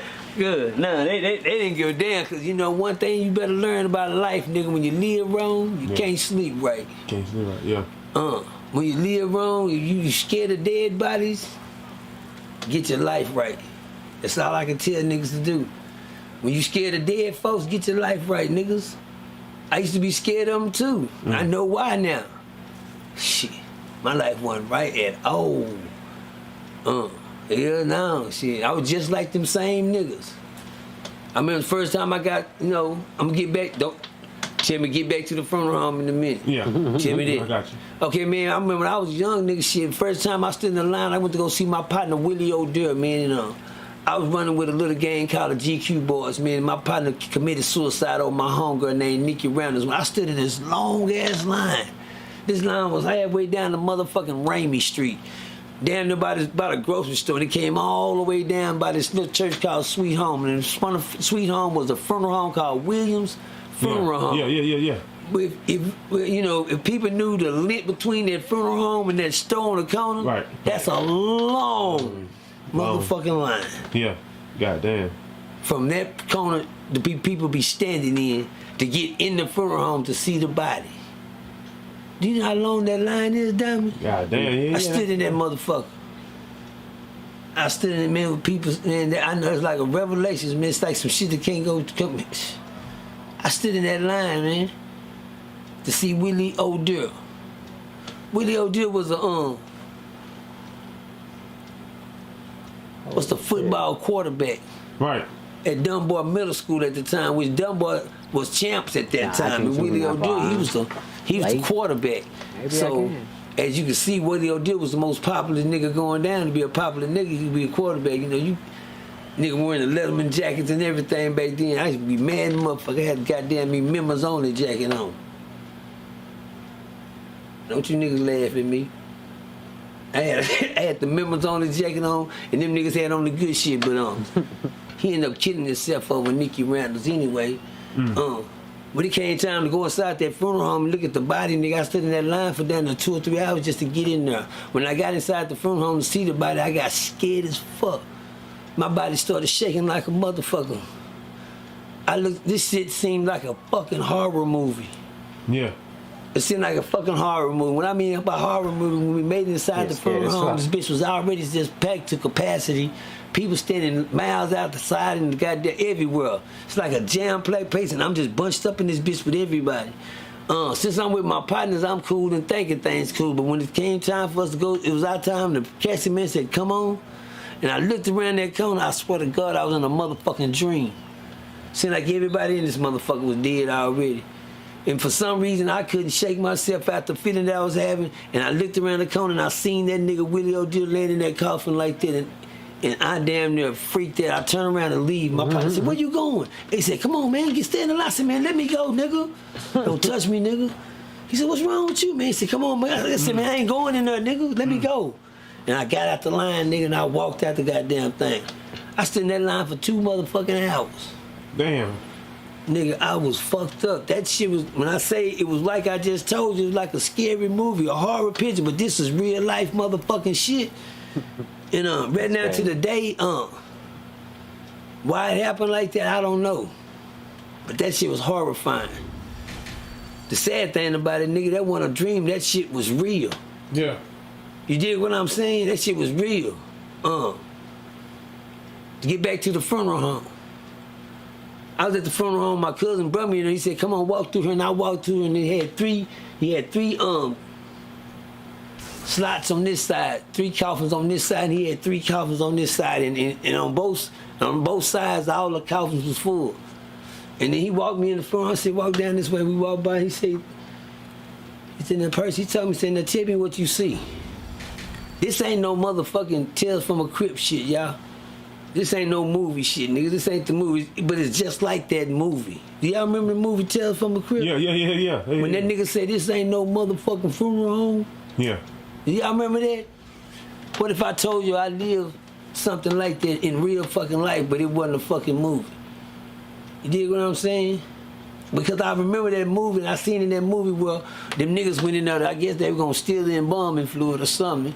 They said Amazon CEO said they ain't taking down the movie that Kyrie Irving posted. They ain't taking it down, but of course they're not gonna take it down. They're making money. Yeah. And he hit the old man and said, "What, nigga, old man, what the shit at, nigga? People ain't gonna boycott Amazon." Oh. Yeah. The shit, you want the shit? Oh, come on. And took him where the shit was. Told nigga, "Motherfucker, this ain't no goddamn funeral home, nigga." He said, "Fuck wrong with this old man?" Yeah.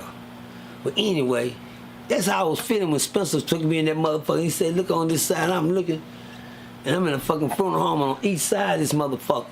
It's dead bodies. And he told me personally, "Now you tell me what you see." Diamond asked me a question a while ago. He said, "Hey, you ever became numb?" Well, Diamond answered that question. I was numb at that time. That's when I knew I wasn't the nigga that I was when I seen the first dead body that I couldn't see, that I was terrified, and I ran out the goddamn church to see. When I looked to see Willie O'Deal, I couldn't do it. Oh man, I fought my way out of there. I was so terrified. Yeah. When Spencer brought me down there, my cousin brought me to the funeral home years later, where I had became numb. When he walked me there, he said, "Tell me what you see." Nothing. Shit, nigga, by said, person looking at him, just go by and tell me. I walked by each one of them motherfuckers. I looked in, went to the other one, looked in, to the other one, went to the other side, I looked in. Shit. Damn, nigga, what the fuck I was supposed to be looking for? Yeah.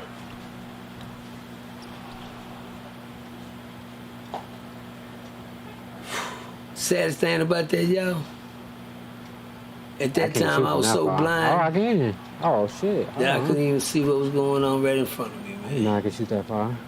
He said, you don't see what's going on?" I said, "Nah, I don't see shit, nigga." And the sad thing about it, when I think about it now, it brings a tear to my eye because I didn't see shit. All I seen was, then I walked by and he said, "Person." And let me tell you why my cousin was the guy that he was. Gregory Spencer, man, one of the highest ranking scholars in Fort Worth, Texas. Churches, education, preachers, doctor, had every degree. No one could out preach him, no one could out speak him, no one could out talk him. His integrity was off the chains.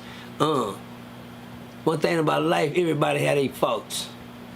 Such as I, such as anybody. God makes no one perfect. You understand me?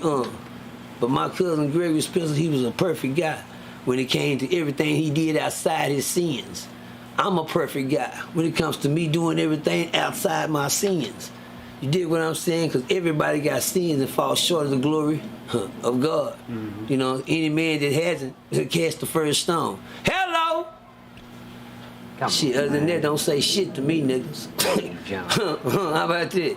Tell them that, Dom. Any nigga that can't throw that stone, don't say nothing to me, nigga. We all been in the same boat.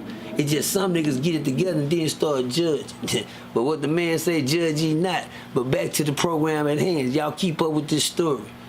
That shit went over my head. This is what my cousin told me. He said, Percy, you don't see what's going on? I said, nah. Well, at this time, it was a genocide in the neighborhood. And Gregory Spencer had been doing this shit for so long, he got tired. He couldn't believe what the fuck he was seeing. Yeah. And since he's the man that's doing all the goddamn embalming, he decided he didn't go get nobody else. He said, I guess when these gang members see this shit, they'll somebody try to change this shit. Damn, man. I guess I was the nigga meant to see that shit. That man been dead over 20-something years. I guess I was the nigga meant to see that. He showed me the body. He said, Percy, let me tell you the coldest thing about this. You looking at 6 dead young men. Ain't now one of these boys over the age of 19. That shit went over my head. Yeah. Everybody got on red and blue. That shit went over my head. What didn't go over my head, he said, I got 3 more downstairs. I haven't even dressed out yet. Hello! Yeah. That shit went over my head. He said, I got 3 down there still in the freezer. I haven't even put their clothes on them yet. Somebody needs to see this, man. Somebody needs to see this because somebody needs to say something. The sad thing at that time, shit, nigga, like Diamond said, nigga, I was numb. I wasn't feeling nothing. I wasn't feeling nothing, niggas. That's how numb I was.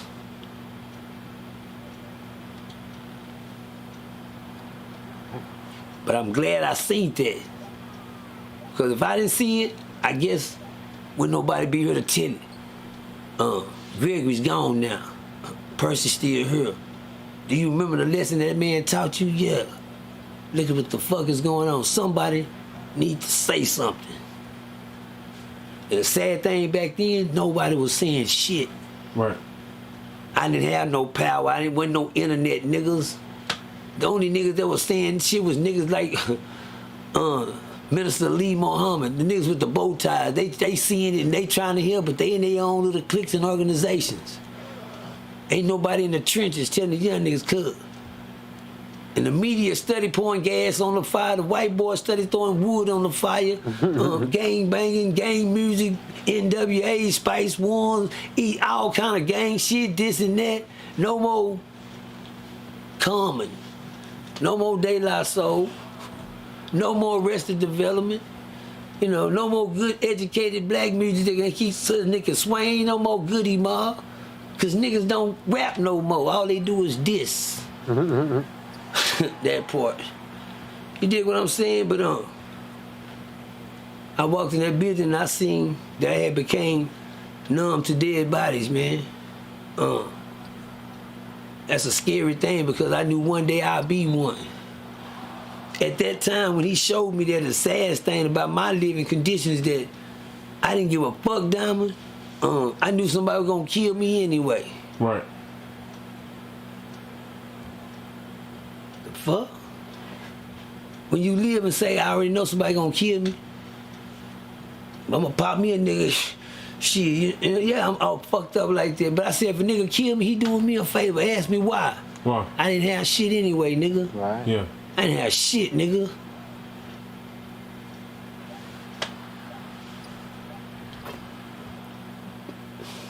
bad.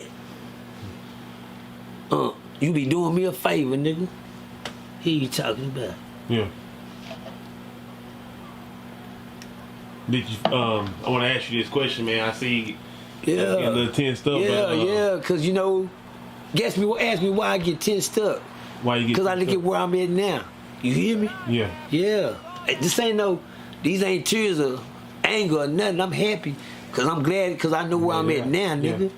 That what made me tear up. You hear me? Yeah. Cause niggas don't know the shoes I done walked in, homie. You hear me? They just hear the stories. But they ain't never felt the pain, you hear me? Yeah. Same thing Same thing you said. A lot of more people go through the same shit, nigga. But, you know, and I know I can feel them. I can see people tell they shit. But till you walk in them shoes, niggas don't know. Nigga, I didn't know what it felt like to see somebody dead that you love for real. Until I seen my brother killed. Nigga, that's fucked me up. Yeah. Traumatized me, fucked me up, nigga. And then you gotta bounce back and get back to life. Well, my shit happened to me at 19. Life leave you behind. You dig what I'm saying?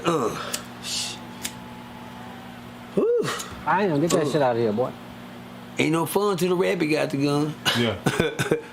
That mean I done walked up on many dead bodies, said bye, goodbye, and and shook my head, pat my tears, but I never felt the pain that the niggas that was feeling on the front row. Until guess what, Diamond? That happened to you. I ended up on the front row. You get what I'm saying? I got a song. I got a thing. Another foul. It says 100% smother. Y'all knew one day this day would come. Look for me and I'll be gone. But this time I'm not all alone. I brought a piece of y'all along. Your feelings, your hurts, yeah, they'll soon be gone. Nigga, I cried when I wrote this poem because I knew one day I'd be laying here all alone. But since my family's on the front row, shit. Just read to the crowd the book of Job. Tell them O.G. Percy was a man that had everything. He lost it all because of his soul. Tell these people to keep the Lord, don't never depart. Because when I die, I'm going to tell y'all it's real what they say about heaven. It's real what they say about God. Because when I die, I'm going to meet the Lord. But since my family's on the front row, shh, no more crying. Do me a favor, just have church like you'll be the next one dying. Because your cries won't mean nothing. Look, I'm stretched out. I'm through with all the pain and suffering. I know it's sad to y'all, but look at me, nigga. I ain't feeling nothing. Mm-hmm. And while you at my funeral, I can see now I ain't gotta feel you to touch you. But since my family's on the front row, shit, heaven ain't what I thought it would be. I see people up here I thought I wouldn't see. I see the good, the bad, the ugly, the poor. I see the ones that really keep the faith. Anybody want to know how to make it to heaven? Shit, just keep the faith. But since my family's on the front row, just tell my kids walk up and touch my head. Tell them don't be scared. I know daddy dead. Yeah, I know I'm cold, but feel me good. I still got a soul. Cause my heaven. That's where I'm at, nigga. But my family gonna be sitting on the front row, nigga. Yeah. Balls. Yeah. You hear me? That's where I'll be at my heaven. When I'm in my front, I'm gonna be good. Good. I know, cause everybody gonna have that day. With your family, they got the front row today. Shit, it's all about going front row. Might be mama, grandmama, the kids crying. Have I become numb to death? I became numb to death. Tales from a Crip, keep up with me, man. We digging. We at the fourth quarter, so you know. Yeah. I want to. Let's go. I wanna, before you go to the next Tales man, from you a better Crip, come on, man. Look, when you said niggas ain't seen the pain in my eyes. Nah, for real. You said that when you rap out of super. There go down. Yeah. Say, man, Tales from a Crip, man. It's funny.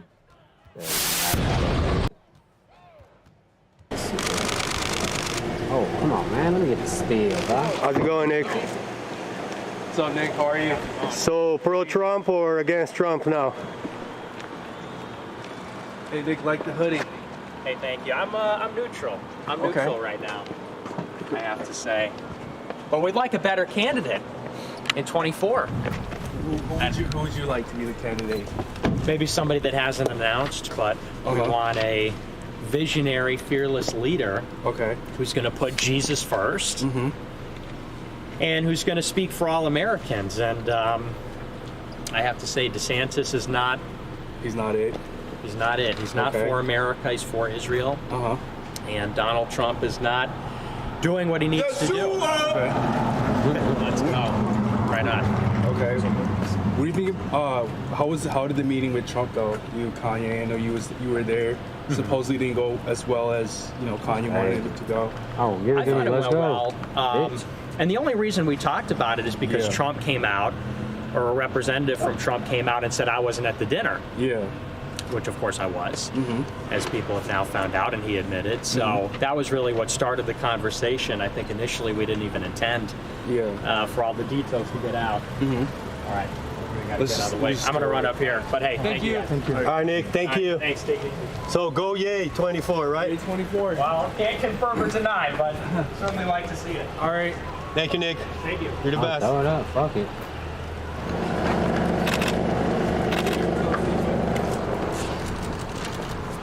Nick Fuentes, everyone? White nationalists? Pretty cool. I guess. I don't know. How you doing? Doing good. I just got out of the airport. Okay. How'd you end up working for Ye? I have always wanted to. Okay. And Nick Fuentes is the future. Yeah. And he plugged me in, and so now I'm coming on on the creative side. And I'm really looking forward to the future. Everything seems like it's going well. It's my first time in front of paparazzi before. Has the most amount of cameras at one time. How you feeling right now? It feels like I've been watching TMZ for years, and now it's like the other side of it. It's strange, but I really hope the best for Ye. He's a real human being, and I'm sure that people are going to resonate with that. We're tired of standard politicians. Ye's a real human. So I think people are really going to start waking up to that in the next 2 years. What are you looking for him to bring to the table? I'm looking for him to bring something different and to bring all his vision. And he's a futurist. He cares about the children.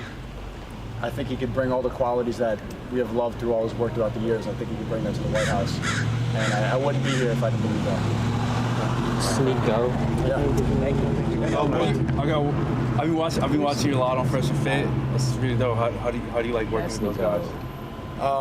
They're great. They're great. They're also red pilled, but red pill's more than just women. Okay. So that's a very surface level part of it. Right. But what we're talking about here with Ye and Fuentes and Milo is really the truth. So hopefully people don't get wrapped into any of the cancel culture, any of these other takes. It's very quick to see stuff online and to get wrapped up in all the noise of social media.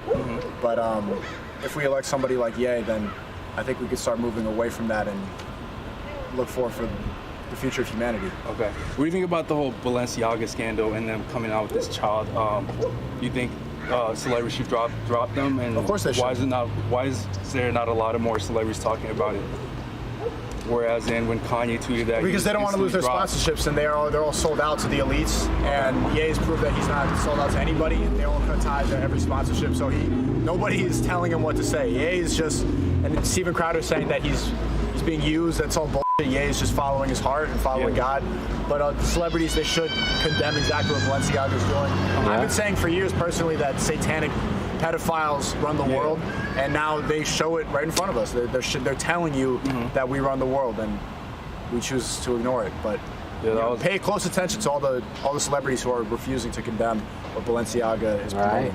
Yo, Sneako, what kind of advice would you give us little guys trying to get our name out there? What do you mean, little guys? You're bigger than me. But you know what I mean, you know. Follow your heart, do right by God, and God will give you blessings if you do right by Him. I got one more question.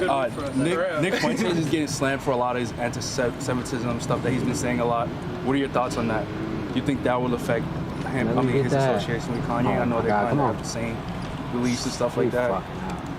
Yeah, he's been getting slammed for that even before he started working with Ye. When I first heard about him, I talked to him on a live stream a couple months ago, and everyone, after he was laughing, he was saying some funny stuff, and I'm like, this guy's cool. Everyone said he's a racist, all these words, anti-Semite, misogynist, and I think you need to get time to talk to people. So anybody slamming or whatever the destroying, invite him on your show, talk to him, and see if you really believe the same things, because I think if you talk to him, you realize that he's a good guy. Okay, so you don't think he's anti-Semitic at No, all? of course not. Okay. No. All right. Thank you. Thanks for your time. Have a good day, bro. It's cool. Sneako. And from YouTube. working with Kanye.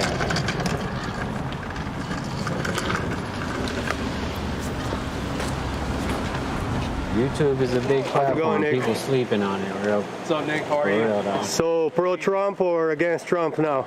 Are they replaying it? Hey Nick, like the hoodie. Yeah, I think you're fresh and fit. and conversation. I think initially we didn't even attend for all the details. Replaying it. That's cool though. Nico is moving up. All right. And I think we missed it. Oh, let's go. Hold on. And I think it should be 20 years. Man. You think you think he'll get reelected if he ran in 2024? We had an opportunity, Yeah, homie. And I think we missed it. You and I think it's gonna be 20 years. You think he'll get reelected if he ran in 2024?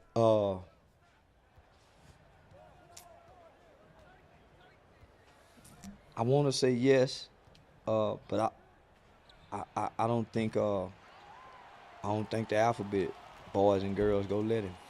I agree. Yeah, I don't think the LGBT community go let him. I don't think black women will. Well, the feminists, between the feminists, the LGBT community,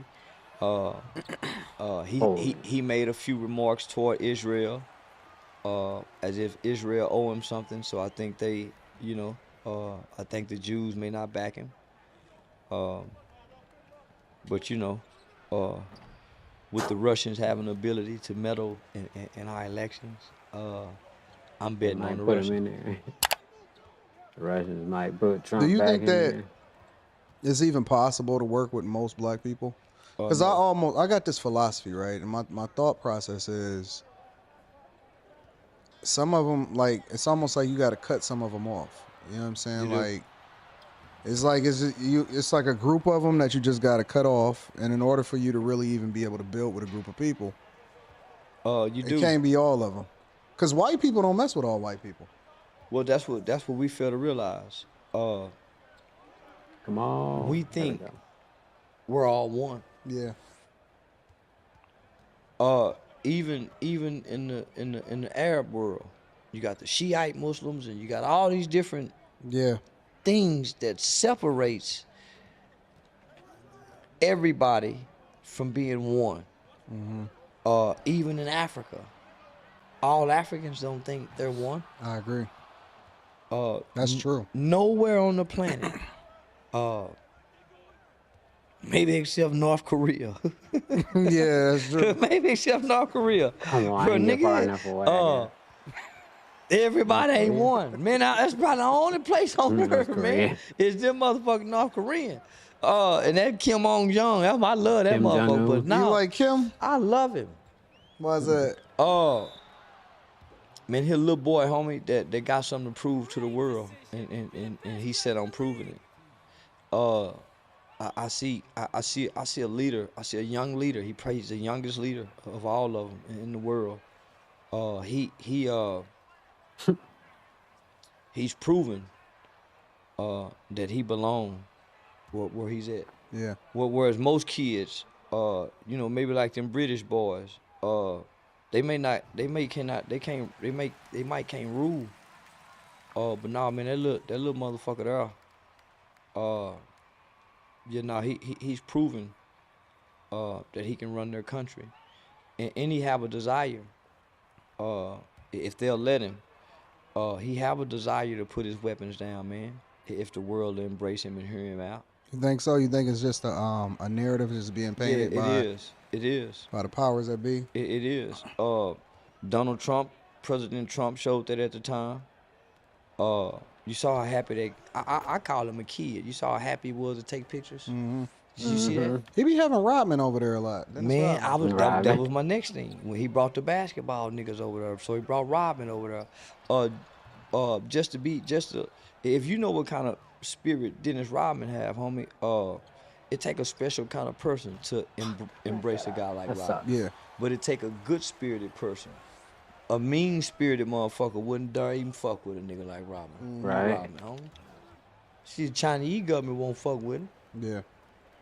That motherfucking Vladimir won't fuck with him. He offered to go over there. Well, Vladimir he ain't got time to play. They said Brittany Griner gonna do all 9 of them years. It's up to them. If Trump become president, he go bring her home. Can't make shit so? this game. I know so. Memphis defense. I don't think. You know what? I'm gonna be honest with you though. do See, more catches, I'm too. not sure that black people deserve a second term of Trump, bro. Cause he did. Trump freed Lil Wayne, or he got Lil Wayne out of his jam. Kodak, he freed Kodak. He even freed A$AP Rocky. the A$AP mayor of Rocky, too. Detroit that was down for like 30-something years. I think everybody had turned their he back freed on him. Kwame. Yeah, He freed Kwame. And not only that, that little trouble that little motherfucker was it, A$AP Rocky. Yep, he got him out. Yep, he did. Quick. He didn't have to do that. He did. He got him didn't have out to do quick, that at all. dude. He's like, you ain't gonna do that shit while I'm I think president. this time it's not for black people because it's too late for us to appreciate it. We could have gave ourselves a 10-year push if we would have. We could have set ourselves 10 years ahead of where we are now if we would have embraced him when he was in office those 4 years, elected him another 4. Man, we could. We would be vibrant and economically as far as business wise. More black people under his term created businesses. But how many of those businesses are flourishing now? Yeah. All those people who started those LLCs and black people had a lot of money during the pandemic. They had a lot of money.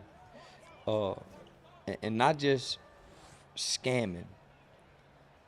If we just be truthfully and honestly, man, a lot of people was getting $10,000, $20,000, $15,000 in unemployment money. That back pay. And the back pay at one time in lump sums, and then they was giving them an extra $2,000, $3,000 a week. A lot of them ain't never seen that type of money. Nah, and they was getting this at one time, a lump sum of money on top of $2,000 in food stamps. Rent was suspended. The rent was suspended, so they had a chance, homie. We had a chance. I took advantage of it. I didn't do nothing illegally, but I took that opportunity to develop a business mind. Yeah. Right. Yeah, trademarking. Created a website. I created that time not to scam for the money, but to figure out. I created a business mind. But now we had an opportunity, homie. And I think we missed it. I think it's gonna be 20 years. You think he'll get reelected if he ran in 2024?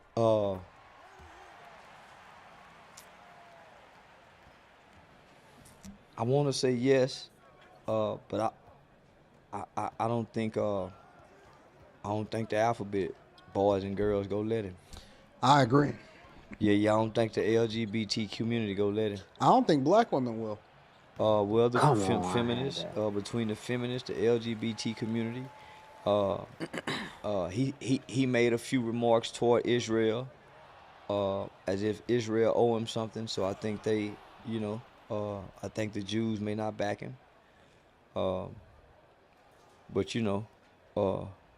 with the Russians having the ability to meddle in our elections, I'm betting on the Russians.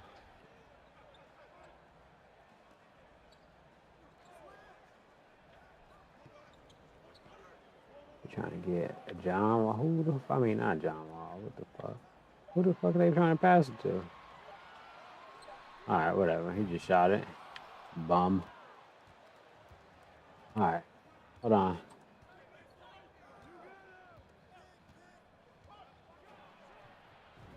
I was about to say make a miss. I'll be right back.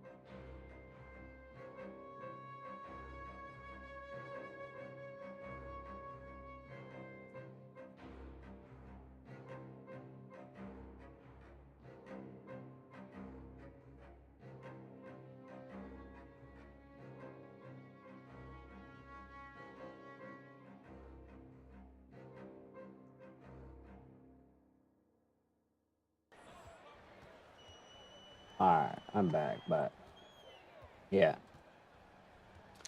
Oh shit, he's wide open. Switch. My bad. All right, let's see what we got. This shit. The Sharp Tank. Girl tomorrow, and then a boy, girl tomorrow. I don't know if I want to hear about this bitch talking about sex the whole time. It's a lot of passing around. But I love it. And Safe nowhere. Yeah, like you were kind of safe nowhere, but that's where they would have kind of tried to send your ass up to, you know. Here, we'll at least send her ass up there with the rest of the troubled youth, or, you know, motherfuckers, they... It was like this weird, like, unspoken thing that all the boys knew they could come put their hands down my pants in the hallways. What the fuck? And I just let them all touch me. That's weird. How'd that make you feel? I loved it. I deadass loved it. Really? It's probably like an attention thing, but also like a Probably? horny thing. Oh, 'Cause I shit. just- Probably leaning more towards, I'm probably leaning more towards attention. Yeah, It's more attention. probably. Yeah, that shit weird. I don't know about all that. Like, they still don't know what to do with Sharp. Talking to a square bitch about how promiscuous she is, I don't think that's the direction they should go. With Sharp, I think they can do better with Sharp. You know what I mean? He got more wisdom than to be sitting there trying to do an Adam, you know what I mean? Trying to act like Adam, talking to the porn star chicks and shit. Because, I mean, at the end of the day, he gonna be faking. Because, if you want Sharp to be real, he gonna be trying to knock the bitches the whole time, which I'm pretty sure he's gonna do anyway. But it's, it's gonna be weird. So, I don't know what they need to do with Sharp, but they keep trying to figure it out. I don't know. That's not it.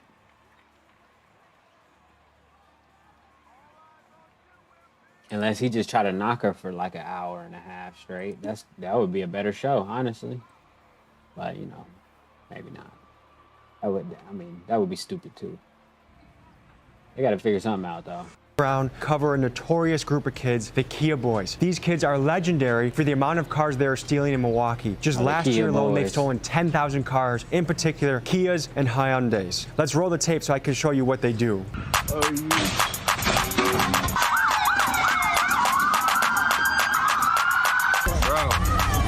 Look at these dumbass Kia Boys. Oh my God. Hey, what's up?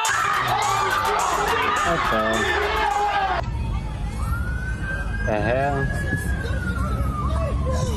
They crashed. Today we're going to be talking to the citizens of Milwaukee, getting their take on the Kia Boys and the Kia Boys themselves. Let's begin this story. I feel like a little bit of a war correspondent. He said he felt like a war correspondent. Hold on. This shit fucking...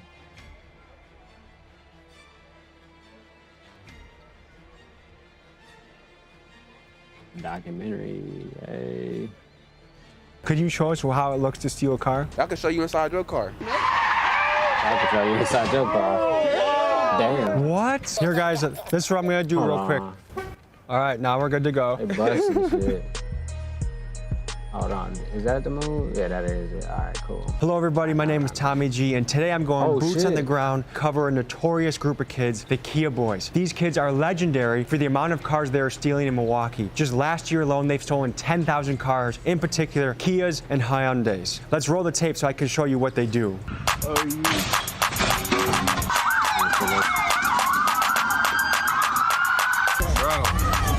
look at these dumbass Kia Boys. Oh my God. Hey, what's up?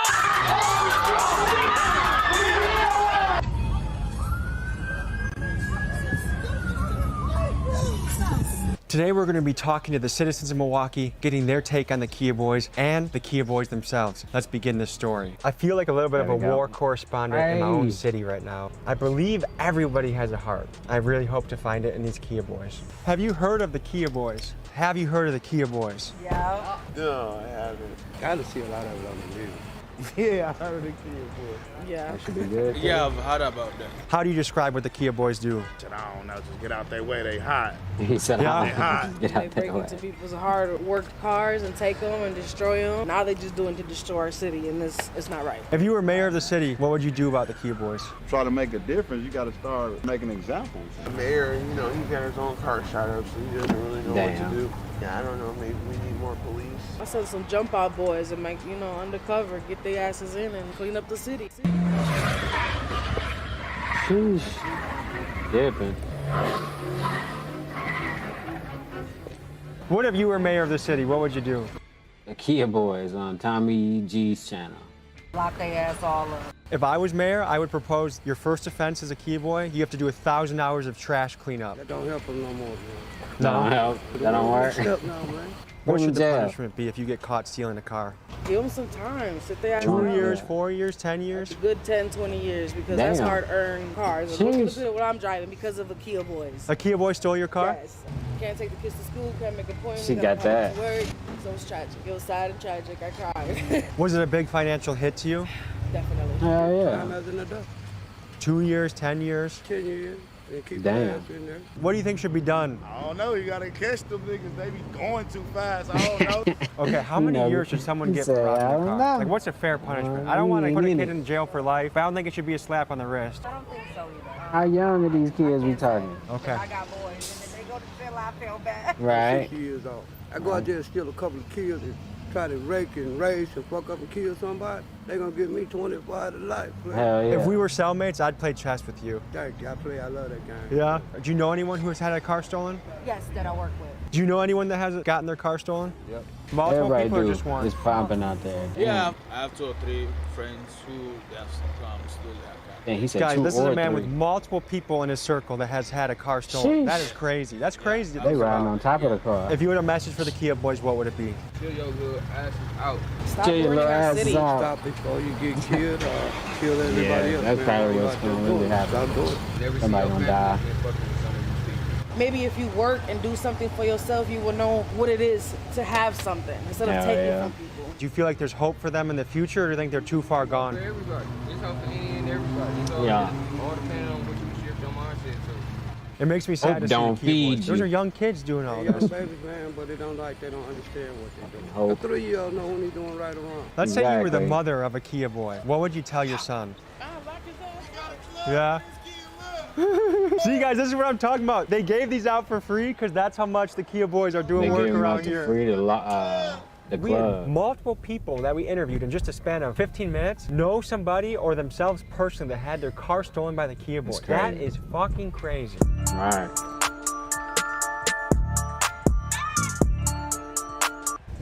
It's scary to think I'm going to meet There we somebody go. that seems to have no regard for human life. They will steal your car, all your shit, just for a joyride. And their violence has been so crazy. notorious that the city of Milwaukee had to cancel a fucking basketball game watch party because these kids are so violent. What it do, bro? What up, big dog? I'm on your block. Shit, I'm on your block. All right, we're here, we're live. How you guys doing? What can you tell us about what we're about to see right now? Man, my little niggas finna hit the corner and go crazy. How many Kia Boys do you think there are in the city? Hundreds? Damn. Kia boys, Sonata boys. Are there any Chevy Sonata. boys? I hope not, because I got a Chevy over here. It's a whole tutorial on how to do this shit on YouTube. If you see a nigga walking around with a Charger like this, just know he's probably gonna steal your car. I'm Tommy G, and I'm here with... My name's Sonny. I'll call you Marvin the accountant, okay? All right. So Marvin, when did you start getting into the Kia business here? I ain't gonna lie. Like, shit. 3 summers ago, that's when it all started, Hyundais and Kias. Do you get nervous Hyundai before you and do Kia. that? Hell no. I'm gonna film you guys, but I don't think I'm gonna get into a car with you because I feel like I might die. Are there Kia Boys that have crashed a car and died? Yeah, the largest nigga I ever seen, somebody asked to drive and then they crashed, they flipped the car in less than 20 seconds. Hold this in front of your face while you talk. No, I'm just kidding. We'll have to find something for you. Here, guys, this is what I'm gonna do real quick. All right, now we're good to go.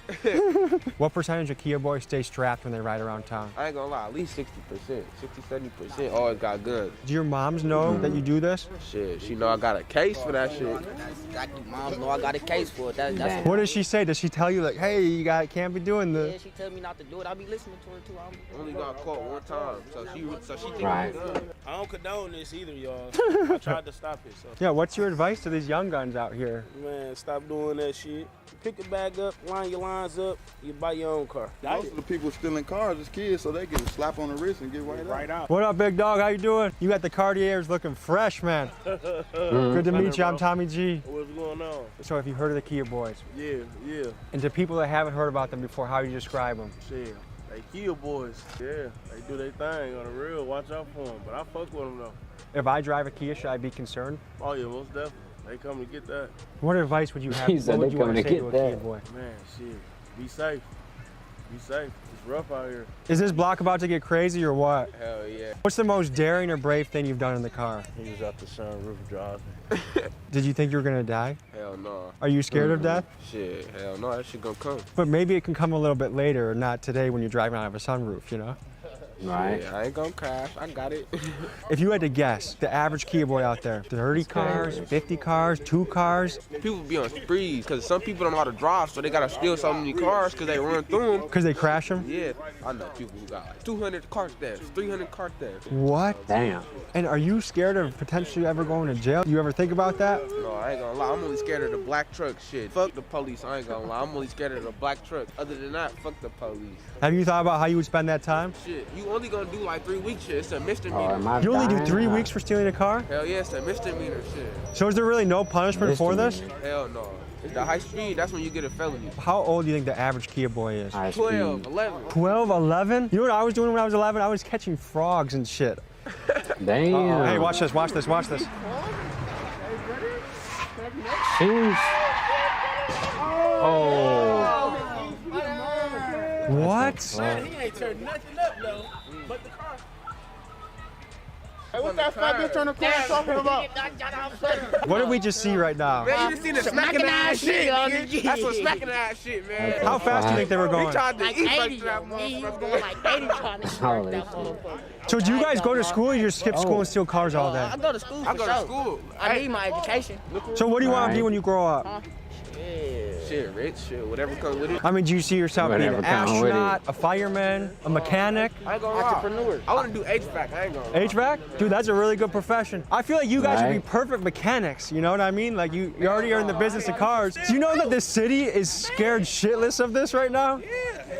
The whole city of Milwaukee is pooping their pants because of that shit like that. I feel like I need to move my car off the street. All right, guys, honest question, honest That's question. fine. So if that car would have gone out of control and swerved and hit me and I died, What would happen? what do you think should happen to the driver? Yeah, you should've got out the way. If the car hit me, it would have been my fault. Hell yeah, you should've ran when you seen that motherfucker. People know when the Kia boys come through, get up out the way. Would you guys Get even up have out the cried way. at my funeral and brought flowers or I anything? ain't gonna lie to you, I I don't would've know been you like- that much to be crying. But I'd be feel like, some type of damn, way. bro, shit. I'd be like, damn, bro, I got smacked. I asked them if it hit me, they said it would be my fault. Yeah, they said shit. You should have got out the way. Yeah. Listen, and that's the fucked up part because they dead serious. That's a fucked up mentality. It is, and it's like they don't got no sense of sympathy or nothing like no more. You know what I'm saying? There's- Like, they could be Yeah, stealing I'm a single training, mom's all car that. that if she misses that car, she gets evicted from her place and her whole Get family's fired life from is her job fucked. and- People always say you're supposed to offer them guidance and direction. How you gonna offer somebody that don't want nothing, that don't want to listen? What do you say to people that say, hey, they just need a better family structure, they need a male role model?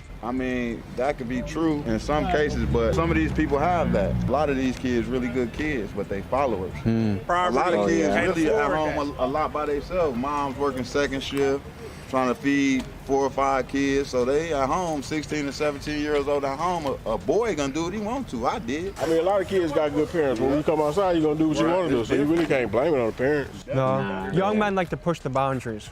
yeah, I think now with these cars, they testing boundaries Not to just death. young young men. Just They people, really are. I mean, that period. was crazy. They could have driven through that car right there. Hell yeah, they could have hit that curb and started flipping or anything. Should we check out the Yeah, aftermath? exactly. Yeah, let's go check it out. All right. Okay, so we have to be ready. If they swerve back around, we have to hide, dude, because I don't trust these guys to drive properly. All right, so look, see all these tire marks? They swerved into someone's front yard. Look, right here and right here, 10 they feet did. from the school. We're gonna interview a lady that almost got hit. Are you okay? How close to you did that come? Like, pretty close. That was fucking crazy. That was wild. Some wild shit. Is that normal? Have you ever seen something like that before? Yeah, every day. Every day. Dang. That wild? Yup. Y'all got a hood pass courtesy of the mob. Gotta watch y'all, cause they getting kind of treacherous over here. Dude, and I have a girlfriend I love very much I need to go home to. You gonna go home and you She's my sweet cheeks, you know what I mean? She's my sweet What happened over there, man? Man, he was doing 80 and tried to e-brake. Can't do that. The guy's on the fucking car. Can't do that. Oh fuck, my car's up there. I don't want my car. shit. Oh, You see people running for their life up there, dude? Right. You see that? Holy These shit. kids are gonna fucking die. I'm getting scared watching it. I'm not even in the That's car. crazy. Hey, y'all see that we Hot Wheels? We like the Hot Wheels on this bitch. You see how fast we put the tire on? That was crazy. Hot Wheels, man. You got some cojones, man, that's for sure. Oh shit, I gotta pass Have you it ever on. gotten into a police chase before? They can't chase cause they can, but like after you doing so much dangerous shit, they Once gotta you- terminate it. You're a reckless man, you know that? Are you ever sitting in the back of the car thinking, I really wish I wasn't here because this is scary as fuck? No, I don't drive in the back seat. If I'm in the joint, I'm in the front seat. So either you're driving or nothing. Yeah. I'm Mr. me. E-brake. They call me Mr. E-brake. Where do you guys put these things? This what you do. You ride through the hoods. You see a abandoned house. And then you see if they got an open garage. Shit, the garage open parking it. Sometimes your car be there. Sometimes you won't. Shit. Hello, sir, how you doing? Good, how are you? I hope UPS gives him an extra little kick for this route, because this is crazy. Sir, can I ask you another question, Professor E-brake? How are you going to be an astronaut or an entrepreneur if you're getting yourself into trouble with these Kias? Shit, I don't even ride joints. Shit, I ain't gonna lie. Like the only time like I get in a stolen car, say if my boy called me like I got something fat, I'm like, damn, I gotta drive Damn, that. I he ain't did drive that that. yet. So shit. Does being a Kia boy get you chicks? Yeah, I ain't gonna lie. Bitches suck your dick. You pull up in the joint. The bus just hit you. They hit a bus. Hey. This ain't even suit. Bro. Can you put it on speaker? How the bus hit you, bro? It's the thing that I'm trying to process right now. Like, to me, this is completely crazy and wild. But to you, this is just, what day is it? Tuesday, huh? Yeah, Just another Tuesday It's for you. another Tuesday. So can you describe what you're doing right now? Oh shit, these motherfuckers in the system, they know these very well. How do you actually steal a Kia? Is it an easy process? Hell yeah. Could you show us how it looks to steal a car? I can show you inside your car. Okay, let's do a simulation of him stealing my car. You got a flathead. You stick your flathead right here, and then you want to pull down, and then just break it down, and then it's gonna be like a little silver piece. You just put the flathead in there, and you just break it. Then you start it with a charger piece, like a. I don't condone stealing cars. Don't steal cars. Like if you used to have a Honda Air Key, you don't ever supposed to leave a plug-in piece right here, because you see how fast I reach right here. It's an instinct. I would have been gone in your shit. Sir, I would have been very sad if you stole my car. And can you picture me at my house crying when my car's not there anymore? Yeah. And what do you think about that? Shit, you got insurance? What if I don't though? Shit, should have had it. That shit illegal. Do you know any keyboards that have been shot at while stealing a car? Yeah. You have friends that have gotten in trouble and are in the system right now or in jail right now? Yeah. There they go right Uh-oh, here we go. I ain't used to do no shit like that back in my day. See, and that's what I say, like, not to that extreme. This shit changed so much. Go, roll. Uh-oh. Oh, shit. Crazy. Oh, my gosh. Hey, not the Chevy, though. Not the Chevy, though. Don't hit the Chevy. Hold on. And this is why I need help on my Patreon. We're trying to take shit to the next level right now. We're doing more angles, more cuts, more scenes. We're on the... Could you show us how it looks to steal a car? I can show you. I mean, gee, that shit was tight, though. Documentary, I guess. That's what they call it. They say LeBron spends $1 million a year on his body. LeBron. Yeah, because you gotta get training. I was gonna say training, diet, that lab shit. They do that. They gotta go through what's that lab shit that I did. They gotta look at your body fat, and they gotta know everything about your body to make sure whatever they gonna tell you. Don't eat this. I'm doing the same thing. Like slow down on this. Slow down on that. too much sugar, this and that. You gotta, your body is important. You're supposed to be spending that type of money on your body if you're rich as hell like that. Especially How much you think you put into your body?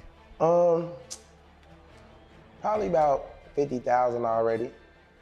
I mean, I do a lot of like that. Just the stuff that LeBron did, where you go under and lay on this thing, and they do your body. That shit like 15,000 for one section, like, and then it costs. I ain't gonna lie, it costs a bad. So, I mean, like I said, I'm all about bettering myself. I feel like anybody who watches should be all about bettering themselves as well. It should never be, oh, well, you know, as is this. They're just like telling a nigga, oh, well, you know, you got $10, Sean. Shit, you should go out in the world as is. Niggas out here with 10 million, but a goofball trying to tell you $10 is okay to have. You know what I mean? Ain't we trying to better everything? They're just like a nigga like me getting my teeth done. I want my teeth better. I want this to be better. I want that to be better. It's only the people that ain't on nothing that want to keep you normal and regular, then get mad when you crack their bitch. Because she want better. Right. She don't think like you. She has a whole different way of thinking. It's funny. In a sense, could be true too, for some people. To have Jada though, what do he gotta have? Like and additional porn scene. Nigga folded, bro. You can't argue for a nigga who, like, I'm trying to make sense of it. Anyway, middle of again.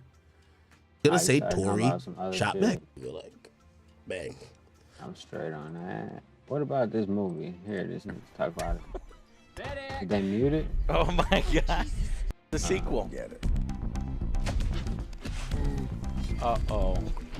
No, he's become addicted. Yeah, they have claws. Like that. That bear! Get him! The Bear is like, it's a new movie. Cocaine Bear, I think that's it. Yeah. Is this a VOD? That shit looks, oh, it's video on demand. It's The Bulk, The Incredible Bulk. Oh, that was terrible. That's just gonna be cool. It's gonna be like a horror movie. Film and then some Cujo type shit for the old people. You know, youngsters, y'all don't know who Cujo is. But yeah, that shit.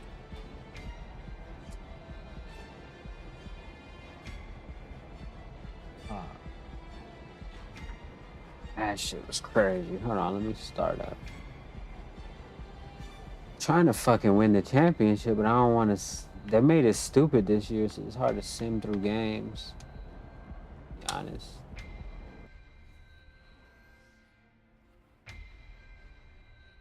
I don't really want to sim through anyway.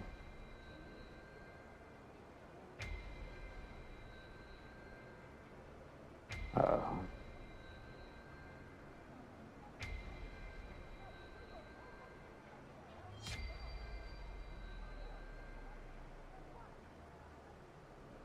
Holy shit.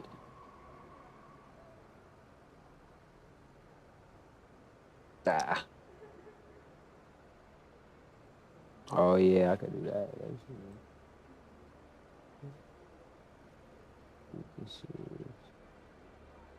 see what this motherfucker. No matter what. So then, let's go back. See, I mean, they had a warning. Oh, I'm sorry about that. Try feeling about both. I've gotten rid of. I don't eat as much meat as I used to. But when I tried to get rid of it completely, I just didn't feel right. So I went back to it. But I think the answer to everything is everything in moderation. I don't, you know, I think you just need to be, and again, here's the problem with meat, balance. Is that we're out there like contracting out our murders. That can't be right? I mean, if people actually had to go spend time at a farm and watch what goes on with cows and watch how they're treated and watch how they're murdered, then people wouldn't eat meat. And that alone should tell us there's a problem. I would still eat meat. The problem is that we contract it out and we just don't let our minds even think about it. You know, because if we actually had to go watch these cows or these pigs get killed, I think we would feel differently. Okay, that's not really my question. Okay, so no, I have not noticed any. I don't think there's anybody from above telling anybody to talk about veganism or go against it or anything like that. But why are they doing this propaganda at the same time? Like that, like a month ago, they was. Do they have the same? Do they have the same? same talking points? Yes. Yes. I'd have to hear that. I have not heard that yet. Yeah, I mean, Allen Iverson right there. But you don't think it could be as simple as people are calling on them to make a decision about it? So what I'm thinking is they are the same propaganda like the other side, you know. They working for the same. But my question is, how tall are you? What do you weigh? I'm. Oh, you're gonna give me I some can tell you in stupid numbers. centimeters, Go ahead, I'll convert it. Go ahead. Oh yeah, it's some stupid. Okay, I'm Not Americans. 185 in centimeters. Okay. Which is 1 meter 85 centimeter, and I weigh around 100 kilograms. Wait, 185 centimeters tall? Yes. Okay, so you're about 6 foot, and you weigh what? And about 100 kilograms. 100 kilograms is okay. That's pretty good weight for. I weigh about the same. Yeah, I'm pretty fat. Yeah. Well, I'm 6'3", so we weigh the same. I got a couple more inches on you. Okay. So, but you feel healthy and everything. Yeah. Yeah, no problem whatsoever. I mean, No problem. when I stopped eating meat, when I got any like eggs to my accidentally, like when I buy baguette and I eat baguette and I figure out that eggs in it, I was Right. feeling really down, like very tired and stuff. Yeah. And, like it was. I don't know, maybe I have an allergy or something like that, but overall I feel very nice. I lift weights, I like do trips about 10 kilometers a day, you know, it's all good. Nice. Yeah, I mean, I drink think, wine every day. All right. So don't feel any intoxication and hang out or anything like that. Well, I don't drink alcohol myself, but I do think that I have not seen too many vegans that look great to me. That's just me saying that based off of looks. Can't know them all, and I'm not saying you couldn't send me a picture of 10 people right now and be like, look at how great these guys look. I'm not saying that. Right. Just saying in general. I can actually explain this for you because the way our body's working is when you stop eating toxic food, because you do it in. You know, a lot of people are not getting the right kind of vegetables. You can't just go to the grocery store and buy some vegetable because it's been drenched in pesticides. It's a chemical. It's a poison. But what vegetables you think cows feed? Grass. Yeah, poisoned corn and poisoned combi corn. No, well, I eat grass-fed beef, so my hope would be that the grass that they're eating has not been drenched in pesticide, which I don't think it has been. But again, we don't know, right? So this is why I'm saying I'm contracting out my murder, which I know is wrong. That's fine. But I just think that you do need testosterone. You do need males that have testosterone. Now, you're saying we don't in today's society. The problem with that is that don't you see how the elite is going to take advantage of that? That's funny. Which is maybe what's going on. We might be seeing that right now. Yeah, I'm sorry. I'm sorry for this question, but it came up just right now to my thought. Do you eat any vegetables with your meat? Of course. The grass-fed vegetables? No, we buy from a farmer's market from a raw foods guy who has all these. He uses no machinery, no pesticides, no nothing. Costs us an arm and a leg. Yeah, so you can just. I mean, I'm not calling it convince you to anything. You know, it's just like a dialogue between. Yes. Between me and you. But I gotta let you go. There's people behind you, and I see what you mean. I've been to that stage. Yes, I've been to that stage. But what I'm personally thinking is, if you can find organic vegetables. Yes. Genius does not mean smart. Live Somebody's your life Questlove. without any shame of That's killing why any Chris animals. Paul's Well, except for trending everybody and already shit. has. Yeah, but That's what I mean was going saying. forward? Yeah, that's a good idea. Yeah, we have, but our personal choice, like for example myself, when I stopped eating dead animals, I was Dead relieved animals. from the prison, you know. Oh, Okay. shit. And Can't make Are you nothing married? right now? I used to be, yes, I used to be. Why are you not Holy anymore? shit. Because she was. He said, "Why are you now?" Okay. She was. let me just explain to you. So I do relationship counseling, right? And I've done maybe 4 couples total. One kind of quit real quickly, and then the 3 other ones. So what I've noticed just in those couples, and it's a very small sample size, but it's kind of what I think is going on in a much larger scale, is it seems to me that relationships that are having trouble are always because the guy stops making the decisions. So at the beginning, the man is a man. He's then opening that doors for the girl. changes. He's making decisions of where they're going to go. He makes decisions. And then slowly over time, he relinquishes that control to the woman because of, I guess, might be veganism, could be anything. I don't know what would be the reason. But at some point, the woman is now wearing the pants in the relationship. And then she's no longer attracted to that man. And so the falling of society, like the falling of the family, the nuclear family, to me seems like, and I don't want to just say it's the men's fault, because I think women have a lot to do with it too. But shit right now. I think that it could have something to do with that.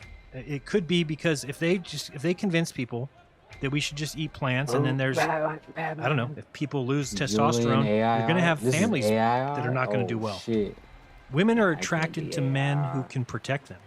Women are attracted to men who wear the pants. in the action family, hero. believe it or not. I actually completely agree with this, and I told you that I'm calling you from Russia. We don't have any problems like that in here, because So the men are very in charge of the family. They're in charge of the household. Okay. I mean, most of them, yes. And we just passed a law starting today of banning like any LGBT propaganda. No, like. I'm moving to Russia. I'm moving to Russia. That's tight. I'm moving there. We're moving to Russia. Yeah, come over. Come over here. I'm moving to We're Russia gonna love too. you here. Shit, that's tight. We actually homed Edward Snowden here, and he got married. And he got kids right now. Edward Snowden, you know? Yeah. I think that's what they So, I mean, we don't have any problems like this here. I know what you're talking about men being too like lazy, seducing, but as I know, in America, you girls always paying for themselves in restaurants on a date. No. Which is a very bad thing for Russians. Well, that doesn't really happen. We never do something like that. I mean, if I go to a date with a girl, I used to live in California, and I was dating like a girl from New York, who is she was Italian girl, a very like beautiful singer from show business, and she never asked me to pay in restaurants. She was never paying for herself in restaurants because I was translating meta message that if she says something like that, it's not gonna be good for her. I'm gonna pay for her fucking taxi. I'm gonna pay for the restaurant. Right. I'm gonna take care of like when she leaves, when she comes home on a taxi, and she go to the bed, she need to type me SMS like a message that she's safe, she's home. I fucked up. That's my mentality. You know what I mean? That's good, and We we wish did it. everybody had that mentality. The problem is it's not what's going on here anymore, and it is a society change. It is this idea of putting into women's heads that they can do anything and that we're all equal when it's just not the case.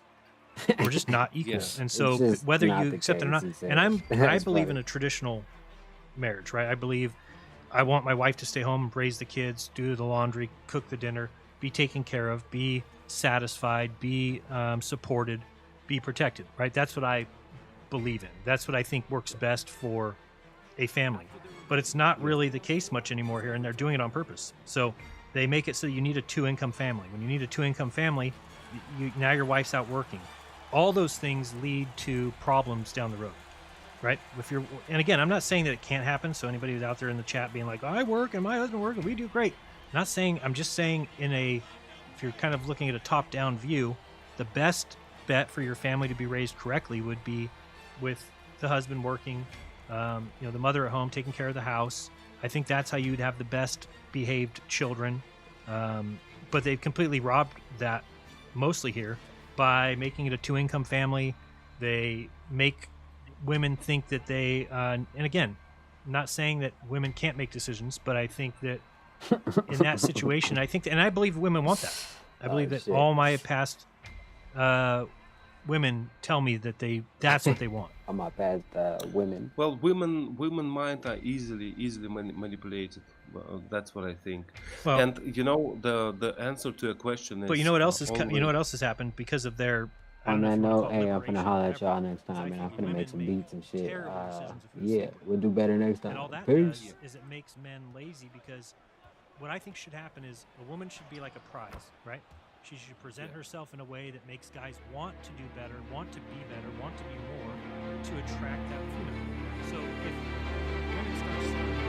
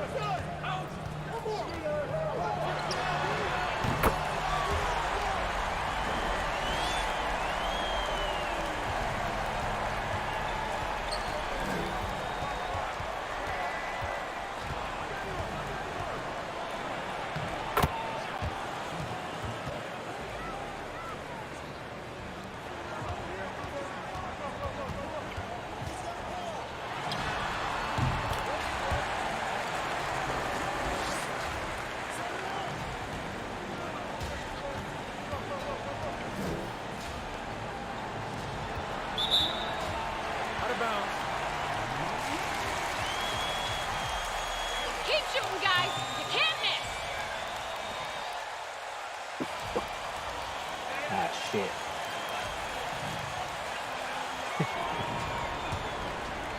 Alright.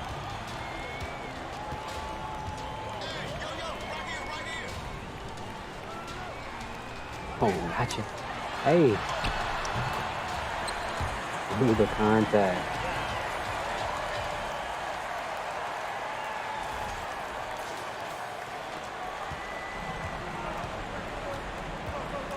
Ah, shit.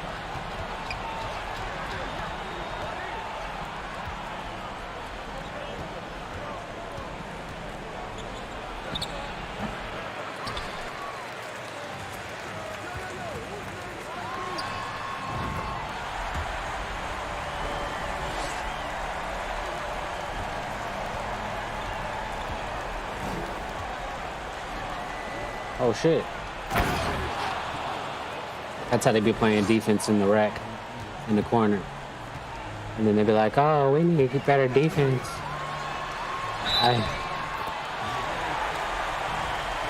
Tough buckets. How can the guy in the corner have more points than the guy playing against the point guard? The point guard got the, especially in 2K, the hardest, I mean, you know, the guy guarding the point guard has the hardest position.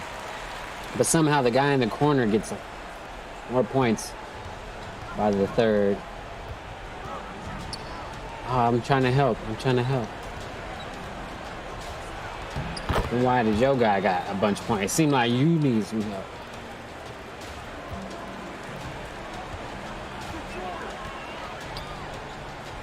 This is Brandon Ingram.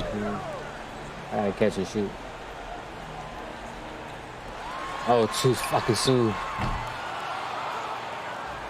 Brandon Ingram tries not to let me score, definitely. Alright.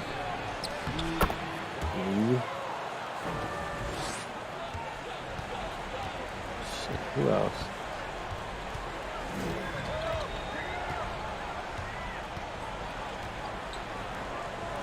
Fuck it, I gotta go past him.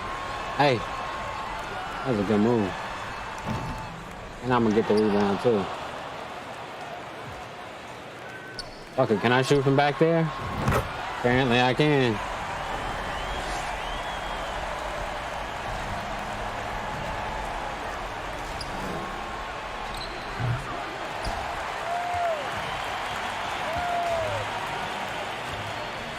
I'm trying to have this nigga running around and shit.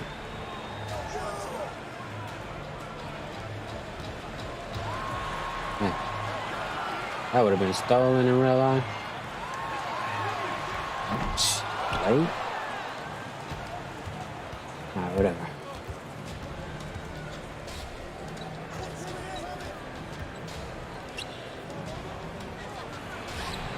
Good defense.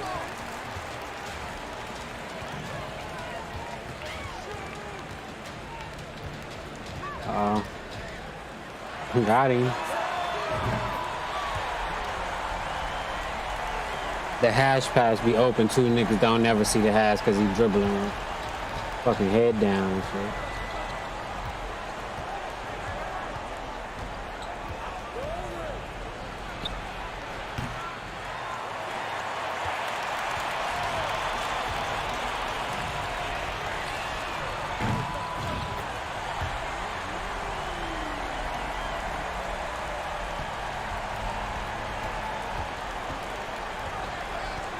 This is how you guard the corner.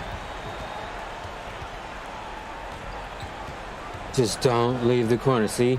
You're trying to bait me. I'm not leaving. I don't care if that guy scores. It's not my job.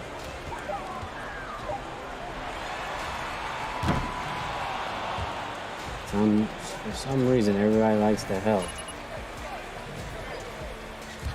Say when their guy got more points than anybody else, they feel inclined to help. Okay, so you don't feel like Nas, you feel like Nas is irrelevant.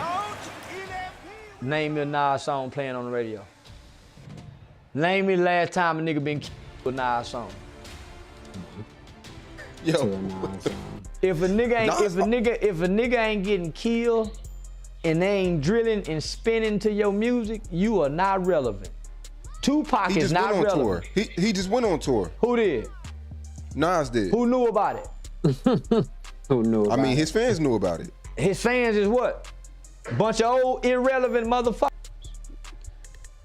Nas fans is a bunch of old, irrelevant, washed up, has-been motherfuckers. That's why you don't know when his tour was. He had a secret tour, privately, exclusive only. That's funny. Members only. He didn't have, man, ain't no, Nas is irrelevant. In Nas' defense, he invested in Ring. You know Ring, the ring on your door? Nas invested in that. Ring is relevant, not Nas. Just because he invested in it don't mean he's relevant. He's an irrelevant investor. But look, he just received $40 million because he invested 1.2. Wait. He's an irrelevant, rich, used to be rapper. He's still irrelevant no matter how much money he done made in his business-wise to the hip-hop, pop culture. He's irrelevant. Yeah. Yeah. I mean, he hasn't had a hit in a long time. At this point, homie, Oprah Winfrey is irrelevant. There's no relevance to Oprah Winfrey. Martin Luther King is irrelevant. Malcolm X is irrelevant. Right. The Nation of Islam is irrelevant. Hebrews are irrelevant. Right. Because what's your relevance? Who are the youth discussing? That's how you know it's irrelevant. We're the only culture that do that to our artists. They don't call Britney Spears irrelevant. They don't call you lying to me? Do you know how you become irrelevant in Britney Spears' world? You get a show in Vegas. That's when you become irrelevant.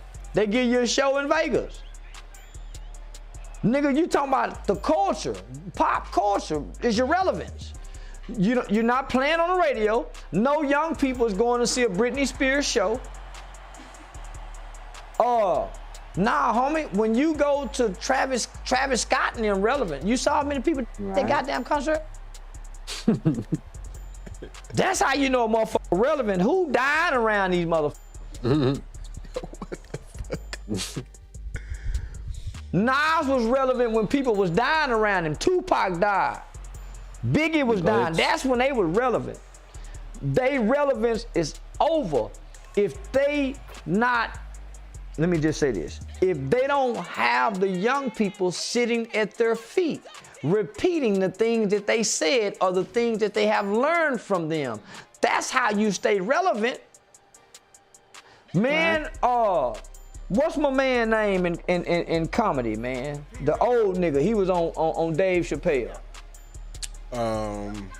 The old nigga, he was back with Richard Pryor and them. I can't even think about it. Damn, he's irrelevant. He was relevant because he's on Dave Chappelle. I always had his legs crossed. I'm saying we don't know his name, so he's irrelevant. Because Paul Mooney. They're not relevant. Dave Chappelle not relevant no more. Wait, Dave Chappelle's not relevant. He just did a crazy Netflix series. Take that away from him, homie. Where's his relevance? What else do you want him to do? Homie, DC Young Fly and them is relevant. They going on tour. Man. Say, homie, listen. If Dave Chappelle don't talk about the Jews, he's not relevant, homie. The Jewish conversation brought him relevance. Man, he had Netflix series 2020, 2019. One of the most popping 2020, 2019. Hold on, but we're in 2022 now. Man, he just had a series. I don't watch him. Listen, two years ago don't make you relevant today, brother.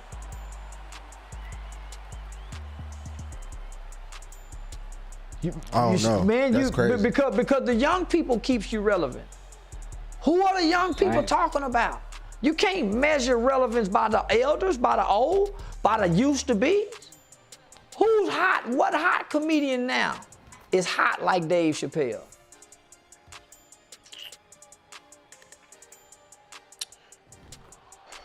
Chris Rock. When he got slapped, he went on he went on a crazy tour, sold out. Joe Rogan's relevant. Joe Rogan, yeah, okay. The 85 South crew is relevant. The Wild and Out cast is relevant. Homie, the relevance is what's resonating today. Man, just because you were, man, as great as Michael Jackson was, homie, he's not relevant today. That shit was okay. Not with all of what he I said. said, I need And he this said, business. I need and we this got business. text message. He said, I'm waiting I for got T-Rail the to group invite chat me. text message, nigga. I said, He wasn't ready to be invited. wow, how you gonna tell somebody who's That's not crazy. ready? So you was know what I'm saying? evaluating. You was evaluating your homie. Smack. Honestly, he was just waiting for you to get new management. You know, he was. So it was fuck King. That's what you said? No. You waited for him to give him $100 and then you said, I can work with you now. Yeah. So it's some internal shit. No, I ain't waiting on it. You know, I'm just making sure you're ready. Matter of fact, I'm ready to stick on so it, you damn. ready? You know I'm ready.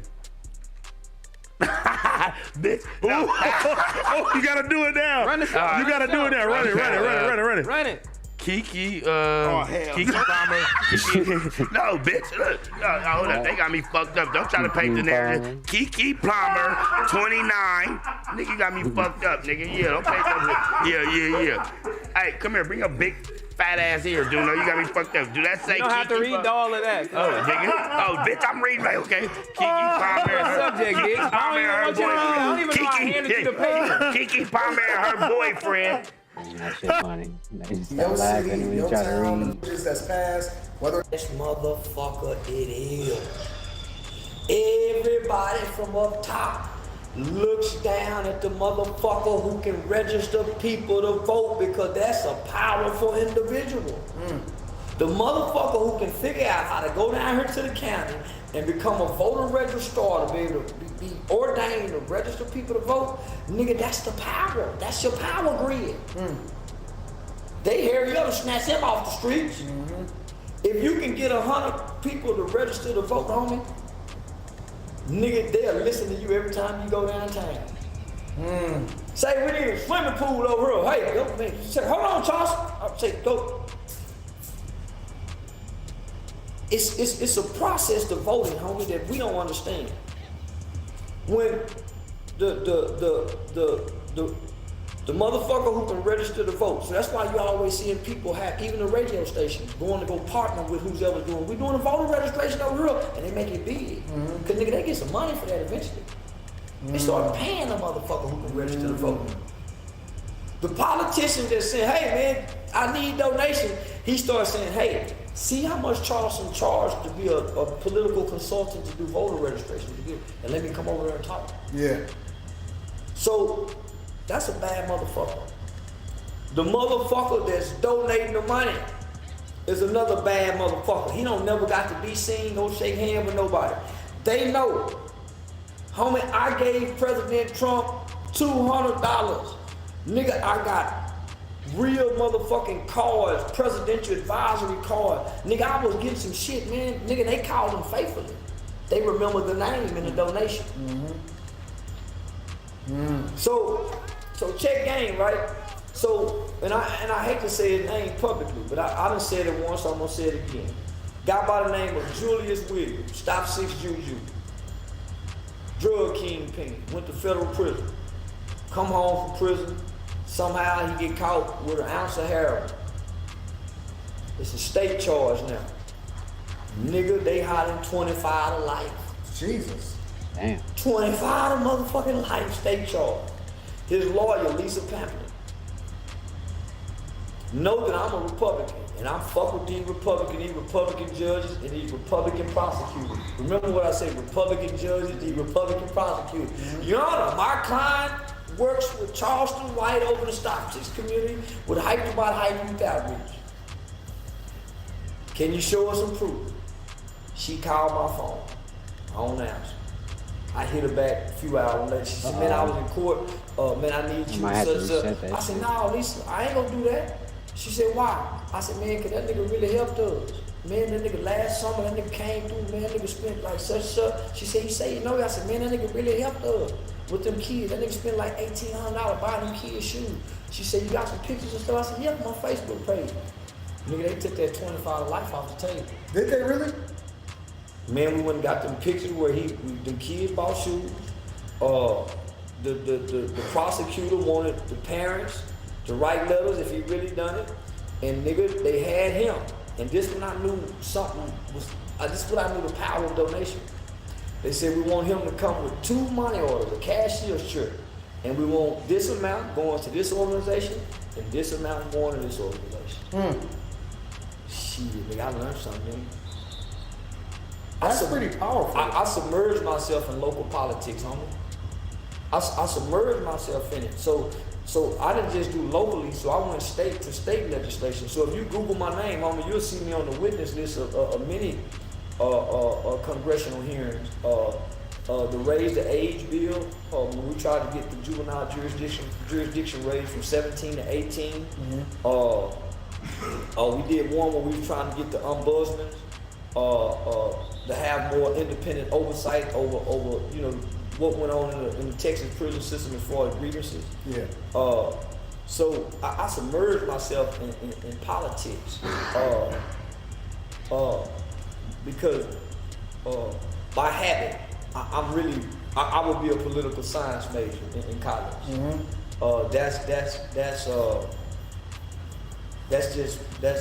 me see if I can. Oh, I'm downloading shit too. You love politics. Yeah, I love politics. I submerge myself in it. I study it. Nigga, I'm always watching it on the news. I flip from Fox to CNN, MSNBC. I keep up with out-of-state politics. I keep up with world politics. That's a habit. Yeah, I enjoy it. It's like how a nigga play pool, play football, and play. Yeah, I like that for a hobby. So, a good buddy of mine, former Detroit Mayor Kwame Kilpatrick. Yeah, I like that nigga. Yeah, he's cool. And we was having a conversation, and he said every other group plays both sides. Yeah. They play both sides as far as they donate to and have a personal relationship. It's called quid quo pro, I think, or whatever it's called. You do something for me, y'all do something for me, you do something. They go to both sides. Hey, what can y'all do for? Yep. Okay, that's exactly fuck what you. he said. What can y'all do for? Okay, fuck you. We go hold out. Well, no, we don't want y'all to hold out. So they bid to these people because they have a list of demands every political season. Yeah. And they show up with their own people. Yep. Hey, we want him to run. We want him to be this judge. Yep. So I started noticing that, and shout out to Judge Alex Kim. Judge Alex Kim is an Asian American judge who grew up in the Tarrant County area. He's a hip judge, homie. Yep. A real cool Asian guy, but he's a very strict, stern, conservative judge. He and I started out together. He was doing kind of public engagement as an attorney with the Republican Party. There we go. He let me know, homie, that other people are coming into politics, and we're somewhat getting left behind. That it's almost, and I'm not gonna say, don't quote me on this, but it's almost a waste of time to pander to the black vote. Number one, because everybody knows that we're the lowest voter turnout. Yep. For instance, 2014 election, homie, I think they had 5 polling places on the east side. They had 5 polling places on the east side. Nigga, I think 3 of them had 0 voters show up to it. That's crazy, see. Out of 5 polling places on the east side of Fort Worth, nigga, 3 of them had 0 voters. Nigga, for 5 years, nigga, I worked as an election judge. That is insane, bro. So, man, So not only are we gonna have a low voter turnout, we don't donate campaign wise. Well, that's what I was gonna say, right? Black people don't donate campaign. One of the things that was interesting is that I had a direct line, even to certain former presidential candidates, right? Yeah. Simply because we had raised a lot of money and we had donated a lot of money to their campaign. Yeah. Right? And so that anytime that they would come through Michigan or they would come through Detroit, they would actually reach out to us, and then we would have conversations, or they'd invite us to their dinner and then whatever. I'm trying to learn shit. Whatever they did their rallies at and all that other type of stuff. We don't participate on any real level, and this is one of the things that that the mayor was saying, the former mayor, he said, listen, every politician already knows that they are going to get, depending on what side of the aisle that they're on, if you are a Democrat, specifically in a certain city, there is no point in offering or having a conversation with black people because they already know that they're going to take 97% of the vote, no matter what. They don't have no demands, they don't have no requests, they're not playing both sides, they're not pitting people against each other, and they do not contribute financially to any campaign, and it's no reason for them to actually have to petition for your vote. And you're going to automatically give them to them. And I have to give nothing in return. Yep. Because politicians operate off campaign contribution. Correct. They have an obligation to their constituents, but their loyalty is to their campaign donors. Yep. They have an obligation to their constituents, but they also have a loyalty to the campaign donors because that's who keep me in office. Yep. Y'all keep me in office, but they ensure that I stay. Because when it's time to run, I need commercials, I need gas, I gotta pay my aides, I need these big signs. All that shit costs money. It does. All that shit costs money. And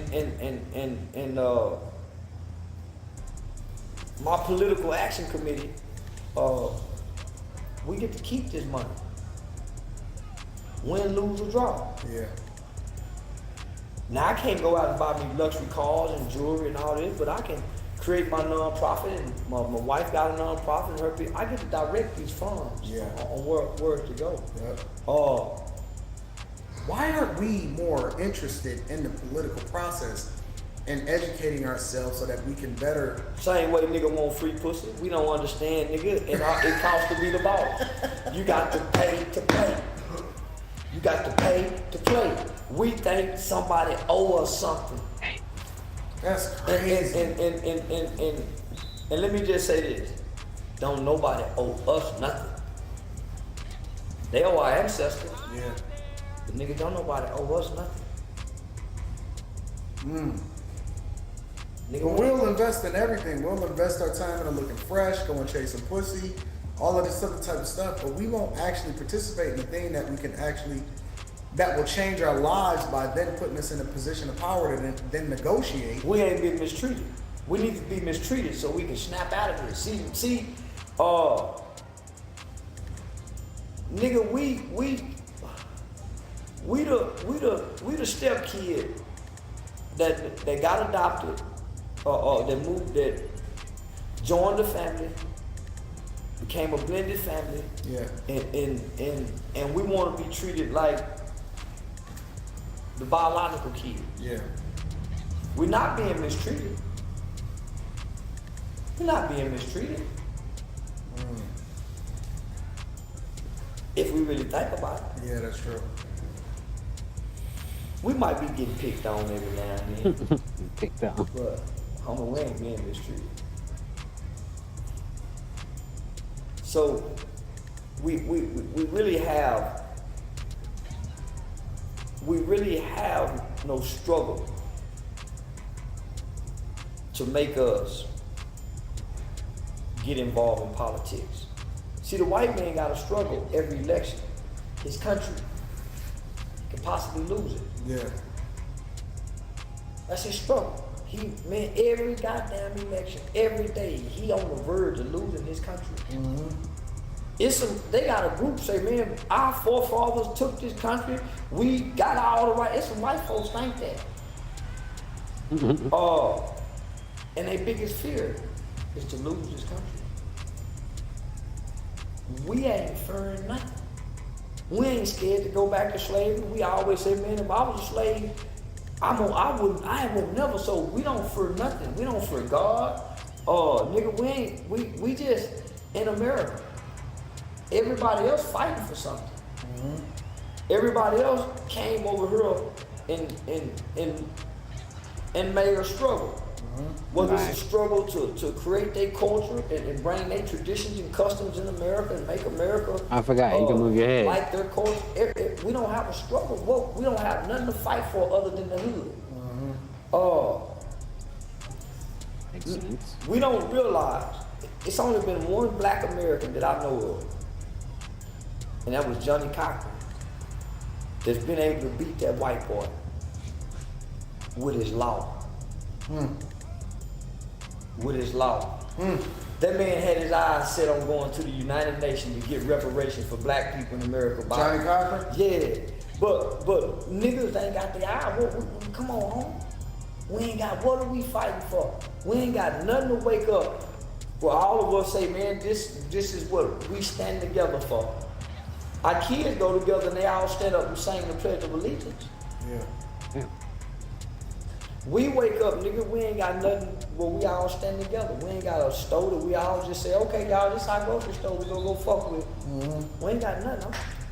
So, what incentive or what can we tell ourselves as black people to say, okay, y'all, we need to start voting now? They use the celebrities for the presidential elections. Vote or die. Correct. Or if even with the Stacey Abrams thing, right? That's more or less for Georgia.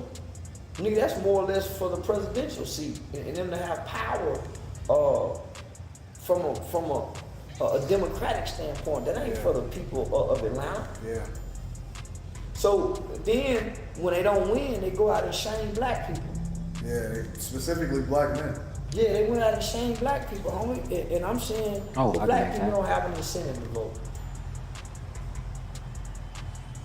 We don't have an incentive to vote. Yeah. Most of your local politics is so infiltrated and filled with nepotism.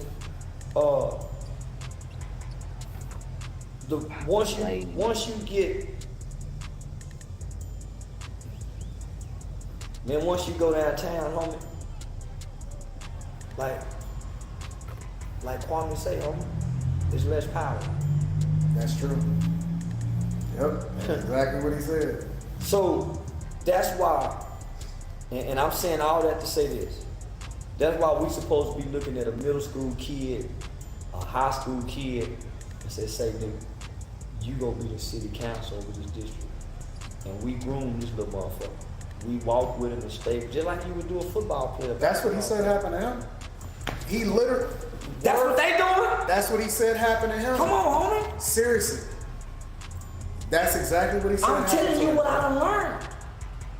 Man, it's a wonderful sister named Anna Marie. Homie, they caught her in middle school, high school writing papers. Nigga, I met her working with Councilman Dwayne Caraway. Pull 'em up sagging campaign, homie, they were grooming her. Yeah. That's what they doing. Nigga, if you think Obama wasn't groomed? He was. Right. So that's He was. So that's what I'm saying. Nigga, we supposed to have a young nigga. Nah, homie. And we grooming. We make sure, man, where your mama at, nigga? Say this, homie, can you get her a job over here at Nissan? Your wife working in the HR department. Say, get her a job at Nissan, homie. This little nigga here go be. We supposed to be doing that, homie. See, but what happened is you get a little nigga like that, and when football season stops, you don't see him till next year's football season. Yeah. That's true. Basketball season stopped, you don't see him next year the basketball season. But by this time, his mama done moved over there and you done lost contact with him. But if you fuck with him after football season, all throughout that, you hear me? That's crazy, bro. That's why I'm mad at Dion. But you know what we do with it? You know what we do with it? They do it with the boosters at the colleges. Come on, homie. They do it with the recruits. The gang banging niggas do it with the little homies. They do it with the gang bangers. The gang banging niggas do it with the little nigga they see got heart. They do, bro. They do. The little nigga that can hustle. The hustler niggas do it. The LGBT community do it. God, Charleston. Everybody fucking with the babies to groom them, homie, to be what they want them to be. Nigga, so why we ain't doing it, nigga? Don't it make sense? Everybody is grooming the kids. Everybody is picking the kids. And man, he gonna be a good little gay motherfucker. You are absolutely correct, bro. You see what they doing with Dwayne Wade, son? Everybody saying, man, who he gonna make a good little girl? Look at that boy. Who he gonna make a good little homosexual? I'm gonna groom him. You wanna be a girl, boy? Yeah.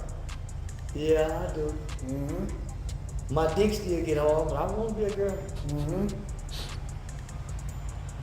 Everybody grooming the babies, nigga. So I sat back and peeped in politics. That's what they doing, homie. Catching that motherfucking class president who dress nice. Nigga, I started seeing the police doing it, nigga, with the Hispanic kids, nigga, with the Explorer program. Yeah. Mm-hmm. Bringing the kids in the Explorer program, teaching them how to be cops at 13, 14 years old, how to work robbery.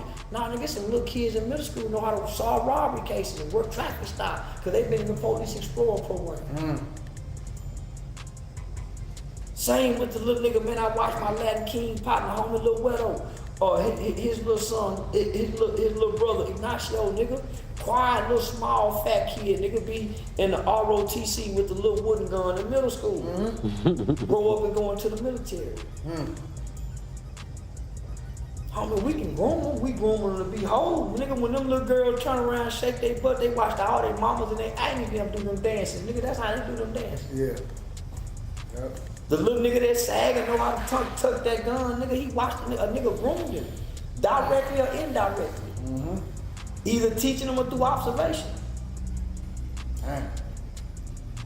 So nah, nigga, some sharp little kids in school, homie. That if we fuck with the kids in school, we had some after school program. This little nigga get 18, 19 years old, say, look out, little homie. You finna run and be the next guy over in this district. You gonna be our precinct chair. Nigga, you were popular in school, you gonna be this. And you know what's so funny? Kwame said the same. He said the day he knew he was gonna be mayor, he was 10 years old, and the then mayor at the time, Coleman Young, he had an opportunity to meet him at the mayor's mansion, and his mother was already into politics. And he told him, "Oh, you gonna be the next mayor." And then his whole life, he worked campaigns. He got up under his mother. He wanted to be a legislator. See, he said his whole entire thing, he knew. He learned how to go up north in order to sit with certain people, in order to make sure that he get deals and all of that other type of stuff. I was told that by I met Dr. Miles Monroe, homie. I was told some shit, homie, from great men. Just meeting them one time, you know what I'm saying? Motherfucker just picking me out of crowd and said, man, you're gonna work with governments. You're gonna impact and change laws. Nigga, I'm just saying, man, what the fuck you motherfucker about? Yeah.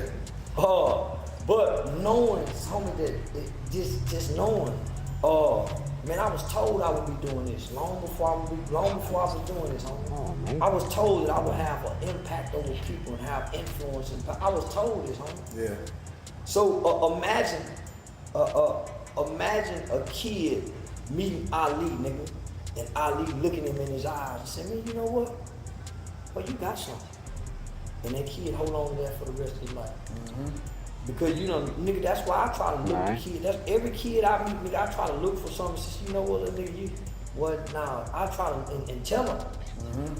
The nigga, the right words take them through life. The right words to a kid, homie, give them, it'll equip them, homie, for their journey. Yeah.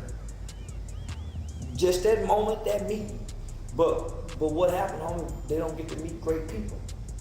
Nigga, ain't no bankers coming down through. Ain't no, nigga, they don't get to meet great people and hear words. Those words are like seed sown.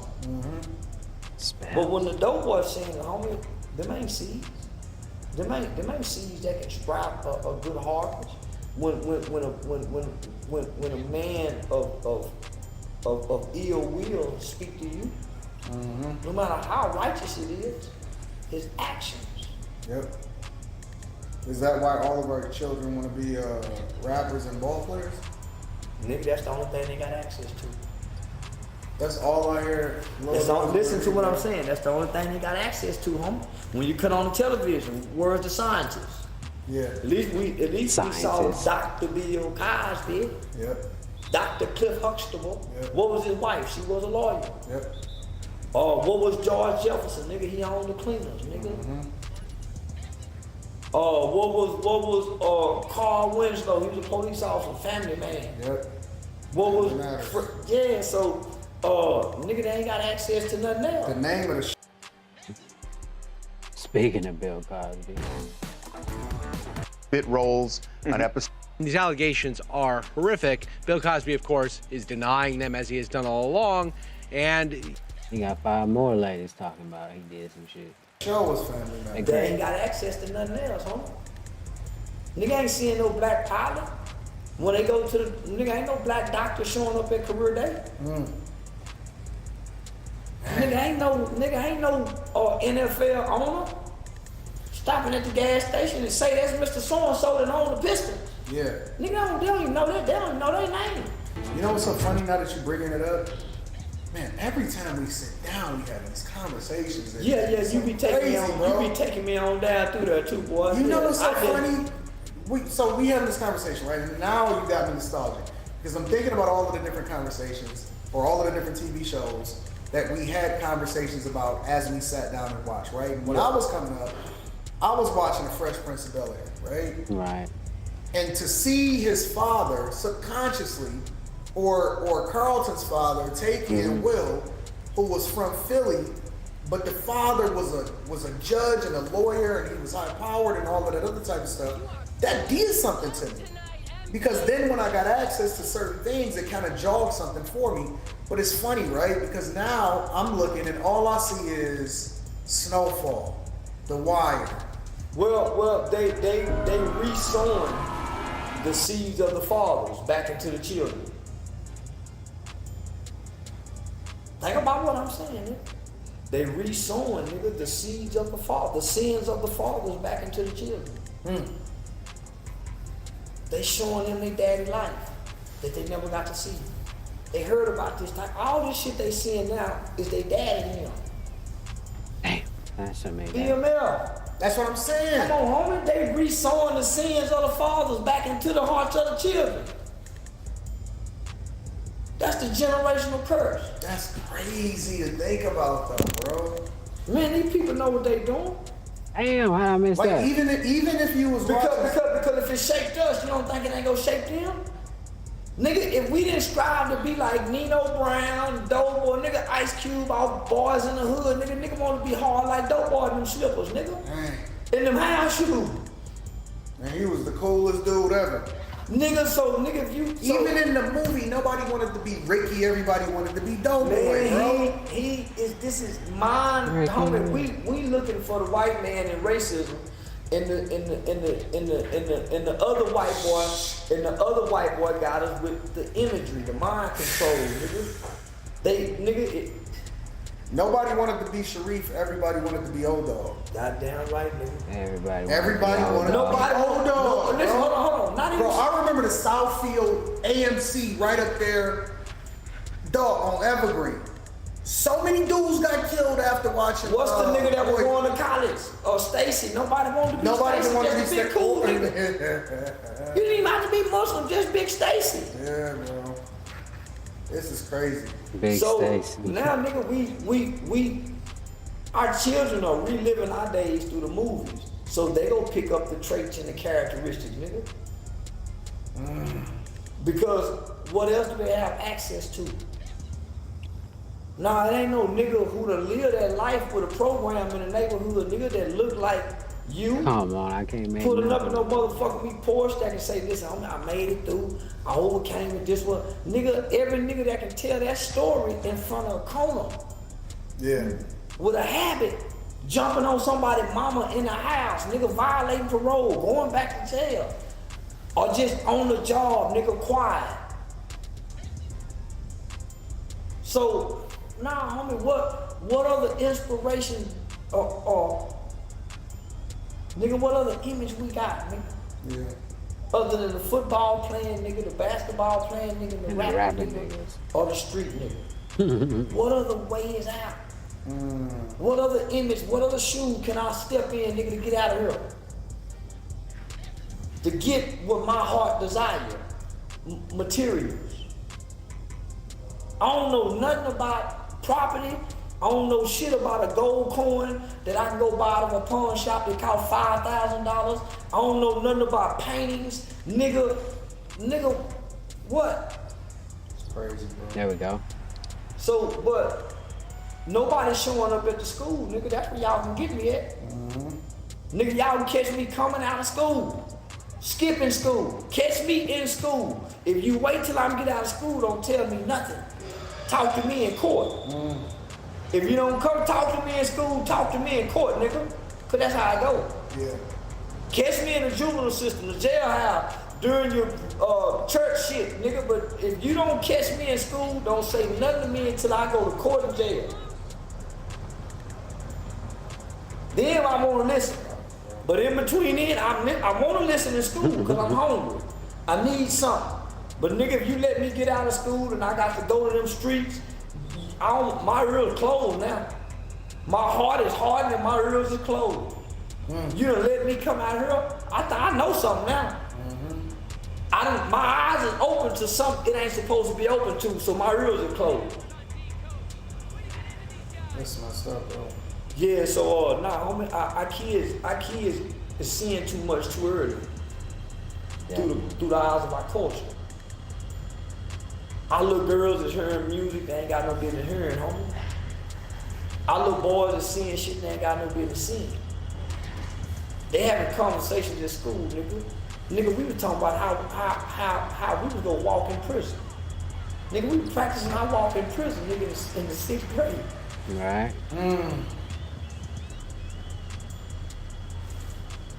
Shit, I don't know how we do this every time, bro. Say, man, I just seen on the news, homie, a 14-year-old killed 2 women.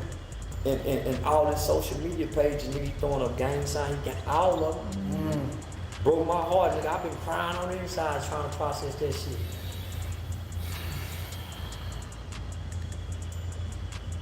Yeah, so nah, this but it's on us though, my nigga. It's on niggas like me and you, homie. That nigga just go. We ain't gotta go to the ghetto and kill ourselves. Yeah. But nigga, we can pick up some problems and just fuck with them. Yep, you're right. Yeah, we can pick up some problems. Hold on, we can ask some black school teachers. Man, say, man, what little boy can do this? What little dude, who you think of? I got the relationships too. Yeah, that's what I'm saying. I know all of them. I know we go out and some of the find principles. We go out and find them. Give us this. This what we want to do, man. The little nigga that can do this, make them meet some standards. Yeah. Make them meet some standards. Say, look at our little homie, nigga, we getting away $1,000 if you woo. Shit, nigga, yeah. And we can get them. But nigga, if we don't do that, we need to stop complaining. All right. Yeah, we need to stop complaining. Kwame Brown got on here and said, nigga, when I was 10 years old, nigga, I knew I was gonna be mayor. And that man became mayor, homie. Yeah. He did. He said it too. I ain't seen that interview. I'm telling you what I done seen up close and personal, nigga, from submerging myself in politics and watching them develop young people, homie, over the years. Man, say something, man, listen. They fuck with them all in 3rd grade. Why do you think they have them riding in back of the police car? Nigga on the fire truck, and his whole life he got a fire truck. He want a fire helmet. He want the water hose. By the time he 18 years old, he trying out for the fire department. Yeah. Damn. It's no different than the little nigga that's play football from little league football to middle school. Nigga, we get stuck on them 2 niggas. The little nigga that can hoop and the little nigga that can play football and the little nigga that can box. We get stuck on the sports. And we be all on them, bro. Nigga, we'll follow them their whole life. Yeah, man. We'll watch them niggas from 3 years old. We watch them, David Hayden and that boy, Javante. Yeah, you're right. You're absolutely right, bro. So, nigga, why we can't do that for the young nigga that's good in math? The young nigga that can read, speed read.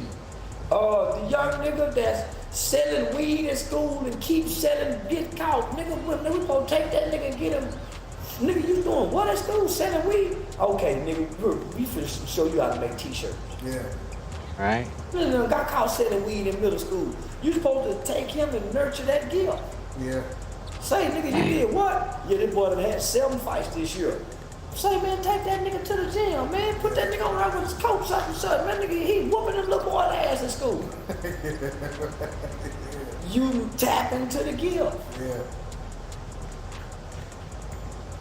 I need So, some. yeah, no, I mean, I can't make no shots now. squabbling over bullshit. And nigga, they grooming them. Don't put the battery in my back, cause you know me. Nigga, it's too late. Nigga, it's on. You done told me. You done told. It's on. Nigga, it's on. You done told me. You know the principles. Now it's on. Nigga, by springtime, you watch. Homie, listen. Give me 25 wallets. Give me 25 wallets in 10 cities. Give me 10 cities and 25 wallets, nigga, and put me $20 in each wallet and start a financial literacy program in the hood. Go find 25 kids, homie, and show them young niggas, listen, nigga, we gonna meet up every 2 weeks. We gonna meet up every 2 weeks. We gonna fuck around. When I get through fucking with you, how much money you save out that 20, nigga? Oh, Mr. Charleston, I save 10. Real nigga, I'm gonna match 10. I'm gonna match your efforts, nigga. But listen, but I need you to keep this wallet. You know me, You got a wallet, don't you? You know me. You got a wallet? Nope. You ain't got a wallet? Nope. Low, you got a wallet? You got a wallet? Dude, you got a wallet? You got a wallet? I got a wallet. I gotta have my ID. Other than that, I'm gonna lose my ID. I gotta have my debit card. And every nigga supposed to have at least $100 in his wallet for an emergency. Oh, yeah. Keep you from holding all that goddamn cash up to your real nigga. Motherfucking hand, nigga. Put that goddamn money in the wallet like a man, nigga. Put that wallet in your hand. But it teaches a concept and a trait and a characteristics of a man. You see what I'm saying? But as well as showing a young nigga how to manage some money. You just doing this to fuck with it.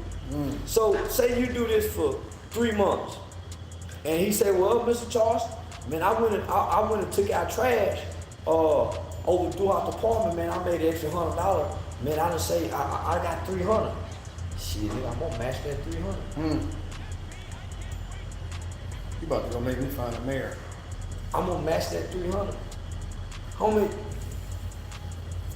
we can't stay so focused on the kids that's doing bad that we forget that the kids, the efforts of the kids that's doing good. Yeah. We don't reward them, nigga. We normally reward the kids. They get all the attention. They get to put in all the programs.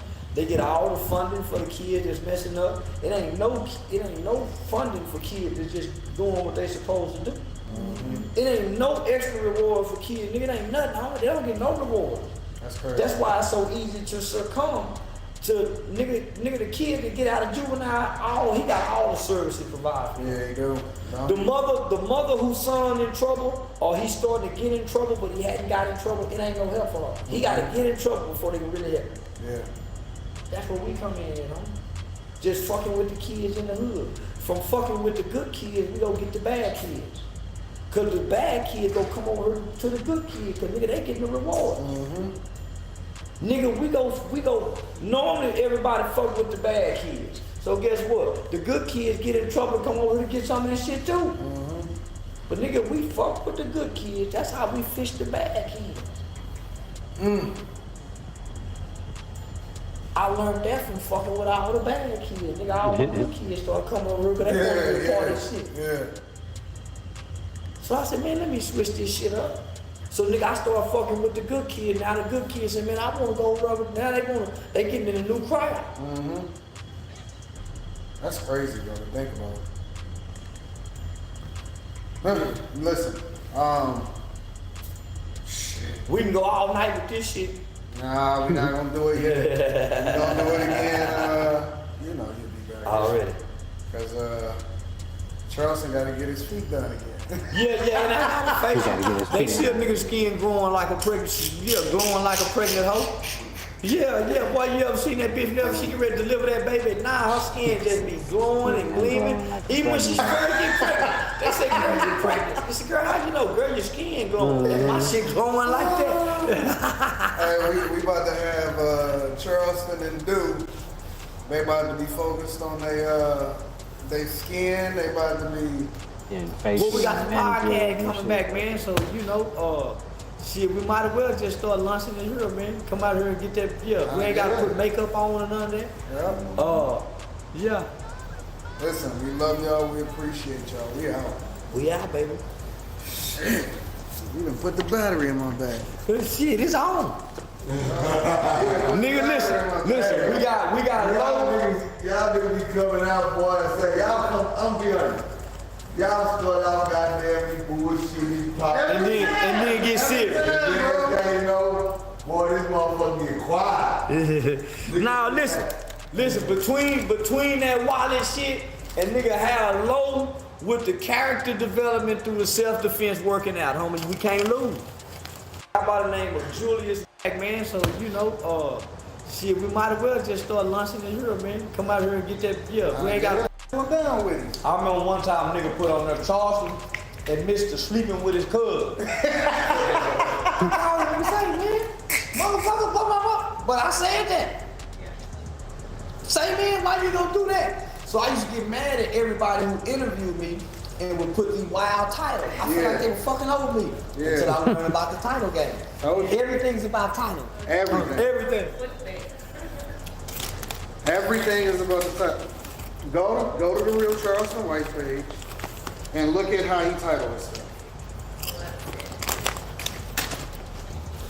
Just look at it. Just study it. It's gonna teach you. You and Dewberry Gate. Yeah. Yep. How you know? Just say anything. How you know me and Dewberry Gate? We ain't never heard that before. How you know? Hey, that was random in the mother. Yeah, motherfucker say you and Dewberry Gate. How you know? How would a motherfucker on the internet just typing know me and we gay? Ain't nobody ever said that before. Say, boy, these poor people will say anything mean. Some of the meanest motherfuckers in the world is a poor motherfucker. I ain't lying, boy. I'm talking about a poor motherfucker that's mean, boy. They can type some mean shit down and make you cry.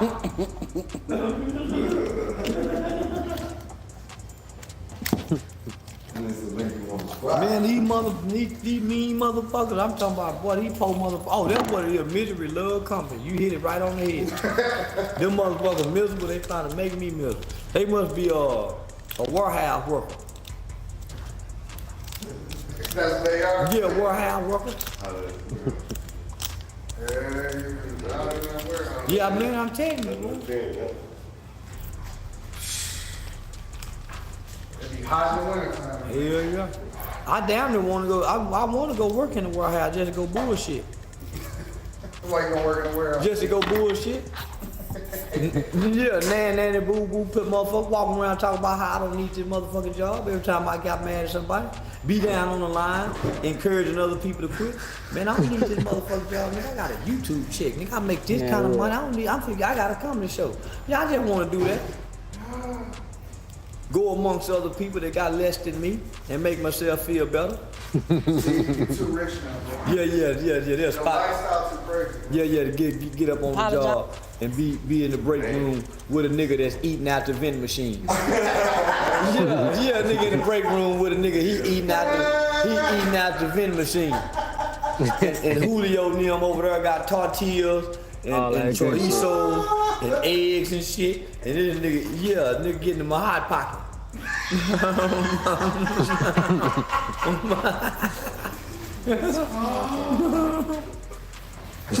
Crazy.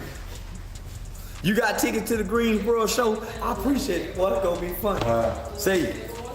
Say it's gonna be funny in a motherfucker. I got whole Detroit tour here. I got some stories to tell. I ain't bullshit. Yeah. I'm gonna tell y'all about the time I got shot. I'm gonna tell y'all about the time when I got shot in the strip club. Yeah, when they thought I shot myself in the strip club. It's gonna be funny in the motherfucker. Say, I'm gonna tell you about the time when I got shot. When I got shot in the strip club and they thought I shot myself. Yeah, another nigga shot me.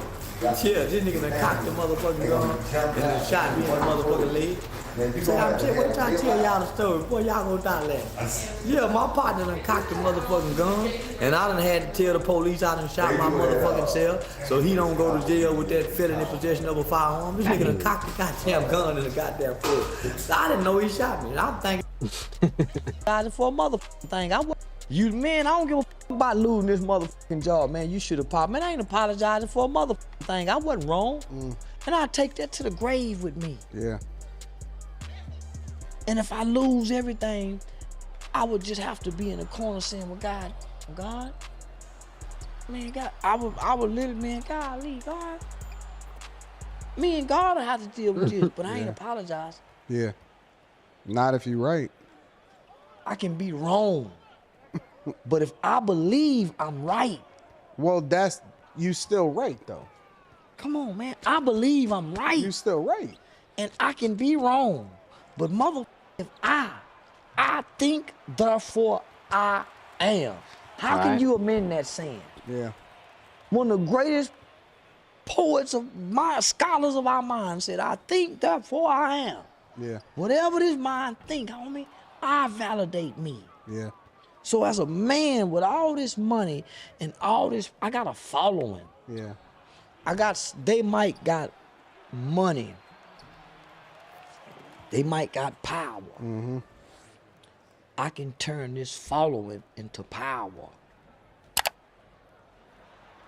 Did Muhammad Ali ever break? Nah. He never broke? Nah. But he's regarded as the greatest. The white folks don't call it that. They still holler Marciano. Whatever that motherfucker's name is. Rocky Marciano. Marciano. They don't holler Ali. They still contend that Ali was the greatest. And now they saying Tyson Fury. They don't I don't know. Ali, man, he never broke. Come on. He just got silent from the blows. Yeah. But all up until his voice could speak, he was still talking his talk. Yeah. With age come docility. You become docile with age. Mm-hmm. But his tune never changed. Why are they, I don't understand what these dudes is. You said it the last time that we talked, and you said LeBron is the most visible person in the league, right? Mm-hmm. Yeah. And they say that as he goes, so goes the league, right? Right. When they wanted to protest during the pandemic and they went out over into the bubble and they was playing basketball, it was LeBron and them, right? And they was the ones that spearheaded everything that was going on in that movement. And every single NBA player is silent. Every single pundit, Stephen A. Smith. I seen they was asking all of the dudes what they felt about the Ime Udoka dude that wound up busting down the chick over in Boston. And they made Jalen Rose apologize for even asking why they ain't released the girls. Why they ain't released the girl that he had the affair with? Why they ain't release her name or whatever like that? And they made him apologize on air the minute that he said it. They made him apologize. He was up there reading a statement. Well, I guess we need to make us a cartoon then, since we ain't got no real black superhero. Ain't no more Marcus Garveys. Ain't no more Mega Evers. Homie Ali was go to the penitentiary for his stand. Yeah, I know. They stripped him of everything. This is like that. Mm-hmm. If I believe I'm saying something right, or if I can be wrong in my truth. Yep. But if I think my truth is true, you can't get me to apologize for it. Right. Yeah, no, you can't. Man, I got so many ass whoopings as a little bitty boy for not apologizing. Boy, I got that ass tore up for not apologizing. Man, I'm gonna fold them arms up, and man, no. Apologize. No, And as a man, my convictions will get me killed. Yeah. Let alone have me lose my job. Because I can't look at something and I say, that's right. And you say, well, no, that's wrong. And I say, no, man, I think that's right. And you say, well, no, you need to apologize. Cute. Yeah. And that's real. You want That's me to real. apologize? I think, what? Fuck you. You, man, I don't give a fuck about losing this motherfucking job, man. You should apologize. Man, I ain't apologizing for a motherfucking thing. I wasn't wrong. And I take that to the grave with me. Yeah. And if I lose everything, I would just have to be in the corner saying, well, God, man, God, I would literally, man, golly, God. Me and God will have to deal with this, but I ain't apologizing. Yeah. Not if you're right. I can be wrong. But if I believe I'm right. Well, you still right, though. Come on, man. I believe I'm right. You still right. And I can be wrong. But if I think, therefore I am.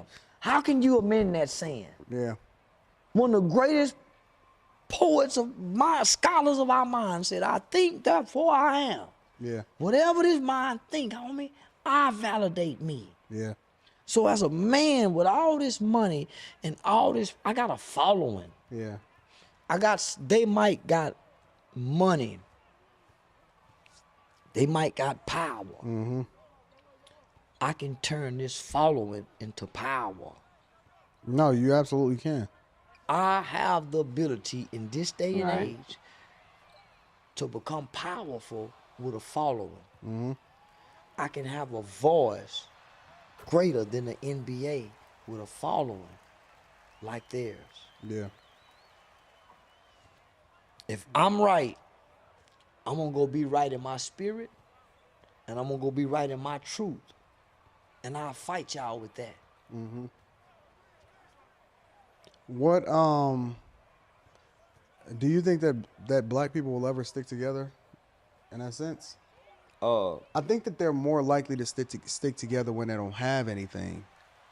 When you have a bunch of individual millionaires that just so happen to be black, such as these NBA players, I think you're less likely to get any kind of solidarity. The only time that you see people start to stick together is when you mess with everybody money. Well, in about 5 to 10 years, they'll be forced to, because America is going to start writing laws and legislation to really hurt the hip hop industry. You think so? Yeah. Yeah. In what way? I think the Jewish population, I think the Jewish music executives would take part in it as well. Yeah, I think the Jewish powers to be in the hip hop industry, along with victim rights and victim advocacy groups, will change hip hop within 5 years. What do you think they're gonna? What do you think the law is gonna say? It's gonna be hard. It's gonna be extreme censorship. Extreme in the name censorship of public safety. It's already extreme censorship nowadays. Shit. Especially on TikTok. It happened in just a few weeks. The division got some new Greed shit. did us in. And before we knew it, the dollar flu spread like wildfire. The dollar A few flu. weeks. That's how long it took for a civilization to collapse.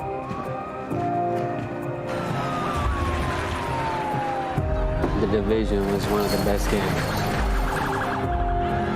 The governor of New York has asked for federal help as city services are collapsing. Manhattan was being torn apart. So they locked it down. Or tried. But it was already too late. The government is resorting to drastic measures to We are the last line of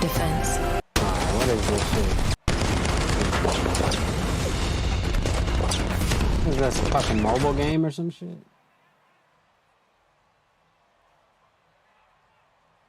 Yeah, it's a mobile game. That shit's ass. I mean, it's cool that they're still making something, but the developers are wasting their time on that. Probably different studio, but still. Nobody wants that. People that like the Division want something reminiscent of the Dark Zone of Division 1. Maybe like the first year or two before they started patching all the fun shit out of it. That's kind of what people want from Division, not a mobile game. But yeah, whatever.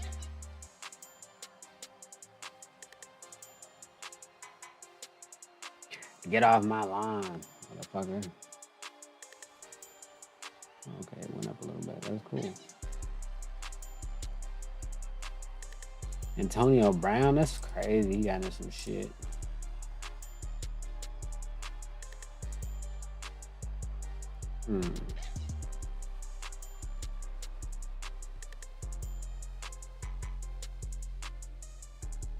Oh yeah, how about that, huh?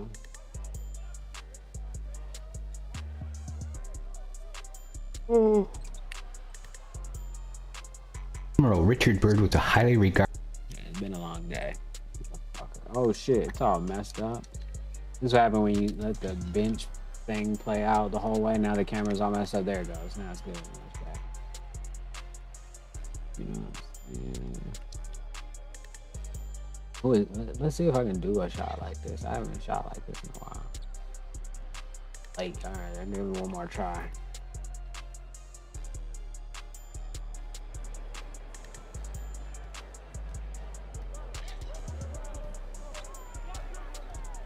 Oh yeah, that's what I want to look at.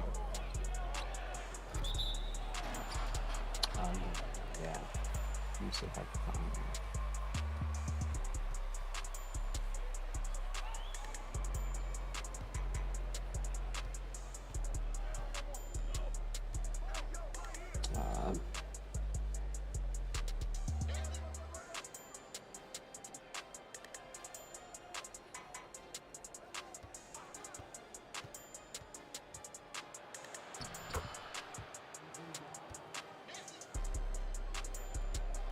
Oh shit, I'm out of bounds.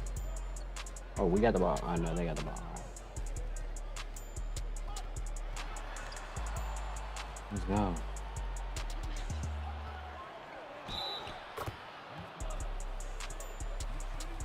Are you crazy? Where's the foul? And it's good.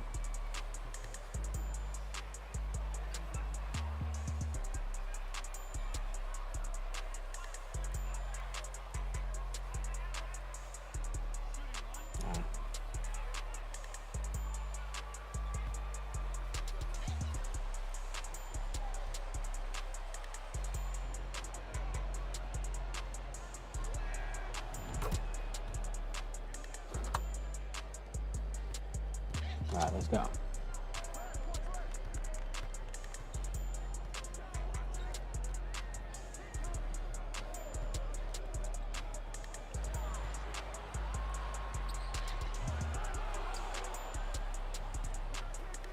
Hey, oh shit, what the fuck? Alright, come on, calm this shit. Alright, I gotta hit something. I ain't made a shot in a while. There we go. Right there.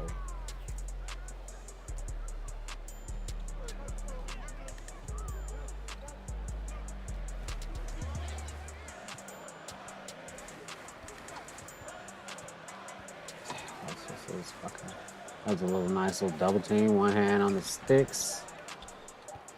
Not even looking. Comp. No, no, for real.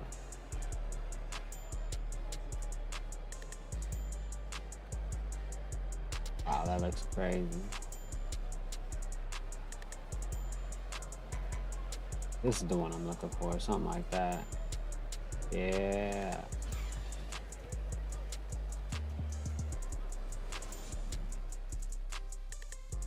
Alright.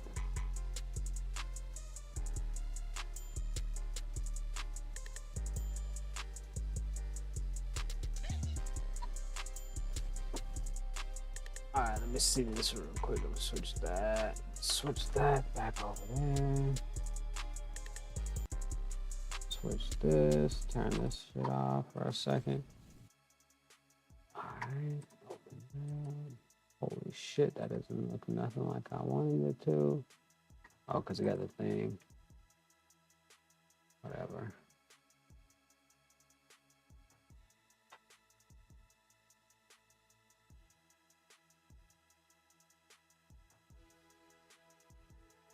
All right, y'all. I'll holler at y'all later, though. Peace.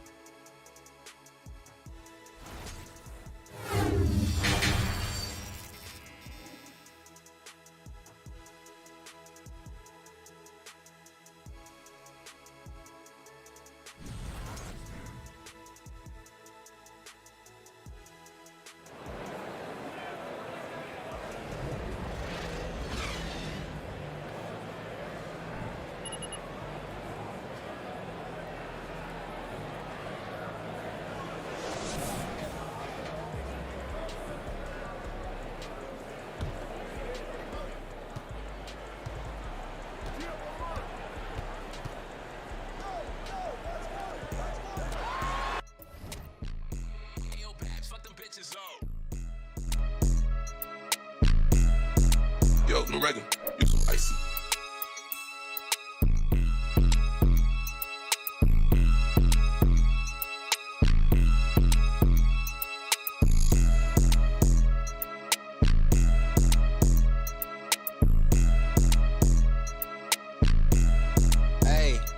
Told her, baby, you ain't talking about no money, what you talking about? We just throw the money up in the air, cause we don't care about it. Burn the Billy in the club, cause when I'm there, people worry about it. I told the bitch, put the strap in your purse if you care about it. BJ Dollar said he ready for the function, finna pick him up. Some new sleeves, I got some backwoods, it's time to fill them up. All kind of flavors, smoking rainbow and pink runs. I just post purple in my cup, now I'm geeked up. But really all I need is Mary Jane, we be booed up. Told her, if you got Megan needs, let me see something. Hold on, let me turn the beat down so I can hear something.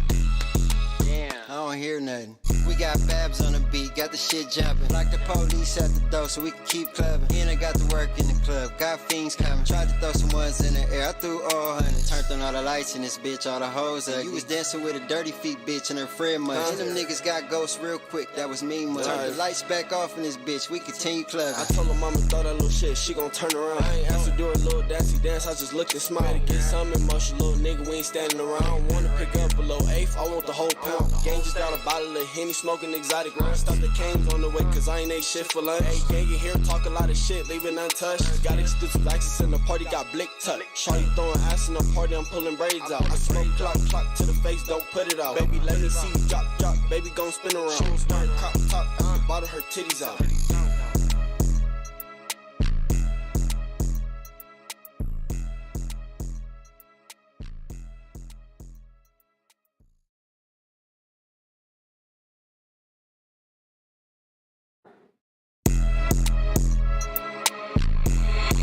Fuck them bitches up. Yo, no regular, you some icy.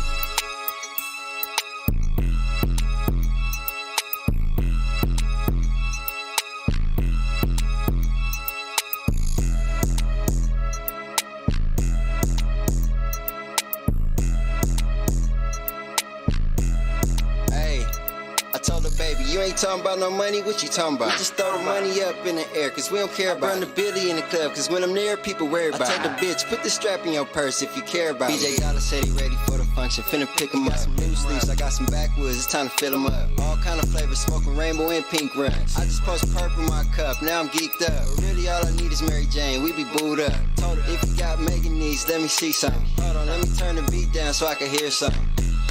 Damn, I don't hear nothing. We got Babs on the beat, got the shit jumping. Like the police at the door so we can keep clubbing. And I got the work in the club, got fiends coming. Tried to throw some ones in the air, I threw all hundreds. Turned on all the lights in this bitch, all the hoes up. You was dancing with a dirty feet bitch and her friend much. And them niggas got ghosts real quick, that was me much. Turned the lights back off in this bitch, we continue clubbing. I told her mama throw that little shit, she gon' turn around. I ain't asked her do a little dancey dance, I just looked and smiled. Get some emotion, little nigga, we ain't standing around. Wanna pick up a little eighth, I want the whole pound. Gang just got a bottle of Henny, smoking exotic. Stop the canes on the way, cause I ain't ate shit for lunch. Hey, gang in here talk a lot of shit, leaving untouched. Got exclusive access in the party, got blick tuck. Shorty throwing ass in the party, I'm pulling braids out. I smoke clock to the face, don't put it out. Baby, let me see drop, baby gon' spin around. Start crop top, at the bottom, her titties out.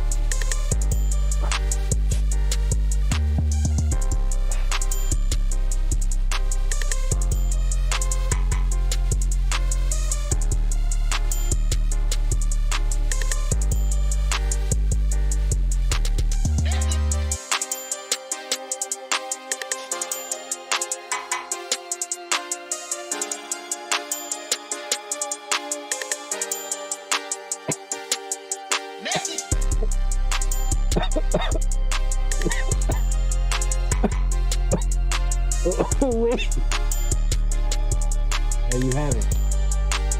Hey man, say man, what's up? Hey, we back again. You know, fuck it. Let's see what we can do.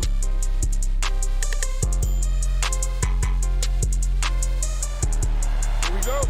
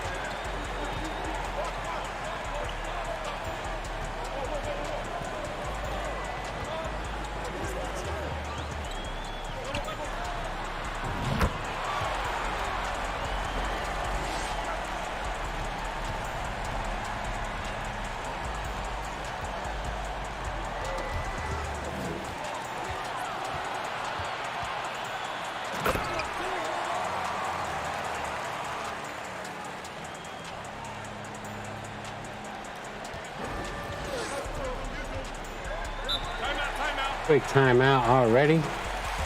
I'm ready for no quick timeout. What happens though? This shit funny. Hold on. See, like, is it a difference? I'm trying to find out. Yeah, admitted to doing. I did. Also, what Lil Durk did. Right, right. There was another guy that admitted to doing something like this because I am just here just to see, like, something like this. What? Something like is what? Is it a difference? But Oh, I shit, admitted to doing. I don't know. What I did. It's in loop too. Also, what Lil Durk did. It's kind of funny. And there was another guy that That's admitted. not high. That's Behind his back. They got his hands tied behind his back. He's standing up there on that mother block. Everybody out there, and they putting that rope around his neck before they kick that thing, and then flow fall from up under him, and he hang till he die. Hanging. Where's that stand up there with tears in his eyes and don't cry, don't holler, don't beg for mercy, or none of that? and bite and kick and struggle as his life leave his body. And he never show a sign of weakness. We had plenty like that. Denzel Washington in the movie Glory. That's true. When he ran away, man, because he found him a little spot where they can get him, she can get him some boots, get his feet rubbed, get him some and get him a hot meal and sneak back to the soldier camp. He did it for 2 nights in a row and they caught him. So when they catch him this time, they put that whip on his back. Yeah, they whipped him. Boy, that's one of the most A powerful scenes. lot of people don't even know nothing about that movie, see? They don't know nothing about that scene. Say, man, the strength, the wherewithal and the strength. That's Ferris Bueller in that movie. Man, listen. Man, the wherewithal and the strength that I saw in a black man in that movie. I was in my teens. There we go. I vowed to be strong. We on his ass. First thing, if we meet one another, what we do? Come on home and let's go out and grab something to eat. Yeah, that's true. Say, look out, baby, let me take you out. Man, so we're not eating together as a people no more. So how we go share? We don't share food.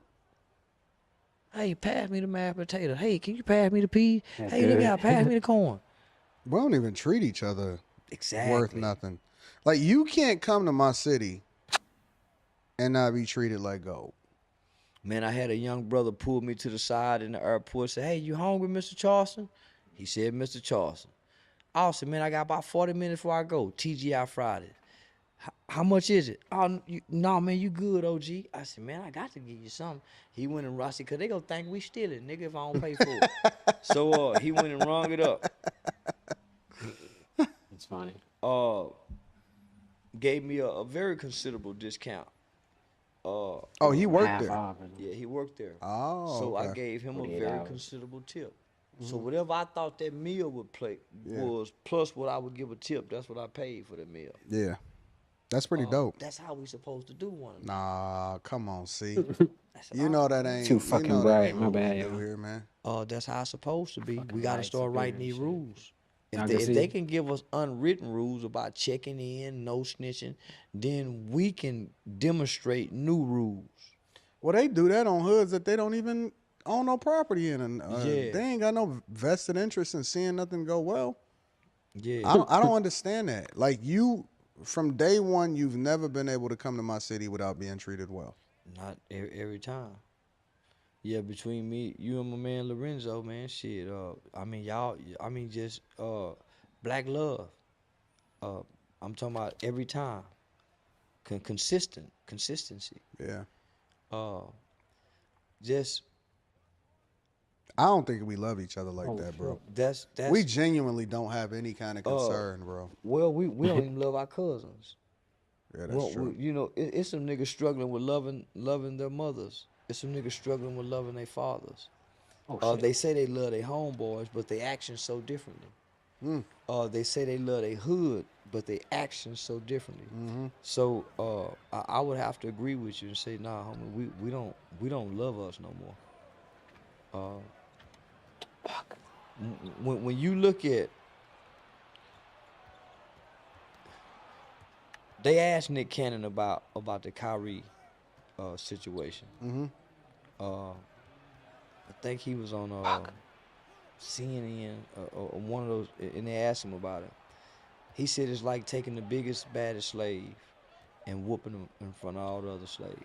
Oh, he stole that from us.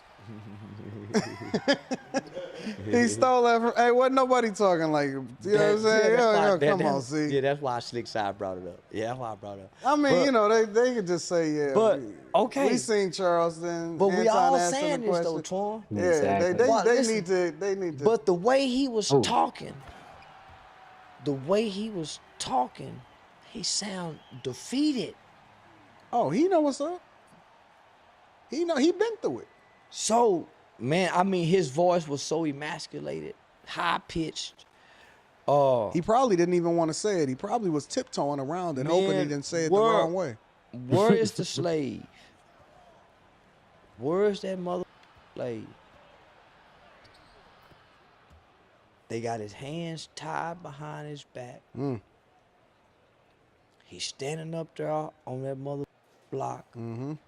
Everybody out there and they putting that rope around his neck before they kick that thing, and that flow fall from up under him, and he hang till he die.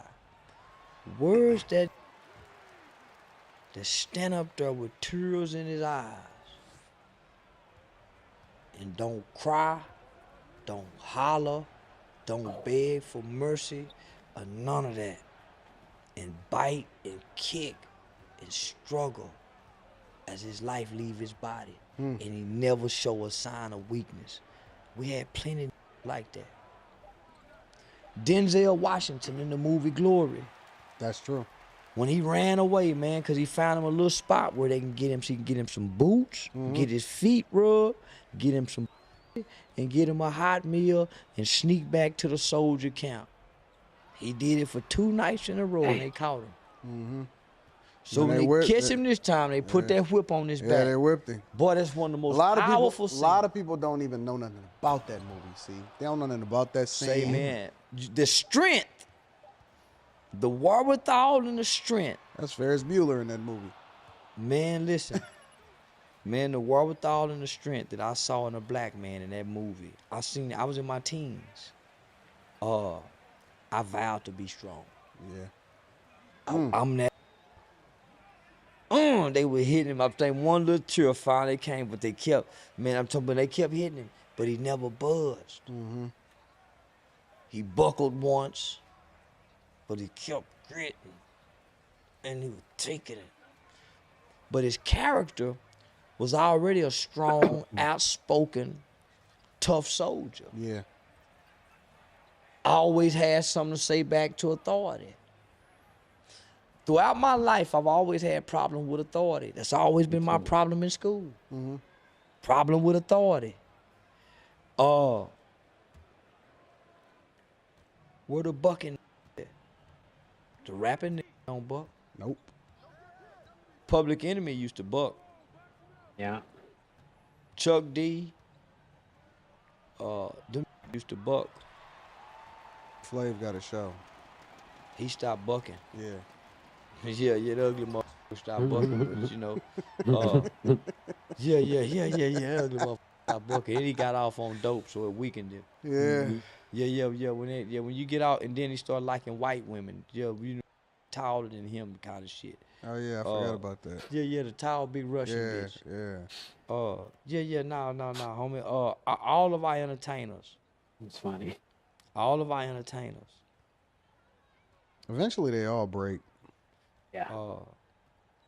They all break, see. Either that or stay silent. Right? Not too many people staying solid no more. Let's see what this fool's saying. Hold on real quick. You heard us? Yeah, I just farted on you. I just shit it. You heard us? Yeah, I just farted on you. I just shit it. You heard us? Hey guys, I hope all is well. Thank you for joining me. Look, the dude from Breaking Bad, Aaron Paul, he was on The Price is Right. Next contestant on The Price is Right. Pretty sure that music's copywritten, so that's all you're getting. But yeah, he was on fucking The Price is Right. Laying on the floor and shit. It's crazy. Industry plant. Oh shit, it's bigger than music, man. Oh, motherfucker right there. Let's get back to this shit real quick.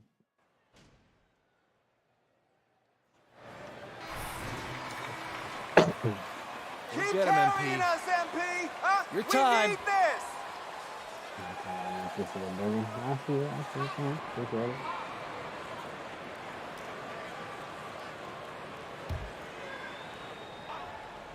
I'm gotta go.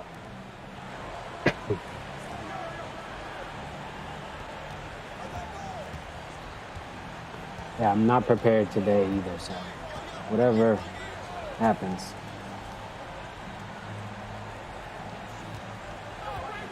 Oh shit. Get the little dude.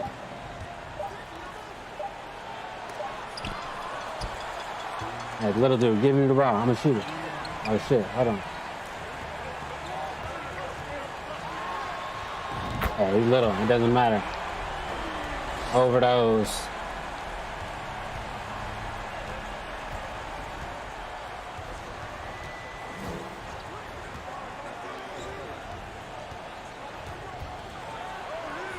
He's too little. It doesn't matter. Oh, God, I don't have the little guy on me no more.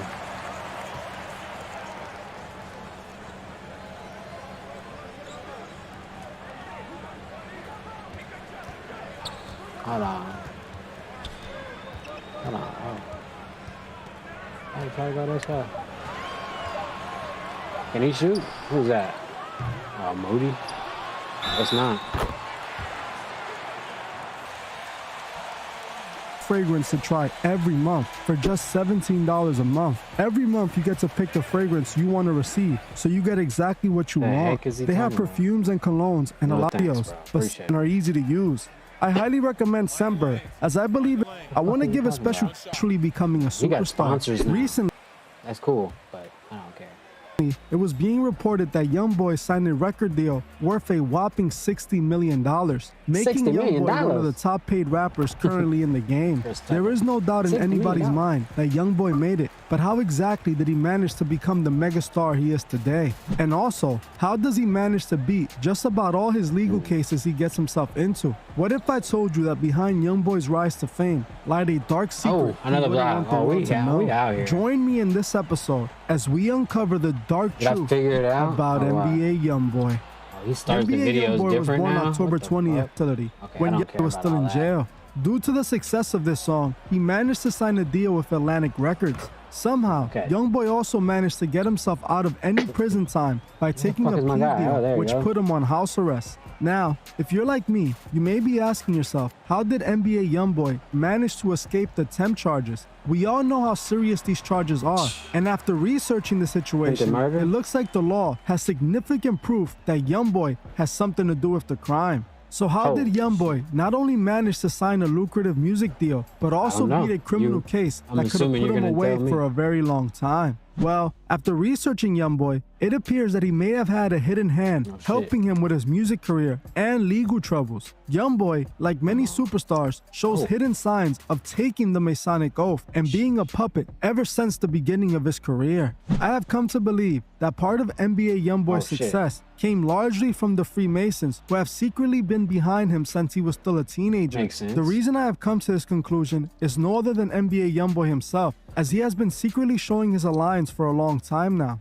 A while back, while I was going through YoungBoy's videos, researching him, I found evidence in one of his early videos that 100% proves YoungBoy is associated to the Masonic Order and has been since a teenager. In NBA YoungBoy's music video for his song Fact, YoungBoy and members of his crew can all be seen wearing Freemason pendants on their chains. This music video was released on September 20th, 2016, when YoungBoy was only 16 years old. In the video, they make sure to show YoungBoy and his crew wearing the Masonic pendants, even focusing the camera on them. This is how the Masons hide their symbols in plain sight, as I am pretty sure most people didn't even associate it with the Masons. Right as he signed, we already know that. Arrested, stood out to police at all costs. Arrested, stood. Yeah, we already seen all that part. Something that was strange for YoungBoy's character. During this time, he was interviewed by DJ Academics, where YoungBoy made the claims that when he was wearing makeup is when he felt like his true self. These niggas, these YoungBoy fans is crazy. I ain't saying shit. Obviously, something was strange with YoungBoy, and everybody was noticing it. To me, it was even more strange, especially when it appeared YoungBoy was trying to evade police at all costs when he got arrested in the first place. It didn't make no sense for YoungBoy to try to run from police, as he wasn't going to get anywhere. YoungBoy is a very well-known celebrity who most likely would be noticed anywhere. Where was he planning on running to? But it obviously appeared to me that YoungBoy was desperately trying to get away from the police for some unknown reason. Add this with the fact that YoungBoy should have never truly gotten bail in the first place, and the fact that when he was released, he was acting like a whole new person. Things were adding up to something sinister. Then a few months after YoungBoy was released, he dropped a music video full of interesting imagery.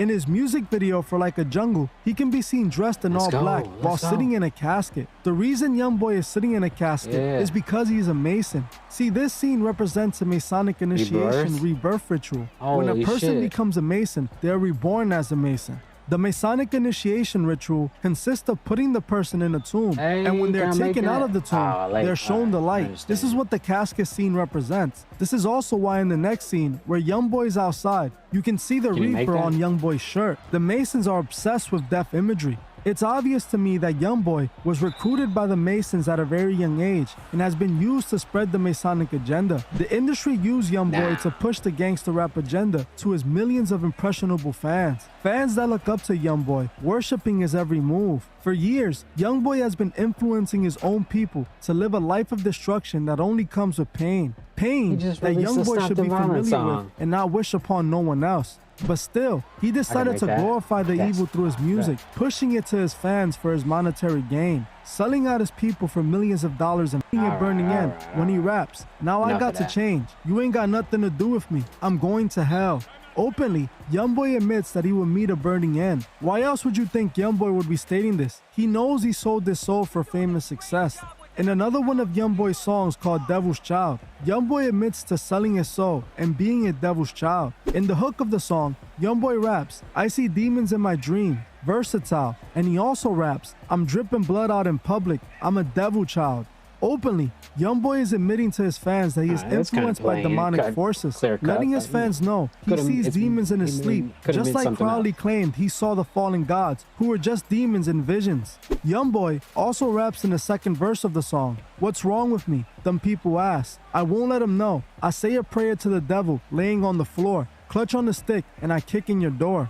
Openly, Youngboy admits that he prays to the devil and not to God. It couldn't be more obvious than this. NBA Youngboy sold his soul to the devil. He admitted it out of his own mouth that he prays to the devil for guidance. This is why his music is full of evil, as it's just a tool for Lucifer. Youngboy states that the people ask what's wrong with him, but he won't let them know, stating that what's wrong with him is his pact with Lucifer. In a way, I feel bad for Youngboy, as he got himself wrapped in all of this at such a young age, most likely not knowing what it would cost him. There's a reason why Youngboy is one of the most popular rappers out now. He is being pushed by the Masons to continue to push an agenda of destruction in urban communities. We see just how much control they have over Youngboy. Whenever they desire, they lock him up to show him who's really in charge. We are living in dark times, and we need to change the fate of our people. So many kids are consuming this music, not knowing they're being influenced and... It sounds good. All right. Whatever. You were mentioned doing Drake and 21 Savage collab album. The biggest album of the year. The biggest rap album of the year. Yeah, now I'm one of the biggest niggas of the year. Yeah, thanks to Drake and 21 Savage. Yeah, they made me one of the biggest niggas of the year. Yeah. And now I'm a Drake and 21 Savage fan. And I'm telling all the Jewish people, nigga, we ain't Jews. Drake is a Jew. Rest of the bullshitting. We ain't Jews, and we sorry for offending y'all. We apologize. We ain't the Jew nothing. Y'all the original Jews, the only Jews, and the will be Jews. We babies. We ain't Africans. We like orphanage kids. We done come over here, we just making up shit as we go along. We were all Cherokee Indians back in the 80s. Light-skinned niggas. Everybody had Indian in them, Apache, Arapaho. Nigga, I got Indian in me. Then, before you know it, Holland, they was Czechoslovakians. Then nigga went to Holland, Assalamu alaikum, we Muslims. Now you got this new batch. So now, man, since them boys said my name in that song, you damn right I'm a 21 Savage fan. And I listened to him talk about me one time. And I wouldn't say he picked his words very carefully, but there was a certain level of admiration the young brother had. So that intrigued me. So I started following. And for one, I didn't realize nigga was as rich as he was. I didn't know 21 Savage was this damn big. I just found that out. He owns his masters. Man, I didn't know that was that smart, homie. And he not no American. And he ain't no American. Yeah, out of all the rappers, him and a few others that have leverage now, like the Chris Browns, the Tory Lanez, I think owns his masters. Drake owns his masters. But out of all the street cats, 21 Savage probably has one of the best deals. That sharp in the Home, I ain't know nothing about that. And he can kind of rap with his slow rapping. Yeah. Nah, and he be saying some. No, man, he got some violent content. I said, man, this nigga got some violent content, homie. And he ain't a dummy. I listened to Pooh Shiesty, and I said, man, this kid is very intelligent. For this kid to come up, I said, man, so I listened to this 21 Savage guy. Intelligent, homie. And I found out he owned his master. So I said, man, this little motherfucker, and he wasn't born in America. He didn't grow up in America, did he? Yeah, nah, he was born in the UK, raised in Atlanta. Okay, I kind of, so now something different about the guy, man. So he intrigued me.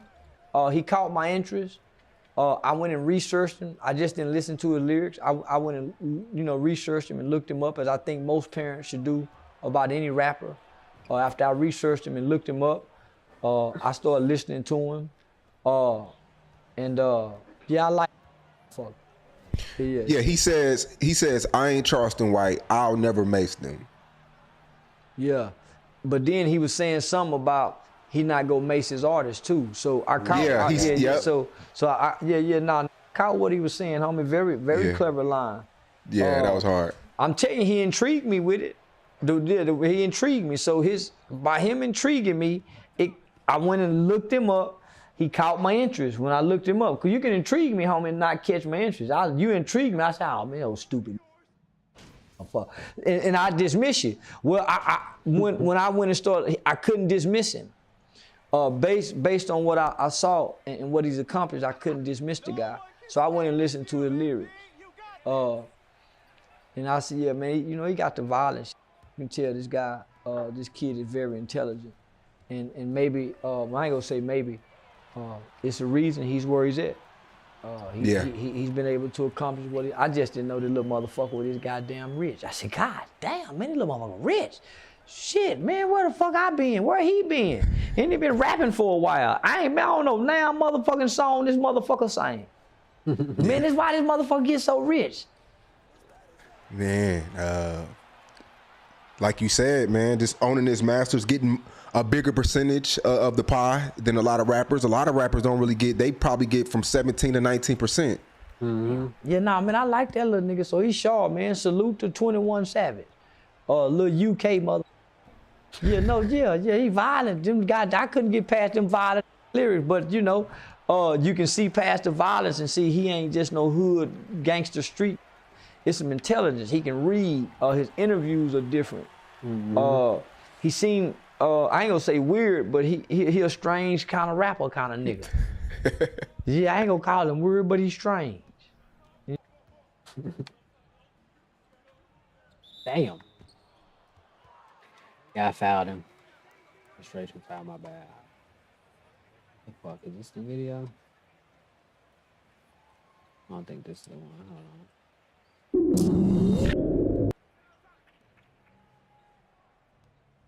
on. No, that's definitely not the one. Alright, so we'll do this for a second. Holy shit. Yeah. Oh, I'm not fine.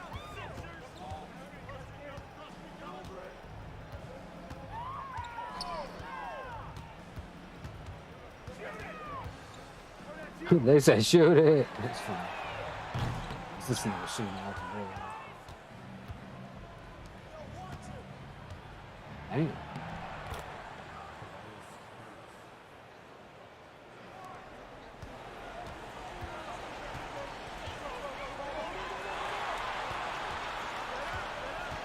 I don't like the movement this year. It's kind of ass. Can't get the shot. Late.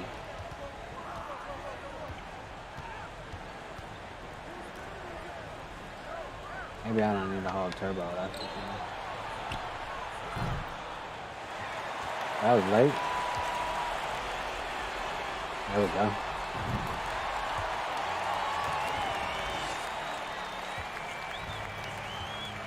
I love Tory. What? Dang. I didn't even get back on defense.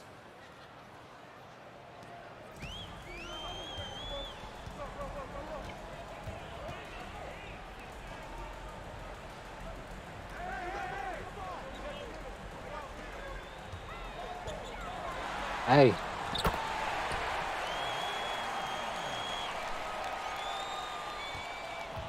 The cheese.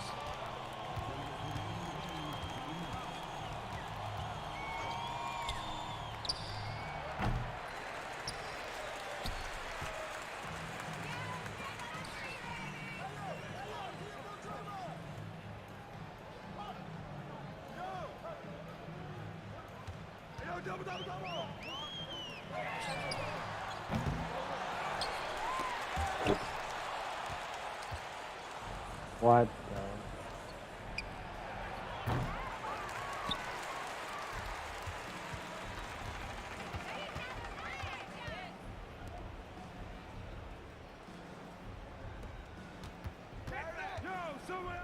the? Double team?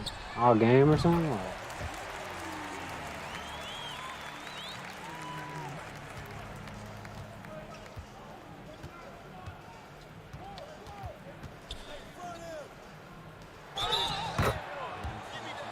Basket's good.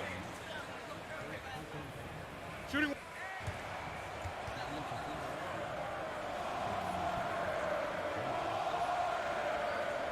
What's the deal? Welcome back to It's Milk TV. Don't forget to smash your subscribe and your like. Doing it in the chat. I know you got 100K now. These day rules that they live by.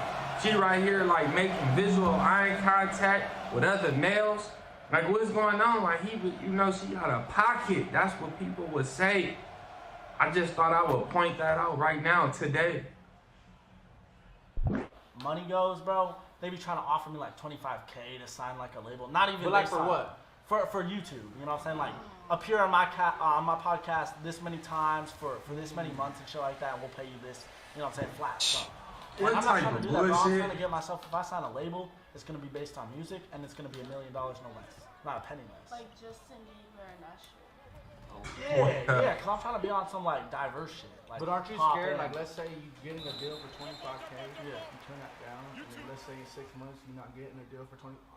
25,000 ain't. Fear of missing out. 25,000 There's ain't always shit, a bro. better deal. Yeah, There's always a better Why is deal. hat like that, bro? That looks funny. Bro, I could have easily got myself like probably $1 million off that lawsuit that people was talking about. But it's like, bro, I'm not trying to do that because I know myself. I hold myself to certain standards, so I know the money ain't gonna stop. It's gonna keep continuing. I think that was a mistake, bro. But I understand you're young, A lot of and, people and, do, I, but yeah, and there's nah. some respect involved with your decision. But no, bro, I'm a grown adult, bro, and people will sue you for any little thing you do in this world, bro. So I mean, to be honest, yeah, bro. Yeah, I feel yeah. like if I was in the position of suspect, they would have tried to come at me and try and get a bag out of me. I don't think I would have sued though. I would, yeah. I wouldn't have sued. Exactly, because- bro. Yeah, I wouldn't have I sued saw either.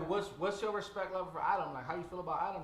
Is he kind of like the ringleader of it all? Or He's definitely like the puppet master. He kind of like controls every individual there. Is that but right? at the same time, like it's his platform, so I can't really talk shit on him. But how you But feel about it? Like, you as feel like him as a you mad at person, him? bro. As him as a person, yeah, I'm a little disappointed that he let that happen on his show without any repercussions for the dude that did it. Because at the end of the day, like no matter on no street shit, it was a Whooped it and podcast and he then acted unprofessional. Yeah. So I feel like some shit should have come from that, some repercussions. Well, everyone is assuming you got a bag out of it, or you're not. Can you confirm if you got a bag off of that? Or? I can get paid. confirm that I haven't been paid any money from no. Yeah, but it's It's really just like, yeah, bro. I And like I listen, said, I I ain't did paying it him all shit. for trying to get my own bag off my own platform. I haven't been paid no money from No Jumper. I mean, as far as Fucking up, P. I mean, as far as a contract though, I did sign a contract with a bag promised, but I haven't gotten that money yet. But I was promised some bread for sure. You signed a contract to not file a lawsuit? That's you signed it. a contract to let them release that video. Exactly. And you getting turned into a human punching bag, bro. Like, it's like, you know, you said the record labels is hitting you up. Man, the movie producers is hitting you up. Oh, Like that, yeah. Will he pull up though? He won't pull up, bro. He won't. And that's guaranteed set in stone. That dude won't pull up. Like, hey, shout out my Wait, troopers though. yes. real one. You need to come to It's Milk TV. And maybe we could get you something going, my G. But I just haven't gotten it yet. So. How you feel with Sharp and Almighty was like talking about OC? You feel me? Like No, they were slandering OC, bro. Yeah, bro. I'm telling him this. If you want to pull up to where I'm from, bro, Santa Ana, Main Street, dog, F Troop territory, he gonna have a different mindset on that shit, bro. He ain't gonna fuck around like that. Yeah. Will he pull up though? He won't pull up, bro. He won't. And that's guaranteed set in stone. That dude won't pull up. Like, hey, shout out my troopers. That's supposed to be shout out all the Tres gang members out there. Shout out everybody doing their thing in the OC. But and as a non-affiliate, I'm saying that, but nah. Hey, let me just say, Almighty a bitch, man. Now, I mean, this is how it go. Anybody, wherever they raised, they probably gonna think that's like the hardest place ever, Lo. But it don't work like that. And I know that it's gangs and it's like treacherous little trenches type of places in Orange County. It is. It's Peckerwood gangs. It's like Serenio gang. I don't know if it's no black gangs, but I mean, it just ain't nice. It got its low income. It got its poverty. It got all that too, bro. But in no way, shape, or form, no way, no shape or form could you compare the trenches in like being raised in the trenches of Orange County to being brought up in Los Angeles or even Los Angeles County. Just stand on what he said. He's still a bitch, bro. Man, I really know you, Almighty. You a bitch. Just like Orange County, bro. Like Orange County, there's some nice parts in Orange County, bro. You feel me? But shit, there's some gutties too. You feel me? Real shit. So, shit, educate yourself, Shark. Exactly. And I mean, especially regards with you know what I'm saying, your platform being from LA and shit. Like, bro, Beverly Hills, Bel Air, they got nicer houses than they do anywhere in Orange County. They're more expensive and shit like that. So how you gonna say LA all about it and shit like that, but not on the juice? Like, it don't make no sense, bro. It really don't make no sense. The math ain't adding up. Yeah. The math ain't mathing. Yeah, boy. Come on. It really ain't, bro. You're trying to say 2 + 2 is 4. Like I said, no way, no shape, no form could you compare the little, like, parts of the trenches in Orange County to nothing in LA. It's not comparable. Beverly Hills, Rodeo, 2-3 miles away from that loc is the trenches each way around. So there's no way you can't compare it. But that ain't no shots at the OC. Because I know what's going on, bro. I know. Holy shit. Couldn't stop. What? 2 + 2 is 4. Wait, what? Shit. Hold on, y'all. That's the beer talking. 2 + 2 is 4. Y'all trying to say 2 + 2 is 8. Shit. Yeah. So, in terms of like taking myself to the next level, I'm really trying to, you know what I'm saying, really turn myself onto the digital pivot and become next. This shit hard to watch. I call myself Kelp Hefner. You know what I'm saying? I want to drop a magazine, bro. I want to get myself. Got the velour on. Yeah, bro. I'm trying to get myself posted up with like, you know what I'm saying, different models and shit like that. You know what I'm saying? Get her OnlyFans even more cracking than it is because she's already in the top like what, 7%, 8%. Yeah, exactly. Something in there. So I'm really just trying to continue. Dust Bunny ain't in no type of percent like that. OnlyFans, porn, all that shit. So I see myself just making moves in that. He trying to be young Adam and shit. Let me tell him this, and I don't know if he gonna understand it, Lo, but your 7.4 minutes of fame is over with, bro. You didn't do nothing with it. Nothing came up out of this, but probably like 1,000 little followers on Instagram or something. You ain't get nothing out of this. It's over with. It's done. Nobody else gonna want to interview you about that shit, son. You didn't even really get no big interviews like that. I mean, I think the biggest interview you got out of that was the platform that shit took place on in Camp Capone, Lo. Nobody else cares. You gonna capitalize? You ain't capitalizing nothing. And that Dust Bunny, I mean, no top 8 or 7%, nothing, Lo. That's facts that she not in that. That's cap when y'all saying that. Prove it, Lo. That's funny. Nah, bro. I don't mean porn with me though. I don't mean porn with me. I mean porn in terms of like the girls that I manage and shit like that. Getting them onto that level and then, you know what I'm saying, making my cutoff. So let's say this. So let's say, God forbid, you feel me? You ever been locked up? Have you ever been locked up? I never been locked up. Nah, I caught cases and shit like that, but I was a juvenile. So. Who would you run with in the county? Woods. Not the Woods, bro. 100% the Southsiders. He gonna hang with I mean, but if he run Wood, then he gonna technically still be running with the Southsiders. But I already knew, Lo, that he was gonna run Southside. You couldn't tell me otherwise. I already know the script when he go hit the county jail and they say split. I know where he was going, Lo. But other than that, I told you, this is why I nicknamed him Kelpie the P, and it ain't for pimp, it's for pretender. What record label hit him up? Prove it. Prove it. Ain't no record label hit him up. I mean, what? You done got paid a couple of little dollars to go on like 4 little interviews, and they not big. I mean, you didn't go on no Vlad or nothing like that, bro. You ain't even been on Ishmael TV, so come on, like, calm down. Y'all, if y'all not subscribed, do it right now, low. There'll be no unsubscribed recurring viewers. All right, that's enough of that. It's milk. Yeah, like I said, he got 100K now, so it's tight. Oh shit. 100K.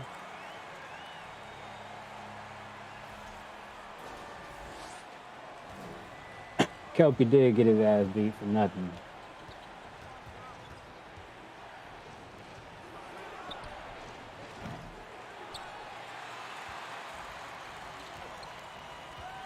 Like they said, he ain't even really capitalize on it and shit. That's fucked up. Oh shit.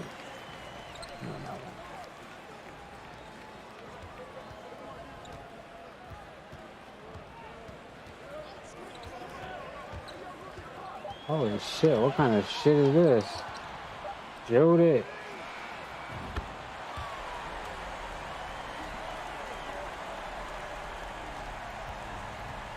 I don't know what dribbles I got on this character.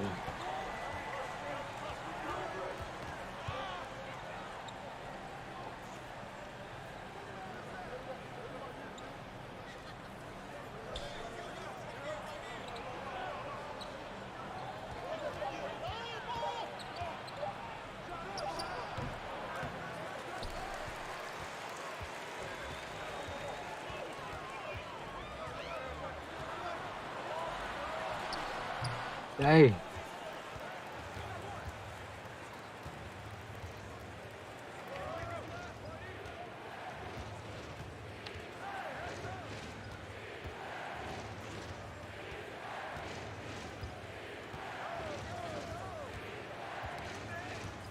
Got him.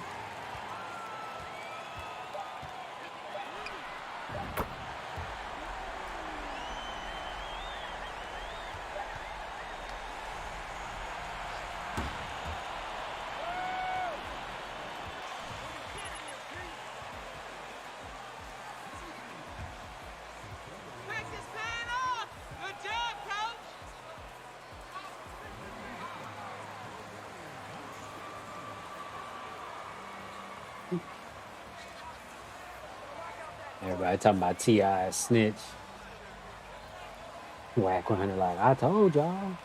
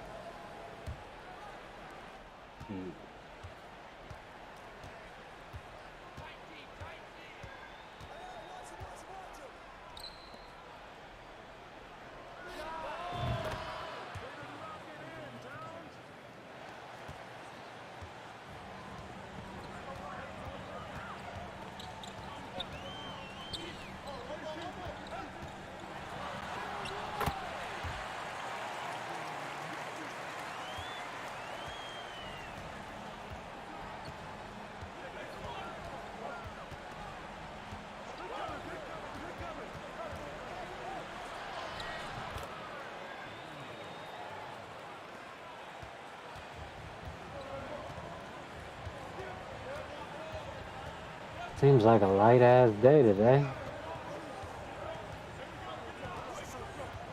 Oh, let's see what this Southside says about it. What nationality are you? I'm Mexican, bro. Mexican, Yeah, 100%? No, I'm 50-50, but I grew up in a household where, you know what I'm saying, we were speaking Spanish and shit. Oh, he we were growing Mexican. up on the Mexican culture, you know what I'm saying, Catholic, all that shit. I grew up, like, a a lot of my childhood was spent in Mutual Khan and TJ and all around Jalisco and all that shit. So Kelpie gonna be in there, hit it. Okay. You feel me? Bro, I'm for sure not riding with the woods though. Like, no hate to nobody, but yeah, nah, bro. I'm proud Mexican. I'm gonna say that. All right, check this out. He said, "All right, check this out." I don't think he's feeling that shit already. But we have to find out, cause like, hold on. I heard enough, and I'm pretty sure all you guys watching at home also heard enough. Let's rewind it and let's break this down and let you guys know exactly what he's talking about. All right, let's go. That shit's funny. He said, "I heard enough." Sharp, Almighty was like talking about OC. You feel me? Like, no, they were slandering OC, bro. Yeah, bro. Check it out. Before they go any further, I've said this before and I'll say it again. People try to slander Orange County because it just sounds nice. You know, Orange County, the housewives of Orange County, the suburbs, you know, but every big city got suburbs and got ghettos. Okay, Right. Almost every city, they'll have a ghetto, and then they'll have a nicer area, which everybody will call the rich area, you know. But the only people that call it the rich area is us ghetto broke motherfuckers, because the rich people don't call it the rich area, and they don't call it the poor area. Okay, but I've said it before. Orange County is with the business. They got a lot of Southside gangs. I'm not sure or familiar with the black gangs, but I know they got a lot of Southside gangs there that are with the function. So anybody down speaking OC doesn't know what time it is. Alright, but let's keep going. I'm telling him this: if you want to pull up to where I'm from, bro, Rain Street, dog, F-Troop territory, you don't have a different mindset on that shit, bro. So he himself said F-Troop. Listen, I know a few homies from the F, right? This fool Kelpie is going through an identity crisis. Now he's talking about Mexican gangs and Southside gangs. Now he's Mexican, obviously, I guess. Because now he's saying, come to my block where I live. You know, Almighty Suspect won't see the end of it if he comes to the F-Troop block. Listen, Almighty ain't going there. He has no reason to go there. He already served you and you didn't do anything. Why in the fuck would he do anything as far as going to where you live? Right? Listen, you had your opportunity. Let me tell you a quick little story time, because you guys know that I like to throw these story times into my videos. I once knew a Chicano rapper that got beat by another Chicano rapper. Then he calls me up and tells me, hey, do you know where this Chicano rapper lives? Because I sort of had the scoop on everybody because I worked with everybody. But I wasn't giving up that info because it's confidential, and I ain't with that, you know, backdooring anybody. Man, look at Chris Middleton's hairline. I ain't mean to stop the video, but like, it's pretty fucked up. I don't know what's more fucked up, the hairline or just the head structure. I don't know. Let's move on though. My bad. You know what? Praise God, and I hope he does great. I mean, he's doing great already, so God bless Chris Middleton. I told Tabato, I go, hey homie, you had him in front of your face and you didn't do nothing? Now you want his address? Get the fuck out of here. Right. You had him in front of your face and he fucked you up. Let it be.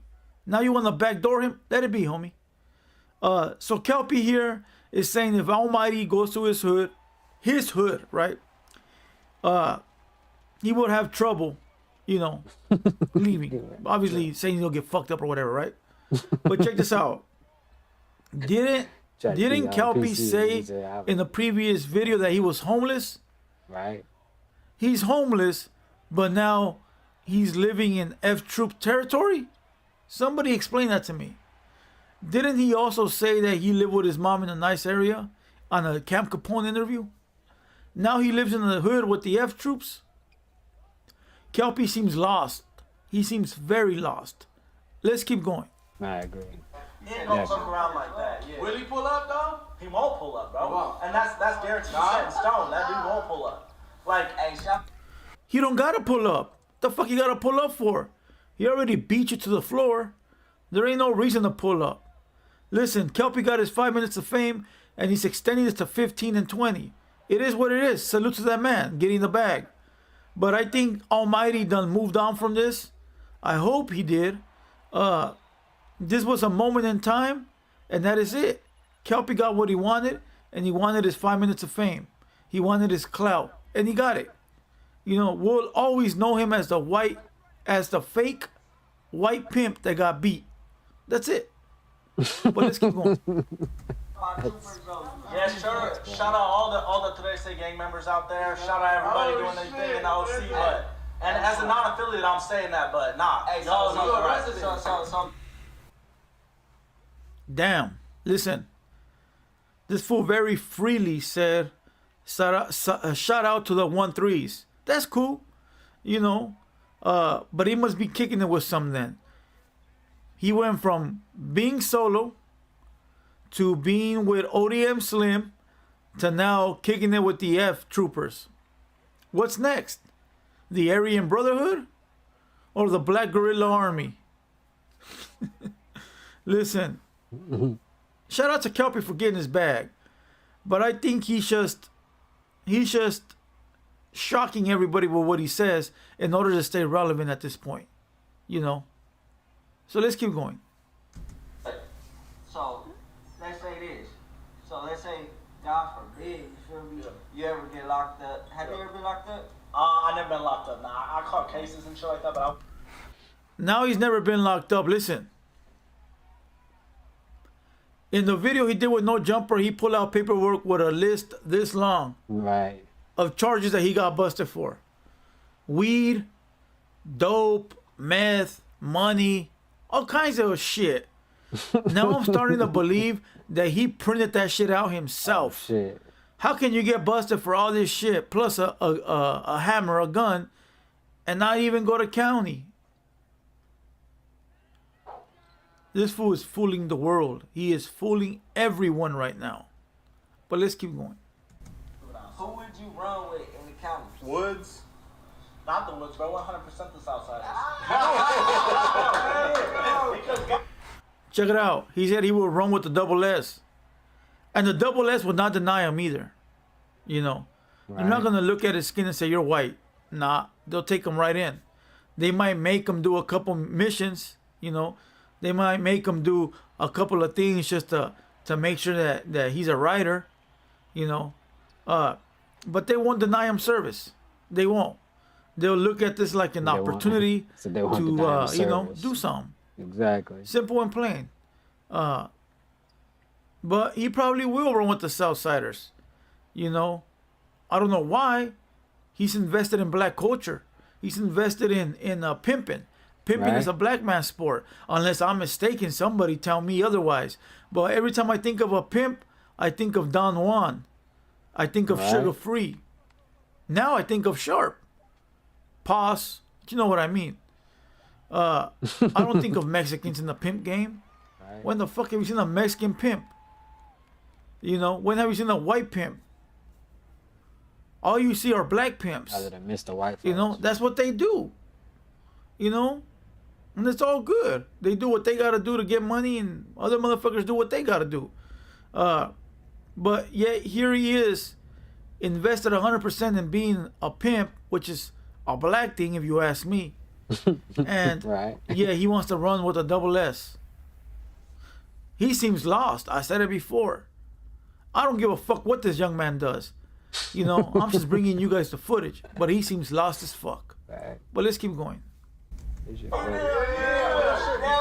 Bro, like, and I said it before, and I'll say it again, and I'll say it till I die. I'm brown inside, no matter how I may look and all this. Like, I mean, I'm a proud Mexican, bro. I'm proud Rasa. Like, wow. I'm definitely say it a little clearer, bro, because you're not white, bro. Everyone thinks you're like a white pimp, bro. Shit. Like, I'm proud Rasa, y'all. Like, come on.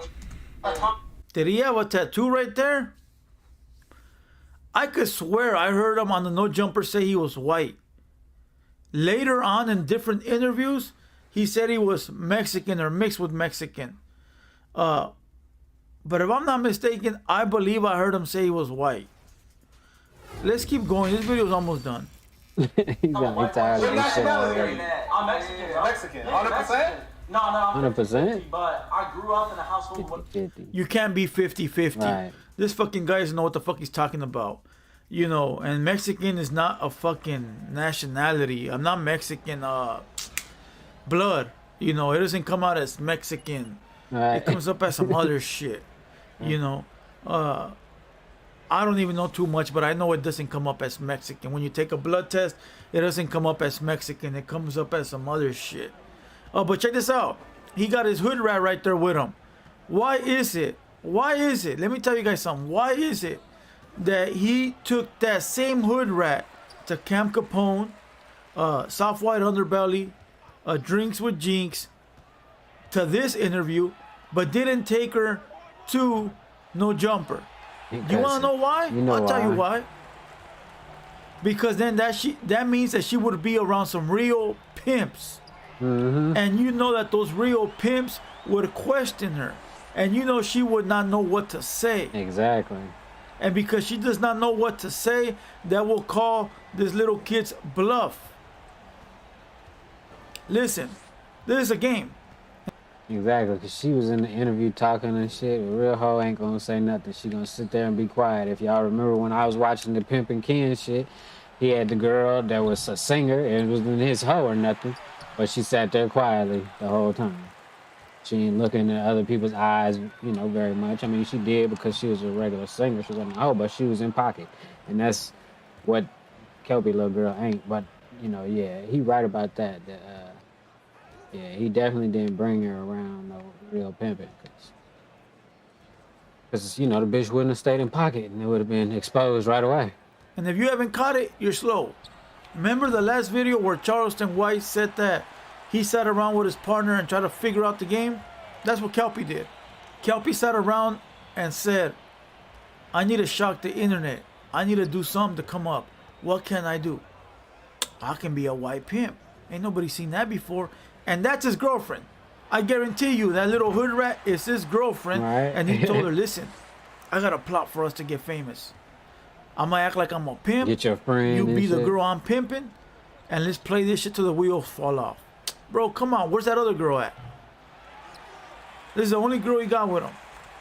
The only way to call his bluff, I'll tell you this.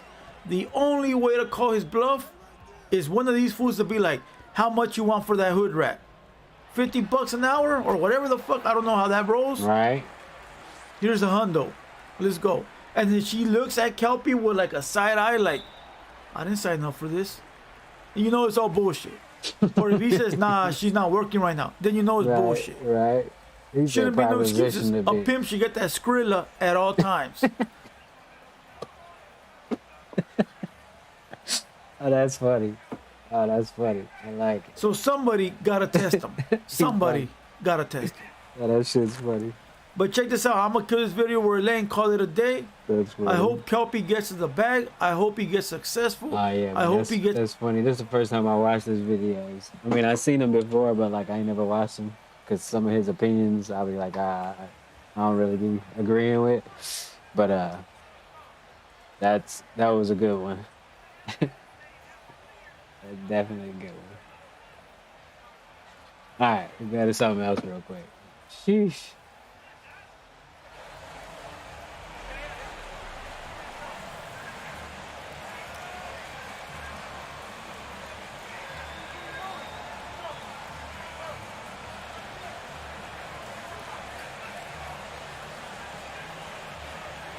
Fucking Kelpie.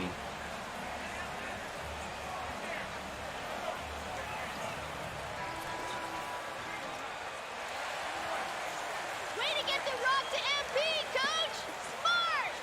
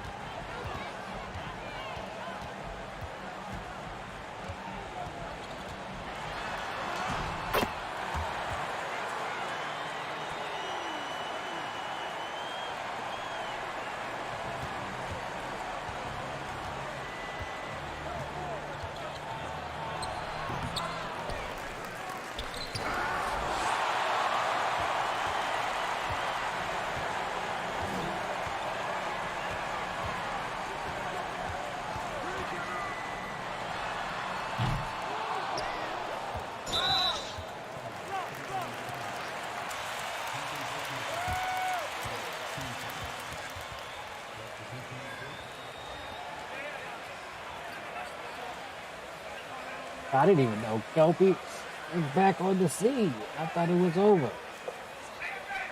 But apparently everybody's reacting to the video. Holy shit. I don't like the dribbling. Is it because, okay, how about this? Can I do this? Is that? It's because my dude just can't dribble, that's why. I don't know.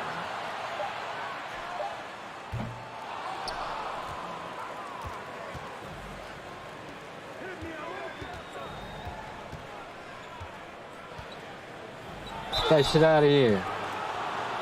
How is that a foul?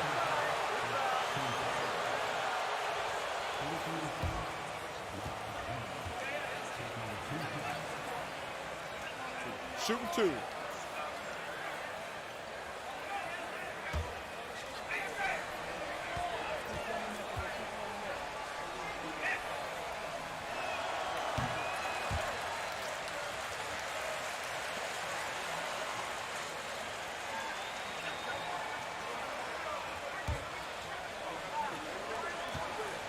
I gotta get my shot down. Have I been missing? I can't remember.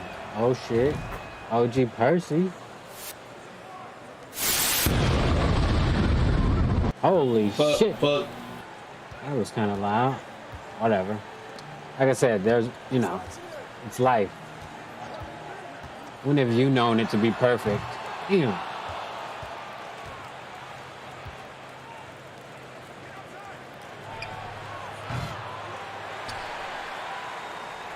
This whole, oh. Okay, oh. Is that how we got, that's how we gotta do? Man, if I can learn how to dribble, that's my new mission, learn how to dribble. Oh. Cause my dude ain't no dribbling type nigga, so. Say, nigga ass, you know, even though that for King Bums and we on someone podcast, DJ UTV in Chicago, right? And basically, he was on there, man, and I ain't gonna lie to you, you know how Charleston White gets, man, he was going off. You know what I'm saying? He went left. I ain't gonna lie to you, he went ballistic. He started basically saying, fuck Duck Mama. You know what I'm saying? Fuck King Von family, fuck this, fuck that. You know what I'm saying? Then he's like, fuck Chicago. And then, did you see the video? No, sir. Oh, hold on. Put you on. Okay, so yeah, I just recently showed you the video with Charleston White. You know, and he's on the podcast. No doubt. Things like got out of hand. A lot of people was coming out saying, man, this was clickbait. This was rehearsed, probably, you know, like part of the program. I mean, just what's your thoughts on it, though? You know what I'm saying? Just looking at that. Charleston was being Charleston. You understand me? When he in character, leave him alone. Right. I'm just saying, though. Yeah. I know niggas be wanting me to save him, nigga ass. You know, hear me, though, damn. Watch this, though. It's close. I just looked at the video of Charleston and niggas from Chicago. When Charleston is in character, if I'm in the middle of a motherfucking story, Diamond don't cut me off. If he see me in the middle of something doing my thing, he let me go, you know. This is what we came for. This is what he do. If he gonna act the fool, act the fool. I understand what you're saying. Are you not entertained? Once you know what type of person you interviewing and what type of person you got in front of you, be ready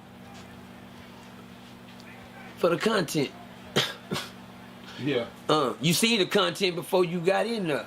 You seen the content around the world. You seen the content with this. You seen the content with that. You seen the content with this. You went and set your camera up and what you want, different content? Right. That's what you wanted, right? When you start getting it, don't try to interrupt it because you know that's what come with it. Yeah. Or you should have brought your camera. What you thought you gonna change the world with your camera? Nah, it don't work like that. That man was in character. That's what he do. Y'all should know. Tales from a Crip. I battled the Blood one time. And I knew one thing before I got in the ring to battle this Blood, we had to sign a contract to say that we won't promote no violence and we can take anything that the next person say and without promoting, you know, a destruction. Because the first thing that's number one priority is the security of the people that's in the club. You dig what I'm saying? Right. If me and this guy get into it, it's gonna affect everybody in the club. Yeah. You got Crips in the club, Bloods want to see this battle. They in here. If y'all trip, they trip. Then guess what we got? Everybody a disaster. dead. So read the contract. Tell me if you can agree with what's on the contract, sign it, and we can have a battle. All right. I'm glad we signed it. Things went according to plan, and it became one of the successful, most viewed Crip and Blood battles ever. Yeah. Viewed in Texas, in the South. Crip and Blood, period. Them guys knew that Charleston was a clown. I ain't gonna say a clown. Them niggas knew that Eyeball would come out anytime, doing Charleston's interview. Because anything I seen from the beginning, he was sitting there as calm. And then when Eyeball went to going in, shit. Better had the cameras rolling. A statement, I heard the nigga say, fuck Chicago, something, and then they heard the nigga say, oh, wait a minute. Yeah. But Tales from a Crip, then, I gotta break this news right here on Diamond Stone TV. I'm rocking with Charleston on that one. Right. I'm rocking with him. Shout out to them niggas. What's them niggas called? What's they called? Yeah, DJ UTV. DJ U. It's on you now. The TV on you. You came for the interview, you got it. But let me give DJ U a little word of advice. DJ U, you came down here to Texas. You interviewed Charleston, right? You interviewed me. What about? I seen Charleston go off on you and it got gangster and shit, because, situation. I'd like to ask you a question, DJ U. How it feel when the rabbit got the gun? Don't nobody know what I'm talking about, but I'm going to let him soak in that for a minute. Right. Tales from a Crip, man. The other day I did an interview in 2022, November, on my birthday. I think DJ Union pulled up over here and did it from Chicago and did an interview with me. And DJ U asked me a question that I know goddamn well that he ain't never seen nowhere, never before, that would cause a conflict between a real nigga. You understand me? He asked me, he said, I seen an interview where you talked about spitting in somebody's booty. What? Look at that nigga. I said, what you say, nigga? Then what you just say? See, that was just as worse as Charleston picking up that gun when you asked me that. You dig what I'm saying? Right. You ain't never seen no interview me saying no shit like that, nigga. You can't even play an interview of me saying some shit like that, nigga. So where did you see that at? And when he asked me that, I felt like Charleston when he picked up that gun. I probably would have did the same thing, nigga, if I was on that same shit Charleston was on. Goddamn, because that's what I would have did for a nigga just asked me some shit like that. Because I feel like, nigga, you trying to get down. You trying to come on. You don't ask me nothing like that, nigga. I ain't trying to make a beef statement on her. Yeah. I'm just trying to say something about bloggers. When you blogging these niggas, stay in your lane, nigga. You understand me? Don't get in this motherfucker and become a target behind the camera. Because what you ask, you gotta be held accountable for it. Right. You get what I'm saying? And if you ask certain shit, make sure you can hold up certain shit. To ask me some shit like that was an assault to my character, huh? And you gotta be able to word it right. Because I know goddamn well you ain't never seen nothing like that, bro. And you asked me that with my son sitting right here on side of me, nigga. No respect. Some weird shit. I seen an interview where you talked about spinning somebody's booty. My whole son knew that I flipped that. Right. I heard my son say, don't worry about it, daddy. Nah, nigga ain't gonna ask me no shit like that in front of my son, nigga, when he ain't seen no shit like that, nigga. See, my rabbit hole goes deep when it comes to respect. You dig what I'm saying, homie? Yeah. And the vibe I'm giving you right now, Diamond, oh, nigga, he was feeling it. Nigga, right there, nigga, what you talking about, nigga? Who you talking to, nigga? Nah, nigga, you ain't seen no shit like that, nigga. Fuck you talking about, nigga? I said, nigga, I ain't on no shit like that, nigga. I don't play no shit like that, nigga. My attitude exactly. And he said, nah, man, you ain't seen no shit like that, nigga. Saying no shit like that, nigga, get up and you know what I'm saying, and turn this to something that don't supposed to be, or a weak-ass question like that. But it's not about the question, it's about the respect. It's about what you think, it's about how you trying to present. What you up to, nigga? Yeah. What you up to? Don't do that, homie. Don't do it. And then that's the second time. No, I see later on, here go Charleston and pulled up a gun and you run up on the nigga talking about what you doing. You went to tapping on that nigga, I turn around and... Because guess what, maybe if he wouldn't have said nothing wrong to you you was gonna say something wrong to him later on down the line. Right. Ask me how I know. How you know? Cause he did it to me. Yeah. Hello. How I feel when the rabbit got the gun. Yeah, I'm gonna let y'all soak in that for a minute. That's fire. No beef, no nothing. Man, keep the interviews going, keep yourself up. Be careful what you do behind that camera, because it will get you killed in real life. Yeah. Dude must be asking stupid ass questions. I gotta say that a little slower. He didn't catch that. Be careful what you say behind that camera to get you killed in real life. You understand me? I'm not gonna go out here and fucking interview the Ku Klux Klan. As soon as they say nigga, I jump up and say, hey man, hey, what you talking about? Exactly. Yeah. Well, you knew what the fuck they do before you got over that interview. Shit like that. Don't put yourself in a line of fire when you don't got to. Niggas too far from home. Nigga, yeah, fuck Chicago. You should have just said where it's time for me to go. Right. Easy work. Trying to defend something and you ain't from here, nigga, you gonna get yourself hurt, nigga. That's stupid. That's stupid. The most best thing you could have did to shut him down was as soon as he said it, was say, you know what, yeah, that's my cue. Cut them lights out. Let's get out of here, y'all. Yeah. This fuck Chicago. We don't need to be here. You know, because if a nigga play on your intelligence and disrespect you, you feel disrespected behind the camera, you don't need him on your camera. Yeah. You dig what I'm saying? Yeah, now they was in Chicago. Okay, they was in Chicago. Well, cool. Oh, I mean, and y'all, oh shit. I mean, if they was in Chicago, man. Well, that's why he did it. Then you know, Charleston White. That's why he did it. If they was, I'm sorry, y'all. Got a little carried away, doing a little state tripping. That goddamn Charleston undefeated. Out of state, nigga. I'm talking about nigga. Nigga undefeated on the road, man. Say, hey, you gotta think about it. It's a chess move.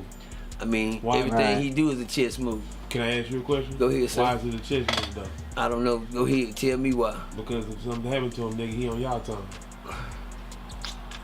Right or wrong? Right or wrong? I mean, is you asking me is it a good chess move? You asking me? Saying that nigga can flip out like that. He on y'all time, nigga. He just saying he can say he did it. That's all. It's about respect and bragging. He on y'all time, fam. Really what niggas be dying over. Charles is just like me, man. Now he can say he did that shit like 6'9". I ain't saying nothing about nobody, but I can pretty much figure out what a nigga gonna do. Yeah. If a nigga ain't did shit. You're doing that 6'9" shit. That's all. If I go bone her and a nigga don't Okay. catch it, shit. Nigga, I'm gonna throw about 5 more in there too. You hear me? See if he can catch all of them. Yeah. One thing about Charleston, if he throws something up there and you don't catch it, shit. We gonna put his foot on your motherfucking neck, nigga. Yeah. That's what he do. Nigga, don't go in there trying to fuck with a nigga like that. That nigga undefeated on this internet, nigga. And we know why. We know why. And then you get in there and you try to throw your little mittens up and you can't goddamn perform. You need to start working out. You niggas need to be in condition before you get in the ring and start trying to fight these heavyweight niggas. And you get out there and you run out of air, run out of breath, your legs get weak on you. Yeah. And shit like that. Get in condition before you start getting in the ring with these niggas, man. This Diamond Stone TV, nigga. We out here, nigga.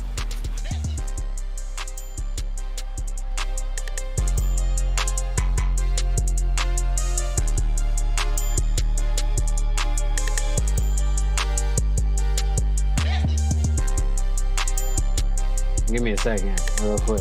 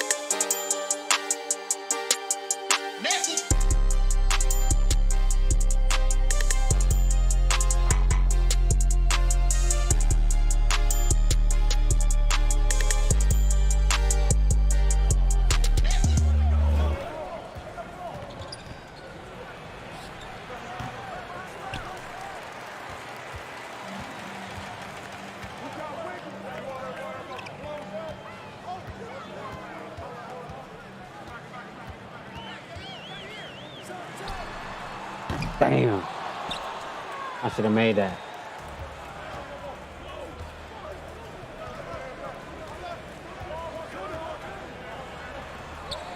Fucking good pinch. That's how you supposed to pinch the corner. Niggas be pinching halfway, half-ass. You gonna go, go. Oh. I stopped you.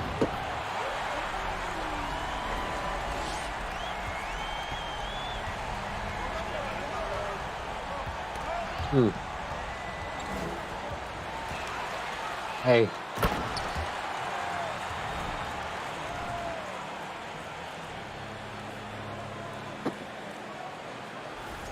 Sheesh.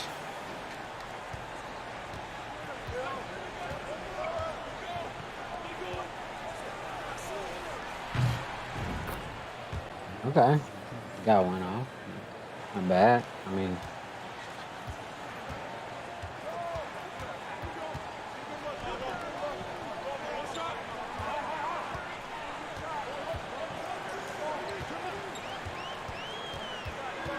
oh, that's not.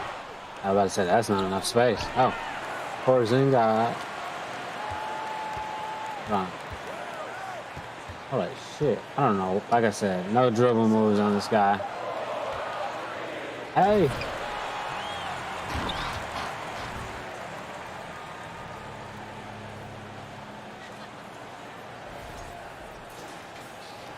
This dude is like a defender. I don't even, like I said, 60. I think it's like 60 or something. Ball speed with ball or something.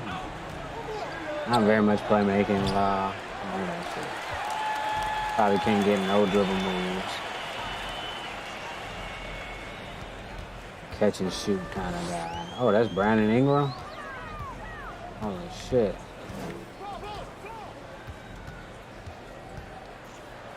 Definitely not gonna make that.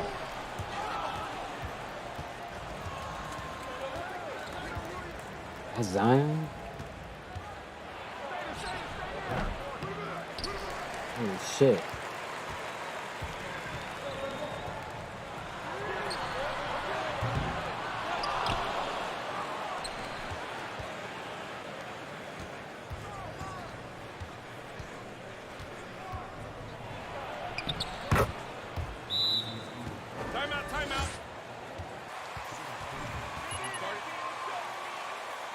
Little Pump got a song with Ty Dolla $ign. No thank you. Great speech in the locker room, coach. Great effort. Great speech in the locker room, coach.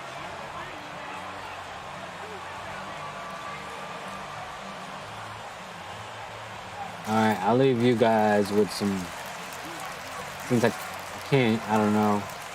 I don't see anything else that looks interesting. Maybe. I mean, I know I could play with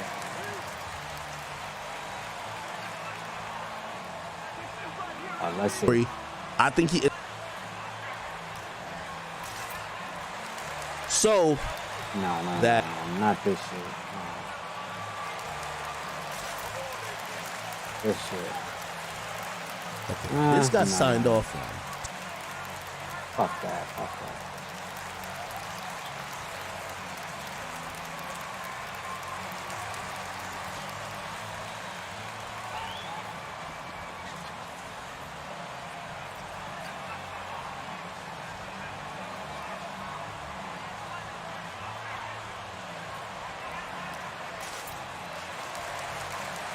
Damn.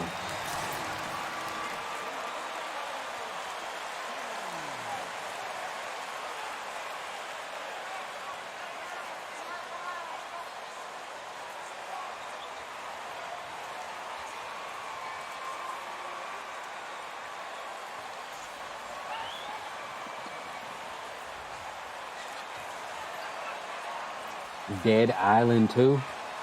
Gotta watch that trailer, but I don't know. I don't know if it's okay to watch trailers. They might have like copyright music and shit. It really doesn't matter, really, but I don't even see the point for fucking live streams. I just like to do it because it's an easy way to capture video and shit in an impromptu kind of way. But, take a break. Yeah, because I don't give you watch time numbers for it, which is weird, I don't think. I don't know. Something else that'll be... Maybe that'll change. Yeah.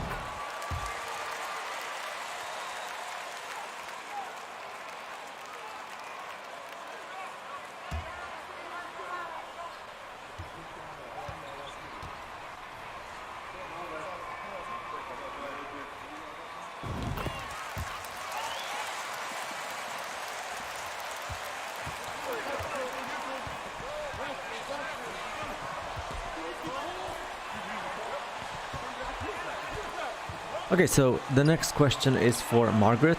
Let's.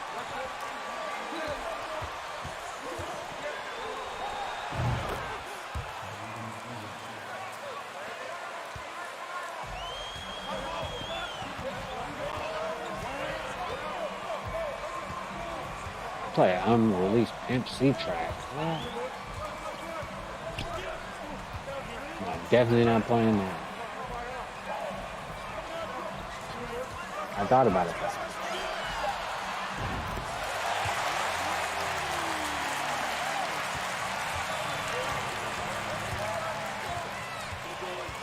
I also got to update my laptop and make some beats. So.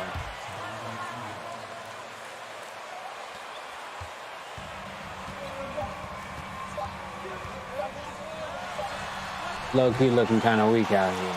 Other than T.I., which I ain't tripping about. Don't really care about.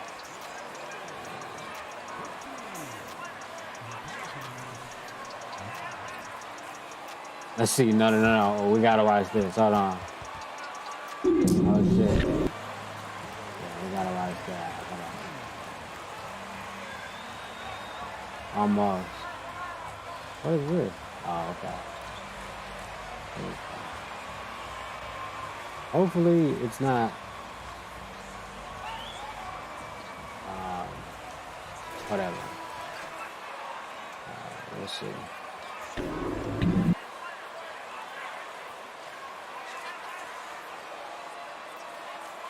All right.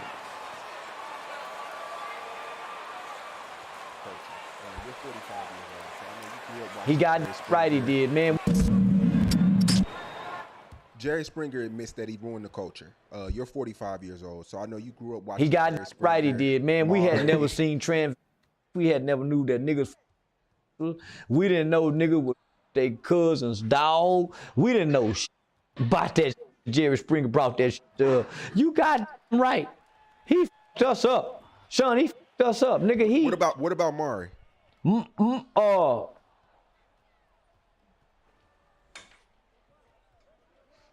I can't really say Maury. Maury was just a bunch of.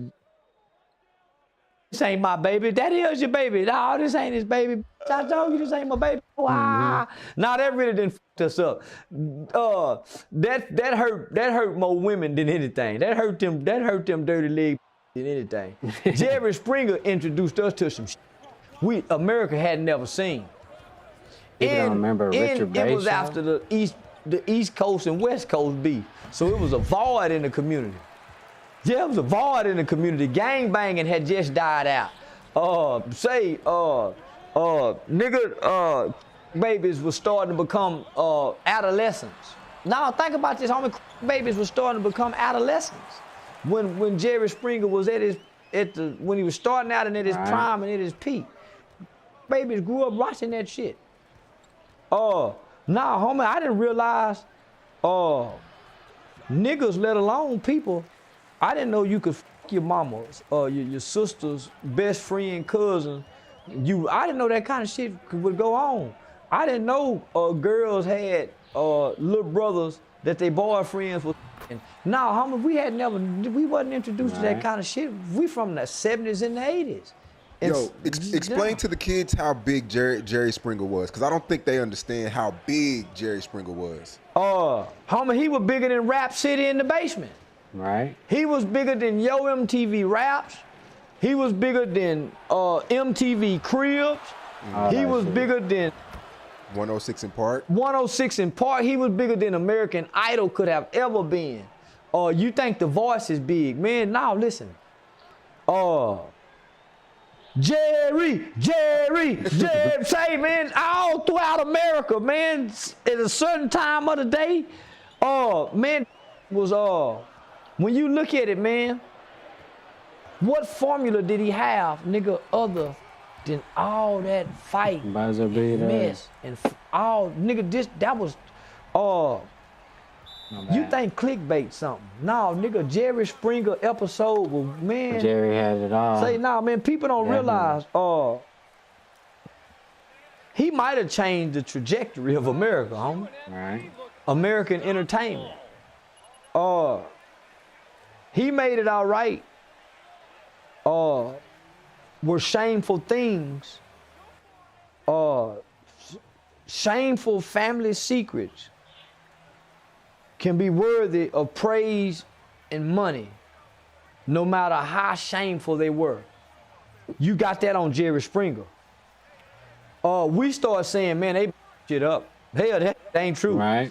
And then after so long, they had to start making shit up. Because they had so many people had came out. We seen it all. Man, we had seen it all.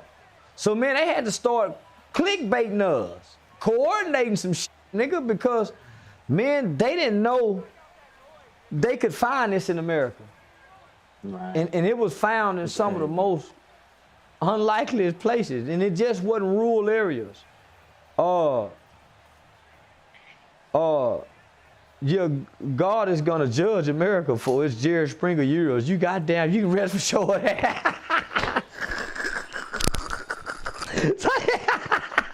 Say the more I think about it, son. Say, man, no. Say, homie, nigga, I remember, nigga, you talking about I was 15, 16 years old when I can go back and think seeing Jerry Springer. So you talking about 90, man, 94, 95, 96, 97, 98. Man, by the time it hit the millennial, homie, they had to make a movie about him. Yeah.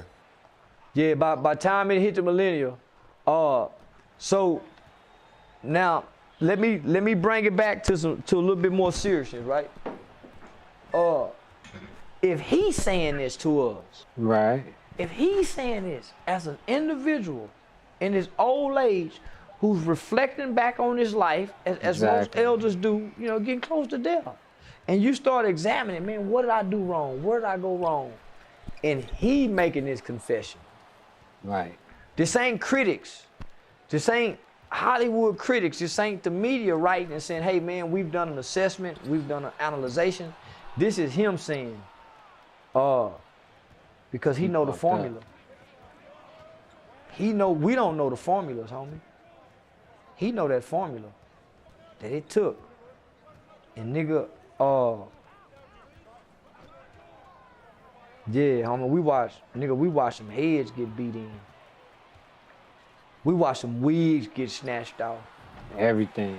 Say we watch some legs get spread with no drawers on. Even Steve Wilkos, homie. It was, homie, even Steve Wilkos was able to ride the wave of the Jerry Springer show. Yep. Steve didn't have Steve didn't have shit. So guess what replaced that? Just look around and see what replaced it. Social media. Exactly. Reality television. Real world TV. Bad Girls Club. Damn. Now, bloggers. Bloggers are now going. Hey, you not lying. Say, homie, bloggers are now going to report the messy, ugly, shameful things in America that Jerry Springer used to dig up and bring to the forefront. You not lying. The bloggers are now doing it. Yeah. On that note,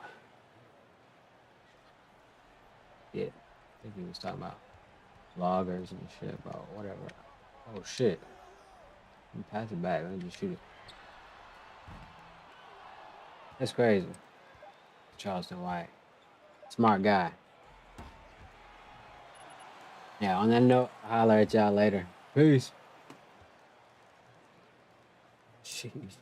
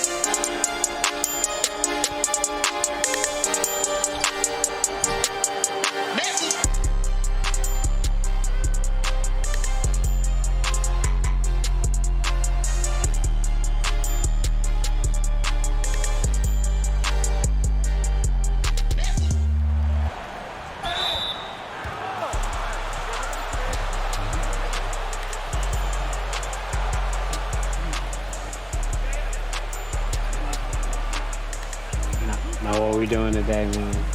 I ain't got nothing planned, really. I probably ain't even gonna be on here for that long. Now that I think about it. But, yeah, we're here now, though.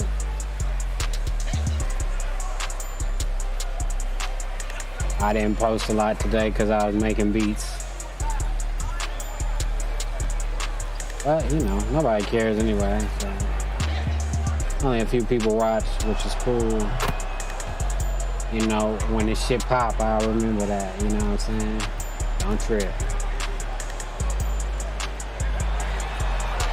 Oh, come on, man. Supposed to be able to make that, though. Hey. All right, let's go. Let's see what we got.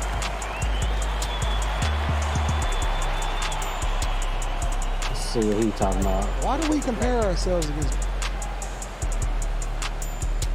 And turn all this shit down.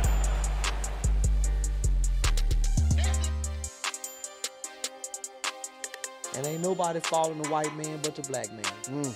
Ain't nobody even listening to the white man. No Why do more we but the black compare man. ourselves against white people? Oh, well, we still looking at the poets from.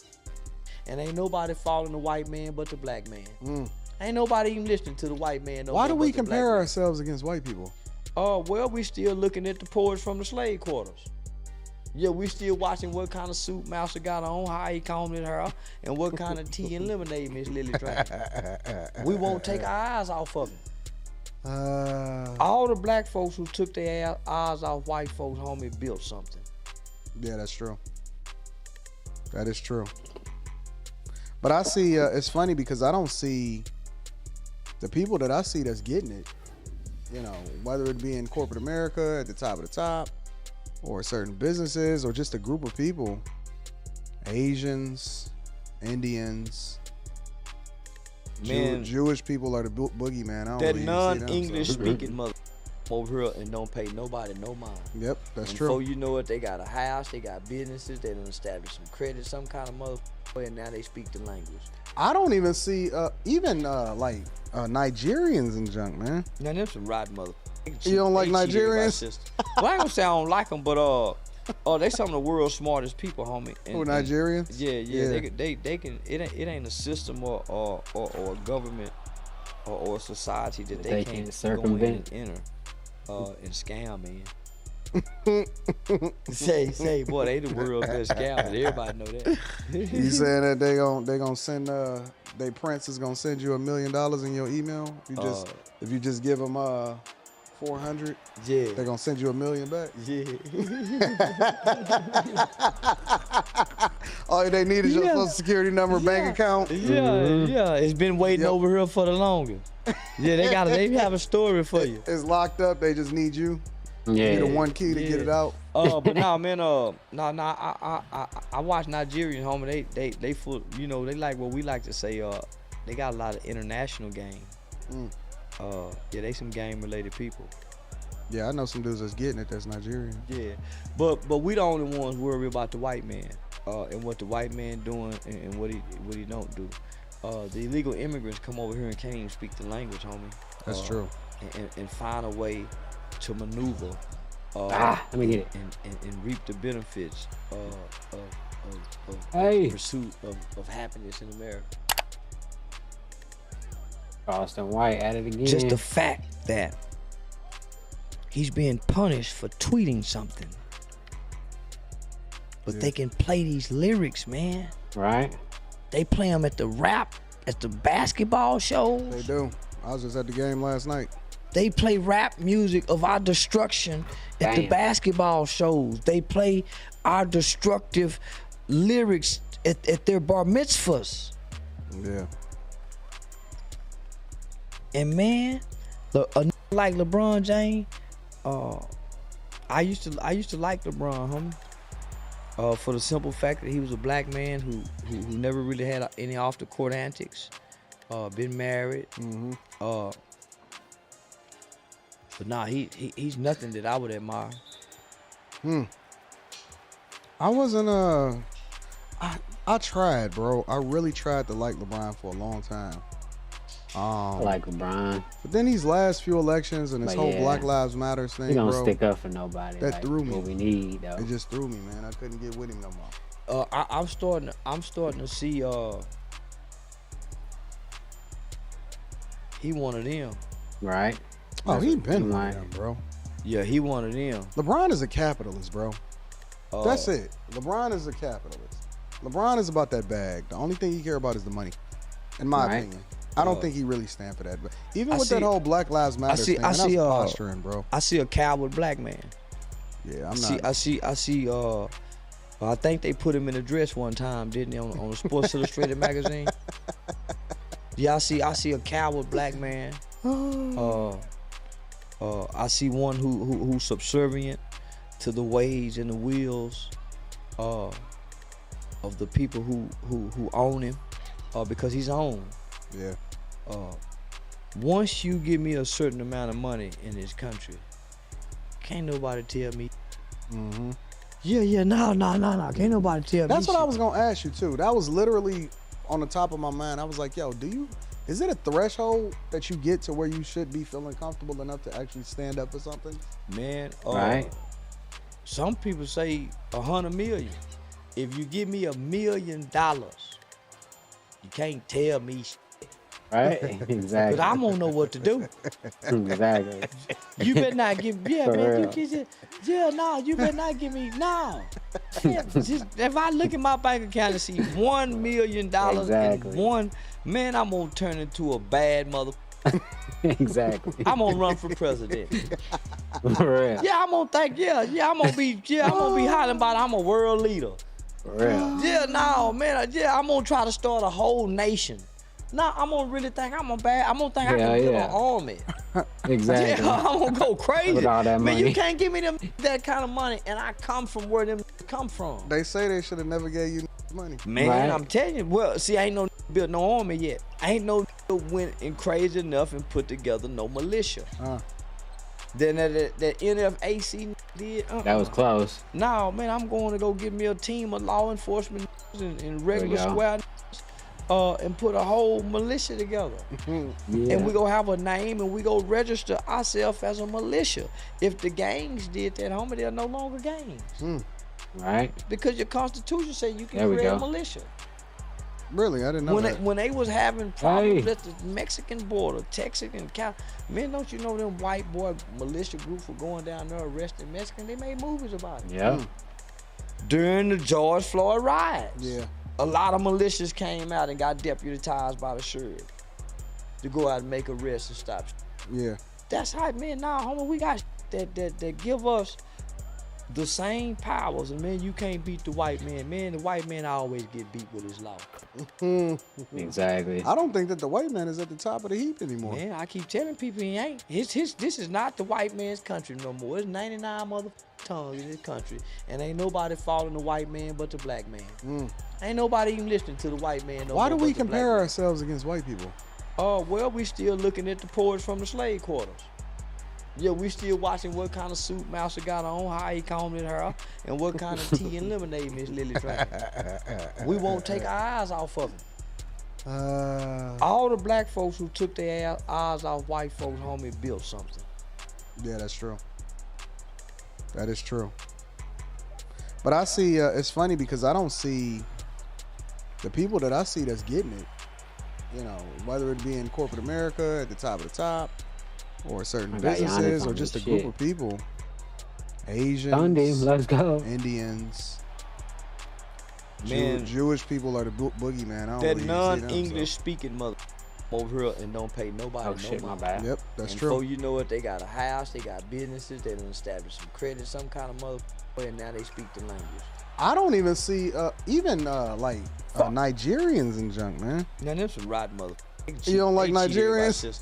Well, I ain't gonna say I don't like them, but That's easy. oh, You they can't some of the leave world's Curry, smartest yo. people, homie. Who, Nigerians? Yeah, Yeah.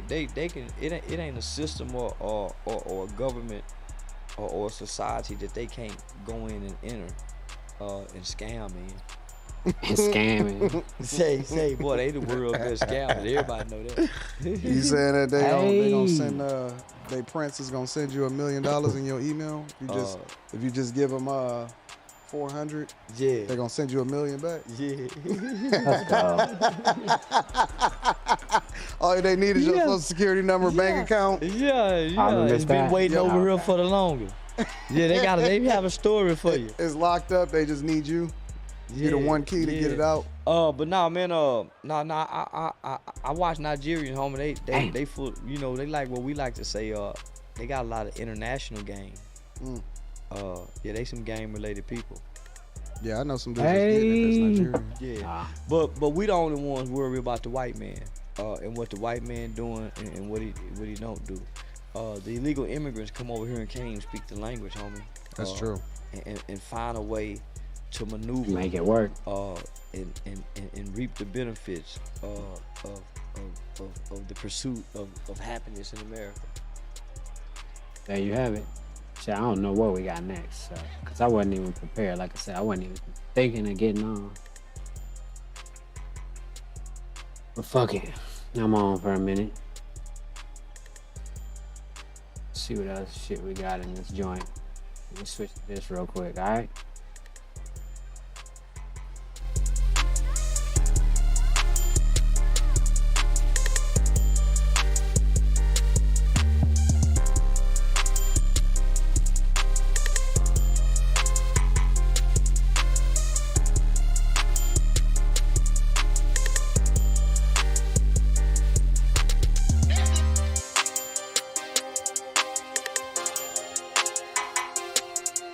Oh, why he go over there?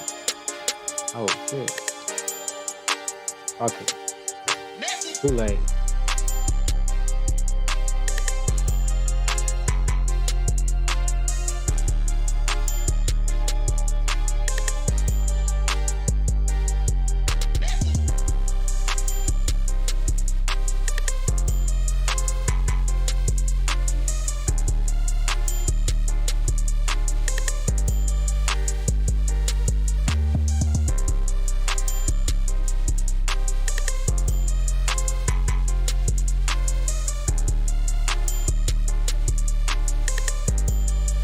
Damn.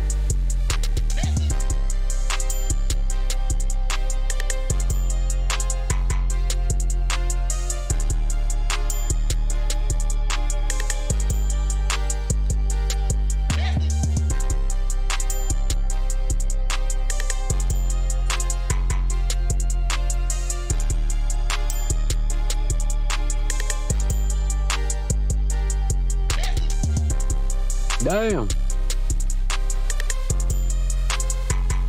Let's go back to Duncan.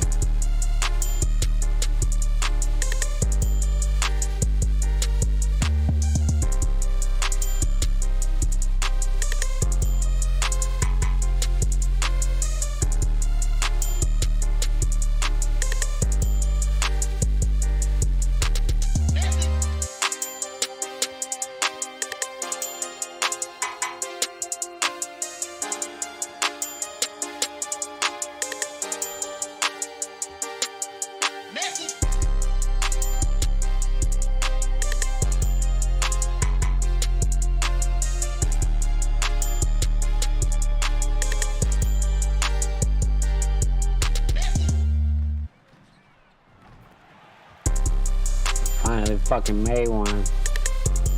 This dude's playing good defense and shit.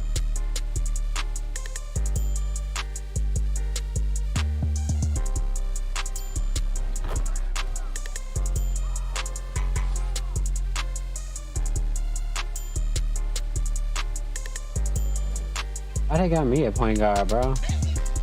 I'm a stupid point guard. Oh shit.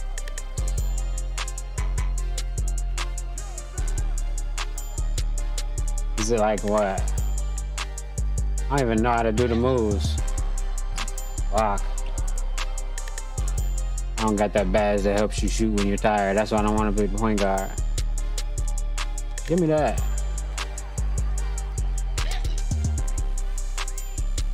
Hey.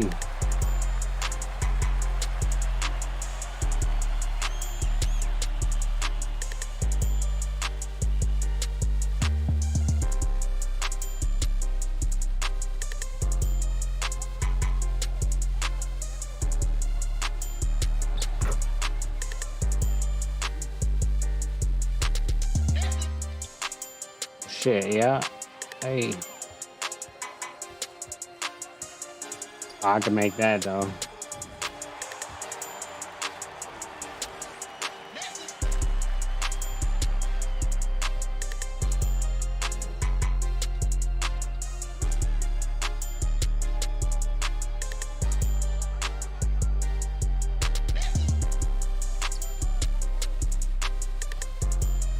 I'll press the wrong button.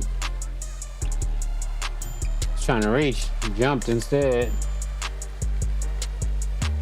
Oh, double.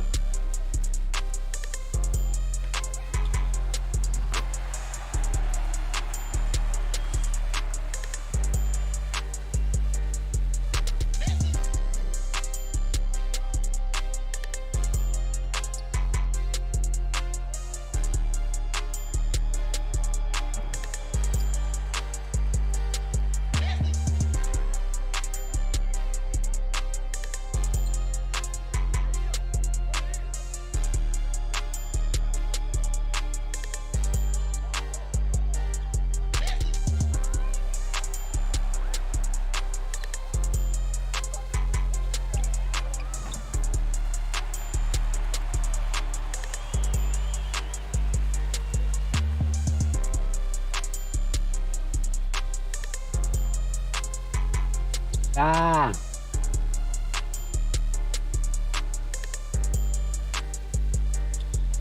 I need some Gatorade.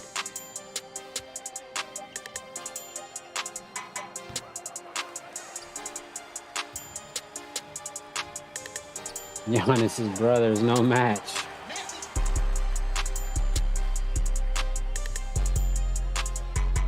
Ain't that? Where's the good videos? Ain't shit good today. Except the one I just watched. Alright. I'm looking for some shit right now.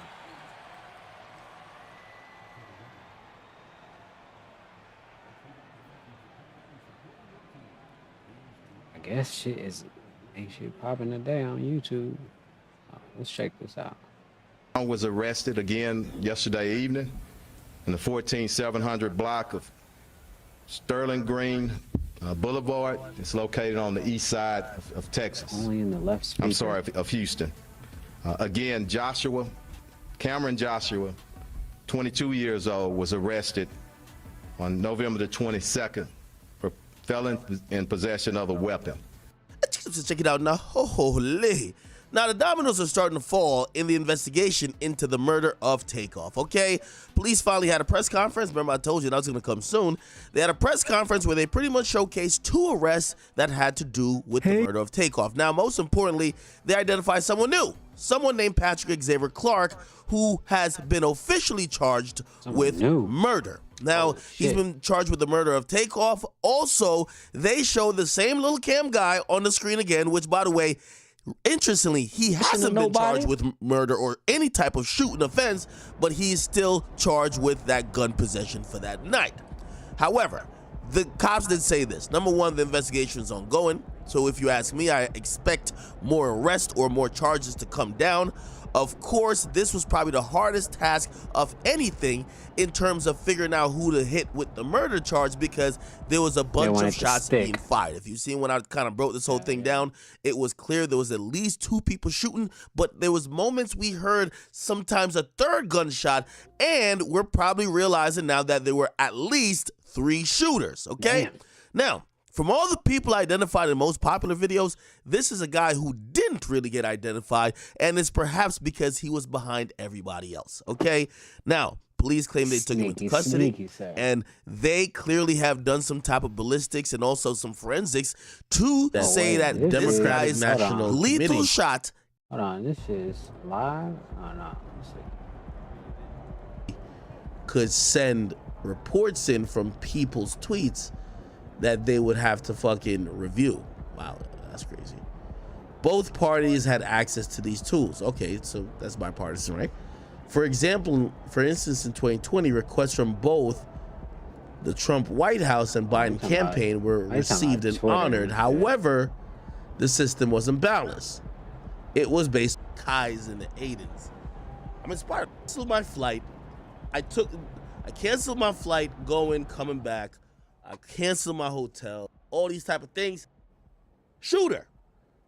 That person, I believe, and I haven't seen any, like, in the court documents, they don't put discovery, like, you know what I mean, like videos and shit. But that guy, I believe, was back here behind everyone, and he was by near the escalator. I'm gonna read some of the court documents that help actually corroborate that in a little bit.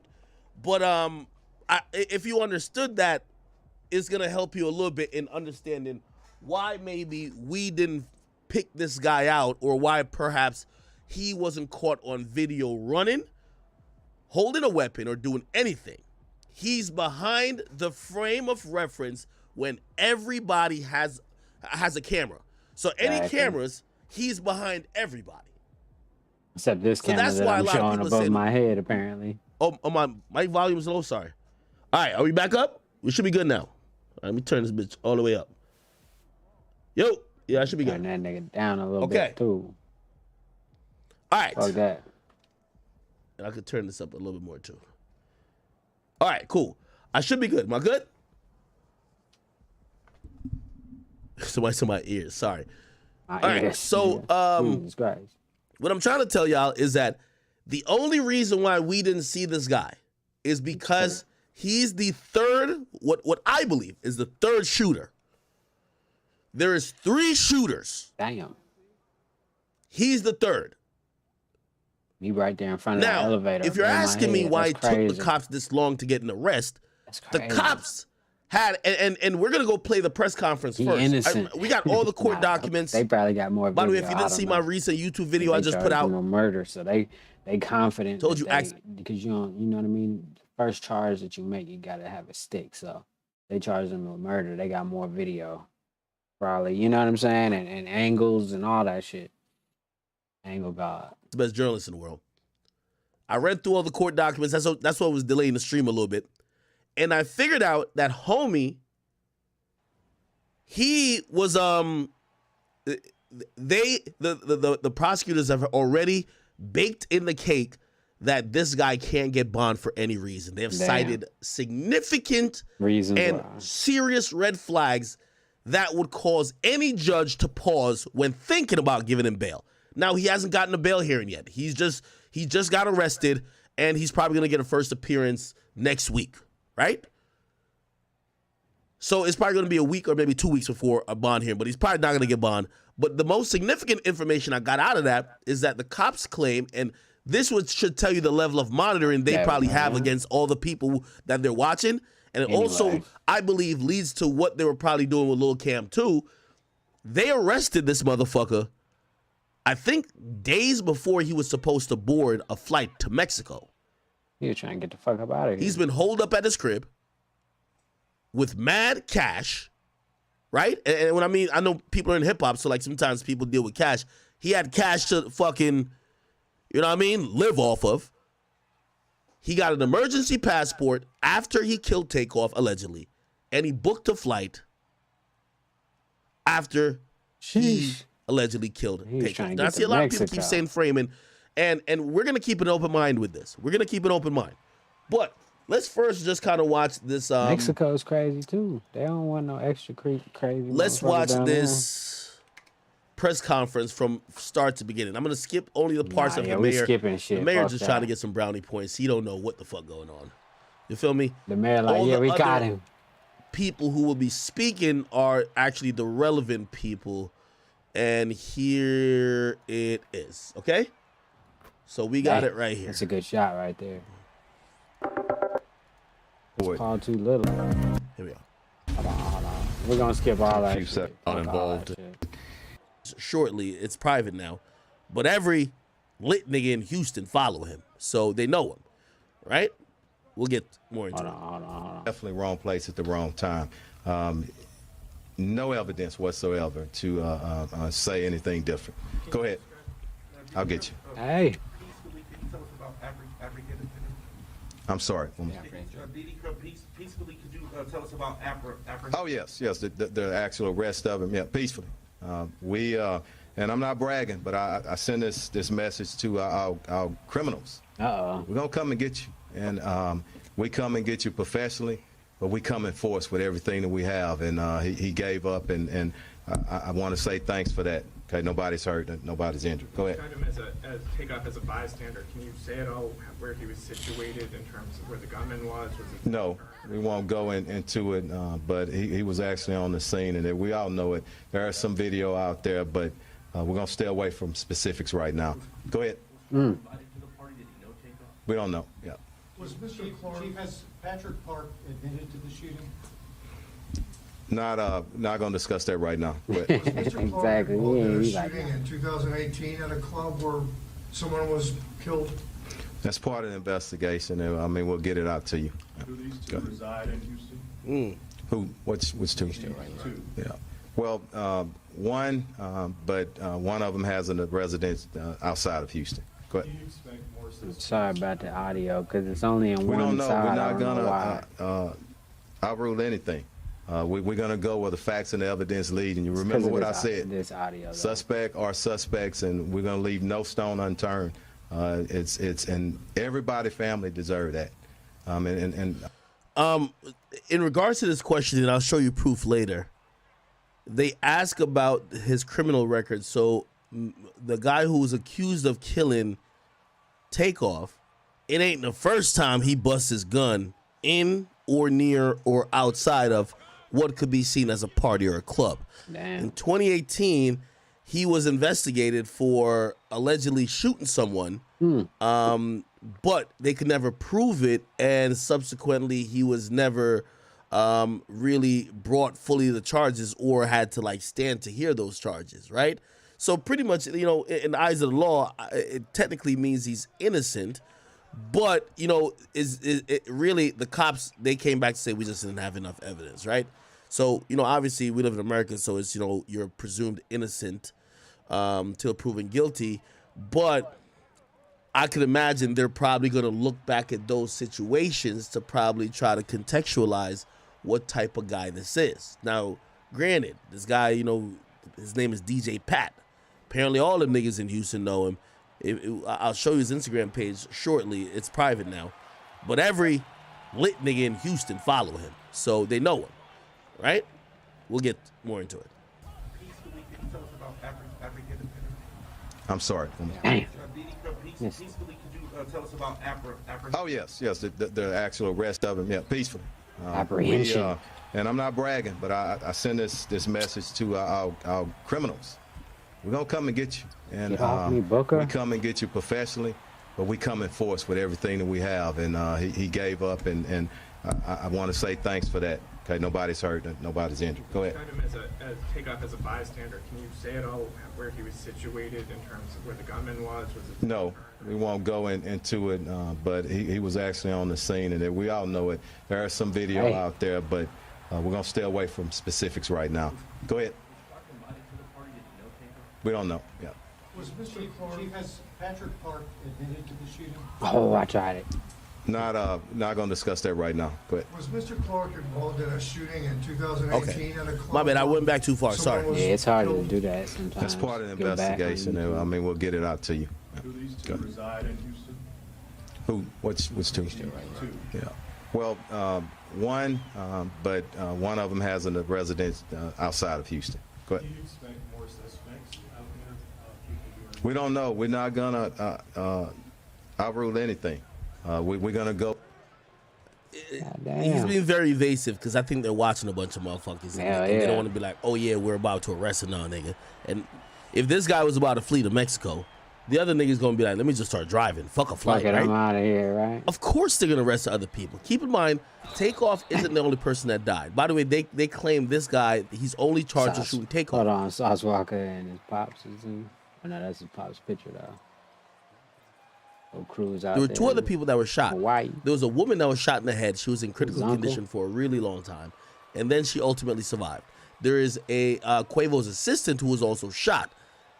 There's other people that got shot, and obviously when it comes to a situation like this, granted, Takeoff is a high profile personality, and everybody around the whole world is looking at them for them to solve the death and the murder of Takeoff. But if you're gonna expend resources to look into that, you might as well just solve everybody who got shot.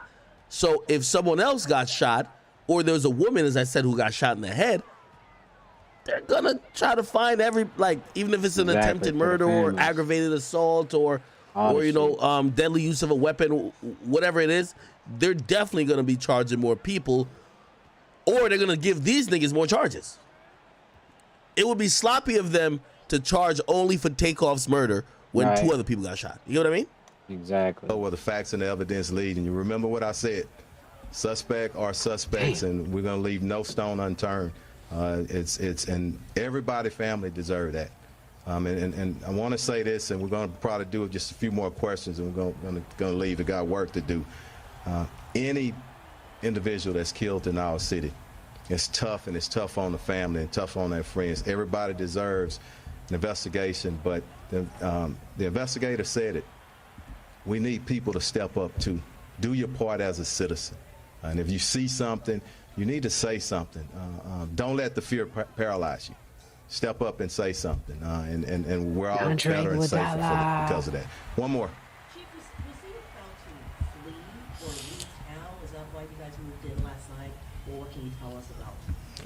I don't want to go into any details on that, but we suspect you. We'll have our eyes on you. You're watching. I'll get you the info on the chat. What message do you want to send to the broader community about this case and this situation? Well, the one message is, number one, you can't come and commit murder in this city and expect to not get caught. Quite frankly. Okay, he's just talking about a bunch of bullshit. You know, the mayor got to do the mayor shit. All right. Bitch. I'd love to look at some of these things. Here's another channel, DJ Pat, right here. Okay. Who does he subscribe to? August Alsina. Okay. Keller Williams Realty Memorial. Okay. Niggas, he killed one of them niggas. That's crazy. We're going to find some shit, chat. Anyway, let's look through his Twitter feed. By the way, somebody scroll ahead of me. Make sure there's no porn or some dumb shit on there. Okay. His last tweet seems to be the ones that was supposed to be here switched up. So that's why it's new faces at the table.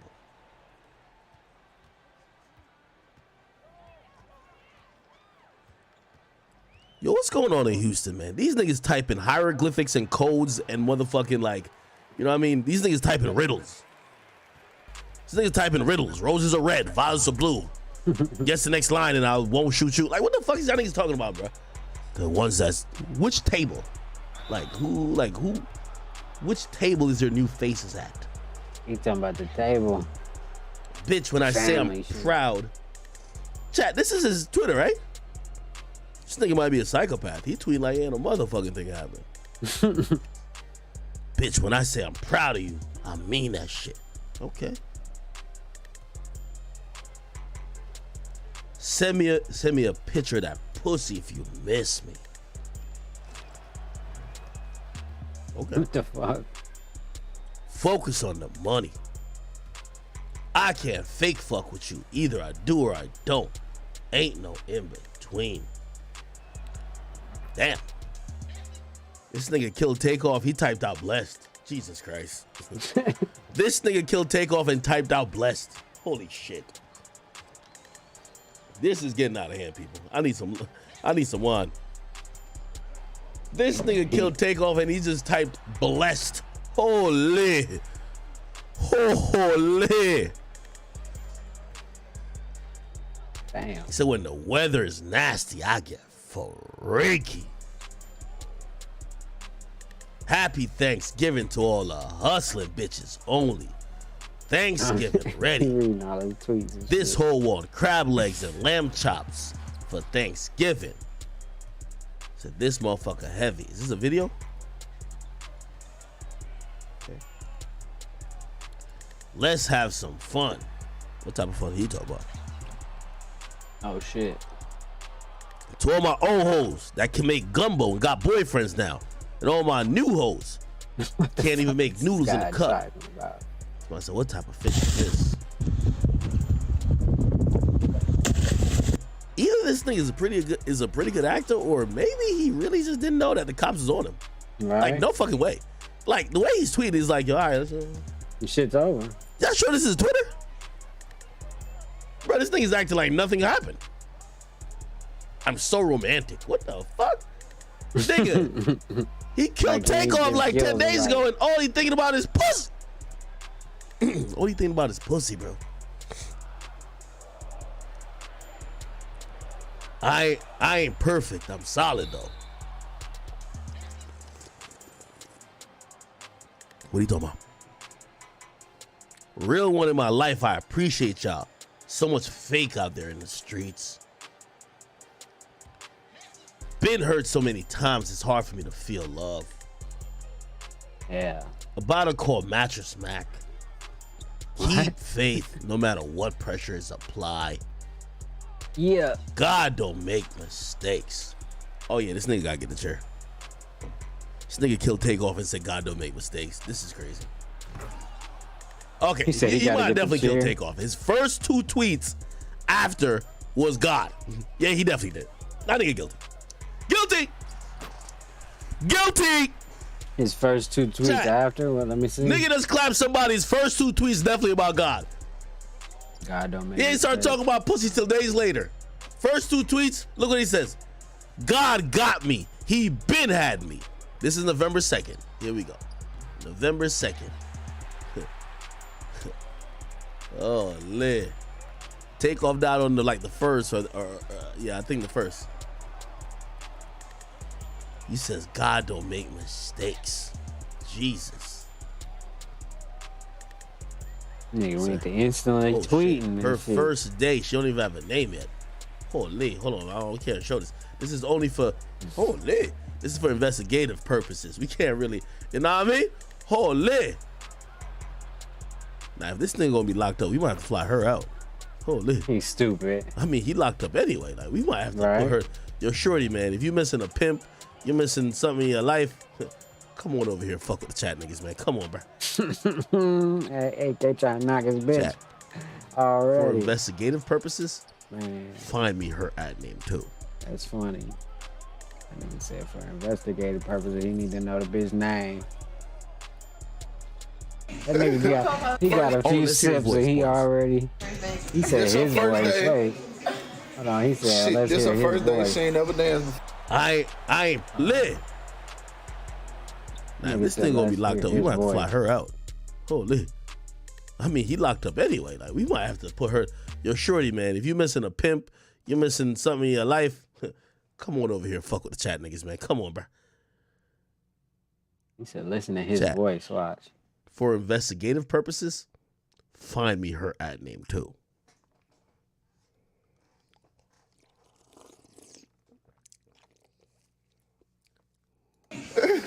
First, Oh, let's hear his voice. Pause.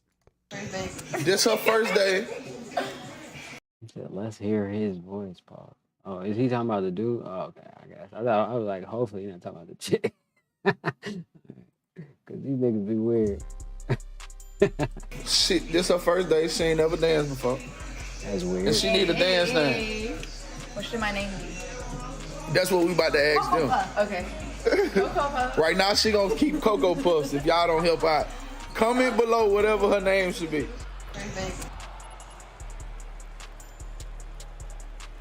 It's going down though, man. That shit crazy. You know what her name gonna be? What it's gonna be? I got a name. Act talking about he finna name the bitch and everything. Who Act been around? Oh, commissary. That's stupid. That shit funny. All right, find her name. Who knows? Maybe He on it. Do some investigation. Chat detective is figure out about to be on what it already. What he was up to afterwards. Okay. Figure out some stuff. Is this an old picture? It looked like he was bigger than this. Might be an old picture. I don't want to go to the media tab because I know he working a lot of strip clubs and I don't want to get suspended on Twitch. Okay. You just can't Twitch. You just can't All show right. nudity. Implied This nudity nigga got is his fine. face on the money like it's some Usher bucks.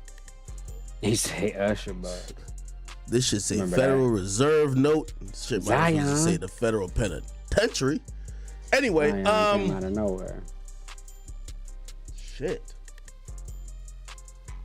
YouTube, what y'all say? All right. Y'all want to get to the real shit, man? Y'all keep doing, you know what I mean? Listen, we all a detective group, you feel me? Y'all keep doing what y'all got to do. Get me the extra info. Spam it in the chat when y'all find it. Y'all found his girlfriend?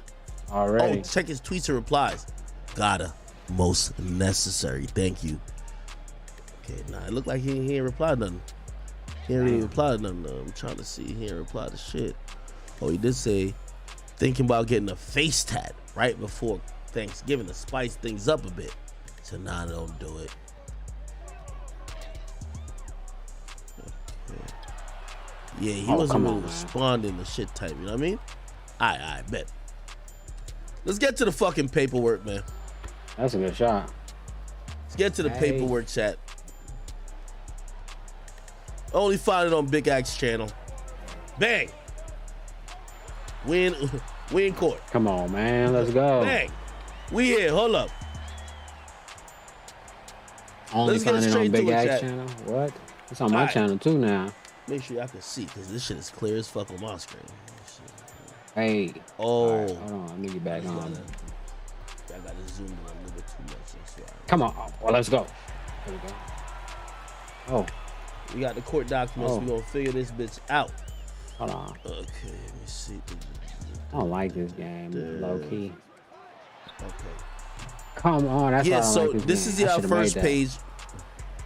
Basically, this is like kind of like the cover page of the docket. This is the Hit Boy. signature of all the people. Hit Boy came out of nowhere, quick pass.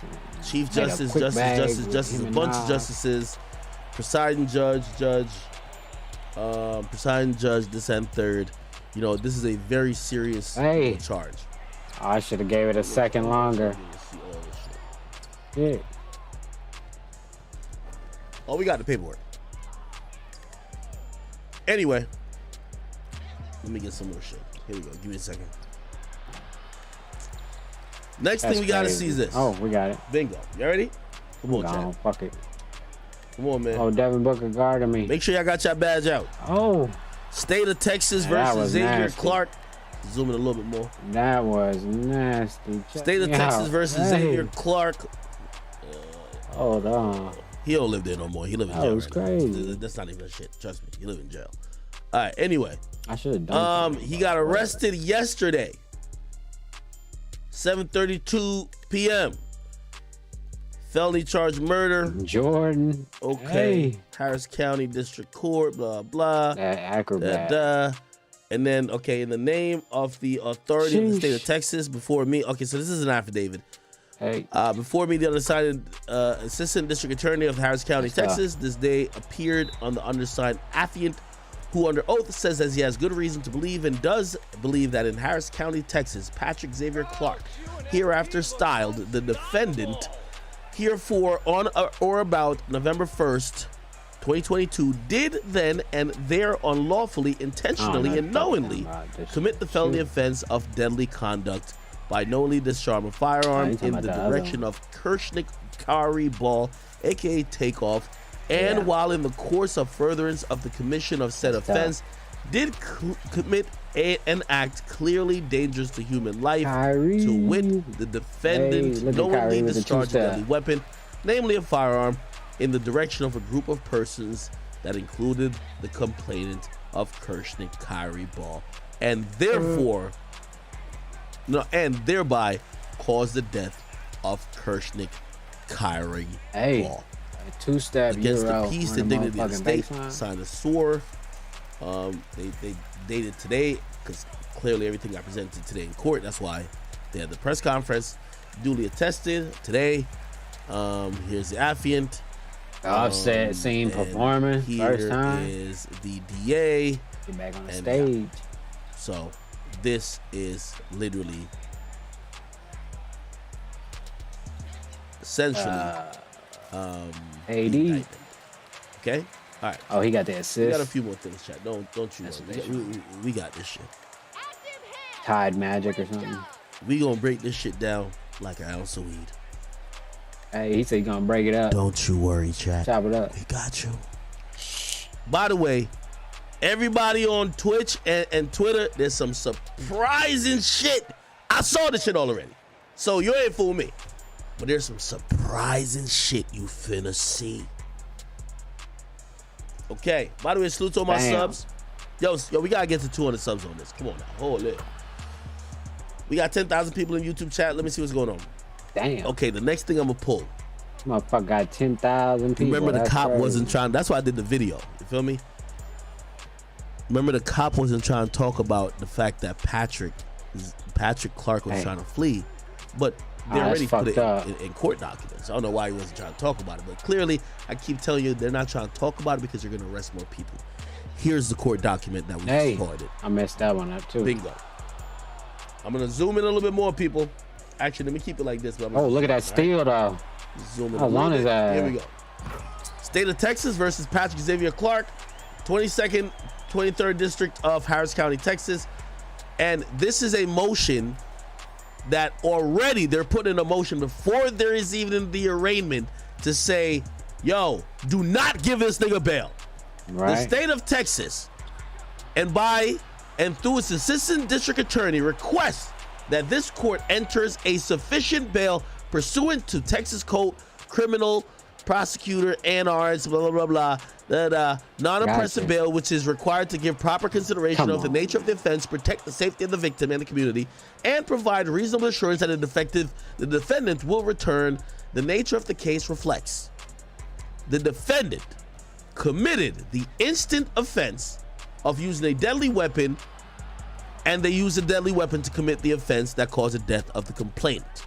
The complaint they have as Kirsten Ball, aka Takeoff. The state is acting like they're doing it on behalf of the person who died, which is Takeoff, okay? Extradition history. This is where we figure it out.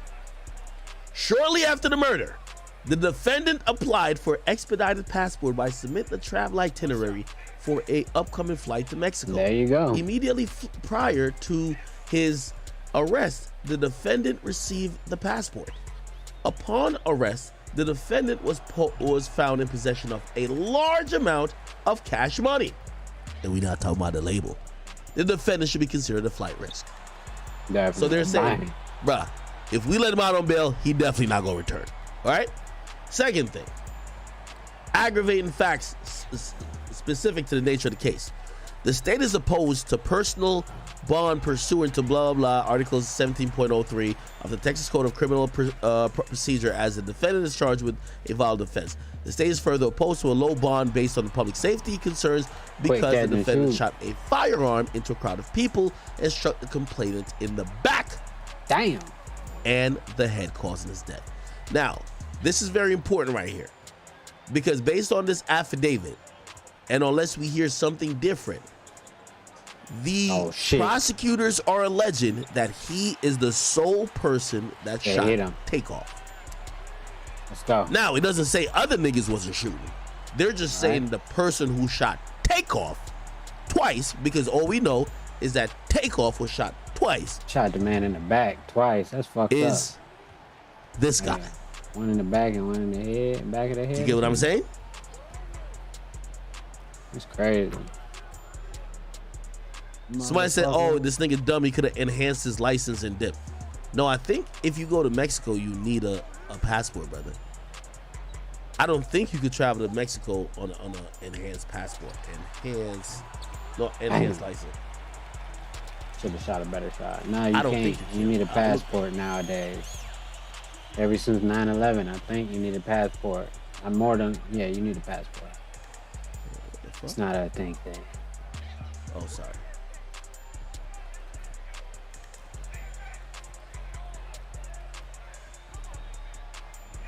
Oh, you can. Oh, enhanced driver's license, you can. Oh, by the way, all right, thank you for mentioning that. That's only at the border, though. Enhanced or state, blah, blah, that provides proof of identity, blah, blah. There's, oh, okay.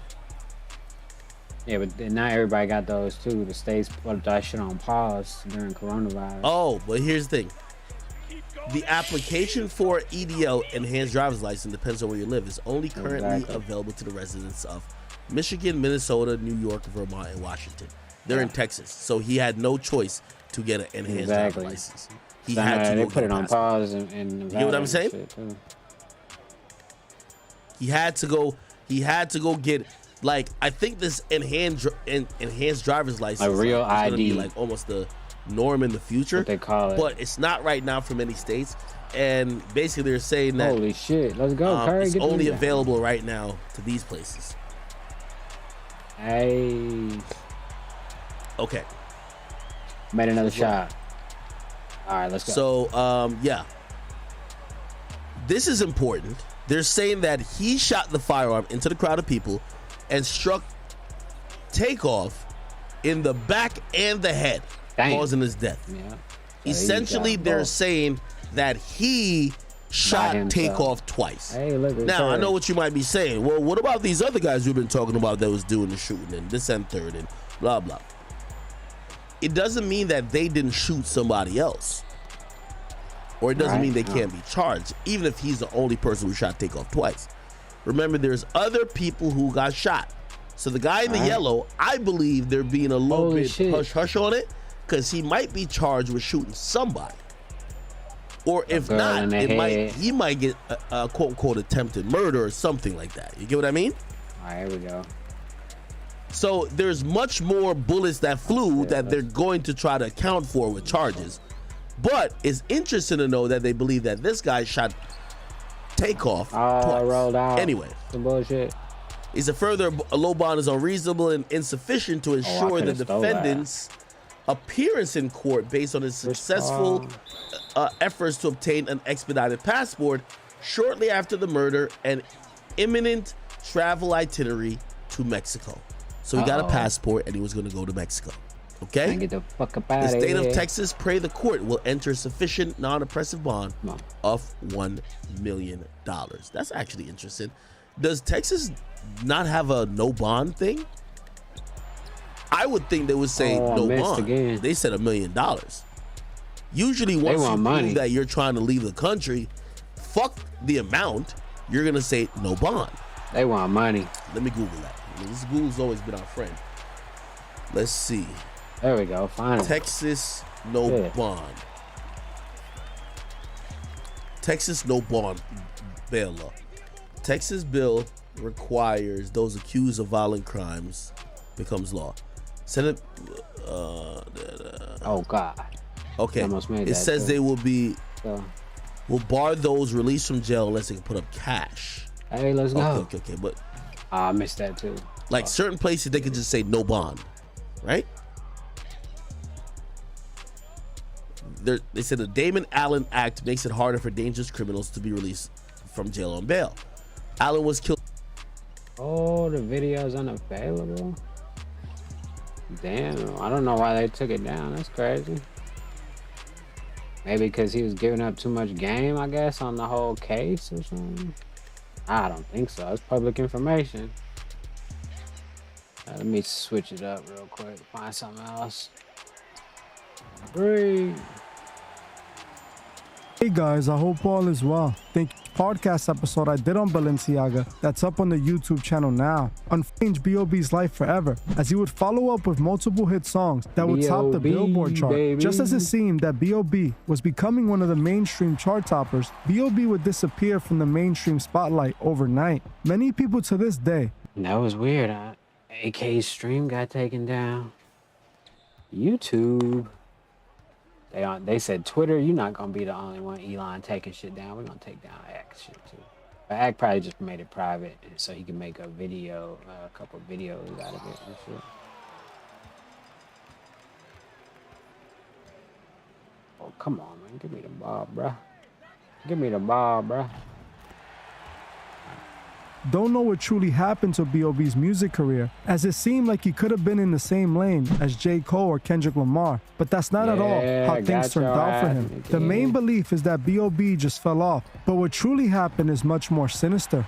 B.O.B. was born on November 15, 1988 in North Carolina, but would end up living in Decatur, Georgia for part of his life. B.O.B. has always been into music since an early age. He got into music in elementary school, joining the school band where he played the trumpet into his high school years. Since the 6th grade, B.O.B. knew he wanted to make music as a profession, confessing this to his parents, with his father initially disapproving of his choice. When B.O.B. was in the 9th grade, he would decide to drop out of high school after he got signed to his first record deal. In the early 2000s, most artists were discovered like this, being found before they had any fame or recognition. This is why I stated in the past that most older artists are usually industry plants, as the record labels more than likely found them before they had anything going for themselves. The label would then create the artist's entire image from scratch, pairing the artist with industry engineers and producers who can help develop their sound and take them musically to the next level. This is what seems to be the case with B.O.B., who was put in the game as a teen while he was still in high school. B.O.B. would get signed in 2002 and would be managed by a man named B. Rich, who helped a 14-year-old B.O.B. sell his first beat, making him some good money for his age. B.O.B. would quickly run through his newly earned money, leaving him broke. Around this time, B.O.B. was running around Georgia, performing at open mics, trying to build a buzz for himself. In 2006, B.O.B., with help from his then manager, would sneak into a nightclub called Crucial that was owned by no other than T.I. B.O.B. would get a chance to perform that night and was able to get the attention of a record label executive by the name of T.J. Chapman, who took a liking to B.O.B. and agreed to help manage his career. Just 1 month later, T.J. Chapman would get B.O.B. his first major record deal with Atlantic Records. Shortly after signing, B.O.B. would release his first single, Haters Everywhere. In 2009, B.O.B. managed to secure a spot on the XXL freshman list. In 2010, B.O.B. would finally get his first taste of mainstream success when he dropped his mixtape called May 25th that was supposed to act as promo for his upcoming album, dropping May 25th. The mixtape contained the song Nothing on You featuring Bruno Mars, a song that would provide the needed exposure B.O.B. was searching for. After this, B.O.B. would unleash hit after hit, working with some big names in the industry like T.I. B.O.B. would drop songs like Airplane and Magic, both landing in the top 10 of the Billboard Hot 100. After B.O.B. released his mixtape, he was named one of the hottest rappers of 2010 by MTV.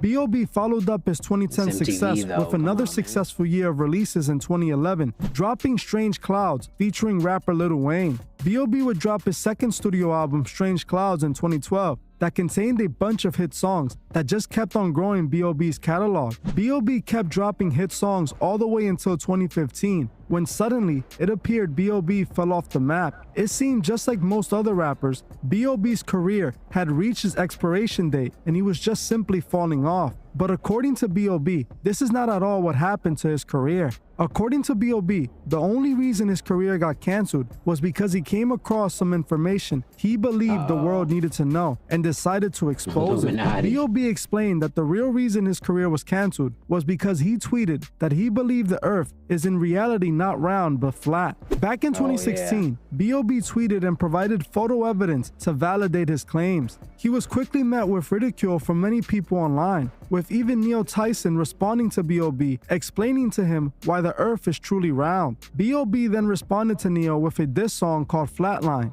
where B.O.B. exposed it all and doesn't hold back at all. B.O.B. openly calls out the Masons in this song, where he raps, "Use your common sense. Why is NASA part of the Department of Defense? They divided up the seas into 33 degrees, feeding kids masonry. Bruh, be careful what you read." Openly, B.O.B. admitted a point we often make on this channel. The Masons are force-feeding their Masonic agenda to the masses. America isn't the land of the free, but the land of the free and accepted Masons. B.O.B. also rapped about how the Masons sent Neil Tyson to shut him Tomato. That's semantics. up over his comments on the shape of the earth. B.O.B. rapped, "Neil Tyson needs to loosen up his vest. They probably write that man one hell of a check." This is exactly how the puppet masters control the celebrities, controlling them with money.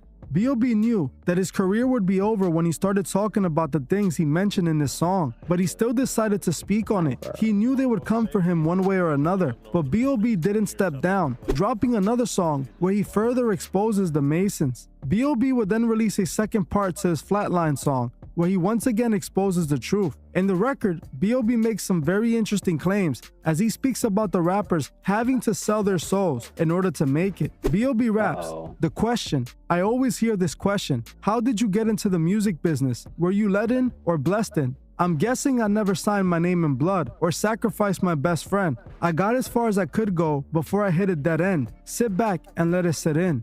B.O.B. claims he never made a ritual sacrifice or took the Masonic oath, and it's the reason his career hit a dead end. B.O.B. claims to have seen the truth and chosen not to stay quiet about it. B.O.B.'s last successful song was all the way back in 2015, before he chose to speak out about the Masons. It's obvious to me they shut him up, and he's lucky this is all they did to him. About a month ago, B.O.B. released a song called TED Talk that once again didn't do numbers anywhere near his prime years. In the song, B.O.B. speaks on the reason he got canceled. B.O.B. raps, B.O.B., why did you say the earth was flat? I mean, you threw your whole career away, and then you just fade to black. You just gonna disappear and not address the elephant? Man, get back to the elements. This new stuff is irrelevant. I mean, you ain't even gotta ask. You already know I came across some information and I wanted to show. I went to Twitter with a picture thinking people would get it, and then Complex wrote an article to try to embarrass us. In this song, B.O.B. makes it clear that he lost his entire career, all because he chose to speak on what he thought was the truth. He admits that the Puppet Masters reached out and tried to get him on a show to take back his comments, but he refused. B.O.B. was warned and he didn't listen. He instead doubled down. What happened to B.O.B. happens to the few artists who choose to turn their back on the Masonic Order. B.O.B. stood up to the system and they did their best to erase him from existence. Just as quickly as the Masons gave B.O.B. a mainstream career, they took it all away and left him with nothing. They made him look crazy, discrediting anything he had to say. Those who run our world know that most people are sheep who just go along with what they're told. Once the industry put the narrative out that B.O.B. was a crazy conspiracy theorist, anything he had to say was laughed at by the masses. Even though I don't necessarily agree with everything B.O.B. states, I can assure you he was exposing some truth as the industry quickly silenced him. What happened to B.O.B. is the perfect example of what happens to those that speak the truth and go against the agenda. They get silenced and their careers get taken from them. There's a reason why the Masons go so hard to control the narrative. They don't want people to know the truth. They don't want people to wake up. In order for the Masons' plans to work, people need to remain blinded from the truth. B.O.B. lost his career to let people know this truth, and it's the reason why I always say we need to help those who can't see the truth find the truth. That's how he signs out every time. All right, I'll be right back. I gotta use the bathroom.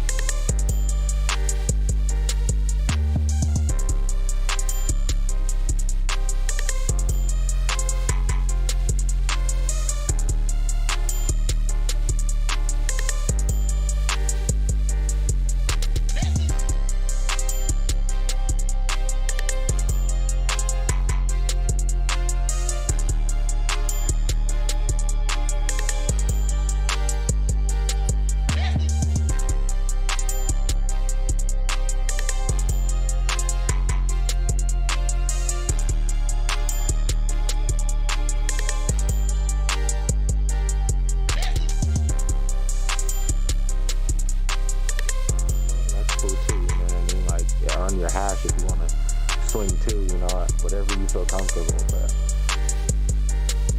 But I'm just more worried about, you know what I mean, all the sweaties coming out trying to be on some 5-hour shit or on some like, you know, and if we got to swing and you might end up in the paint, you know what I'm saying? And if you don't got it, type shit, not saying like that, but if the bill doesn't have, you know I don't got it for sure. You know, so.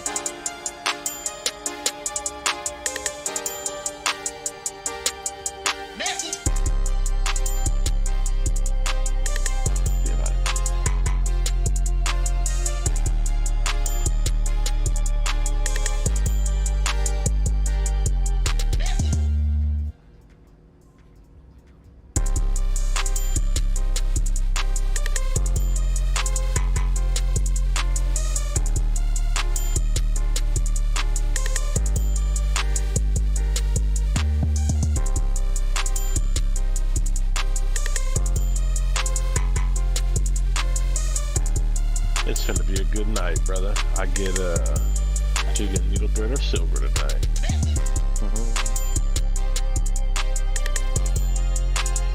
Looks like 4 breaks I'm gonna dash real quick. I'm gonna dash, it's not letting me some animation. Go ahead.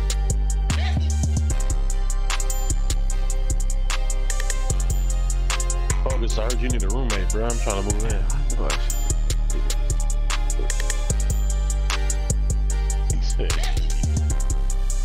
Focus said he's taxing though, bro. It ain't gonna come easy. That's probably the last thing I need. I need that like a hole in the head, you know what I'm saying? Shit, I get a state check every month, bro. I am not You know, He said that's not enough, bro. But he said one of his down bitches get more than that. Shit, she pulling more than that. That's a bad bitch. Man, you know what I'm saying? He said I don't like to count, you know what I mean? Yeah, exactly. I don't like to count like stuff like that, man. He said he can't get his game for free. OD, what you think this is, big ass? I pull up this pad. I'm pulling up with 2 notepads, whole pack of pens, all kind of shit. Like I said, yeah, I just be trying to stay out the way. Really, that's the key to everything, man. That's why you can find me on PC and the Xbox party chat. Stop it. You on Melrose, cashing out on all the hoes and shit. If I had that kind of money to spend, I might. You got to be a little bit lost to be out there, and if you find yourself, exactly, then you know you probably ain't out there like that. You know what I mean? You could do it a different way. You know what I mean? A smarter way. Talk to him, man. Talk to him, please. Talking to you, no, he's letting you know. Just like in general, you know what I'm looking saying? Around. From experience and in general, you know what I'm saying? He putting the motherfuckers that be working out there. I don't like putting that nigga business out the party. Yeah, everything, folks, he got it.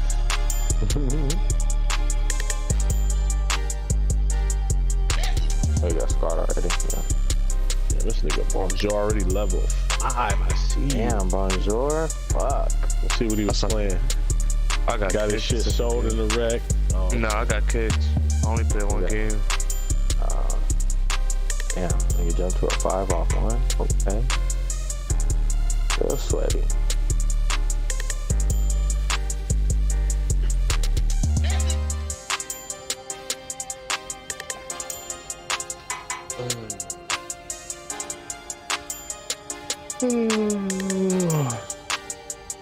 I mean, but yeah, the women is the most deadly weapon, though. If you know how to use them, you can get what you want. Not out of just them, but everybody around them and everybody that's infatuated with them. You know what I'm saying? But yeah, it ain't gotta be like that. I thought you like the bomb one. Find what they good in and empower them in that. You know what I mean? That's your best I might bet. be able to get this nigga Roddy real quick for a game. See if you can grab him. Yeah, he's coming. Alright. Dude, Clay is fucking up. He can't hit shit. I haven't watched a Warriors game in so long. I watched the Lakers just a minute ago. That shit was pretty good. I don't know who won. I walked out right at the end. The Lakers did. Davis had 44. LeBron had like 28. Crazy thing is, LeBron had 11 assists, no turnovers. Westbrook had 11 assists, no turnovers. Yeah. Very rare that nigga don't turn the ball over.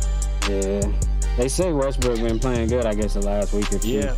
But like, I haven't been watching. You know what I mean? Because the week before that, they were playing like ass, so I stopped watching for a minute. I was like, man, shit, give me a headache. Shit, yeah, I watch. They playing like they not good or something. I don't know. Oh no, we missed smack. Yeah, we need one more person. He's downloading this. Snipe said he's gonna grab Roddy real quick. I'm trying to grab Roddy. I'm sending him an invite. Wait, he's downloading what? Okay, he ain't turned this bitch on in weeks. You need to update and all that. How long? About a week. I ain't played this shit all week. But the update shouldn't be that long. It should be only 2 updates, quick ones this season, and like one they fixed. He ain't, bro. He be getting his bread. He don't be playing this shit like that. I respect that. I respect that. I'm just saying, like the update shouldn't be that long. It's just like 2 updates. They said a week, right? It should be only 2 updates. The whole GTA map. Let's see that. What else we got going on? Oh yeah, Axe shit got taken down, huh? To be honest, I don't even really feel like playing right now.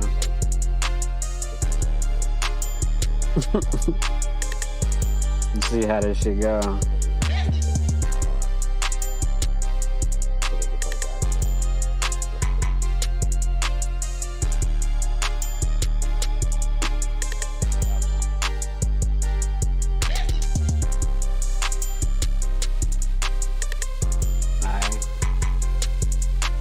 Warriors 15-12, yeah.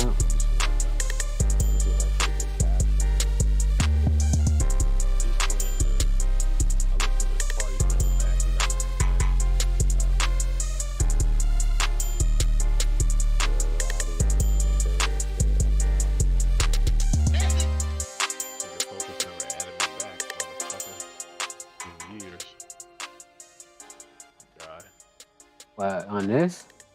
Yeah. Oh, I'll add you right now. I don't be adding nobody. I forgot how to do that shit, bro. I forgot. It's been so long. I don't add nobody. Nobody on my list. I got that. New profile. Yeah, I haven't done this shit in so long. Some dude named Asi. What's up with everyone doing those like weird Chinese extra name, like, you know what I mean, in their name and stuff? I don't know, bruh. Professions. Maybe they think it's cool. Right. That's the only thing I can think of. I see, just because he got 26 days played, this other kid's got 50. How many days do I got? I probably got a lot of days because I just be playing my career and shit.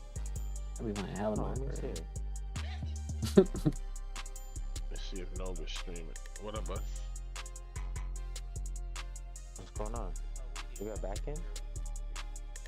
Yeah, back in. What happened? How's the season? The new season? Just started. We haven't even played. Yeah, trying to get in that thing, man. Hoping you can come fill that role.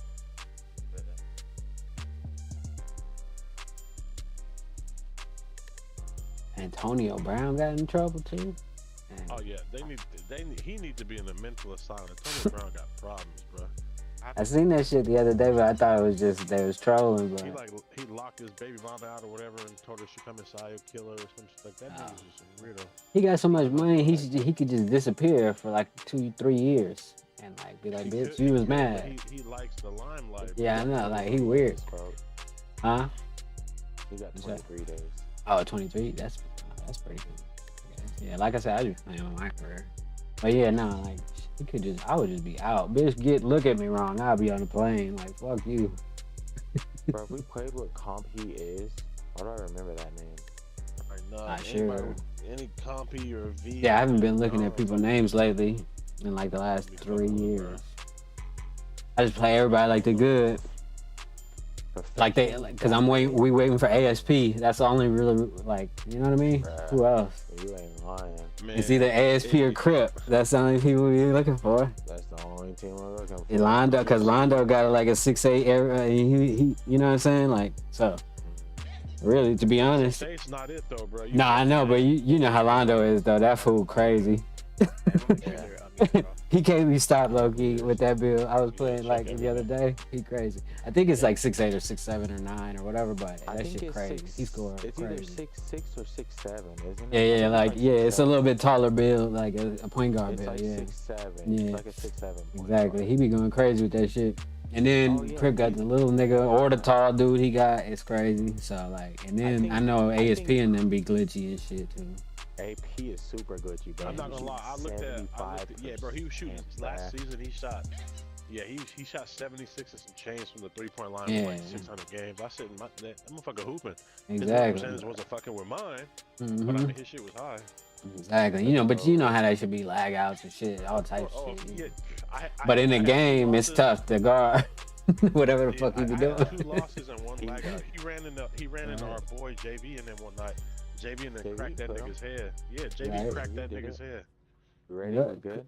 Yeah. That's all it be, you know, cause like niggas be doing the physics and everything. As soon as they push the button on the rocket, they go up and blow up, nigga. You know what I mean? They thought they had it all under control.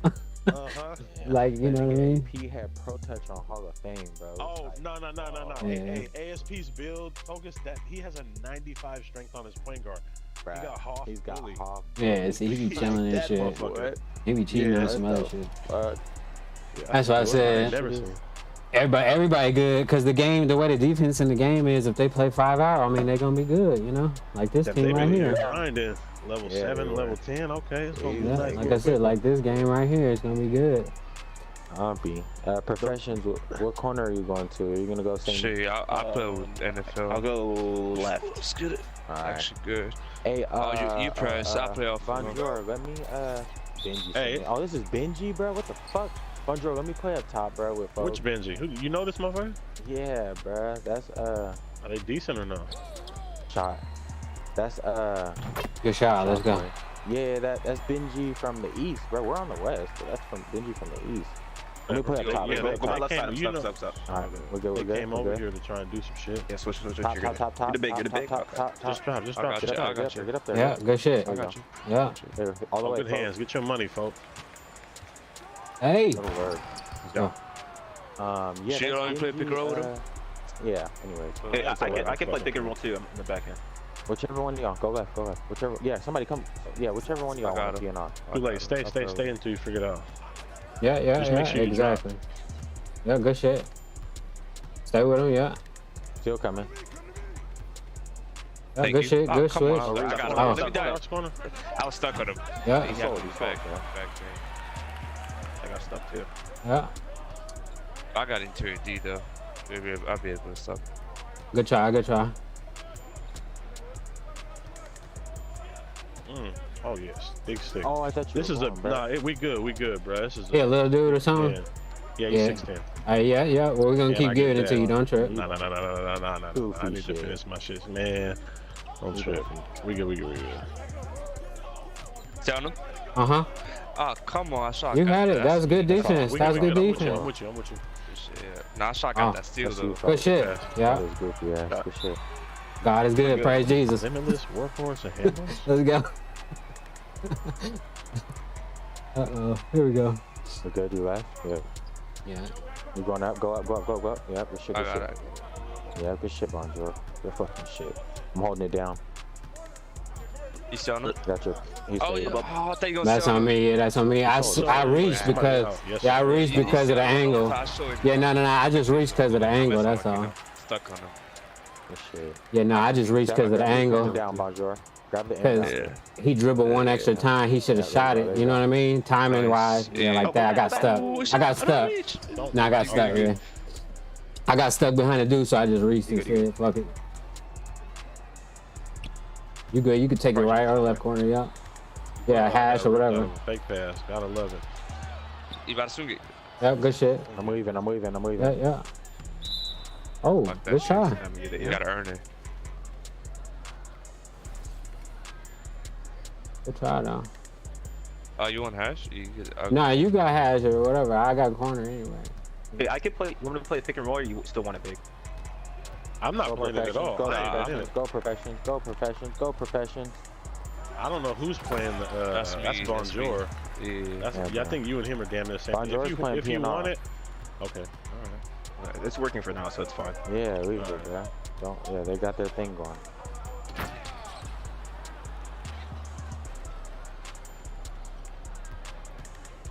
Go profession. Pop out.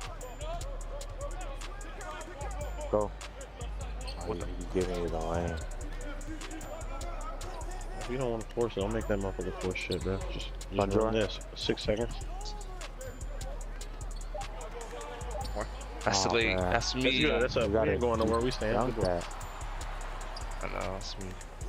I saw him wide open. My pass is should be fine. Good shot. Dunk that, bro. Don't be scared to go up with that shit. Gotcha. Just remember, their interior is a 6'10", bro, so they're swinging. So yeah, them to a spot, you good. I was just getting hungry. I got you. Shit, OD. That's you, folk, baby. Oh, that's some bullshit. How do you get that? We still got the ball, yeah. Spam digs. Damn, that's tough. Ain't tough. Down, good. I got your back. Go, get ball. I got that. You got it, yeah. I'm leaving. Yeah. You got him. You got it. I'm showing for you. Yeah. I got your back. We're good. Rotate up. Somebody's got it. I was home ball. Why would you? I thought he would go back up. I'll pick it up. Don't think. Just stay with the man. I was following him the whole way down. I got you. You're right. Yeah. You're right.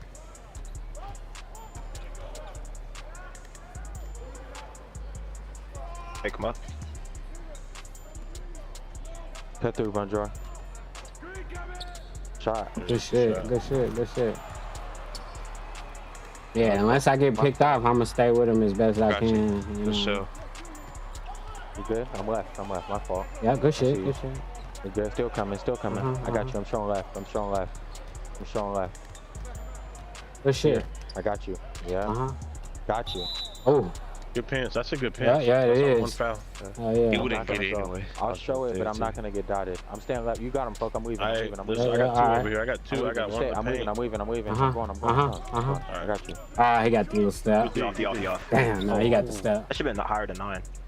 That's good, D. Yeah, cause if I'd have jumped, I probably would have got the block, maybe. Yeah, good pass. He would have got the ball. All the way, OD. All the way. I got you. Oh yeah. Oh shit, no threes, y'all, no fast ones. We're down. Yep. We're good. Yeah, good shit. Good block. Good block. Good fucking block, bro. Hey, good defense, bro. There it is, same thing. You following number 2. You got number 2, Bonjour. You got number 2. He's on the I got it. right. He's on the right. Hash. Yeah, you should. Yeah. I got the big. He's going now. I got you on the side. Yeah. I'm kind of stuck on it. You got it? I got it. Good default. Good default. For sure. Yeah. Go, D. Go.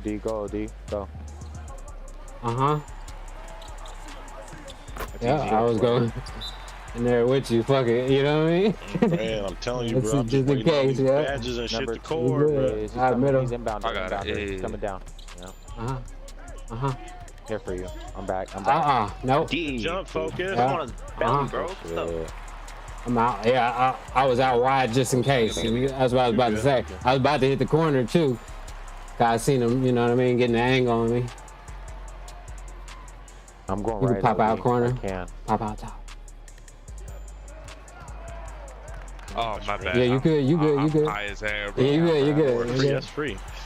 Mash. Yeah, go down. Yeah. Just trying to make it a little, you know, harder for them to guard that shit. Hell yeah. Good shit. Good board. I got you to your down. Go ahead. All right, yeah. I got you. Cutters. Yeah, good still. Good shit. I was on the center too. Shit, that was good. Yeah. Keep staying locked in. Yeah, y'all good. Y'all had every lane covered, low key. Shit. Just remember, I'm always taking your cut, bro. Good shit, man. Yeah, I know it. Oh, that's on me. Yeah, good shit. Good help. That's perfect. That's perfect. Good shit. Somebody should be gone. Yes, sir. That's 2-on-1. 2-on-1. Oh, what the hell? Yeah. Oh, I think I was about to say I could track it. We Yeah. I thought you were going to I thought you were going to pass it to me in the corner. Yeah. Oh, gotcha. Or just pass nothing. I'm gonna hop left if I can. Right corner. Oh yeah, no, he just got back in. Yeah, exactly. Hold it, Yeah. not throw it to you.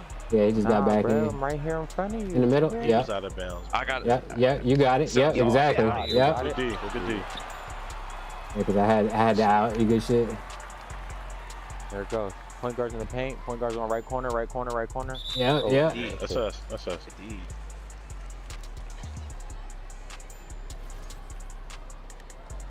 Damn it, Bonjour. Yeah. Wee. My shit. Ooh. Oh, he trying to get you. Damn. Get down. We're down. We're down. We're down. I got him back. Oh shit. Clear pass. Good. Sniper's in front. Sniper's in front. Oh, good. He might smoke it. He's great. What It's the a fuck hot. is that? Yeah, Atlanta. Yeah, you The can pick fuck? a team, bro, for your green release now. People is trolling They, with that shit. they just be adding shit to the game. Yeah, just to put Just shit be in. add.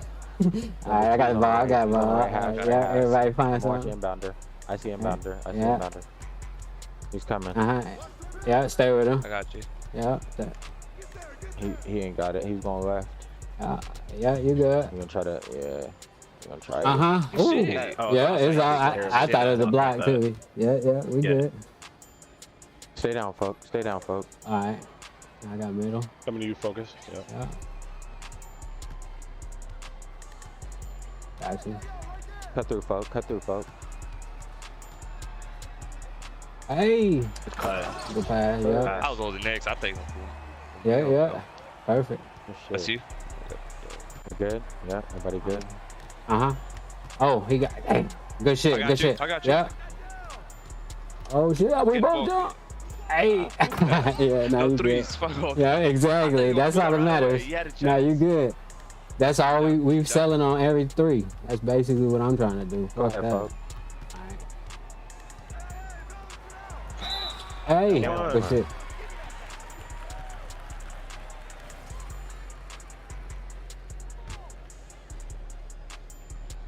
Alright, that should be green too. Number 2's on the right. Number 2's on the right half. Right half. I see him. Yeah. Move on. Yeah. He's on the right half. I'm moving. I'm going left. I'm going left. I'm there. Yep. Yeah, I'm good there. defense. Still I had him. coming, still Yeah. coming. Yeah, I was about to say, because I fucked him up just a little bit. Reach for that. Yeah. Reach for that shit. Damn, is He that was all there, they you got seen that it, they're though. feeding his weak ass? Yeah, that's fine. I'm Let him play hard for I it. could switch if they're gonna keep like. Let him play hard for it, but don't give up the 3. No matter how bad you want to reach for it or whatever. I'm Just I'm staying. yeah. I'm staying, bro. Because you're gonna miss that shit eventually. It's not a It's just 2s. He's on the left. He's on the Try left. not to foul. Yeah. See, as soon as you leave for the 3. Yeah. That's his first. That's his first. Yeah, That's his first. Good shit though. They're missing their 3s too. Yeah. And Oh, that just shit remember, glitched he's a little 16, bit. So he can still That shoot. shit He's good. lagged a little bit, bro. That's on me. I'm sick. I've been practicing. That shit supposed to be green like the other night. Good shit. That shit lagged right on the defense, shot. Fuck. You good? I'm on the left. I'm on the left. Now pinch him over there. Don't get dotted. Pinch him over there. Pinch him over there. Yep. Like that. Get Yep. dotted. That's good though. That's good. Perfect. Yeah. Hey, good. Hey, that was perfect. I think it's gonna go fade. Yeah. I'm forcing him to drive, just like you said earlier, bro. I don't want no goddamn 3 from him at least. You got it. Oh, no, look at it. Made me jump. Nah, you good. We're good. Yeah, we good. We're good. Watch your steal. Watch your steal. He's about to throw it. He's about to throw it. Yeah. I'm creeping over I there. got it. I got right. Yeah. Fade. Watch the fade. I got it. That's a steal. Nice. What the fuck? You was close, but you was close though. It looked like you was on the free throw line like itself, and they be catching me like that too sometimes. You know what I mean? When I be on the center. Number 2's in the paint. Number 2's Get hash, in the yeah, or whatever. Ball's yeah. right there. I got the ball. I got the ball. Yeah. Watch it fade. Yeah. What are you trying to do? He trying to. He don't know what to do now. He just ran in a circle, bro. This nigga just ran in a circle. We good. That's all. Like I said, all they getting is 2s, so don't worry about it. Shot. That's off. That's off. Fuck. We down. Yeah. We're down. Watch right. Watch right. I'm on it. I'm watching it. That's a bad shot. Somebody going. Yeah. Finish that. Oh. We're still down. We're good. We're good. Run the 1. Fuck. He missed. Oh, he's sold. Grab that. So. Corner, side to the corner. Watch the rock.